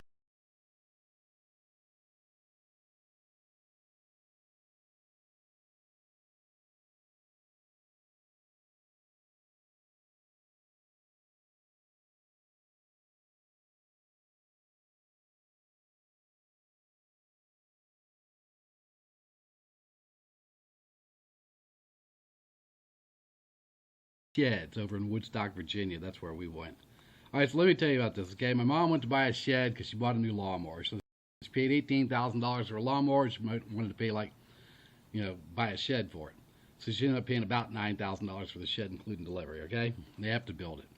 So, a couple weeks goes by, they call and say, okay, it's ready. So I have all the receipts and video to back all this up, okay? We have about 16 security cameras here. So the first thing we do is he's going to be here between this time and this time. So we, aim all the cameras down the road so we can see him coming. We have a gate that cost about $15,000 30 years ago. Cost a lot more to put it in now. It's a big steel electric gate. So, I disconnected the arms from that and opened it as wide as it would go. And I'm watching for him. I'm just sitting here watching. Well, finally, here he comes. So I get in the truck and drive to the gate. By the time I get there, he's already just whipped into the gate and driving right through it. And he's going real slow, and he's looking out both sides. He's by himself. He's got no spotters. And he's got the driver's side right up against our gate, dragging the shed against it, about to tear up our gate and the shed. And I pull up in front of him and go, stop, stop, stop. You're hitting the gate. And he's just going to ram it right through there. So then he gets out, and the trailer can move back and forth electrically or hydraulically. So he gets back there and messes around with it and gets it off the gate. Pays no attention to the right side, where I told him he had 3 or 4 feet at that time before he ever moved the stuff, and takes off and goes on down the road. So there's more to say about what happened after that, but let me just back up. There's a gate controller on the left and a gate controller on the right, where you put in your code to open the gate up. And so he's entering the property, so of course there's also a key code on the right side for people that are leaving the property, right? Well, he ends up dragging the shed against that and busting it and moving it. We got it on video. Okay, so he's hit our gate. He's hit our gate controller, both sides, left and right. So when we bought this shed, we're paying the guy, and we're like, check, cash, credit card. Oh, we take credit cards. Okay, he wanted half down. We gave him half down, okay? And he said, when they deliver the shed, just pay that guy. And we're like, well, okay, so can we give him a check? Yeah, and, credit card, whatever. Okay. So the guy gets here, we get the shed off the thing, and he's about to go. He's getting out his bill and stuff, and we're trying to pay him. Oh, no, don't pay me. Call them. Just call the office. Okay, well, that's not what they told us to do when we, ordered the shed, but that's what we'll do. So we call the office, right? And it's not Woodstock. It's someplace in Pennsylvania or something. And trying to use a credit card, and the girl then tells us that there's going to be a charge for using a credit card. It's like going to be hundreds of dollars. We're like, well, we're not paying hundreds of dollars to use a credit card to pay you off. They never told us this. Now, back up to when we paid for it for the down payment, they didn't charge us this fee then either, which might have been this guy in Woodstock screwing up, and he was supposed to get it and didn't, so they've lost that, right? Either way, now they're trying to get it. We're like, no, we're not paying that. And again, the driver's already left. He didn't want any money. So we instead drive a check over. This is within like 90 minutes of delivery. We drive a check over and hand it to him, and I say to him, this closes us out, right? And he goes, yes. Meanwhile, let me back up to the delivery. When I mentioned the guy hit the gate, and I said, you scratched the shed over here, he took pictures. Oh, I'm going to take pictures of all this because they're going to do warranty on it. They've never contacted us since the shed was delivered weeks ago about this warranty repair. Never contacted us. So I go over to Woodstock, I drop the check off, and so we're done. We're done with these people, right? So then we get a call from Pennsylvania, and they say we owe them, thousands of dollars. And we're like, we already paid for this. We gave the guy a check. Well, you gave the check to the guy in Woodstock? Yeah, that's who we paid the original deposit to, and that's who we're dealing with. We don't know who you people are. So they're acting like they didn't get their money. Well, we've got a check, so I don't know what they're going to do about it. We paid them. We're done with these people. Meanwhile, they damaged our gate. They damaged our key code for the gate. So they hit stuff on the left, it hit stuff on the right. The guy sitting here trying to do all this stuff by himself has no spotters, and they haven't done any warranty callback on the damage they did to the shed. The garage door in the shed, the rails that track it up and down, are about 3/4 of an inch too wide on both sides, so the door gets all out of the track and gets all hung up. And he noted that and said that was also going to be part of the warranty. We never heard from him about that. And then yesterday we found out that the door, the regular little door, we've never used it, so I opened it yesterday to put something in there and closed it, and then I decided to push it to make sure it was shut, and it went back open. And I slammed it all different ways, and the door doesn't latch. So, that's my review of Captain Kirk Outdoor Supplies. Would I go there again? No, I don't think so.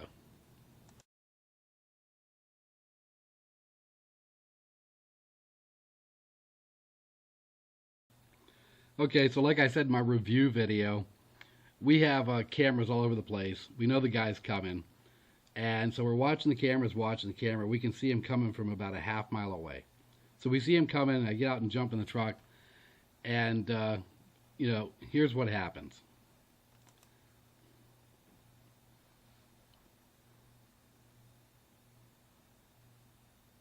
I mean, he just whips right in here. Okay? Look at this mess. I was going to speed this up, but let's just watch it at this speed because... okay, you can't see anything.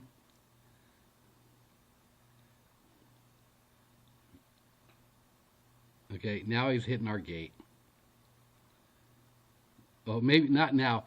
He's going to hit it. He's worried about the right side, so he's going to sit here and maneuver this truck all over the place. And of course, the shed's going to swing to the left because he's going to the right. I mean, here I come. I'm like, stop, stop, stop. You got nobody watching what you're doing. This gate cost $15,000 30 years ago. You know what it costs today?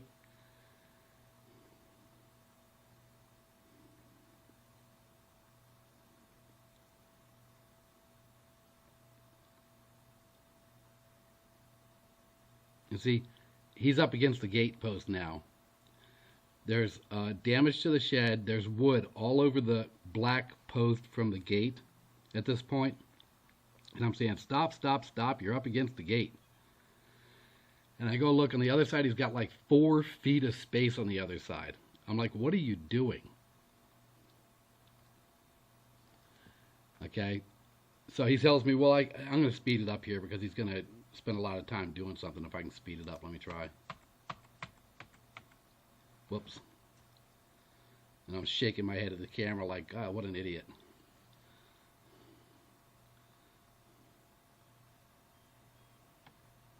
See, he can maneuver the back of the trailer around, right? All right, so now, let's see if it keeps, my video may screw up here. All right, so he's pulling forward. He's not hitting this side now, okay?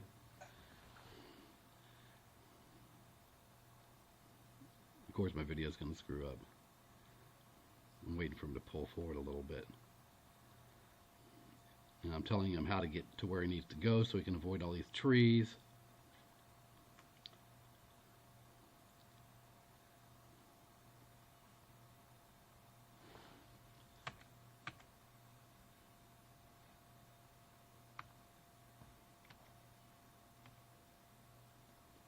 Okay, he doesn't walk around the truck and make sure he's clear before he takes off. Okay.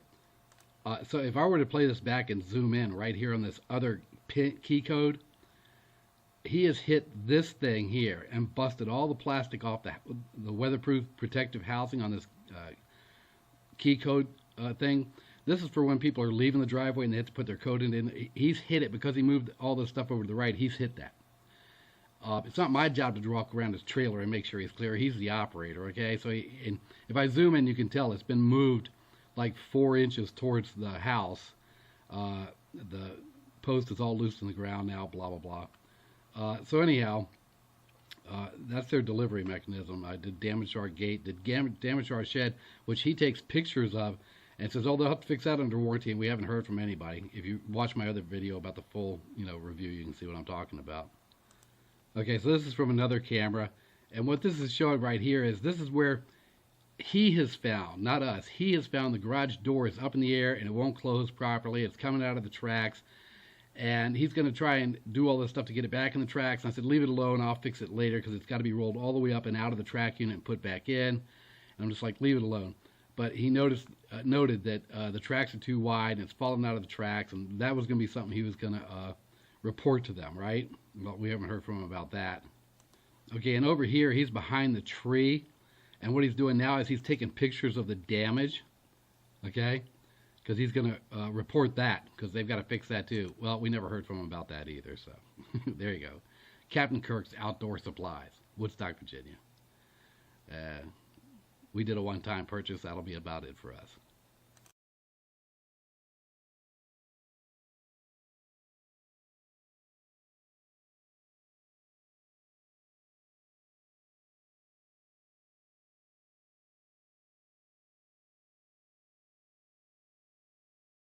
Lady, you must rest. No, I'm not tired. I want to talk about it with you. I want to see it. When can I see the baby? Kathy, please, try to get some rest. Jack, you're acting so strange. Is something wrong? Darling. The baby. It's dead, isn't it? Oh, Kathy, that I should have to tell you. Oh, my darling. Was it a boy? A beautiful little boy, the doctor said. Well, Why did he have to die? I have no answer, dear. Doctor said everything was going fine, even though the baby was premature. He didn't feel there was any danger. Then suddenly the little heart stopped beating. They did everything they could. It was God's will. No, it was that evil thing. That ugly, frightening thing. That eye. Kathy. Get rid of it. Throw it away. I've felt its evil presence ever since you brought it home. Oh, darling, if that eye disturbs you, I'll get rid of it. Before I get home, Jack, promise me you'll sell it or give it away. And if you can't, then destroy it. Yes, Kathy, I'll do whatever you say.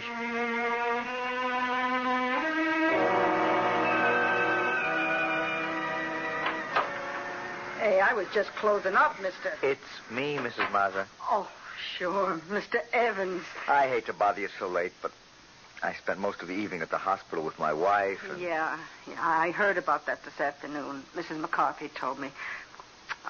Guys, that's a terrible thing to happen to a nice young couple like you two. I sent your wife a card. Yeah, thank you. Listen, what I came in to ask you, you know this neighborhood well, don't you? Uh-huh. I lived here all my life. Do you know Quentin Street? Oh, about 6-7 blocks north. Yeah. Used to be a nice residential street, but it's real run down now. Do you know that little curio shop at the corner of Westerly and Quentin? You mean, did I know it, don't you? Oh, it's been closed for ages. Years. No. I was in there last week and made a purchase. You couldn't have. Well, that building's been empty for nearly 20 years. The windows are broken, it's falling apart. You know, I remember it when I was a girl. There was an old man. A small old man? Yeah, we were scared of him when I was a kid. But I bought something from him, a present for my wife on her birthday. It was just a few weeks ago. Oh, you couldn't have. Well, the building's been condemned for over 5 years. It's supposed to be pulled down. But he was there, I tell you, in the shop.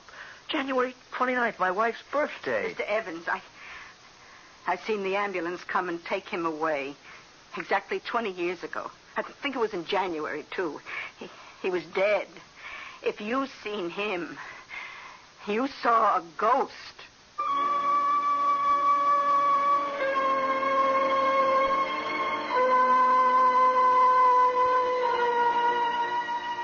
The pendulum is swinging back.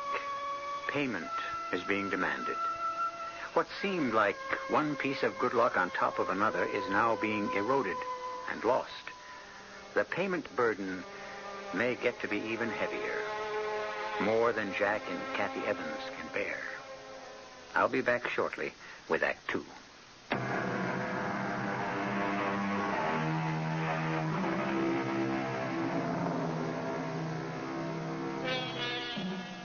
When Jack Evans was told that the little curio shop where he had purchased the onyx eye had been closed for over 20 years, he couldn't believe it. The memory of the night when he was in the shop a few weeks before was sharply etched on his mind. The next day he went to find out for himself. The shop was no longer there. The ancient building in disrepair, broken windows, the door hanging on one hinge. It was not his recollection of the shop, but it was as Mrs. Mazza had described it.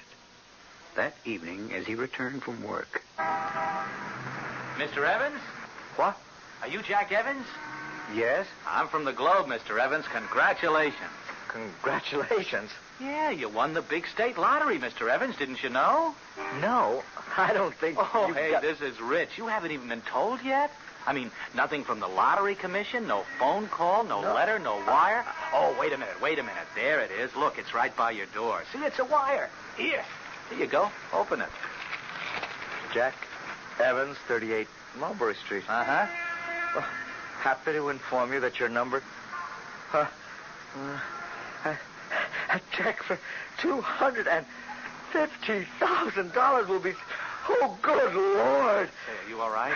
Yeah, sure. I'm great. Well, you looked a little pale for a minute. Well, I guess it sort of got to me for a minute. I think I wanted to get rid of it. Huh? Well, what? You mean your lottery ticket? No. The onyx eye. Huh? Oh, this money is only half mine. Mrs. Mazza, who runs a little stationery store on Euclid and 12th, bought the ticket for me. We're going to split the money if I won. Mrs. Mazza, Euclid and 12th. Got it. Now, what about this eye? The onyx eye you just mentioned? I'd rather not say much about that. It's kind of a good luck charm. Well, have you got it with you? I mean, I'd like a picture, with you holding the good luck charm in your hand. Well, I've got it in the house. Come in. Great. Say, you said you were going to get rid of it, or you wanted to get rid of it? Yeah, it bothered me. Just a minute. I've got it in a drawer. Ah. Here it is. Say, that is something. Huh. Ugly little thing, isn't it? That eye seems to be looking right at you, huh? My wife's afraid of it, wants me to get rid of it. Are you going to? I don't know. She thinks it brings bad luck. For you, it didn't.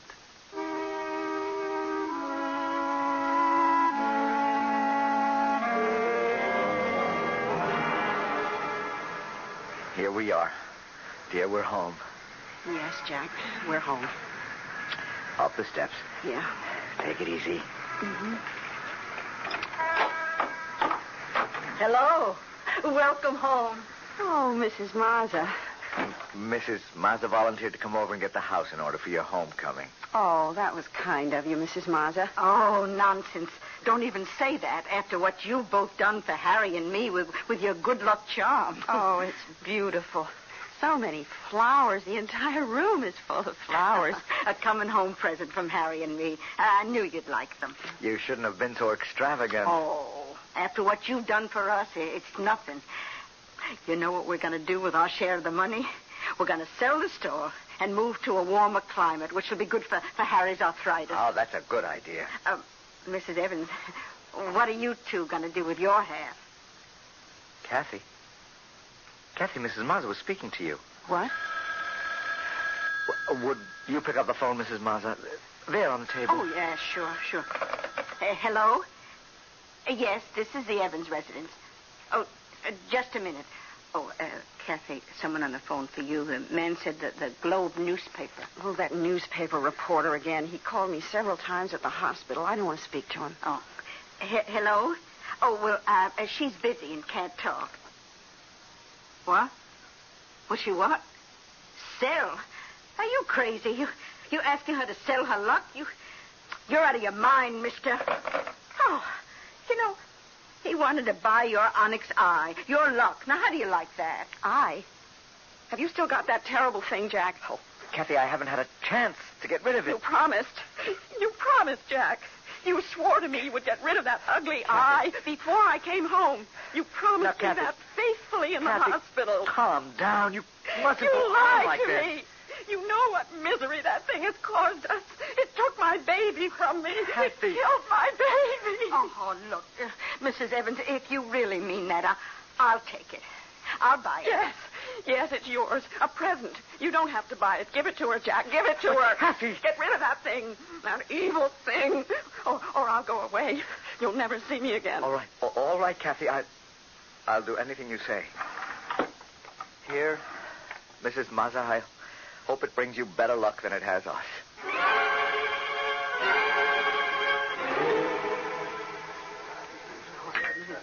Well, Jack, like my choice of restaurants?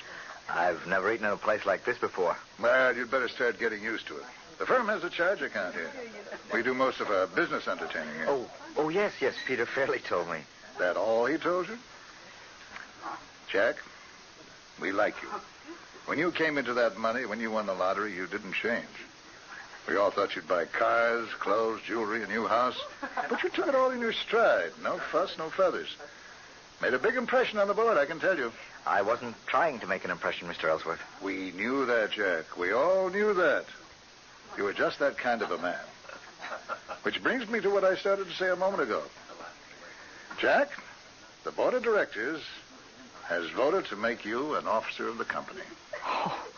You are now a vice president of Ellsworth Manufacturing Incorporated.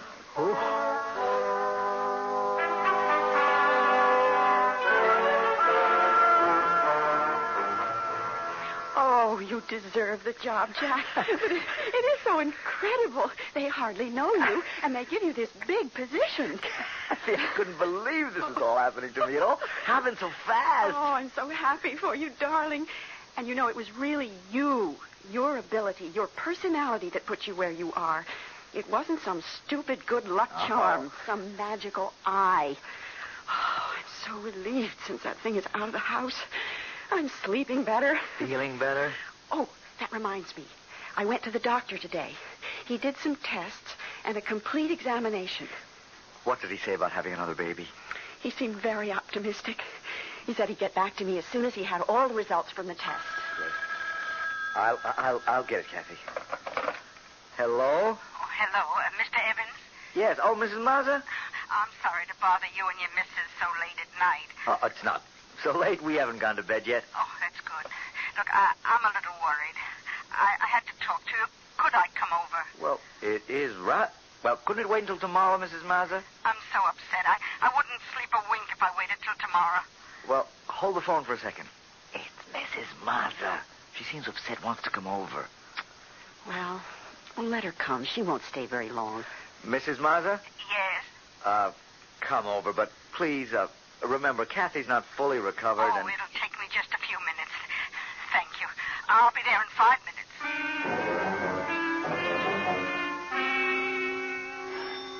There she is, Jack. Let her in. Okay. I got it. Come in, Mrs. Mazza. Oh, I'm sorry to bother you. No bother for a friend. Come in. Thank you. Hello, Mrs. Mazza. Sit down, won't you? No, I'm only going to stay a minute. I just had to tell you. It's gone. What? The eye. The onyx eye. Gone? No. No. Now, Kathy, get hold of yourself. Mrs. Mazza, I think... It's gone, I tell you. Now, I wrapped it in an old piece of chamois in my drawer in the bedroom dresser.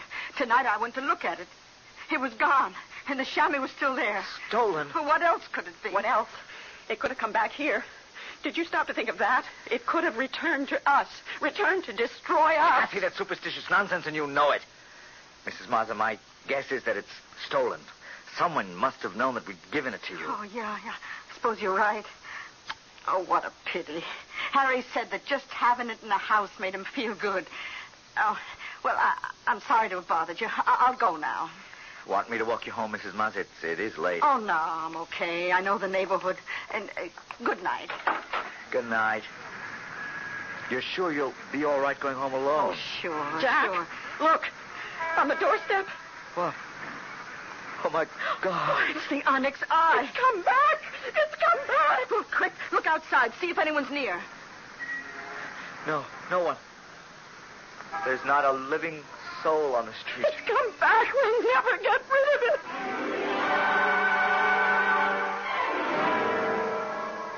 You have made an offer. and now you must go through with it. No, we don't want to take it back, please. That is impossible. I cannot take it back. You have made a bargain, and you must hold to your word. Is there no way to be rid of it? I told you, you must be sure you want it, and all that goes with it, it will be with you forever. Wait, oh, man, there must be some way. Jack, darling. Jack. Something that would... You're dreaming, Please, Jack. Listen to me. Wake up. Oh, man, listen. Please. Jack, listen to me, Jack. What? Jack, you're having a bad dream. Oh, Kathy, darling. You were dreaming, tossing in your sleep. Oh, what a nightmare. Frustrating dream. You seem to be talking to someone, pleading. I was dreaming of that little old man who sold me the onyx eye. I begged him to take it back or tell me how to get rid of it. He gave me no answer except that I was compelled to keep it. Forever? Forever. Wait a minute. There's something in the back of my mind. If I could think of what it is, he'd be able... A phone? This hour. 4:15 in the morning. Hello? Yes, this is he. Who? St. Joseph's Hospital. Yes. I see. Asked you to call me. Yes, I'll come immediately. Thank you. What is it? Mr. Mazza. Stroke. Mrs. Mazza asked them to call me. She wants me to come to the hospital. It was that thing. Oh, no. That's becoming an obsession with you. Kathy, can't you forget it? Don't you see? Mr. Mazza benefited from the luck, the lottery ticket. And now he's paying for it, as we have.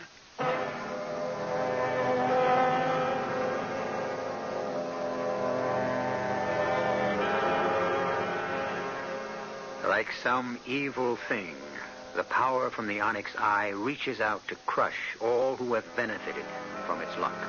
Its influence keeps spreading like a pool of slimy, polluted water, defiling everything it touches. I'll be back shortly with Act 3.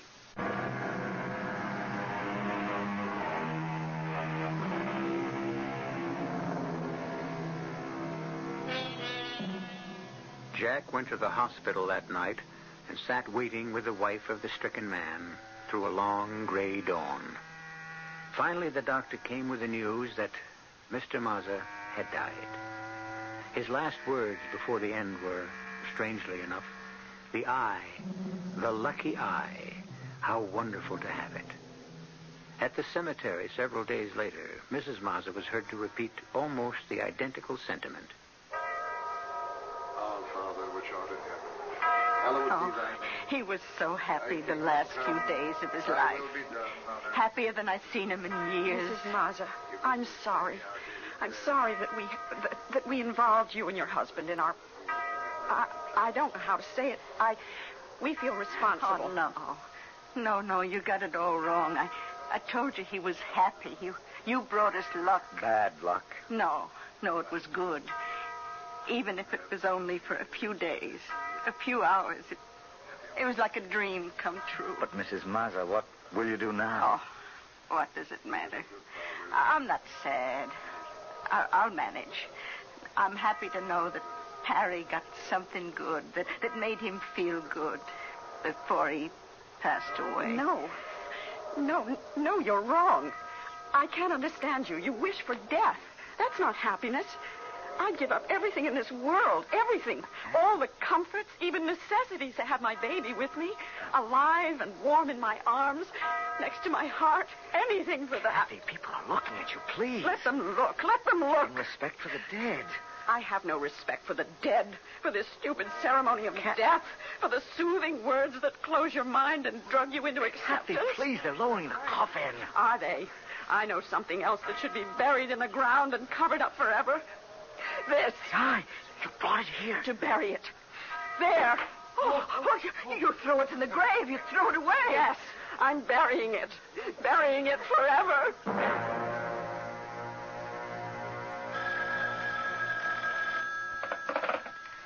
Hello? Hello, Mr. Evans. This is Peter Cawley. You know me. I'm the reporter on the Globe. I'm the guy who interviewed you when you won the lottery. What do you want? I'm in the middle of dinner. Well, I see that you found an envelope on the street with over $2,000 in it and that you turned it into the police. That's right.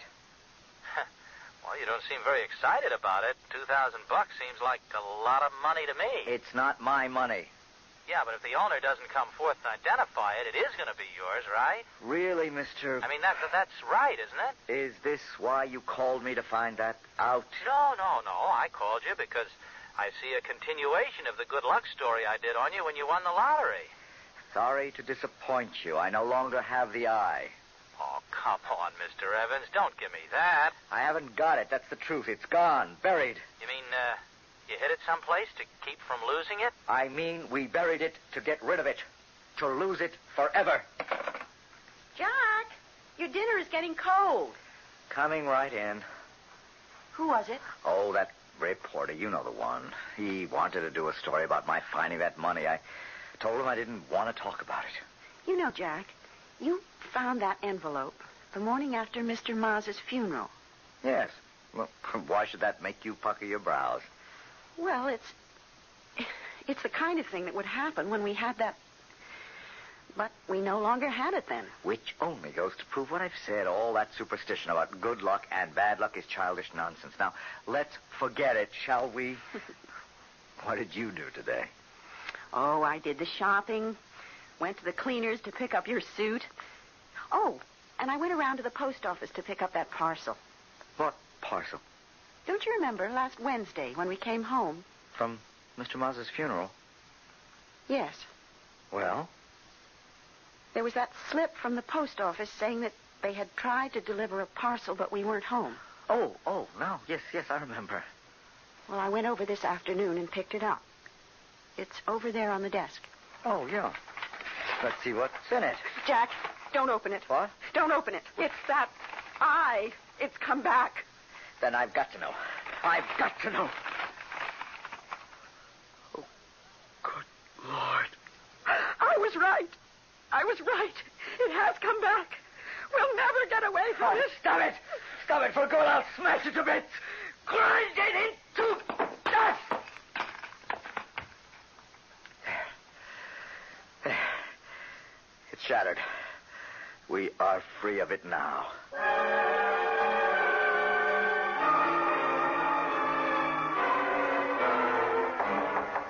Come in.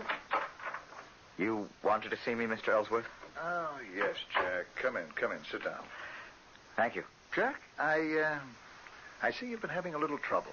About the lottery ticket? Been in the papers, featured quite prominently. I can say the same thing to you that I told to the district attorney. I did not know the ticket was a forgery. Yes, I know. I have returned my winnings to the State Lottery Commission. Mrs. Maza has returned her share also. You have behaved very honorably in the whole matter. I myself have said that to the board. This was brought up to the board? It had to be, Jack. You see, you occupy a very unique, a very sensitive position in our company. I don't understand how this could affect the company. My boy, a company such as ours is only as good as our reputation. I get it, Mr. Ellsworth. Now, I know why you called to talk to me. Jack, try and see my side. You are no longer an asset to Ellsworth Manufacturing. You are a liability. Now, I'll tell you what we are prepared to do. We shall give you a letter with the very highest praise for your ability and character. We shall give you 3 months' salary as termination pay, and your best wishes for my future.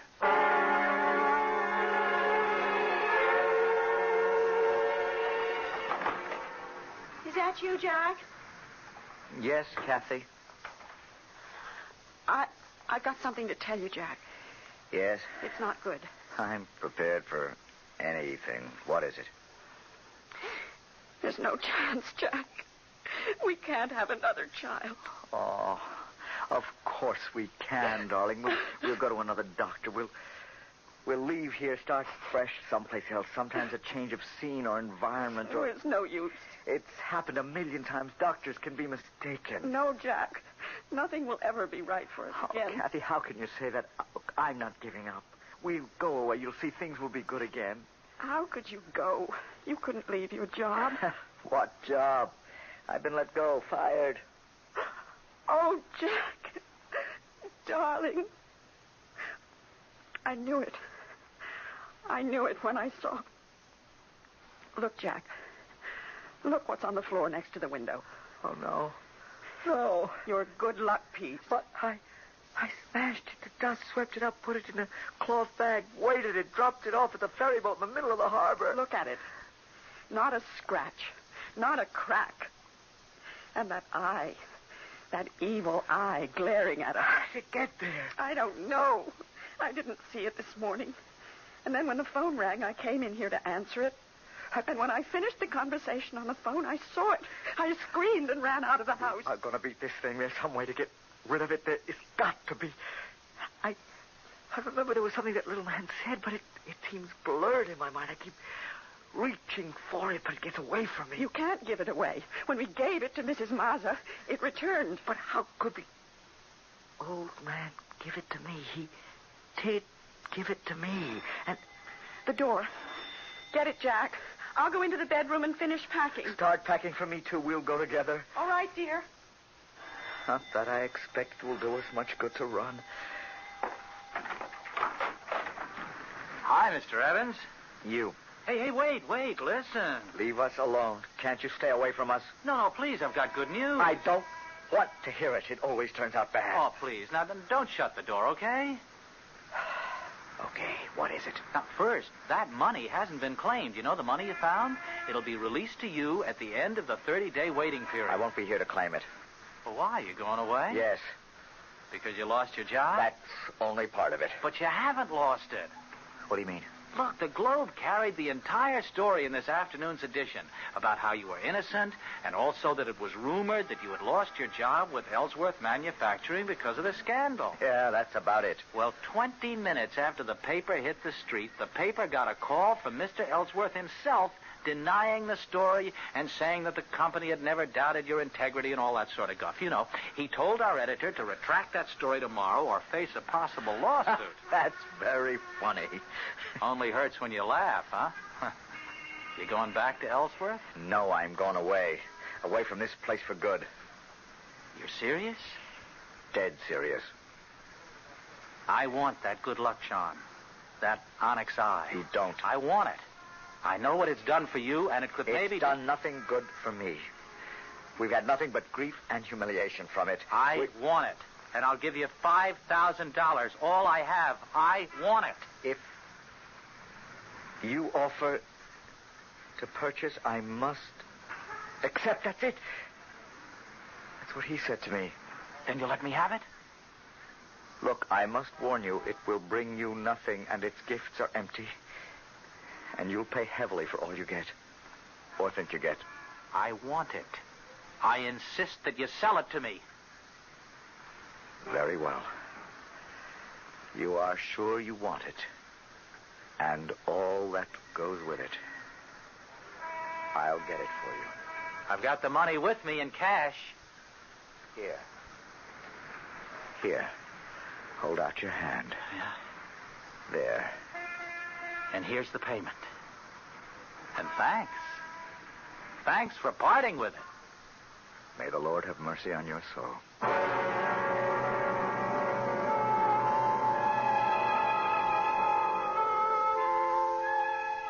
And now the onyx eye is in the possession of a new owner, a new master. Despite the warning Jack Evans gave him that he would pay for every piece of good luck, pay perhaps with his blood or the happiness of those near him, the new owner steps out into the world clutching the evil talisman in his hand, with his heart full of hope. I'll be back in a moment.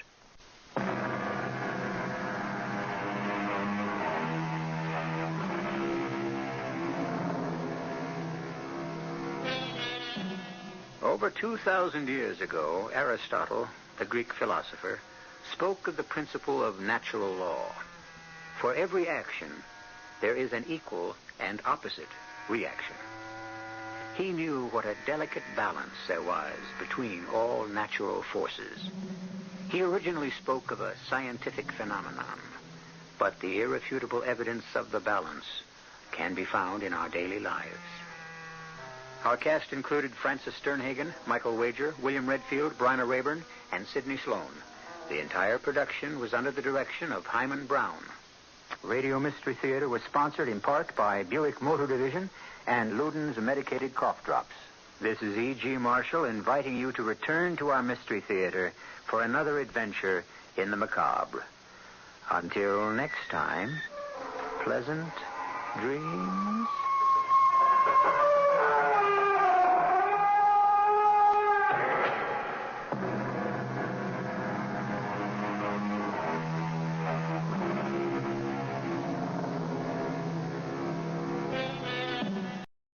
Come in. Welcome. I'm E.G. Marshall. How does a Mediterranean cruise in the sun sound to you? All expenses paid. Not very sinister? Rather pleasant, eh? That's what you think. For when this cruise is only half finished, I think you'll be ready to abandon ship and take the next plane home. We're on a cruise with Elvira Graham, one of the world's leading fashion designers, her escort, Tony Butler, and her daughter, Marjorie. At the moment, our ship is docked in the Libyan coastal town of Derna. Elvira and Tony have gone sightseeing, trying to find a certain shop they heard about from the ship's captain. This is so deserted. There can't be any stores down here. Oh, it's not a very long alley. Let's look.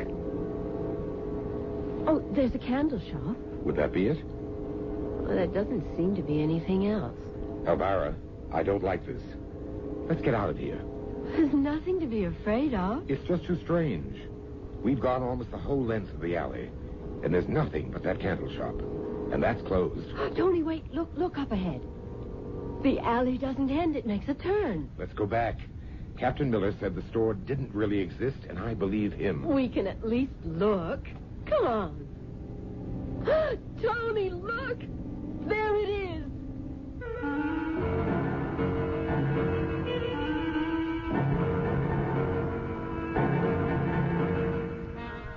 Our mystery drama, The Devil's Boutique, was written especially for the Radio Mystery Theater by Bob Juran and stars Joan Loring and Robert L. Greene.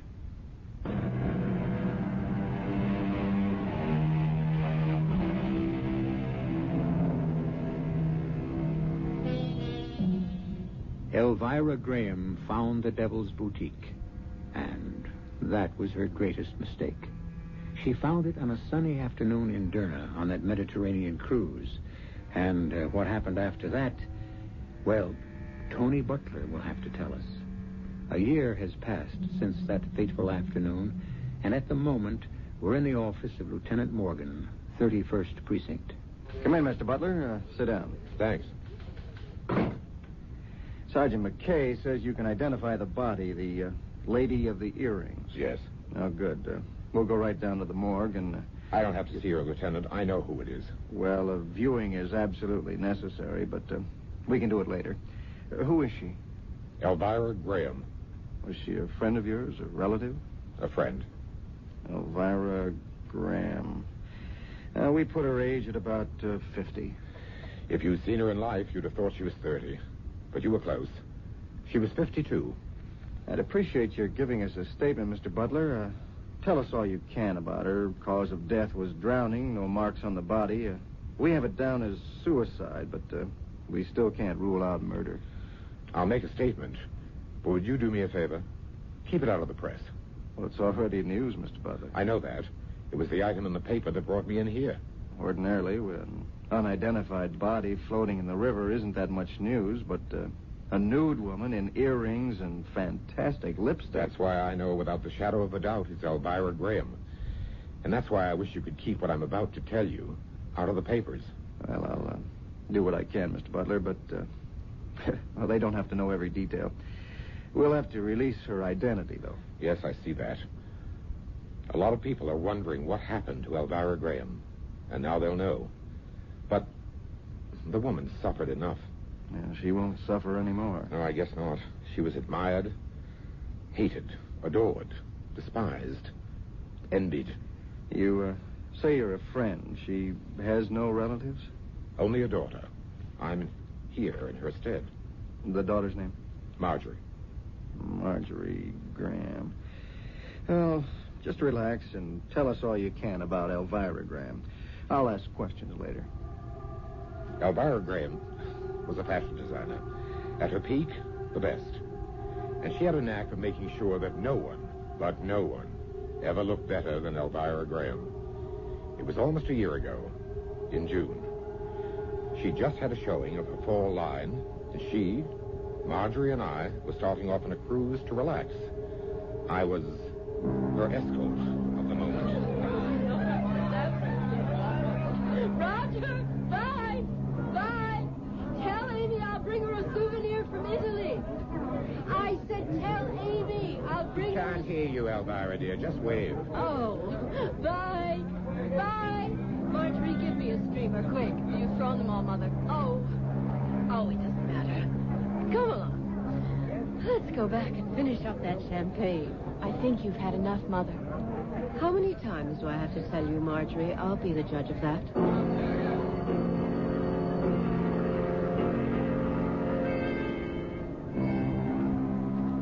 Oh, I'm exhausted.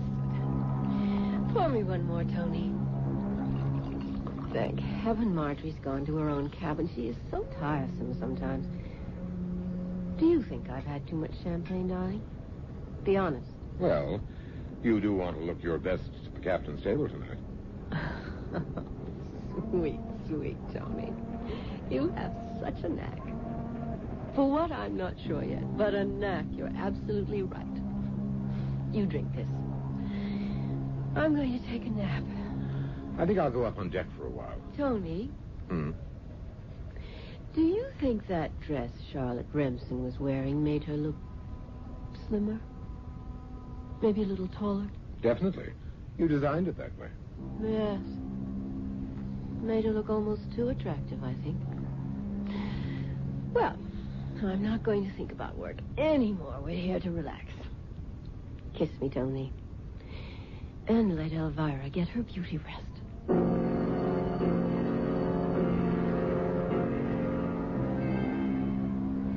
Marjorie, I thought you were in your cabin. Oh, it's too exciting to stay down there. What's Mother doing? Napping. Of course, I needn't have asked. Marge, why do you stay so close to Elvira? Don't you want a life of your own? I could ask the same of you, couldn't I? Touché. Are you in love with my mother, Tony? Love? No. And you know she's not in love with me. We're companions. I'm convenient. And vice versa. The great Elvira Graham. She picks her men the way she picks her wardrobe. But it's fun while it lasts. Escort to the great Elvira Graham. And all that press doesn't hurt my acting career. Well, at least you're honest, Tony. Probably the first who was. Thank you. But you didn't answer my question, and I've answered yours. Why do I stay so close? I admire her, too. But I love her. So many people are jealous of her, and I feel maybe I'm the one little sincere spot in her life. I don't always agree with her. And she wants you with her. I know that. I wondered about that. Why the glamorous Elvira Graham wants her 20-year-old daughter tagging along. Ever stop to think she loves you? Yes, I think she does. And let's face it, you add to her image. Who would believe that anyone as young as Elvira could have a 20-year-old daughter? I've heard that before. Mother's always been vain. But lately, Tony, it's becoming more of an obsession. She's the acknowledged queen of fashion. What would you expect? She's putting it before everything else. She sold her soul to vanity. Such profundity from one so young. Don't laugh at me, Tony. I'm worried. I'm not laughing at you, Marge. But there's nothing we can do about Elvira's personality. We just live with it. Or what? Or leave it. And for the moment, it suits me to live with it. Come on. Why don't you take a nap, too? You want to look your best? We're at the captain's table tonight. How could I forget it?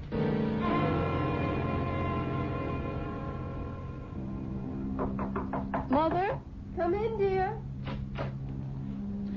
I just wondered if you were ready to go up for dinner. Tony and I have had a cocktail already. Yes, just about. But I see you're not Marjorie. I am. That's why I came by. But, Marjorie, you're not going to wear that scarf with that dress. Well, yes, I am. Oh, no, dear. The dress is chiffon. It looks fine, but you don't cover décolleté as low as that with a scarf. It's ridiculous. Besides, it's the wrong color. It should contrast, if anything. But I thought it was perfect. Perfect? Marjorie, I cannot understand how the daughter of Elvira Graham can be so insensitive to style. Doesn't anything rub off? Mother, We're dining at the captain's table. It may not mean anything to you, but it does to me. I disagree with you about the scarf, but I'll give in to your superior judgment. No, darling, you'll find it's always right. Now, hurry and replace that dreadful scarf with a string of plain, simple pearls, and change your lipstick. It's too bright. I'll meet you in the dining room. You do understand. I just want you to look your best. Well, you must always look your best, my dear. But never better than Mother.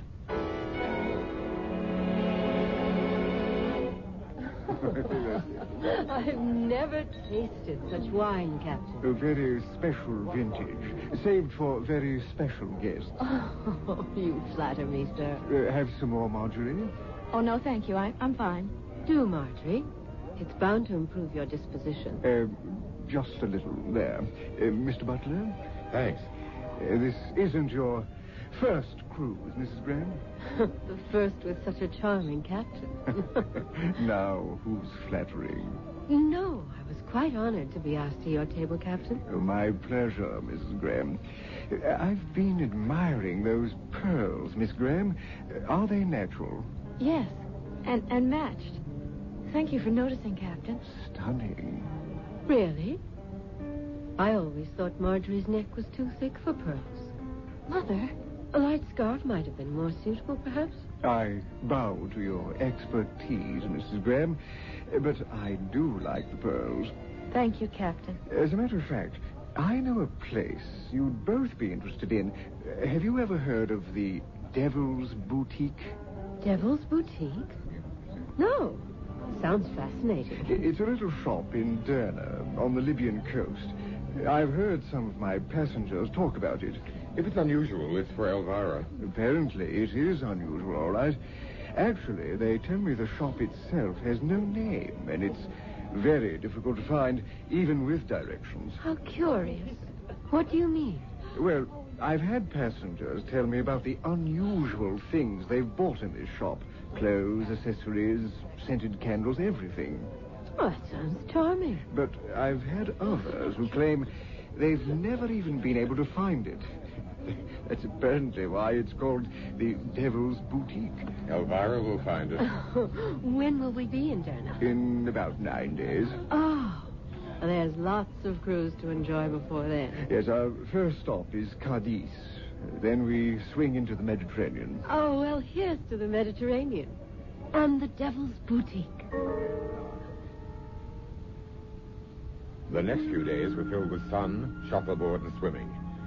Elvira made sure everyone knew Elvira Graham was aboard.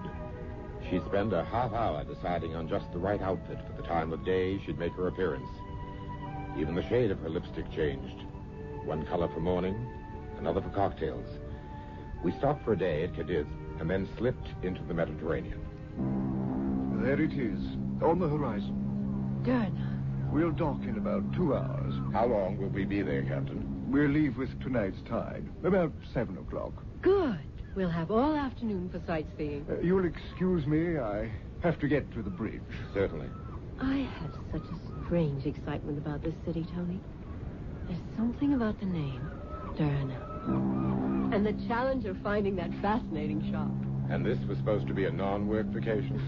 There's no such thing for me, and you know it.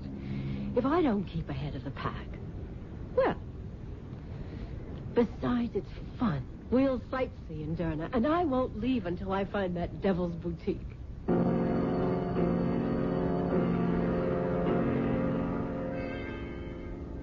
I can tell you one thing.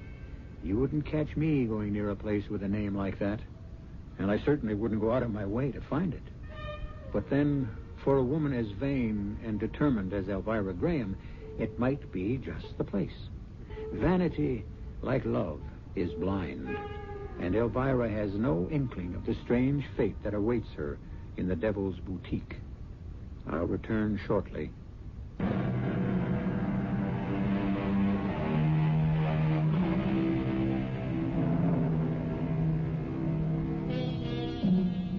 Most women are particular about their appearance, which everyone should be. But with some, it becomes an obsession. Elvira Graham was pushed by an ego that demanded to be first, pulled by a vanity that demanded most of her attention. And both were responsible for her downfall. Marjorie, why aren't you dressed? We're going ashore. I'm not going, Mother. I feel like staying on the ship. Well, do as you like. Tony and I are going into town and find that shop the captain told us about. You go ahead. I'll be all right. I just don't feel like going. This is exciting. I've never seen a place like this. I wish we knew where we were going. The captain said follow the main street to the water well and then take the first alley on the right. If it's that simple, how come some people couldn't find it? They didn't want to find it badly enough. Come along, Tony. Why don't we just stroll and enjoy the sights on the way? Time for that later. Here's the alley. First right after the well. You're going down there? Of course. This is so deserted. There can't be any stores down here. Oh, it's not a very long alley. Let's look. There's a candle shop. Would that be it? Well, it doesn't seem to be anything else. Elvira, I don't like this.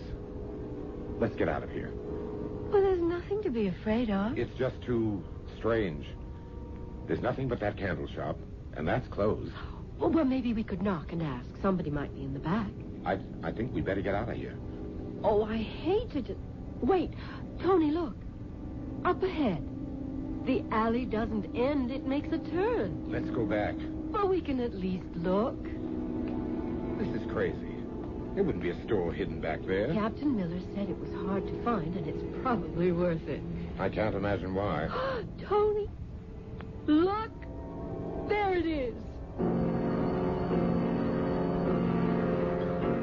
There it was, just ahead of us. The windows of a quaint boutique, dimly lighted, and in the window, belts, dresses, slacks, scarves, accessories, beads. Elvira literally jumped with joy. Tony, we found it. And it's open. Come on. Oh, look at the things in this window. Tony, that belt. It is different. It's fabulous. I could design a whole suit around that. Let's go in. The captain was right. There's no name on it. There weren't on any of the shops in the main street either. Here it doesn't seem to matter. Fabulous. Just fabulous. Doesn't seem to be anyone around. I just want to browse anyway. Look at this jacket. There's not a seam in it. How do you suppose... Madame likes the jacket? Oh, yes. It is stunning. One of my favorite creations. You're certainly original. I've never seen styles even resembling these before. And no, I'm not copied. Everything here is quite original. Mrs. Graham is a designer herself. She knows how to judge quality. Ah, yes, Elvira Graham. I am honored. You know me? Anyone remotely concerned with fashion knows Elvira Graham. Oh. Is that not so? Well, yes, but I never thought here. You didn't think that in such a humbled, out-of-the-way shop, one would have heard of you? Well, frankly, no. I keep up with things, huh? And you are... My name is Arch. You don't mind if I look around? That is what my shop is here for, Mrs. Graham. If I can be of service, just call me. I will be in the back. Oh, I stumbled onto a gold mine. What do you mean? Why, these styles. The man is a genius. But how many people know about him? No one who matters. So? None of this stuff has hit the market yet, and I'm going to introduce it. You can't take it all back with you, dear. Yes, I can. In my sketchbook. Tony, darling, you're looking at Elvira Graham's newest collection. You're going to pass the stuff off as your own? Of course. Who's going to know the difference? You have found something to your liking? Everything. It's impossible to choose. I'd like to bring my daughter back to see your place. I would be honored. We're sailing on the Lady Madison. I'm going back to the ship and get her. You'll be open all afternoon? Certainly. Come, Tony. I can't wait to see Marjorie's reaction to this place. Why all the fuss about Marjorie? I want Marjorie to come back with us so the two of you can distract him while I copy. You think he's not going to notice you in your sketchbook? Not if you and Marjorie help. She'll know how to keep him busy.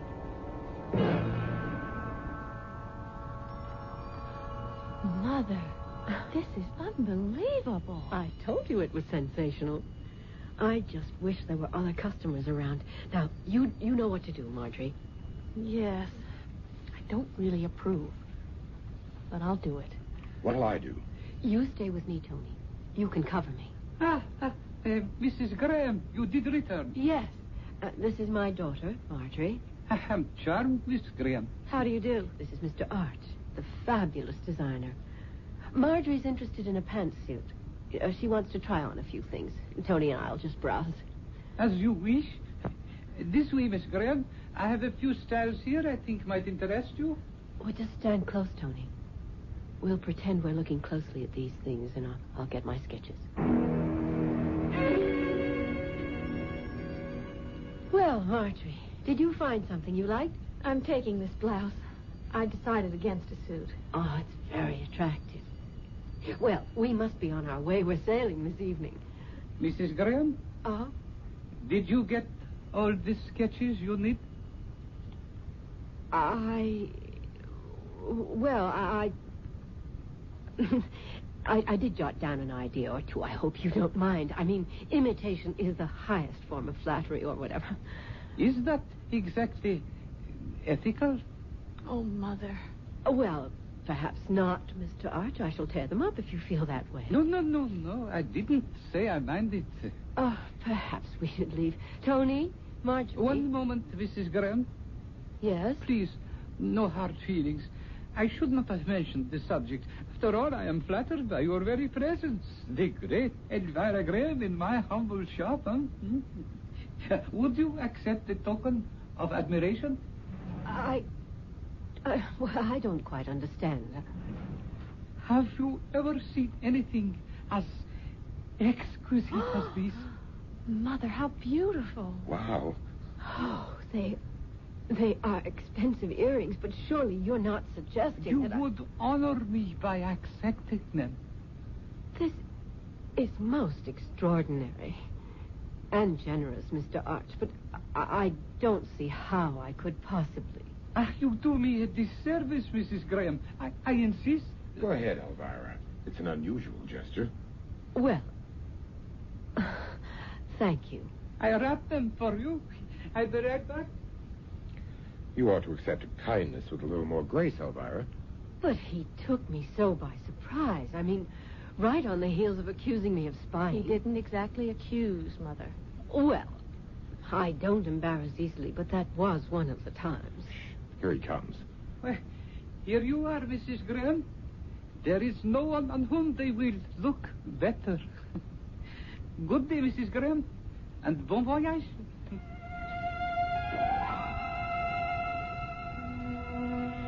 It was late afternoon when we got back to the ship. Marjorie went to her stateroom to dress for dinner. And Elvira stored her sketches in a secret compartment of her trunk. I'm not taking any chances with those, Tony. They are priceless. Speaking of priceless, let's see the earrings. Oh, yes. Here they are, in my purse. I'm so taken up with the sketches, I'd almost forgotten them. I still don't understand his generosity. Oh, but they are beautiful. Well, what's this? Anything wrong? Packed with the earrings. It's a lipstick. So? Oh, nothing, really. He just didn't mention it. Let's see the earrings. They are extraordinary, aren't they? They seem even more brilliant than they did in the shop. Why don't you wear them at dinner tonight? I intend to. Curious about the lipstick, though. I wonder why he didn't mention it. Almost ready, Elvira. It's 8 o'clock. We'll be out in a minute. Is Marjorie there yet? She just arrived. I won't be long. She wants us to get the full effect all at once. The earrings. She's wearing them at dinner tonight? And the lipstick. The lipstick? The shopkeeper at that boutique slipped in a lipstick with the earrings. It seems to match the color of the stones. Well? Elvira. Oh, Mother. They're breathtaking. They are striking, Elvira. The lipstick is perfect, isn't it? It lights up your whole face. It's almost uncanny. I've never seen you quite so radiant, darling. Watch out, you two. You'll turn my head. That has been done by experts. Oh, you're dreadful, Tony. Come on. Let's go to dinner.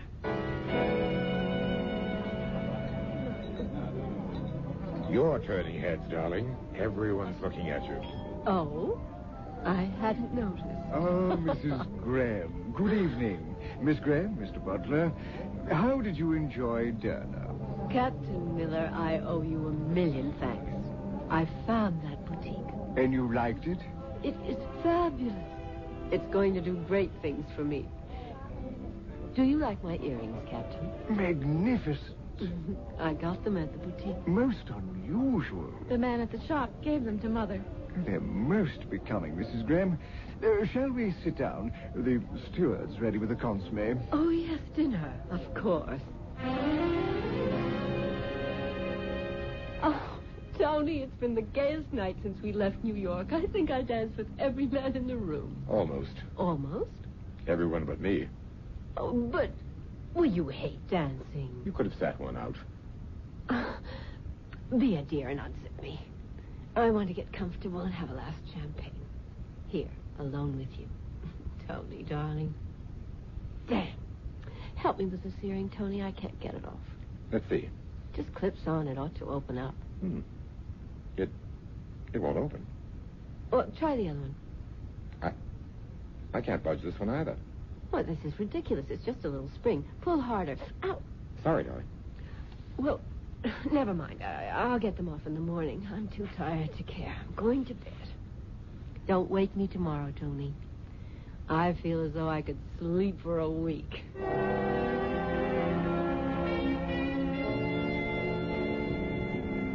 Good morning, darling. It's morning already.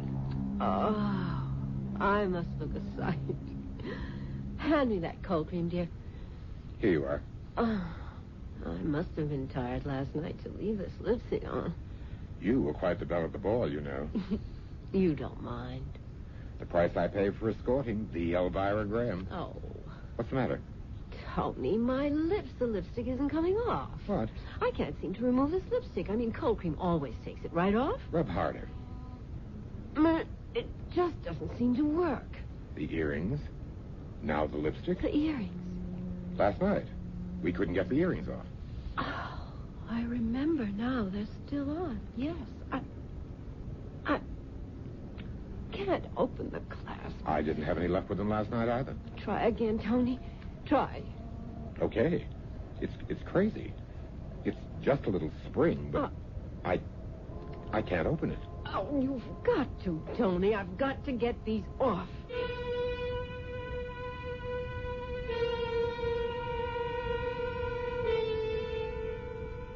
I told you I wouldn't go near a place with a name like the Devil's Boutique. You never know what you're in for. The earrings and lipstick the little shopkeeper gave Elvira were beautiful, all right. And she was immediately attached to them. Wouldn't you say? We'll see what happens next when I return shortly with Act 3.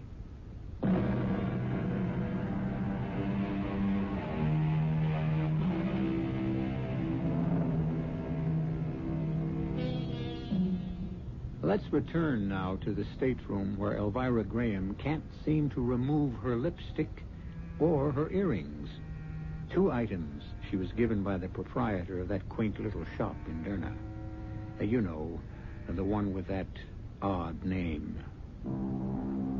I've got to get them off, Tony. I can't be seen in the morning wearing these. Or the it's just not done. Relax, Elvira. We'll get them off. Just sit still while I... Oh, there's no use trying that again. Maybe you could get some kind of tool, something to pry them loose. Where? Well, ask the captain. Oh, no, wait, don't. He'd think it's odd. No different from what I'm thinking. Mother, Tony, going up for breakfast? Mother, You're still wearing the earrings. yes.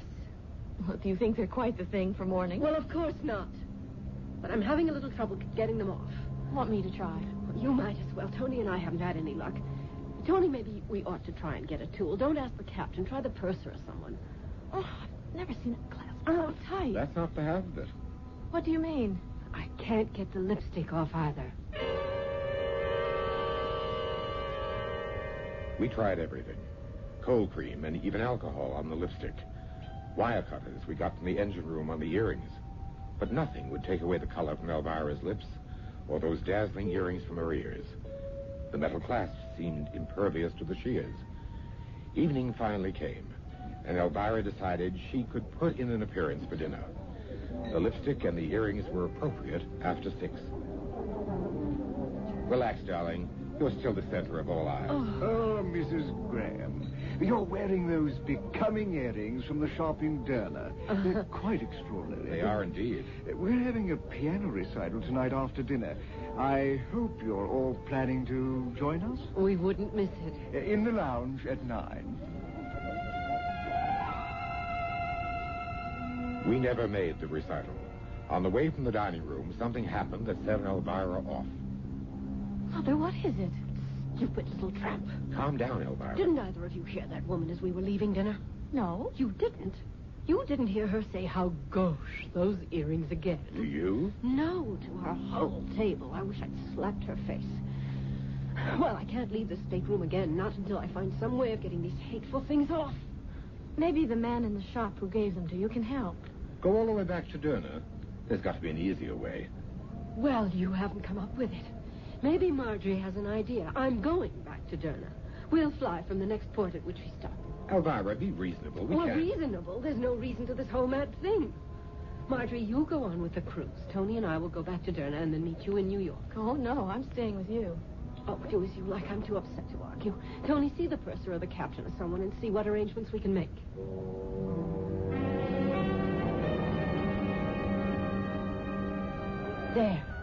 There's the window. And I remember that carpet shop across the square. The alley should be just ahead.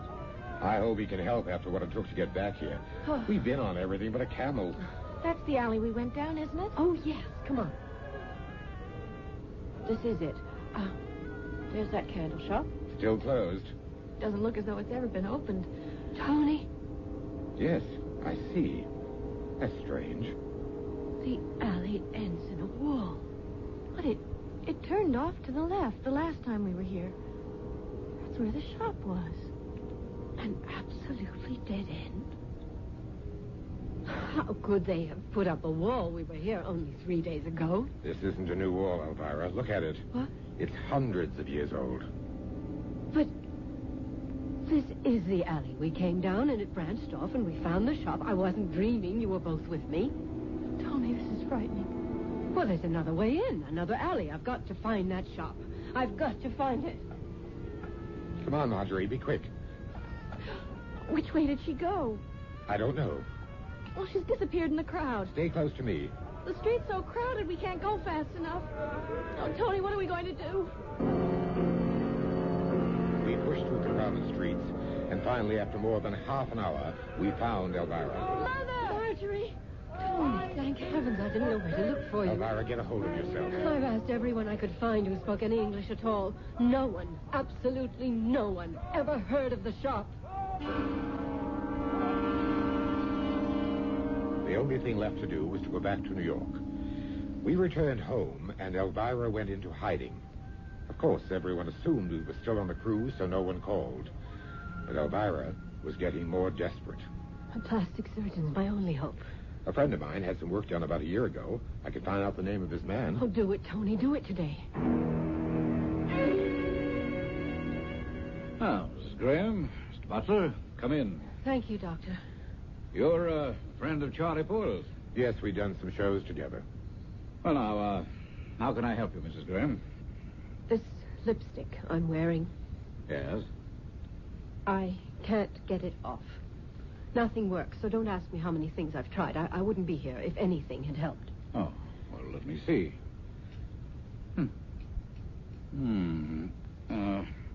I'm just going to scrape your lower lip a little. It won't hurt.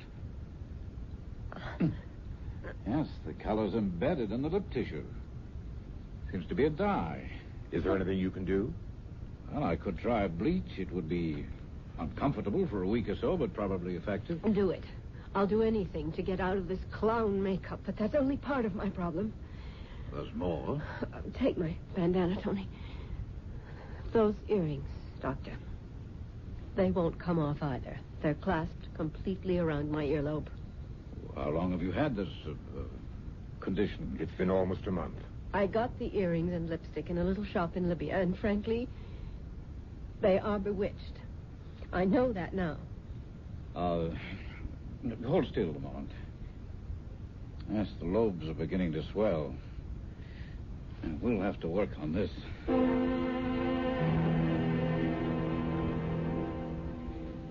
Well, I'm sorry, Mrs. Graham. I'm at a loss to know what to do with these. Oh, have you tried... A machine shop, an auto garage, everything but an acetylene torch. I must admit I've never seen anything like it. No one has. Well, Doctor. Well, I shall give you the bleach for your lips, apply it twice a day, and then I'll see you again in a week. Well, and the earrings? You'll have to give them some very serious thought, Mrs. Graham. There seems to be nothing I can do, short of removing your earlobes. Mother, please answer me. Leave me alone, Marjorie. What's the matter, Marjorie? Oh, Tony, thank God you're here. Mother won't come out of her room. She locked herself in hours ago. There's no harm in that. She's going through hell. But I want to help her. You can't help her. All we can do is to be here if she wants us. If she wants to be alone, let her. That bleach isn't helping her lips. It just makes it harder for her to talk. They're as bright as ever. This morning she came out for breakfast. Tony, I nearly fainted. I know. She's not a pretty sight. Her face is so white and lined. Those colors just scream at you. I thought I heard you, Tony. Where have you been? Down at the docks. The ship came in this morning. I went to claim our trunks. Oh, of course, the luggage we left on board when we flew back. I've never given it a thought. Was everything there? Everything. And everyone. Everyone? A welcome home party. Oh, no. About 20. Oh. They assumed we were still on the cruise. Oh, Lord, Tony. What did you tell them? That you and Marjorie stayed on in Nice. Oh, that's good. Good thinking, Tony. No one will be calling up here. Oh, here are the trunks. Just put them anywhere for now.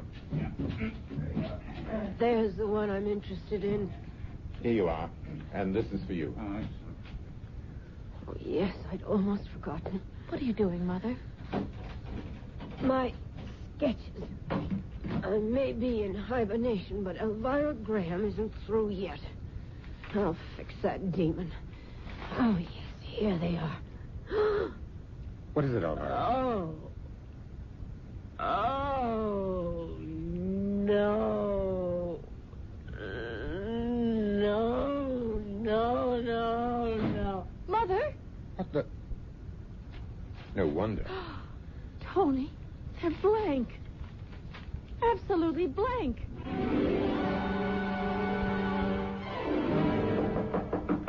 Elvira, please. Mother. You saw them. Blank. Every last page blank. He's cursed me. Elvira, come sit down. Why? What did I do to be cursed like this? Elvira, time can... No. Don't feed me any more of your stupid encouragement. What's the matter with you? Look at me. Clown. Freak. Tony, I can't stand this. I've got to leave. Stay, dear little daughter. Elvira. Dear, pretty light of my life. Your beauty won't change your freshness. But just look at your glamorous mother. Look, damn you. I've been damned. For what? Why? Is the answer to that in heaven? In hell? Ah, yes, hell, where that demon came from. That demon who gave me this beauty. The devil himself in his quaint little boutique. The devil's boutique be damned. The devil himself be damned along with me. What did I do? Did I worship beauty too much? Elvira never spoke another word after that. She returned to her room, stayed there, night and day, and 3 days later she was gone. Gone? She'd vanished. You tried to find her? Oh, yes. We hired a private detective. We didn't want it in the papers or in the police files. After about 6 months, we gave up. Where do you suppose she's been all this time? Wandering, hiding. I don't know. Well, will you look at her body now? If you insist. I must. Well, that was quite a story, Mr. Butler. You a writer? You don't believe it? I don't know whether I do or not. It's too fantastic to be true. Then again, it's too fantastic to be made up. Well, here we are. Oh, there she... Oh, no. What the devil? The earrings are gone. And the lipstick. Now, do you believe me? Dear Elvira, you were beautiful, determined, and the world's best designer. You were on your way to becoming the greatest. But be reasonable, Elvira, and look at it this way. There wasn't room for the two of us.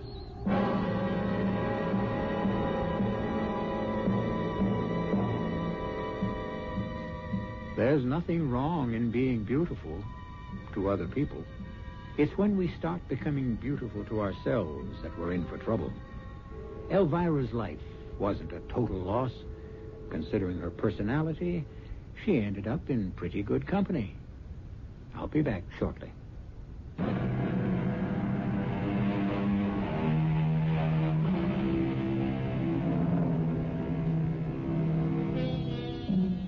I hope you won't think unkindly about the fashion world because of our play. Those worthy institutions strive to keep us looking our best and do a wonderful job of it. Where would we be without them? In jail for indecent exposure, no doubt. But I would like to leave you with a friendly suggestion. The next time you buy a lipstick, jewelry, a garment, be sure there's a label on it. Be safe. Know your designer. Our cast included Joan Loring, Robert L. Greene, Jada Rowland, Bob Caliban, and Ian Martin. The entire production was under the direction of Hyman Brown. This is E.G. Marshall inviting you to return to our Mystery Theater for another adventure in the macabre. Until next time, pleasant dreams. Mystery Theater.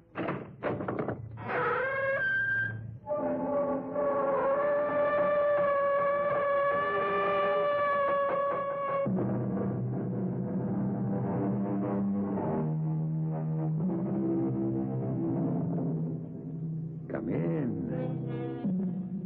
Welcome. I'm E.G. Marshall. A good name in man or woman, the great poet tells us, is the immediate jewel of their souls. True enough. And how valiantly, even desperately, all of us would fight to preserve and protect a good name. But would you also do battle to preserve or protect a bad name?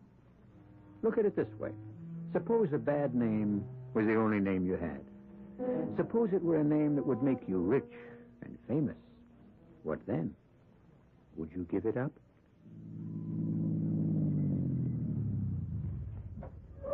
Having trouble? Yeah. Thanks for stopping. Well, what seems to be the trouble? Well, I think it's the carburetor. Well, let me take a look. Don't bother. Huh? I'm onto the game. You're working with Jim Kuick, aren't you? What are you talking about? Don't move. Mister, what are you pointing that gun at me for? I'm just going to kill you before you kill me. Kubick monkeyed with the carburetor, so I'd have to stop along here. Look, I figured you were in trouble and I wanted to help. Well, if you're religious, I'll give you a couple of seconds to pray. You got it all wrong. You look like you were in trouble. I only want... Oh.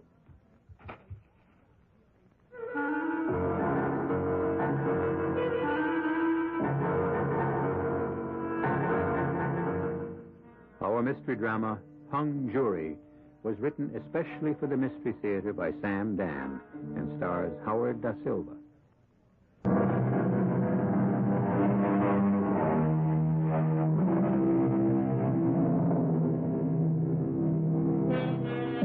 They exist in every country. Here they are referred to as Middle America. They are the hard-working, sober-minded, respectable members of the community, the guardians of its morality.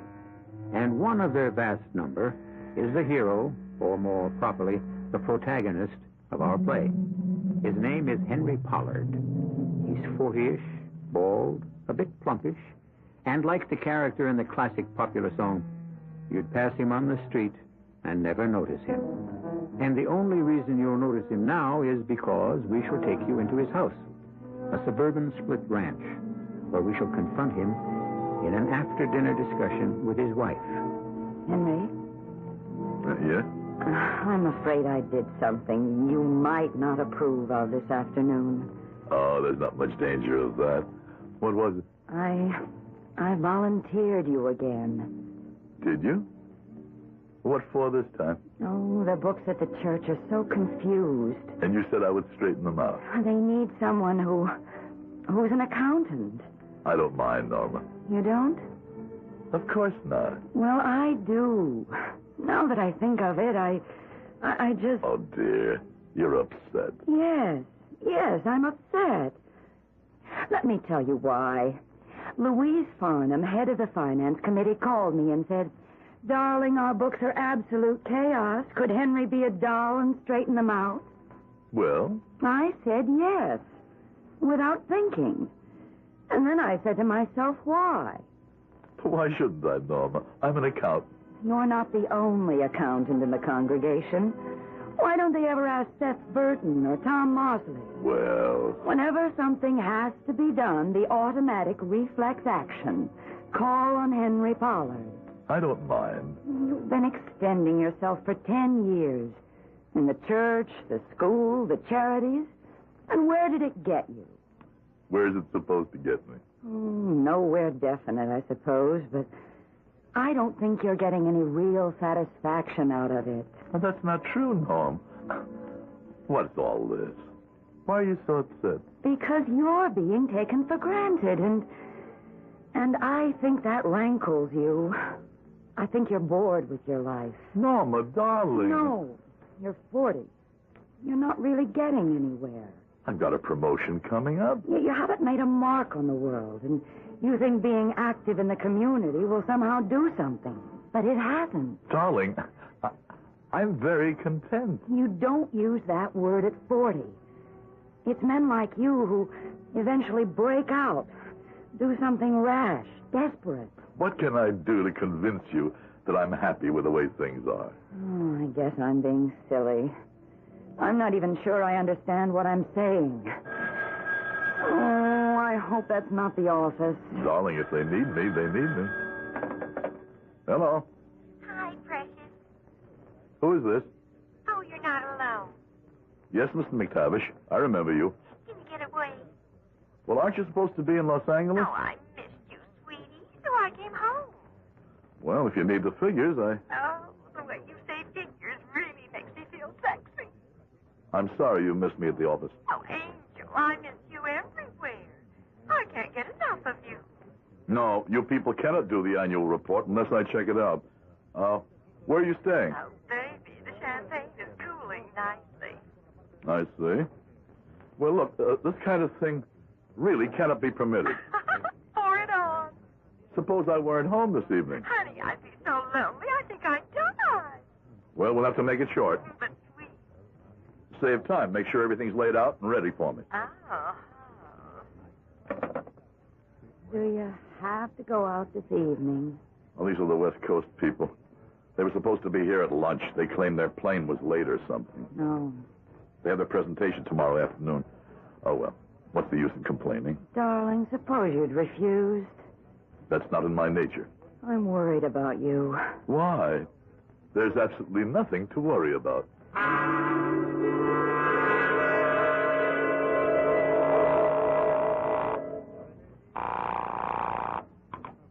Hello? Norma, did I wake you? No, dear, I've been waiting up. Well, that's why I called. This thing is going to take longer than I thought. Oh. I can't tell you how confused everything is. Will you be very late? I'm afraid so. Don't wait up for me. Of course, I'm all right. You're letting these people take advantage of you. Well, I don't mind. Oh, Henry, sometimes I wish you would mind. You'd better get to bed, dear. Good night. Good night.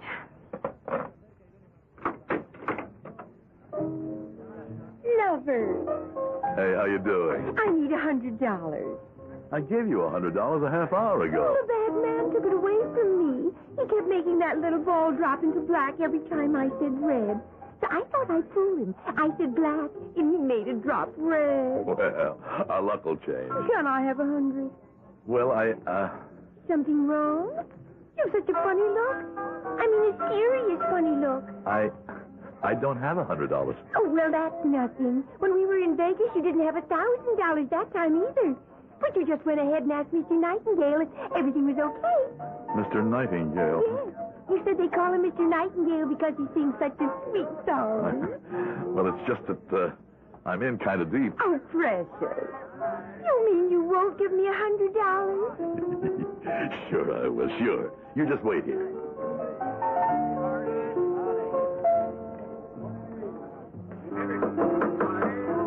Come in. Well, Mr. Pollard, have a seat. Thank you. What can I do for you? I would like to extend my line of credit. Credit. The whole world's based on credit. Well, let's check it out. Well, what are we checking out? Oh, we're completely up to date, Mr. Pollard. The dial on this telephone is hooked into a computer. In this little book, we have a roster of our customers' names, and beside each is his code number. Let's see, Pollard. Yeah. Oh, yes. 091. And so we dial 091. And in practically no time at all, the computer prints out on this typewriter everything we need to know. No sooner said than done. Oh, my. Oh, my goodness. I'm afraid we cannot extend you any more credit. But you said my credit was unlimited. Yes, we said that, and it's true. Your credit may be unlimited, but you're the one that's limited. I don't understand. Well, now, sir, you are an accountant, true? Yes? And so you, of all people, should certainly have an orderly sense of finance. You owe us a total of $20,000. 20? It adds up, doesn't it? 50 here, 100 there, 1,000 another time. But Yes, you don't remember, of course. This is the safe limit of your credit. And, of course, we must now discuss a means of payment. $20,000? I don't have anywhere near that kind of money. Mr. Pollard, I am not a moralist. I won't say to you, if you can't lose, don't play, or if you can't pay, don't borrow. It's all spilled milk, water under the bridge, a lock for the door of the empty barn. But where can I possibly get $20,000? You have $20,000. We've checked you out. And that's how we set your limit. But where? You have a fine Persian rug on your floor in excellent condition. Bring at least $1,900. Just put that. I'm showing you where this $20,000 exists. Now, you have an antique silver service set, which I have appraised at close to $1,100. What are you saying? How do you know? We chose a propitious time to enter your home and consider the contents. And these, plus other valuable items, total $10,000. But I can't For sell. the other 10, you can take a second mortgage on your house. See? The money does exist. But all the furniture and valuables you're talking about belong to my wife. Of course. And the mortgage, the house, we own it jointly. I couldn't raise money without her consent. And here you were saying you had no money. But I can't ask my wife to... Why not? Well, because what could I tell her? The truth? How? How can I tell her the truth? Sir, what kind of marriage do you have? She'll divorce me. In which case you'll divide your property down the line and your half will be enough to satisfy your debt. How can I tell her I've been gambling and that I had another woman? No, you don't have to tell her about the other woman, just the gambling.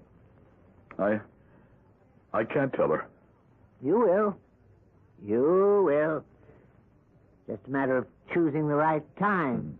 There's never a right time. Oh, yes, there is. And you pick it. Would you rather go home and tell her now? Or would you rather tell her after we break your legs?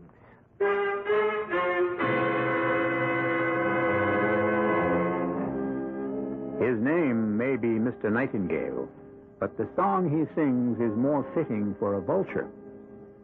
Well, our friend Henry Pollard does not seem to have a pleasant set of alternatives.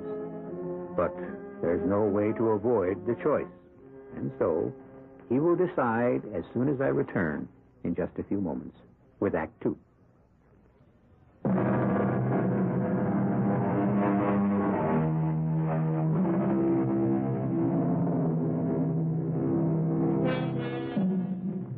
When a man walks what is called a straight and narrow pathway all his life, the law of averages insists that he will have to fall off eventually.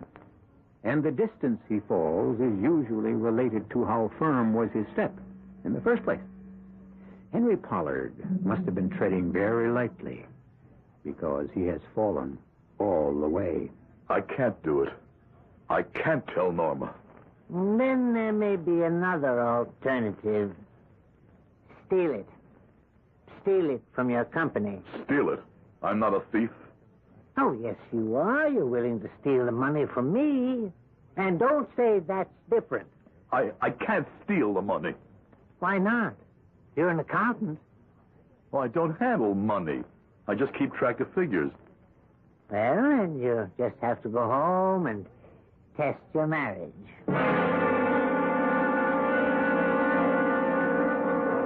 Have you got my 100, sweetie? Huh? My 100 smackers. So called because I'll give you a kiss for each and every one of them. No. Let's go home. I don't want to go home. I want to play roulette. I don't have any more money. I know. That's why you went in to see Mr. Nightingale. He won't give me any more. Uh-oh. You're broke. And in debt. Oh. Let's get out of here. Where can we go? Who cares? I care. What was all this you were telling me about being a free spirit, huh? Well, your spirit can be free, but everything else costs money. Well, let's just get in the car and drive, huh? And live on what? On my credit cards. It'll take him maybe a year to catch up with me, and then who cares? It's been nice knowing you, Henry. Julie. Henry, a girl has to be sure of the rent. But I can't go home. I can't.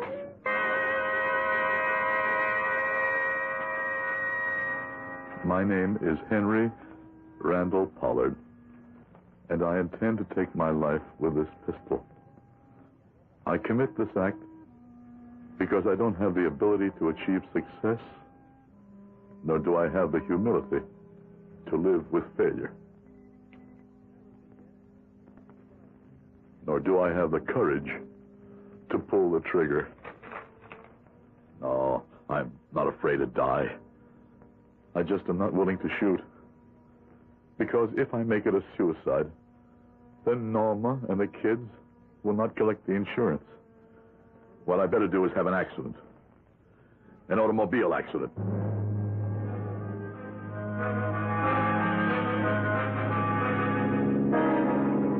There's a guy up ahead. Huh? All alone. This hour of the night. He must have had a breakdown. No, I can't pass him by. I can do what I have to do later. Let me do a good deed before I leave this world. You in trouble? Yeah. Oh, yeah. Thanks for stopping. I can't... I don't know. Something went wrong with the car. Well, I can give you a lift to the nearest phone or garage. Would you? Oh, that would be fine. My name is Barrington. Elmer A. Barrington. I'm Henry Pollard. Well, this is so kind of you, Mr. Pollard. So very kind. Could you drop me off at a motel? I'd like to spend the night there and worry about the car tomorrow. Sure. Sufficient unto the day, the trouble's there, too, as they say. Hop in. Just got a few things I want to take with me. This bag and my attaché case. Yeah, that's about all. Now, I'll just run up the windows and lock the doors. Let me give you a hand. No. Don't you touch that case. What? I only wanted to help. Put it down. Well, sure. I'm sorry. Yeah. I see it all now. This is the way it was supposed to be. Kubik arranged for my car to stall out on the turnpike. Then you happen along as if by coincidence and kill me and take the money. That's an old trick. Will you please tell me what you're talking about? Oh, yes. It's the last trick you'll ever try. Hey, what are you going to do with that gun? You can't kill me. Oh, but I can.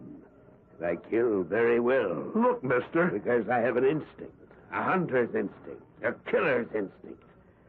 I smell, I sense death and murder. Look, all I wanted to do was help you. And before I kill you, I must tell you why your little scheme failed. I had no scheme. You were overmatched. You and my idiot servant, Kubik. I don't know anybody named... This is the last minute of your life.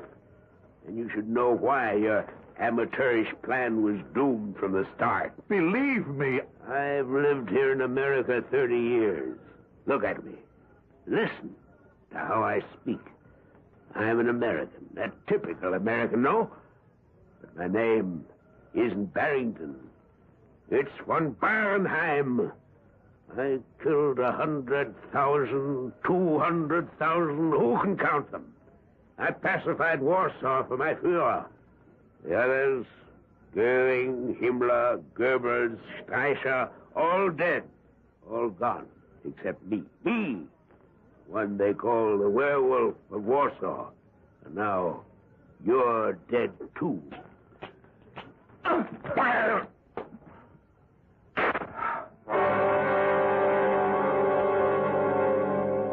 It was a miracle. He pulled the trigger, but the gun misfired. I jumped him. He may have been a killer in his day, but that day was over. He was now an elderly man. He kept pulling the trigger, but I was able to push the gun against him. And when it finally went off, the bullet killed him, not me. Ironic. Why had I struggled? Why didn't I let him kill me? I had wanted to die. Or did I? And he had said something about money. I opened his attaché case. It was filled with bills. 20s, 50s, hundreds, in neat bundles.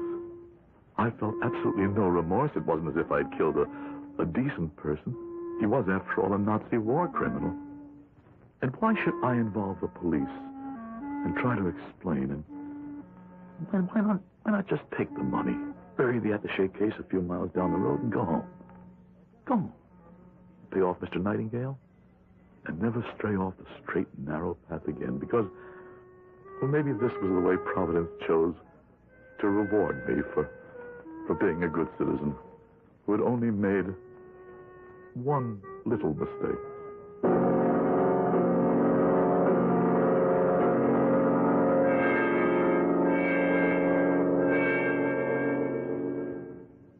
Will you be home for dinner again this evening, Henry? Of course. I come home every night, don't I? Well, yes, dear. This past month. I had to slow down. Been working too hard. No more night sessions at the office. I'm glad you don't drive around so much at night anymore. Say, you know that night you came home late? I think it was the last time you stayed at the office. A man was murdered on the turnpike. Yes. Yes, I think I remember. Well, they caught the murderer. They what? Who is he? Henry, you look so pale. Well, I don't blame you. You passed that spot just before or just after it happened. It might have been you. Who's the murderer? Well, he's not the murderer yet, not until he's convicted. But the suspect is a man named James Kubik. James Kubik? Yes, he's been arrested and charged. And they don't do that unless they're pretty sure, do they? James Kubik. Now what do I do? Do I say that Mr. Kubik is innocent? Do I come forward and present myself as the killer of Mr. Elmer A. Barrington? I should. And if I were everything I claim to be, that people think I am, I would. But I'm not what I claim to be. If I were, I'd never have gotten into this thing in the first place. But how can I let an innocent man... Well, maybe a jury will acquit him. No point in my being hasty. Just wait and see what happens.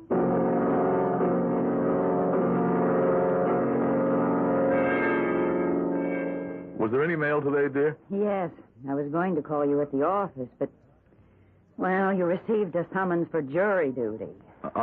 I'm on the panel. Do you know who can get you out of it? Oh, why should I want to get out of it? Louise Farnham's husband, Howard. It's about time... Did you just ask why would you want to get out of it?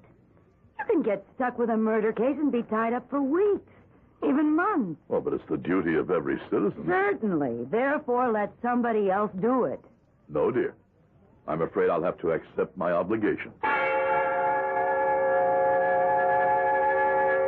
Mr. Pollard, you are aware of the fact that you're under oath. Yes. My name is Victoria Ullman. I am the attorney for the people. Do you know me? I do not. Do you know the defendant, James Kubik? No. His attorney, Mr. Kenneth Hayes? No. His Honor, Judge Wilson? No.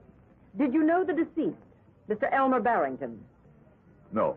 Do you know any of the jurors so far selected? No. Then you are not acquainted with any of the parties so far involved in this trial. That's right. And have you formed any opinions on the matter? No.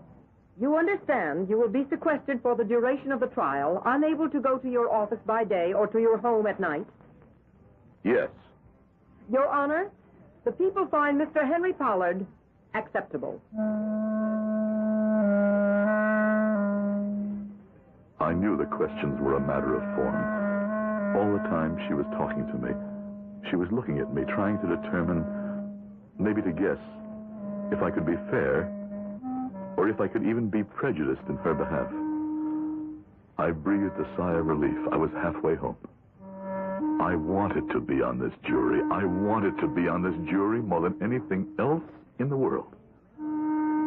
But Mr. Hayes, the defense lawyer, he scared me. Mr. Pollard, the defendant's name, Kubik, does it suggest an ethnic origin to you? Well, perhaps. What kind of origin? Oh, European. What kind of European? What kind? I'm not sure. Would you suppose it to be Slavic? Yes, I would suppose so. Do you have any feelings, one way or another, about people with foreign-sounding names? No.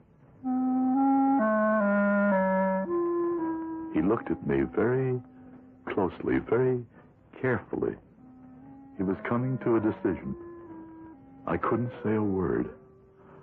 What I wanted to tell him was, pick me. Pick me. I'll see to it that your client goes free. I know he's innocent. Choose me. But of course I couldn't say that. I couldn't say anything. I could only wait and hope. Hope that somehow he would read something in my voice that would make him say, yes. It seemed he regarded me for an hour. But it had to be much less than a minute. Finally, he said, Your Honor, Henry Pollard is acceptable to the defense.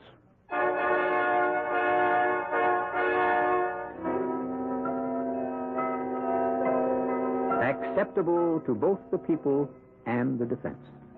We have Henry Pollard, now a juror, sitting in judgment. We know what no one in that courtroom even remotely would dare to suspect, that juror number 6, Henry Pollard, is the killer, and not the defendant, the accused, James Kubik. How can justice possibly be served here? Well, you know that justice always triumphs. When I return with Act 3.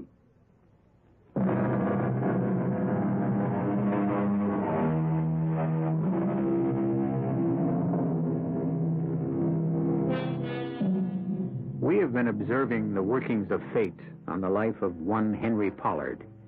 Henry Pollard is a typical citizen, outwardly. But inwardly, we are aware of other things. Henry has led 2 lives. One, the safe, sober, uneventful suburban existence. The other has seen him violate at least 5 of the 10 commandments.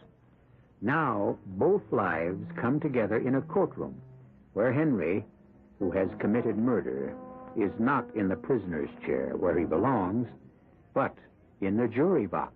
And we will prove that the defendant, James Kubik, did, with all malice aforethought, plan and execute a scheme to murder his employer, Elmer A. Barrington.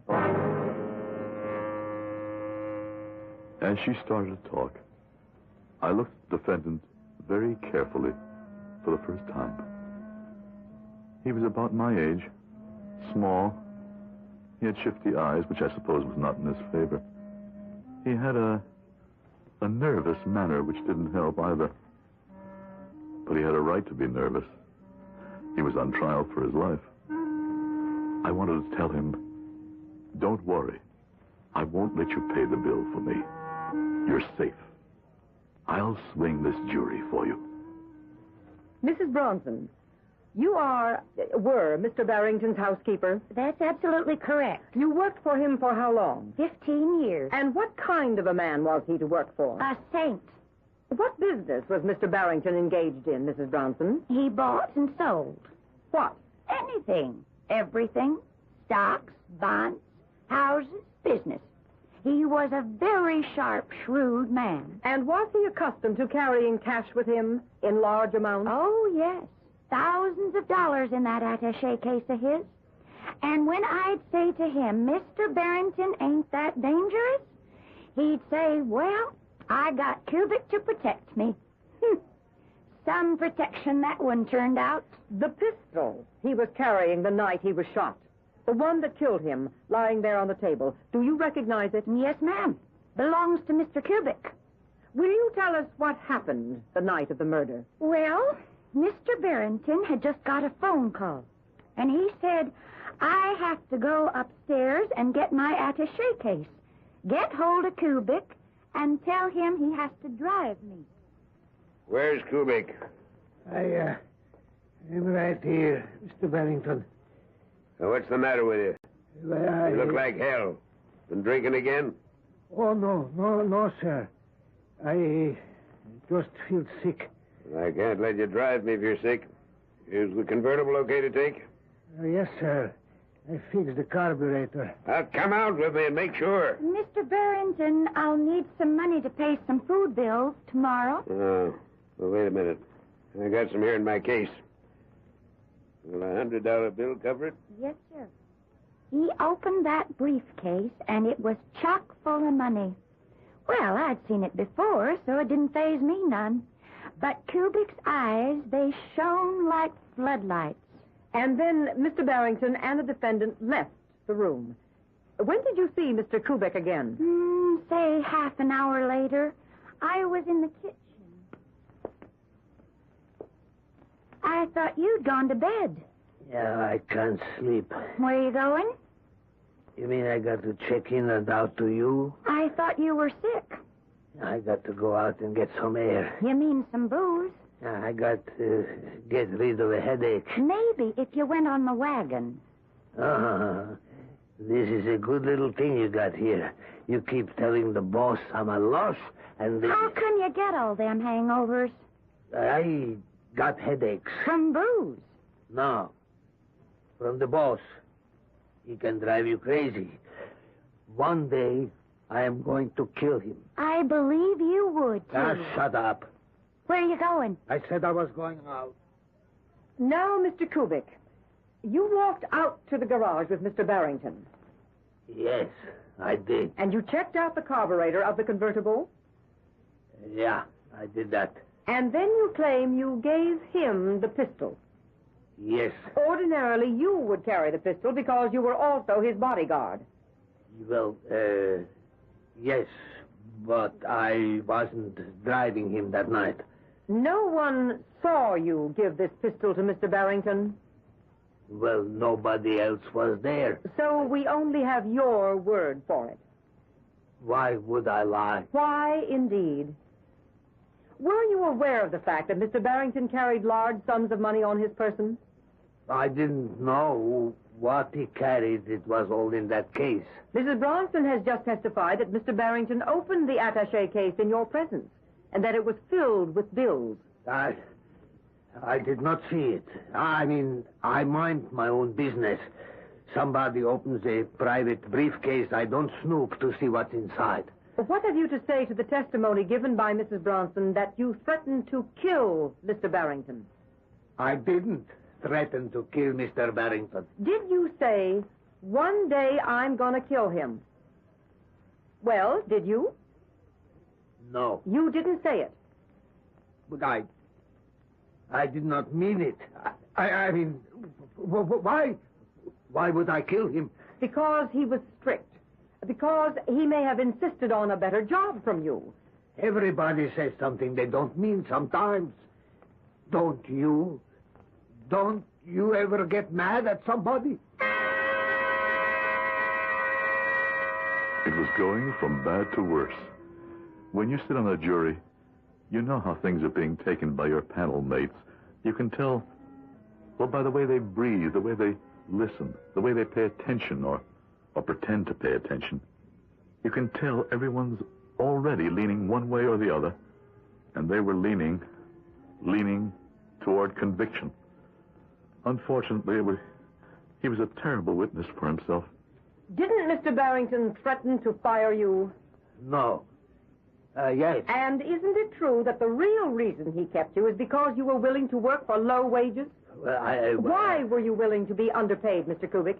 Well, jobs are hard to get. Especially for a man with a criminal record. To compound the damage, Kubik had served time for assault. He had almost killed a man. There may have been some justification, but I could see he was gone. And yet, I couldn't let him pay the bill for me? Or could I? But what could I do? Stop the trial and step forth and confess? No, I couldn't do that either. And then it occurred to me there was a way. He would be found guilty, but I could make him a hero. He would get off easily.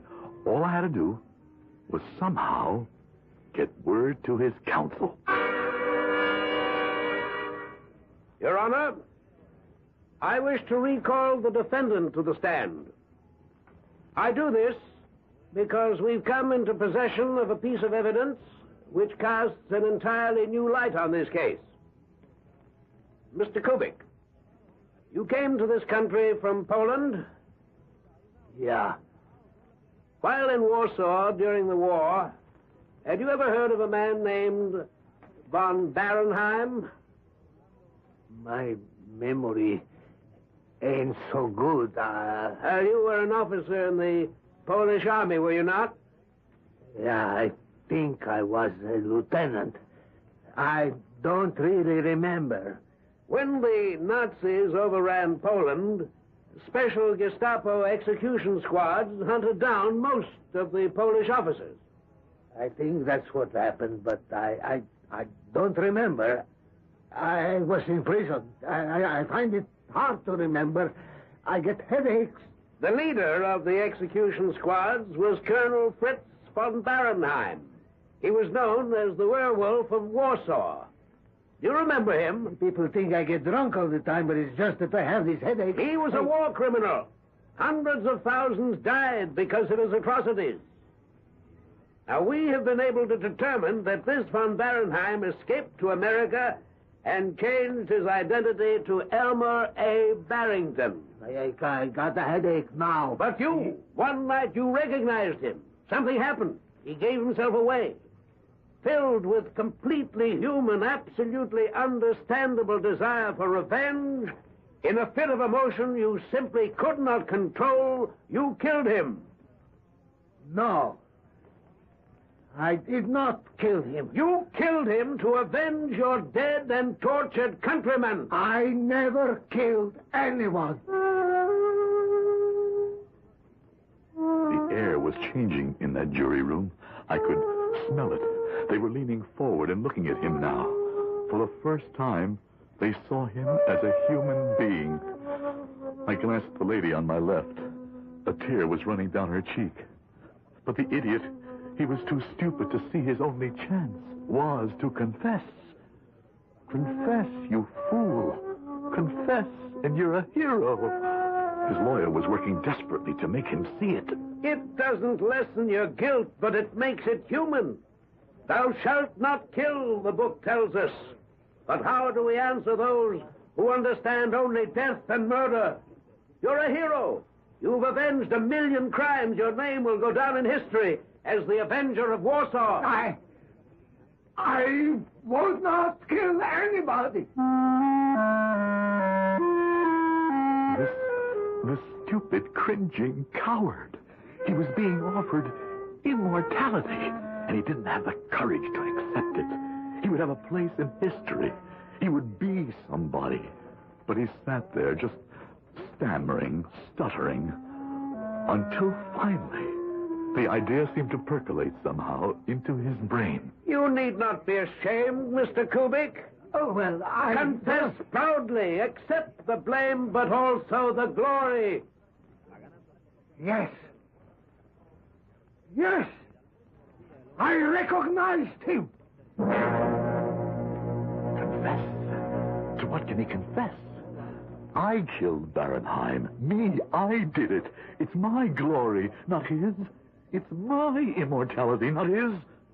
Why should he be known as the destroyer of the werewolf of Warsaw, the avenger of the innocent martyrs? I'm the one who killed Barenheim. Tell us, Mr. Kubik, tell the court in your own words how you recognized this infamous monster. No, that glory, that credit, it belongs to me. I won't give it away. I won't give up a place in history. I won't. It's mine. Tell us, Mr. Kubik. He can't tell you anything. You know why?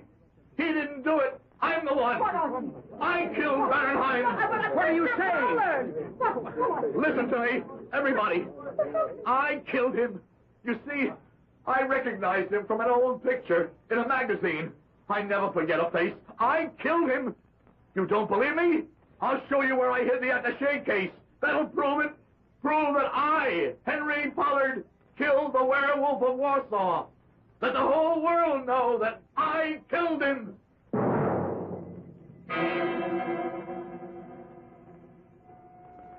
And the whole world did. And Henry Pollard became a hero. Of course, he went to jail because some of the suspicious-minded people on the jury, another jury, the one that was impaneled to try him, wanted to know what had happened to the money. But there are still those who see him as a man of the purest motives. My only motive is to return here in a few moments.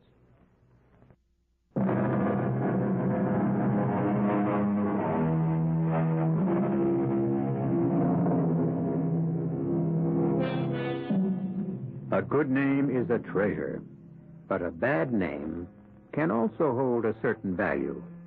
We live in an age of merchandising, and any product is saleable if you know how to package it. Right here, at this position on your dial, you can have 7 exciting and suspenseful packages each and every week. Our cast included Howard Da Silva, Catherine Byers, Joan Shea, Bob Dryden, and Guy Sorrell. The entire production was under the direction of Hyman Brown. This is E.G. Marshall inviting you to return to our Mystery Theater for another adventure in the macabre. Until next time, pleasant dreams.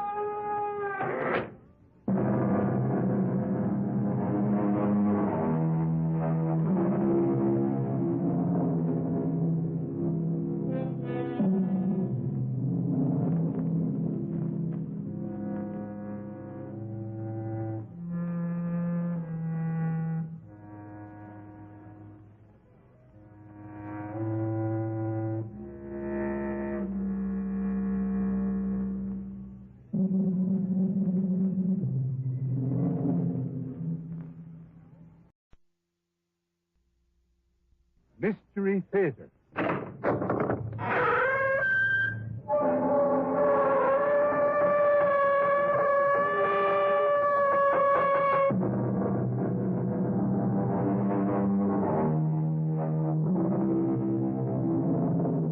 Come in. Welcome. I'm E.G. Marshall.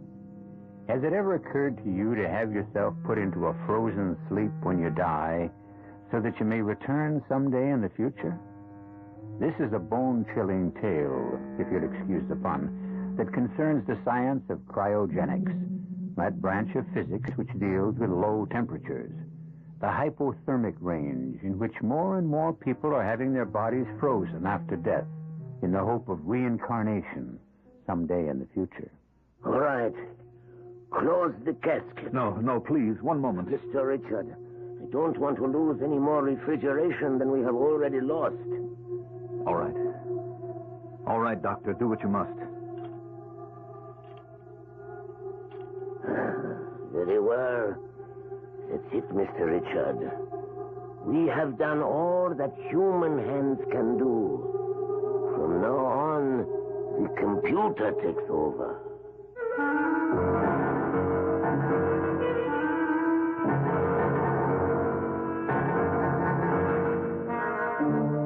Our mystery drama, To Die Is Forever, was written especially for the Mystery Theater by Ian Martin and stars Mandel Kramer and Marion Seldes.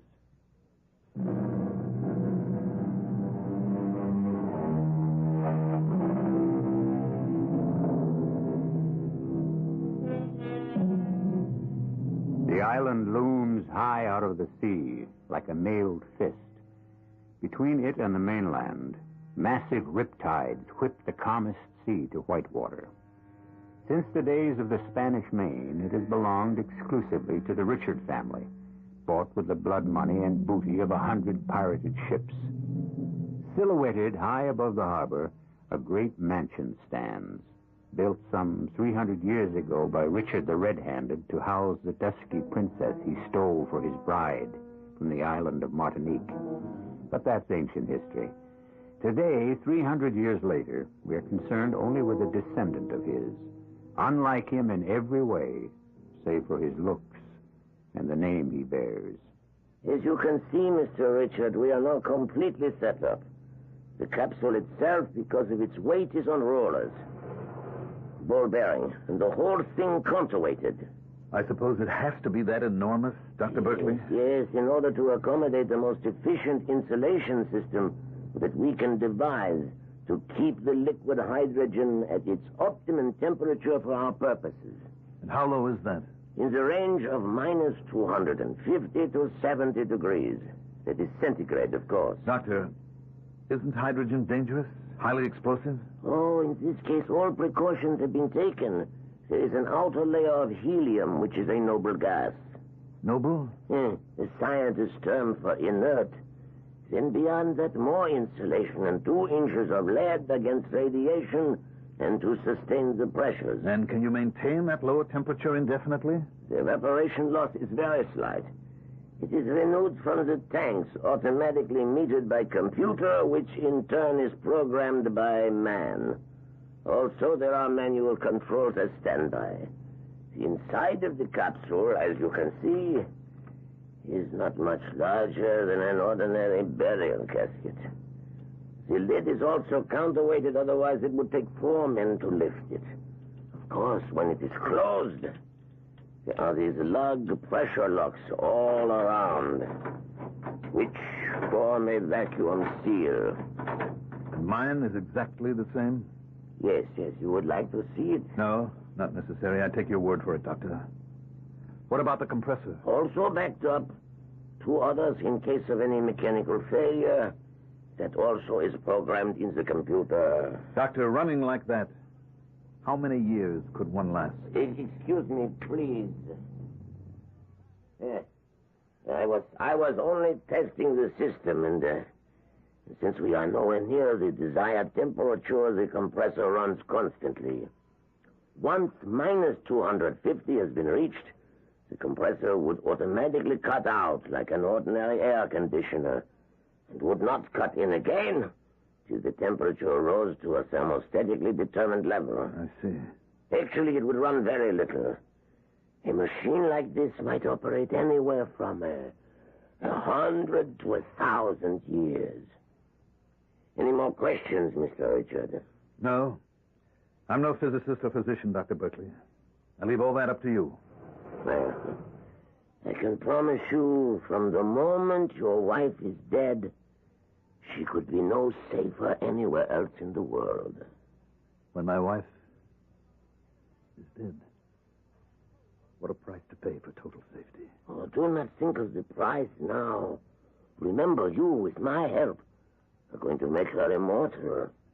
Doctor, they say I have most of the money in the world. It's an overstatement. But I have enough. If immortality can be bought, I will spend it all.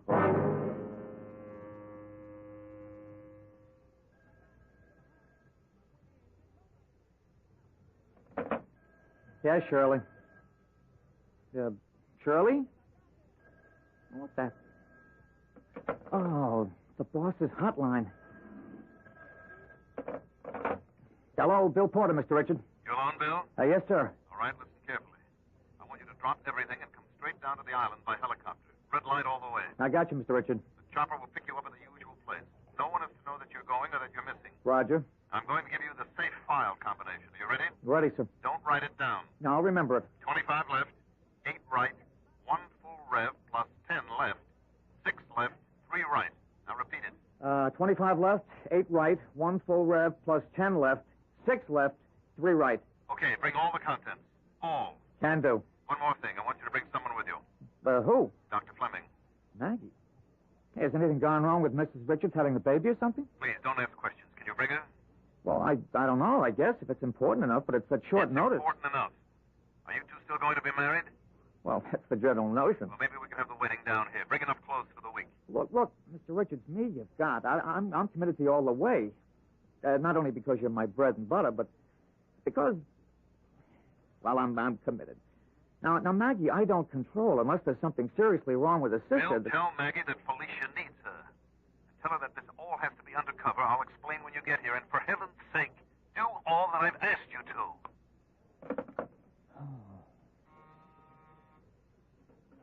Yes, Shirley.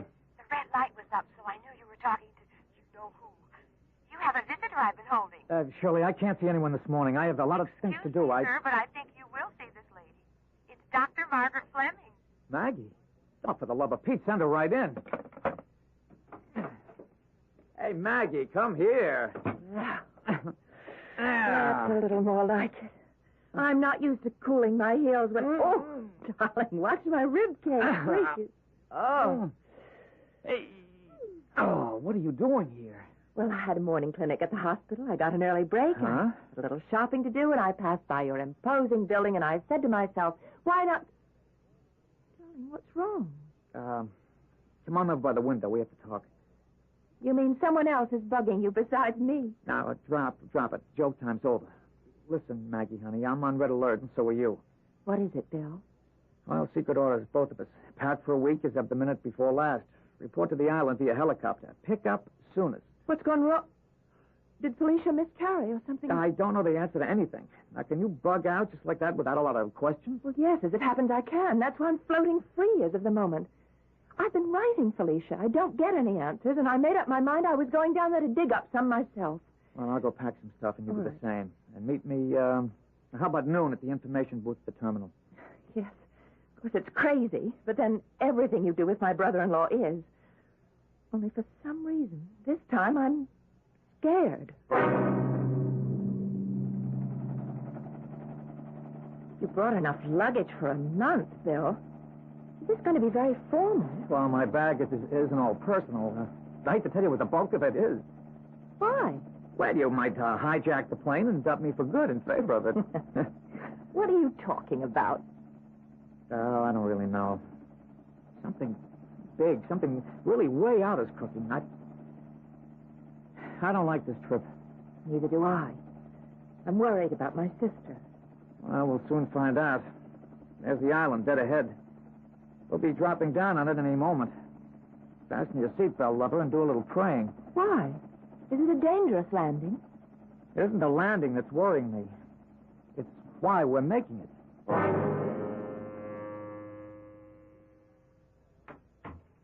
How is the madame, monsieur? No better, Tante Marie. Oh, but no worse.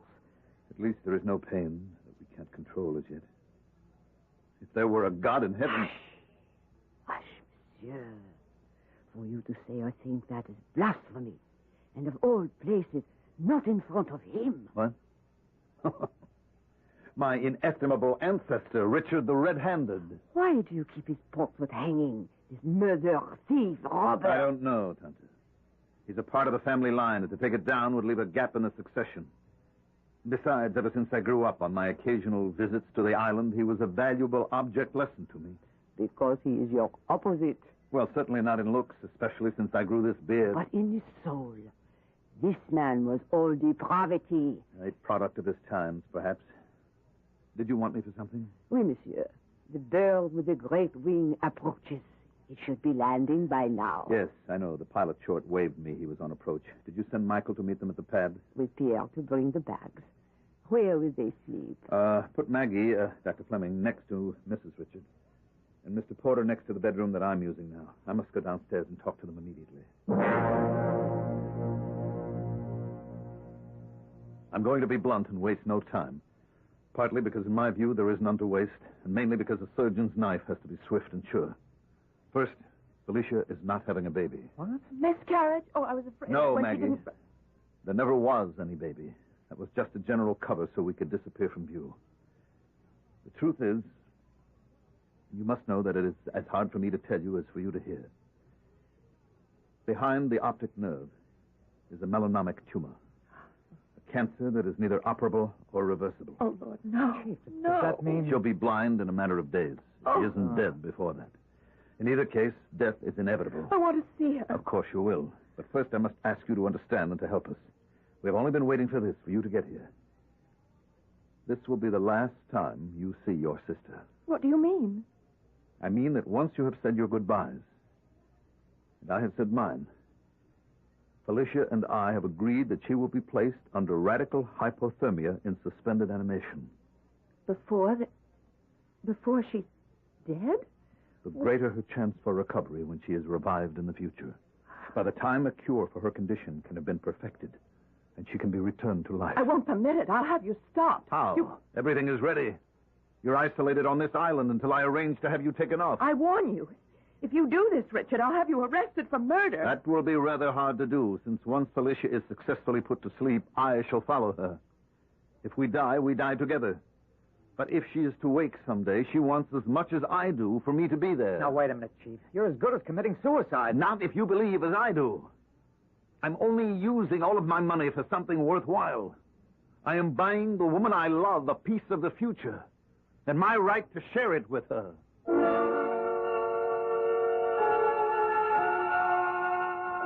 Well, here is such a tangle of hope, love, danger, and wish fulfillment that it could vie with a Gordian knot as a puzzle to untie. It'll take a little more time and consideration to approach it. I'll return shortly with Act Two.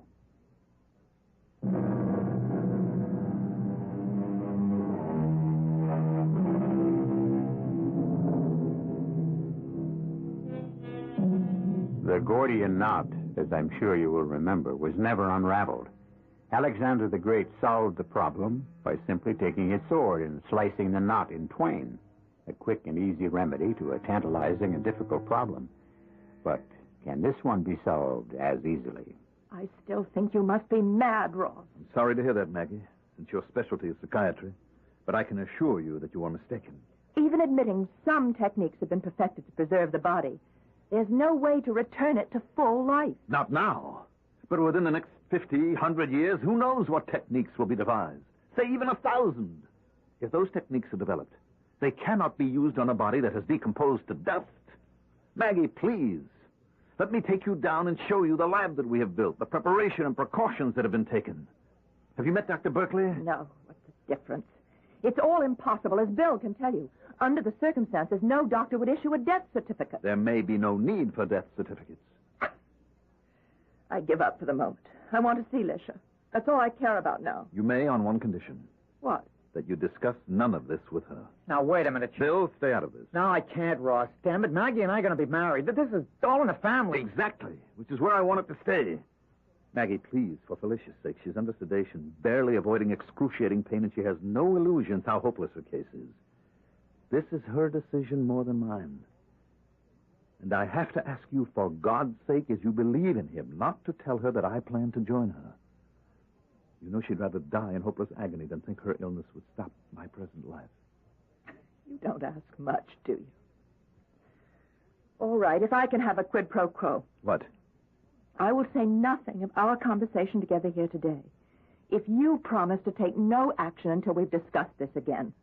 Granted. One moment. I'll have Tante Marie show you up. Oh, that old lady who greeted us when we came in? Yes. How old is she? Where does she come from? She's from Martinique. She's been in the family employ since before I was born.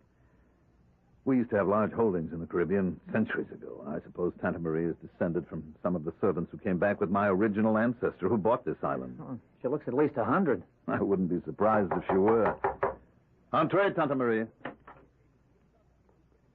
This is my wife's sister, Dr. Margaret Fleming. Will you take her up to see Mrs. Richard? Grand plaisir. Madame le docteur, if you will come with me. Thank you. Remember our agreement. I won't forget. After you. You've been with Mr. Richard's family a long time, Tante Marie. Ever since I first came to this house. And you stay here always? I stand guard. Stand guard? Over what? Over the past, the present, and the future. Here I make my home. If Madame le Docteur would go up the stairs. Of course. It must be very lonely in this great, huge, old house. There are others who watch with me. Michel, Pierre, Jean. We are needed here. To the left, if you please. This gallery, how magnificent. Are these all portraits of the family? From the first to the present, Monsieur Richard. Before they became American, they were of the British nobility. Well, which was the first American? Or the last Englishman? There. Before you. But that could be Ross himself. I mean, that could be the present, Mr. Richard. What an incredible resemblance. You see only the outward look, or what the artist paints. That one was the devil incarnate. He died 300 years ago. Has my sister seen that portrait? I think poor wounded little bird. She was too sick when she came here to see or know much. Is she so ill? Oui, Madame le Docteur. I am an old woman without your education, your knowledge. But the shawl of death is about her shoulders. Bill, did you bring the power of attorney? Yes, in my attaché case. All right, let's start with that. I want it to be a full power. You mean attorney, in fact? With total powers over all my affairs, personal or business. Wow. Well, I don't know about that. First off, shouldn't it be Mr. Dietz? Dietz is too old, Bill. I want a young man like yourself who'll last maybe long enough till I get back and whom I can trust absolutely. Well, you can trust me, but... But what? Come on, Chief. This is a pretty wild ride. If you went through with this, are you legally dead or are you alive? Or where does Felicia stand? Felicia is as good as dead right this moment. I want to spare her the agony of waiting for that to be legal. That's just the point. Chief, honest, there's so many legal arguments here. It's like all those angels dancing on the head of a pin. What's the use of getting into them? Cryogenics, freezing someone after they're legally dead, that's one thing. There's no law against it. But what you're trying to suggest or contemplate, there's just no way Bill, that... please don't fight me. Help me. You know how much I love Felicia, and nothing else matters. I'd give my life for hers. All I'm asking you to do in friendship and in the name of love is to help me protect her and give her the only last chance I know to live. Chief, Monsieur Richard, excuse me. Where is the little madame? You go quick. I think... Get Dr. Berkeley. Get him up there fast. Call from here. Yes, master. What is it, Tante Marie? The beautiful one. I'm afraid she is dead.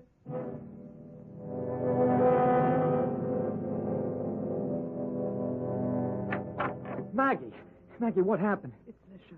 She's dead. Oh, Bill, we only had this little time together. Maggie, what happened? These melanomas, they go wild. Was Dr. Berkeley here? Oh, yes. He's been expecting it. Well, now what? He's gone downstairs to the, the vault, the crypt, to arrange with his assistants for perfusion. You mean they're going ahead with what the chief wanted anyway? Oh, it makes no difference now. It's all perfectly legal. Is there some way I can help? Not Lish. Not her anymore. But Ross. What about him? I hope when this form of burial he wants is over with, we can try to help him. I don't know. Well, what do you mean? He's like a wild man. He chased all of us out of the bedroom to be alone with Lish. I tell you, darling, the only thing that's keeping me from going completely to pieces is my concern about him. You think he's blown his... I mean that he's not... sane? I think that Ross has always walked the tight edge of being schizoid. I just hope he hasn't slipped over and become paranoid. Where is he now? Alone with Lish. I'd better go up there. No. No, leave him alone. He has the right to vent his own sorrow in his own way, alone with his wife. Hold me tight, Bill. Oh, darling. Because of Lisha. And because I hope and pray, if Ross is left alone, he can find his own release.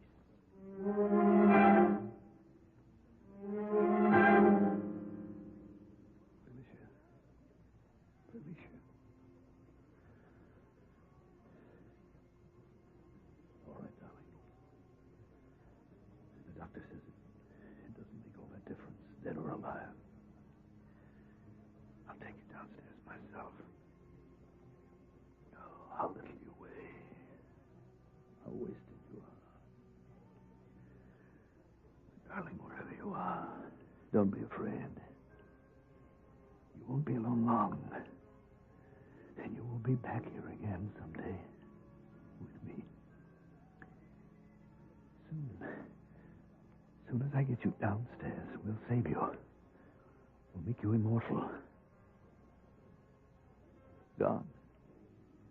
There is no God if he can take someone like you for no reason. I renounce him. On this island, I alone am God. That's better. Released at last from the chains of centuries. A fellow reprobate and recanter. Good welcome, nephew. Who is that? Who spoke? Look on your likeness in the portrait. The one whose name you bear. See the life in me eyes. I must be going mad. I have no time for delusions. Quite right. No time to spare on me now. See to your wife. But once you have commended her to the physician's care, I will make a pact with you. A pact? Yes. Find me where I lie in the tomb, and in return for my rebirth, my life again, I will give you the secret of all life.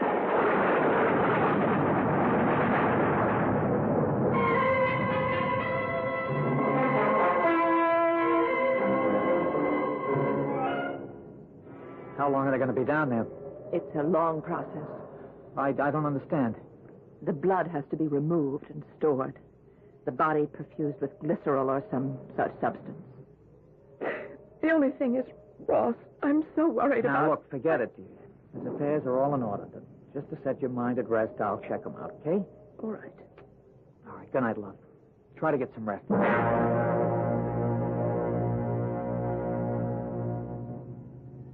All right. She's ready, gentlemen. Lift her into the casket carefully. Chief, are you all right? Bill, what the hell are you doing here? Get back upstairs. I just wanted to make sure that everything is as all right as it can be. You can assure Maggie of that. I'll see you in the morning. All right. Close the casket. Now, please, one moment. Mr. Richards, I don't want to lose any more refrigeration than we have already lost. All right. All right, do what you must. Close the lid. Very well. That's it, Mr. Richard. We have done all that human hands can do. From now on, the computer takes over. All right. Then get out of here. All of you. I want to be alone with my wife.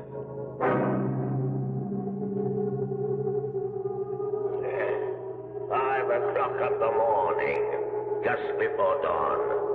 An excellent time for our business. So before you wake, my 10th generation nephew, let us make our bargain. I, too, once loved a woman, a princess I stole from Martinique, bringing her here to this chateau I built along with her faithful serving woman. The aged crone you now call Dr. Marie. But I tired of my Marguerite and not being cursed with a conscience as you are, I threw her into the sea. My stupidity was in not realizing that having trafficked with heathens, I had made myself vulnerable to them.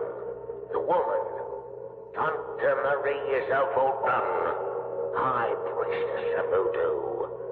And she killed me even as your wife was killed. Stabbed through the eye in a waxen image by a golden nail driven into my brain. Find me where I lie in my tomb in this same crypt and remove the golden spike. Then I shall return and in reward offer you the secret of all life.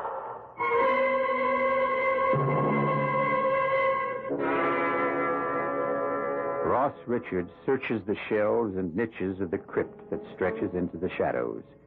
At length he finds a casket, and smearing away the dust, reads, Sir Ross Richard, he that was called the Red-Handed.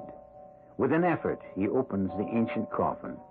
In the bottom of it lies no evidence of a corpse, only a small, crude figure of a waxen doll with a golden spike driven into one eye and through the brain.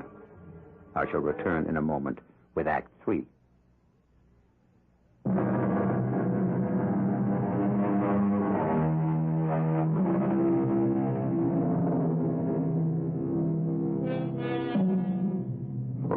long moment, Ross Richard looks down on the ludicrous sight of that primitive doll transfixed through the brain. Then, slowly, with instinctive distaste and a ripple of fear down his spine at the ancient evil it suggests, he lifts it from the coffin. And suddenly, once again, the voice, so like his own, is sounding insistently in his ear. You have it in your hands. The secret of life. If you want to translate it, pull out the nail, the spike, and set me free. Why not? I have nothing to lose anymore. Very well. Now. What was that?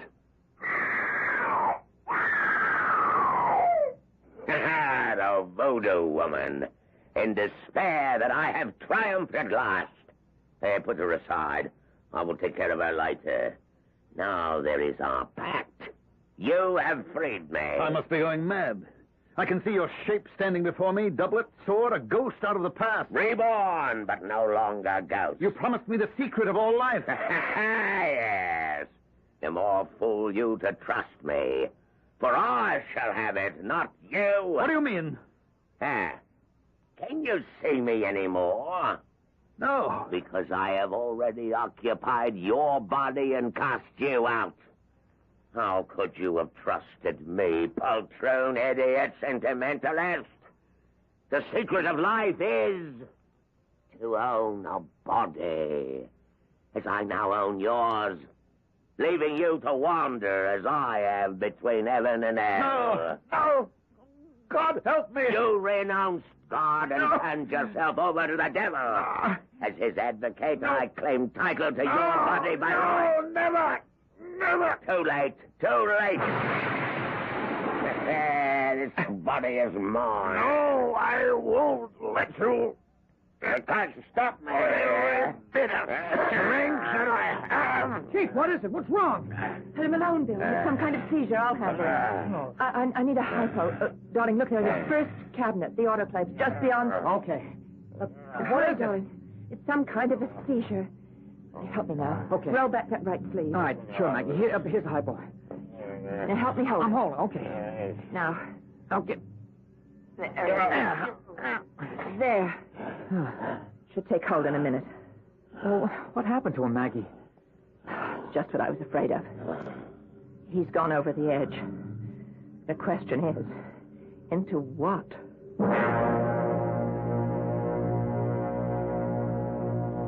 Oh, great serpent, whose head reaches high above the clouds, and whose tail is buried in the darkest deep of the seas, I command and conjure you, in the dread and dark name of voodoo, to appear before thy faithful servant in her agony and her terror, and to answer all questions in whatsoever form shall please you, so that I must know what to do with the devil man I conquered in your name 4,000 moons ago, and who now walks abroad amongst us again.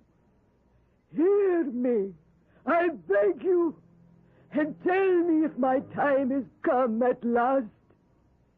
And if not, what is my task? Tante Marie. Tante Marie. Tante Marie. The master. Master Quitchell. Can you hear me? I hear you. Where are you? I do not know. In space. Nowhere. Blankness. I am cast out. Cast out from my own body. By the red-handed one. Your ancestor. Yes. He tricked me. I found the voodoo doll in his coffin, and I pulled the pin from his head. Ah! Ah! I knew it. I could feel it. As though it was torn from my own brain. So I cried aloud in pain and fear, and to warn you. I heard your cry, but it was too late. Where did you leave the doll, master? And the golden nail. I don't know.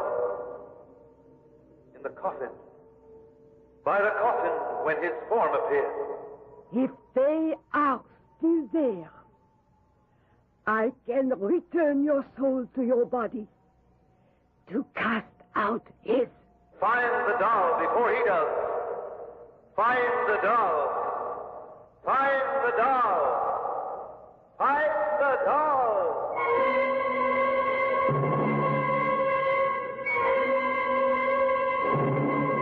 Find the doll. I've got to find the doll before... Ross, take it easy. It's all right. Who are you? Maggie? I know no Maggie. Yeah. What holds me down? Those restraining straps, Bill. He's going into convulsions. You don't understand. Tighter, tighter. You must help me. I beg you. You're all against me. Against me. If I can't find the door, you see that I'm threatened. You see the danger. I must find the door. The door. The door. Good Lord. What's wrong with him, Maggie? I don't know. I mean, I can't answer it right away, Bill. It's some sort of form of schizophrenia. Compulsion, neurosis. Except the convulsions are not classic symptoms. There may be a somatic problem, some neurological complication. I really don't know. When we got here last night, my brother-in-law told me that it was his intention to have his sister perfused and put under radical hypothermia before she died. That was his intention? Would you have done that for him, Doctor? I am an old man. The last best part of a long life has been in the study of cryogenics. I believe with all my heart that we stand on the threshold of a breakthrough. Would I have used this technique on Mrs. Richard had she been alive? I don't know. Fortunately, I did not have to face the temptation. And what about Ross himself? A young man in the full vigor of health. That is another question. For no more than any other position do I pretend to be God. But no, we are not ready for that yet, if ever. You need have no concern as long as Mr. Richard is alive. Thank you, Doctor. That's all I want to know. Come on, Bill. Right with you. We've got to get in touch with the mainland. Ross has got to be taken to a hospital with full facilities and have his condition evaluated. Where's the phone? I don't know. Probably in the study. Look, here's someone who should. Tante Marie? Oui, monsieur the doctor? We want to find a phone. That is in the master's room. Where I do not know it is hidden. What's that you have in your hand? The voodoo doll that the master found. And the golden nail that he took from its head. The what? The master is with the doctor. How is he? He's quite sick, Tante Marie. That's why we need the telephone to get a helicopter here to take him to a real hospital. Hospital cannot help. His sickness is of the soul. He does not live in his own body. What? Bill. And if he doesn't, then who does? Come with me. I will show you. You don't think there could be anything to that old dame's claim about the picture? I think quite possibly there could. Keep looking for that phone. Yeah, sure. You can't be serious.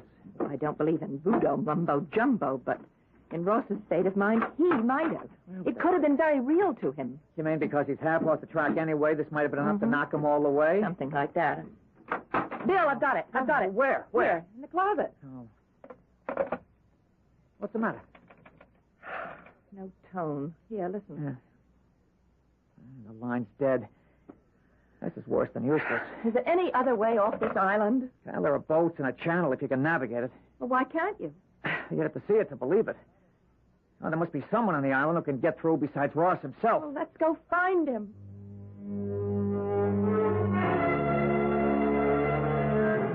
Oh, great and living serpent, I offer up to you this waxen candle as the light of your eyes to see the obedience I offer in your name. Here is the doll, the living representation of the living devil who must be destroyed. And here is the instrument, the golden nail, which I take in thy name to strike into the brain and soul of our enemy and to free my master. Once it is done, bring me back to thee, for I am weary. Give me a sign, O great serpent. At thy command, I strike!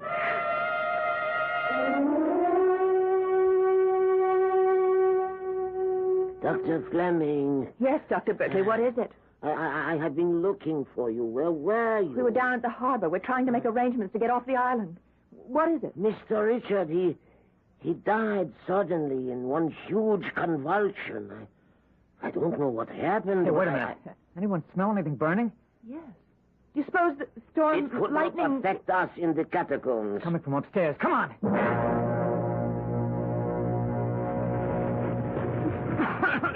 What is it, Bill?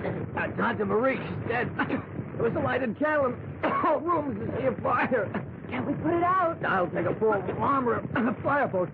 We gotta get out of here before this whole place goes up like a bonfire. It's chateau, it's mostly wood. It's dry as tinder. Good Lord, perhaps I am being punished. We've got to get everyone out of here. What do you mean? Well, with all my precautions, I never thought of this kind of fire. If it generates enough heat to melt through to the hydrogen, it isn't only the house, but the whole the whole island that could blow sky high.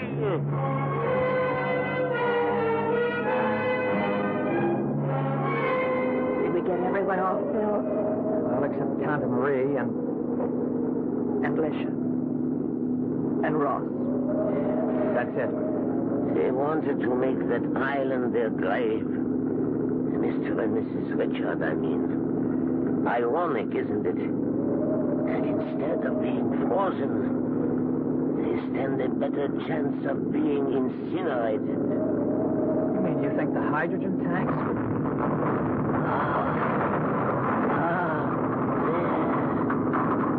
There is your answer. Or maybe it is the answer that those who fly in the face of God only court destruction. But at least, wherever Ross and Lisha are, they can be together now. What more could any of us ask from the future than to share it with those we love?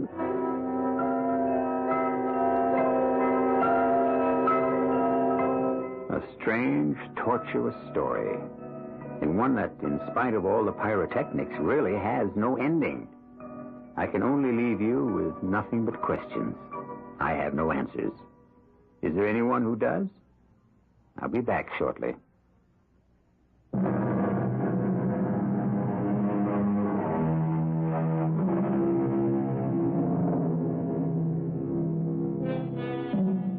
When the fire backdrafted to the ground floor, the whole blazing inferno suddenly collapsed to make a grate out of the catacombs.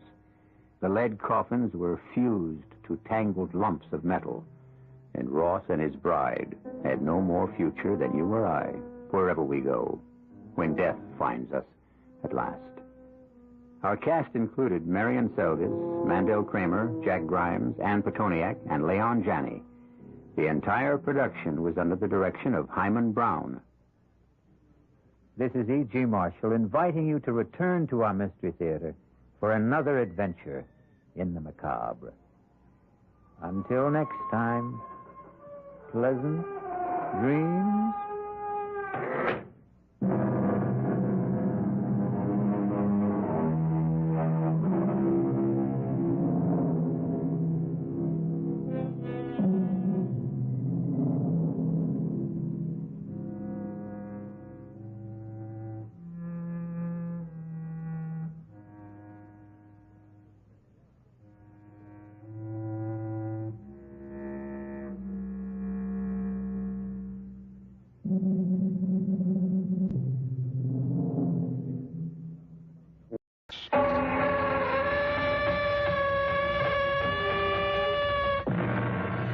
Come in. Welcome. Welcome to Mystery Theater. I am Hyman Brown. Are you one of those who believe that the voices of those you love can reach you from beyond the grave? And if you do, should you summon them up? Or is it wiser to leave the dead past to bury its past? I offer no answer. You decide for yourself on the basis of this story of men who flirt with death all their lives. And he catching Joe. If he can keep her on the track, he made that curve all right. Yeah, but he's catching up on the straightaway, and he's going to try to... No! What is it? It's the same pattern that killed my father. It's okay. He has plenty of room and enough speed if he just keeps his nerve. Old Judas, what? He chickened out. The damn fool's trying to come back inside, but the car won't hold it. No. Oh, good Lord, she's gone.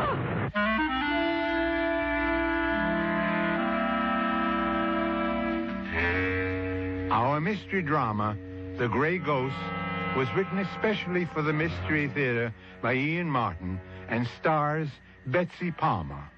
I'll be back shortly with Act One.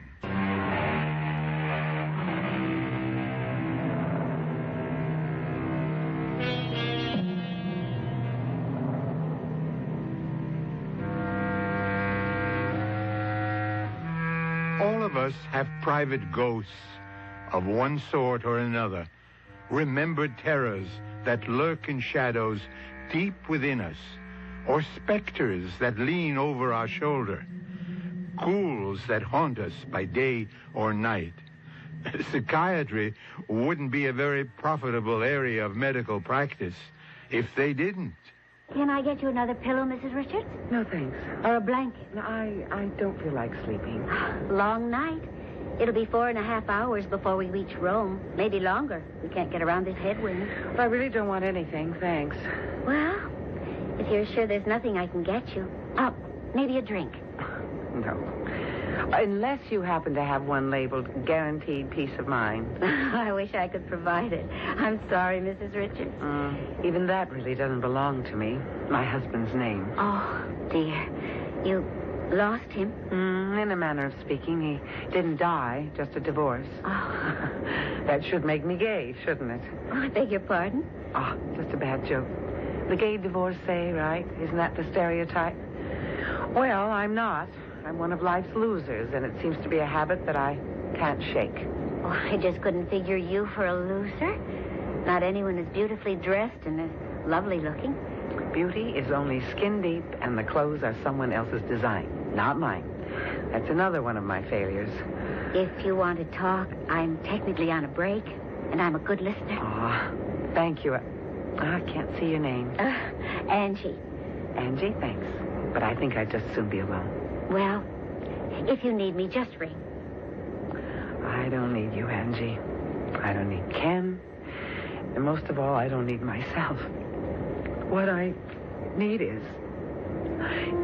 Oh, Duchess.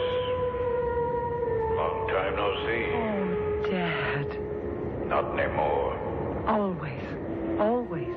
When you call on me, I have to show up. Running out again, huh, Duchess? You mean on Ken? Well, I did that months ago. You sure? How was Reno?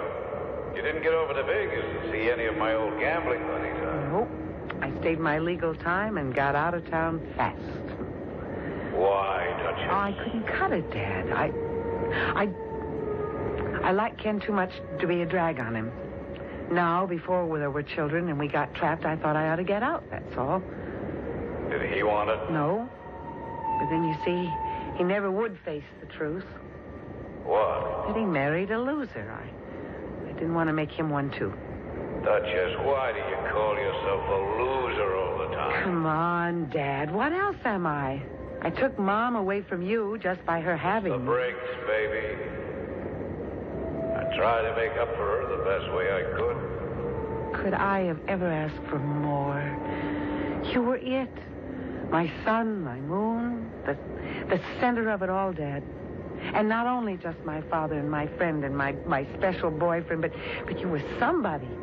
Chip Stabile, right up there with Jackie Stewart, Stuart Moss, and Graham Hill. What do you think it was like at those last too, that you won. Even the one you lost, except... Except the one I really blew. The one you should forget. I can't. You must. No. Took me right out of this world. No, I can't shut out the memory of you passing Alex high on the turn. And the way he drove you off and through the rail, and I can see the car in the air spinning and turning and then crashing, and the sheet of flame, that sheet of All flame. right, Duchess, knock it off. There are real chances you must take. You don't win them all. Just stop remembering. Shut it out of your mind. Let me lie a little easy in my grave. I can't. You were my whole world. You were never a loser, Dad. I've never been able to believe it really happened. You never died for me. Oh, I'm dead enough. Why won't you accept it? I know you're dead, but I can't accept it. And once I lost you, well, I became the perpetual loser.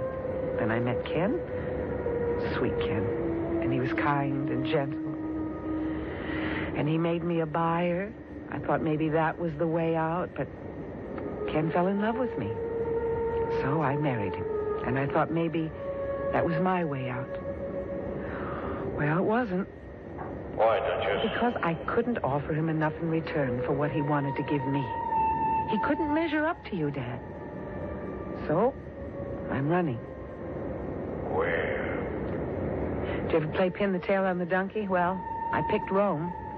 On a buyer's trip, I was once kind of happy there, and as happy as I can be since you went out like a shooting star. You know Freud isn't my bag, Duchess, but what are you going to find there? I don't know. Maybe enough courage to keep myself from swallowing those sleeping pills that I've been saving up. You wouldn't do anything stupid like that. I'm not so sure. I'm sorry to bother you, Mrs. Richards, but we're running into some turbulence. Will you please fasten your seatbelt? What? What is it?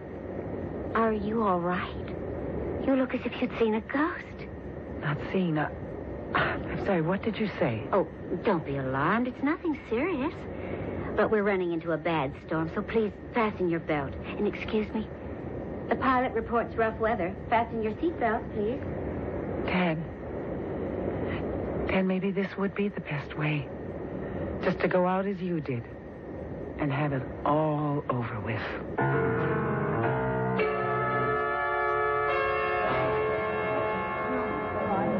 Well, Mrs. Richards, here we are. Safe and sound. Oh, I can't believe I'm here in Rome. Do you have friends waiting for you? Nobody. I'm flying solo. Oh, well, where are you staying? Just a hotel up above the Spanish Steps, the Umberto. You know it? Oh, yes. Well, you won't be flying solo very long. Not between Italian men and... Oh, and being a gay divorcee. You think the word would travel that fast, Angie? Well, in Italy, the name of the game is amore. But it is up to me whether or not I want to play it. Sure. It isn't bad if you want to go along with it, I guess. Sure beats skeletons in the closet. Arrivederci? Arrivederla, Angie. And maybe it might be a lot better than ghost bats in the belfry, I guess.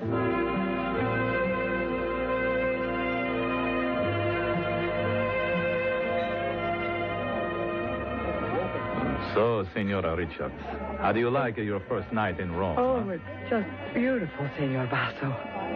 And I love your restaurant. Oh, my. Well, I hope that is for the music or anything besides me. Oh, I promise you it's nothing but jet lag. I haven't slept for nearly 30 hours or something. I am beat. But of course you are. I shall take you home subito to bed. Oh, I am not quite sure how to accept that invitation. Tonight, without the slightest suspicion, at face value. Tomorrow, we shall begin our romance, no? What are you suggesting for tomorrow? Well, I have my car. The weather is promised to be perfect. Let me drive you up the coast and show you my Italy and my love. I'm afraid I'll be a disappointment. Signora, you have had much unhappiness. You are moltissimo triste. That is not right for a woman so beautiful. That's what I'm trying to... Eh? What is it? That waiter there. He looked just like... No, never mind. But you looked as though you had seen a ghost. Well, it's a habit I seem to have fallen into lately. Now, I really think I'm just too tired to make sense. Won't you take me home? If you will promise we meet tomorrow for lunch. All right. But late.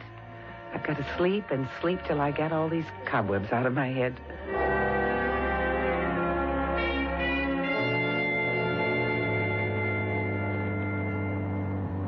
So, you will not be in Rome long, Mrs. Richards? I don't know, Senor Basso. It depends. On what? My mood, I suppose. Not a very good one, I'm afraid. L'amore. It kills and it heals. I have been sorry to hear about you and your husband. And the divorce. Well, how did you know? Oh, Signor Kerze, from whose firm you used to buy, has told me. That is why he introduced us. You must stay long enough in Italy for me to bring you back the sunshine. Well, you are making a very good start. It's clouding up. Looks like rain. Non importante. A shower, that's all. Oh, it's getting very dark. And you do drive very fast. I am an Italian, and I have the car to do it. What time is it?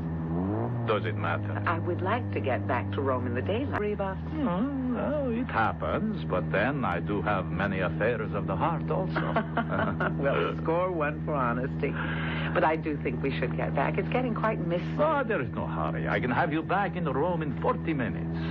60 miles? 80 kilometers. Mia carissima, you are riding in a Ferrari Dino 2500cc displacement 2.5 liters. Nothing can beat this car when I let her out. Or her sister, whichever one I race at Monza. That's the track outside Milano 2 weeks from now. Will you come and see me win, huh? As my guest? Well, that depends on how gentle a host you turn out to be today. Oh, Kate, can you blame me for trying so hard to do... What is it? Look behind us. Another car, so? Oh, but what a car. Oh, it does look a little strange. Hard to see in all this mist. What is it? Who knows? Homemade. You find them all over Italy. It is our other love affair. Women and cars. Or sometimes the other way. This paisan, he is mad trying to race with my Ferrari and me. Yes, poor paisan. And he's coming closer and closer. This mule track I turned off on Que Diavolo. It winds like a snake. If I had a straight away... now, straight ahead. Now we show him our heel. And where do you keep your heels, Guido? On your radiator cap? What do you mean? Just if you're going to show them to your paisan, that's where they better be. He's going to pass you. Impossibile. Not only possible, but there he goes.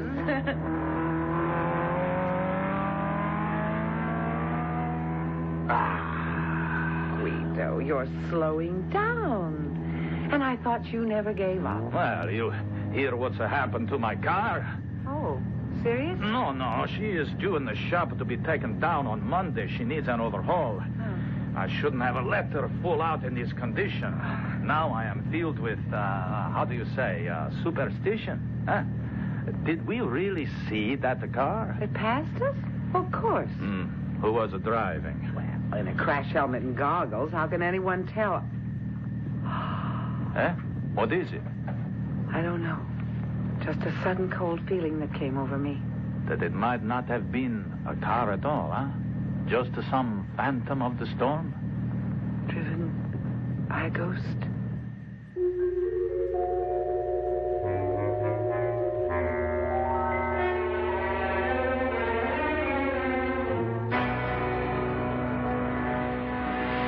Was it a phantom car? And if it is, who is the racer who drove it? Was it a deterrent to Senor Basso's carefully planned seduction? Or was it part of his general plan to win Kate? Or at least, as we used to say more politely, her favors? Mystery Theater will return shortly with Act 2.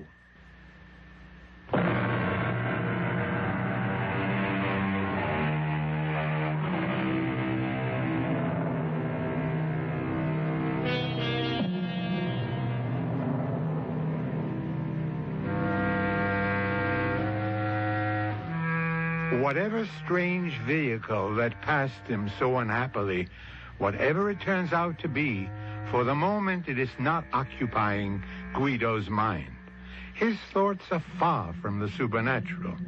No, something more natural and obvious is on Guido's mind.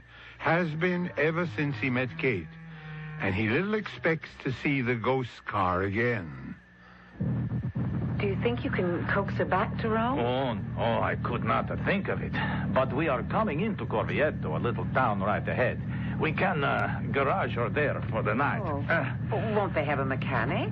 To touch a mia bambina? Oh, no. I phoned it to Rome for my own. Well, how long will that take? Just overnight. Oh. And this Corvietta, of course, there is no railroad, I suppose. No buses to Rome. No, just a village. But there is a delightful little pensione, a charming little inn that is run by an old friend of mine. I see. Well, I guess I do owe you an apology, Guido. You do? For what? Well, back there on the road, I was kidding you about never giving up. Guess I should have known better. You never do you? Kate, I am a man. And Italiano.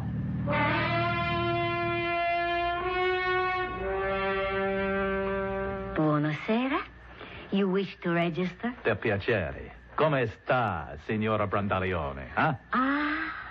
Sta bene. Molto grazie, signor Basso. Sì. Nice to see you. You and the signora prefer a room on the garden or upstairs? Neither.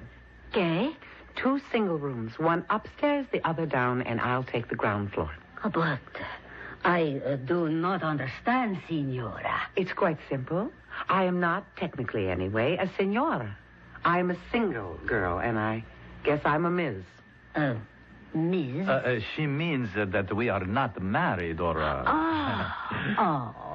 A million pardons. And now I understand. So does the signor, I hope. I was only joking, Kate. Please forgive me for all this inconvenience. I'm sorry this had to happen, believe me. I don't. Don't what? Don't believe you for a moment that you're sorry. Oh, you are so right. And I will tell you something else, I think. What? I think you're a heel, Senor Basso. Would I deny it? Why don't you sign the register, Kate? And then the padrona will show you to your room, and while you freshen up, I will arrange for a dinner with wine and candlelight. And I will hope that when you come back, you will be, you will be more forgiving. And I shall phone my mechanic in Rome to be here first thing in the morning to fix the car. Okay? If you mean make a phone call, yes. Oh, I am not forgiven? Well, I'd like to do a little thinking about that first. I will live on hope that you will be generous. Scusi, huh? The scene, how to say, the Ms. has no luggage. The only possible baggage you see is me. Now, where did the signor leave his car? At the garage, right across the street. Is there a mechanic there? But the best, Giovanni. But if you would care to see your room... I think I'd rather see Giovanni first. But of course. Shall I tell the signor you are there? Well, if you don't mind, any messages from me I'd like him to get by himself. Oh, yes, Dad. If he knew whose daughter he was messing around with, he wouldn't be so smart. Giovanni? Sì, un momento, per favore. Che faccio mi... Something wrong. Oh, not in your life. Well, then why the... Oh, American, too. Hey, lady, I haven't seen anything like you since the Miss America pageant, 1971. Well, thank you. I feel like a wine. Was that a good year? Oh, the best. Everyone a winner. But not one could hold a candle to you. And here I just about decided that you were all American yourself, Giovanni. Joe will do. I am American. Born and bred there. It's my country. You know, you sound as though you miss it. Every minute of every day. And why do you stay here? Like this and that. Yeah, you know, when my mom died and nothing would do, but my pop had to come home to the old country, you know, that's for laughs in a way. Why? Oh, my pop was born in Little Italy, you know, Mulberry Street, New York. He didn't even speak Italian as good as I do. But the old ones, they get kinky ideas sometimes. You see, this place right here, this is where my mom was born. Not very kinky. I can understand why he wanted to see the town. Sure. And I went along. I made the trip back with him myself because, well, he was pretty sick. And I knew he wanted to die here. One thing led to another. I stayed on, had to make a living to keep us going, so I got the gas station and the shop and became a grease monkey. In this little town? Yeah, in this little town. I was stuck. Oh, come on. I didn't mean to break down and tell you the story of my life. It's just that talking American again feels so good. Oh, anyway, no more running off at the mouth. What can I do for you, ma'am? I just wanted to ask you about the Ferrari that you just gassed up. Oh, this baby? Well, nothing wrong I can see. Oh, yeah. Little over-choked. Oh, that figures. You mean someone pulled the choke out? Sure. Flooded the carburetor. To make her sound as if she was breaking down? Well, yeah, if a guy handled it right. Couldn't have been accidental, could it? Well, not on a car like this unless... Well, look, I don't know what kind of a driver your husband is, No, but... no, he's not my husband. Signor Guido Basso. Guido Basso? The billionaire sportsman, the racing driver? That's our boy. Holy Mac. In that case, it could only have been deliberate. Like, he must have had some reason to... Oh. Like that, huh? Yeah, like that. He had a cute little notion that we could register here at the Pensione, which I don't go for. Joe, have you got a car? Have I got a car? Lady, follow me. Now, I warn you, when I unveil her, she may not look like much, but she is far out. I mean, there is nothing in Europe to touch her.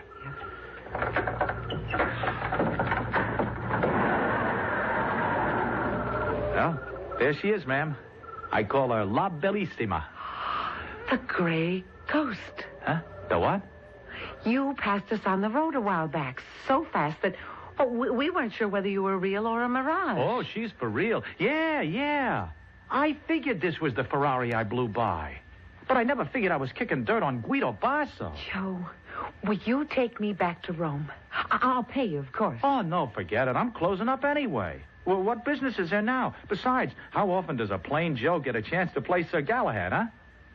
What do you want to leave? As of 5 minutes before I even asked. You are on your way right now, ma'am. Climb in. The name is Mrs. Richards. But as long as we're going AWOL together, why not make it Kate? Okay, Kate, but I feel a little bit shaky. Why? Guido Basso, holy cow. What are you afraid of, that he might catch up with us? Lady, I mean Kate, not while you're riding these white horses. 250 of them under that hood. Plus a special injection carburetor which makes all the difference.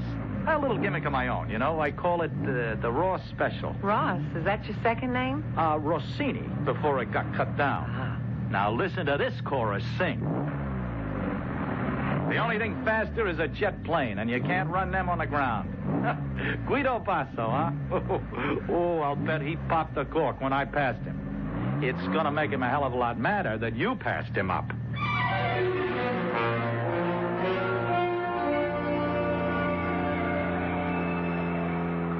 Why are we slowing down? Well, even Italy has a couple of speed laws. We're already in the outskirts of Rome. It was so wonderful.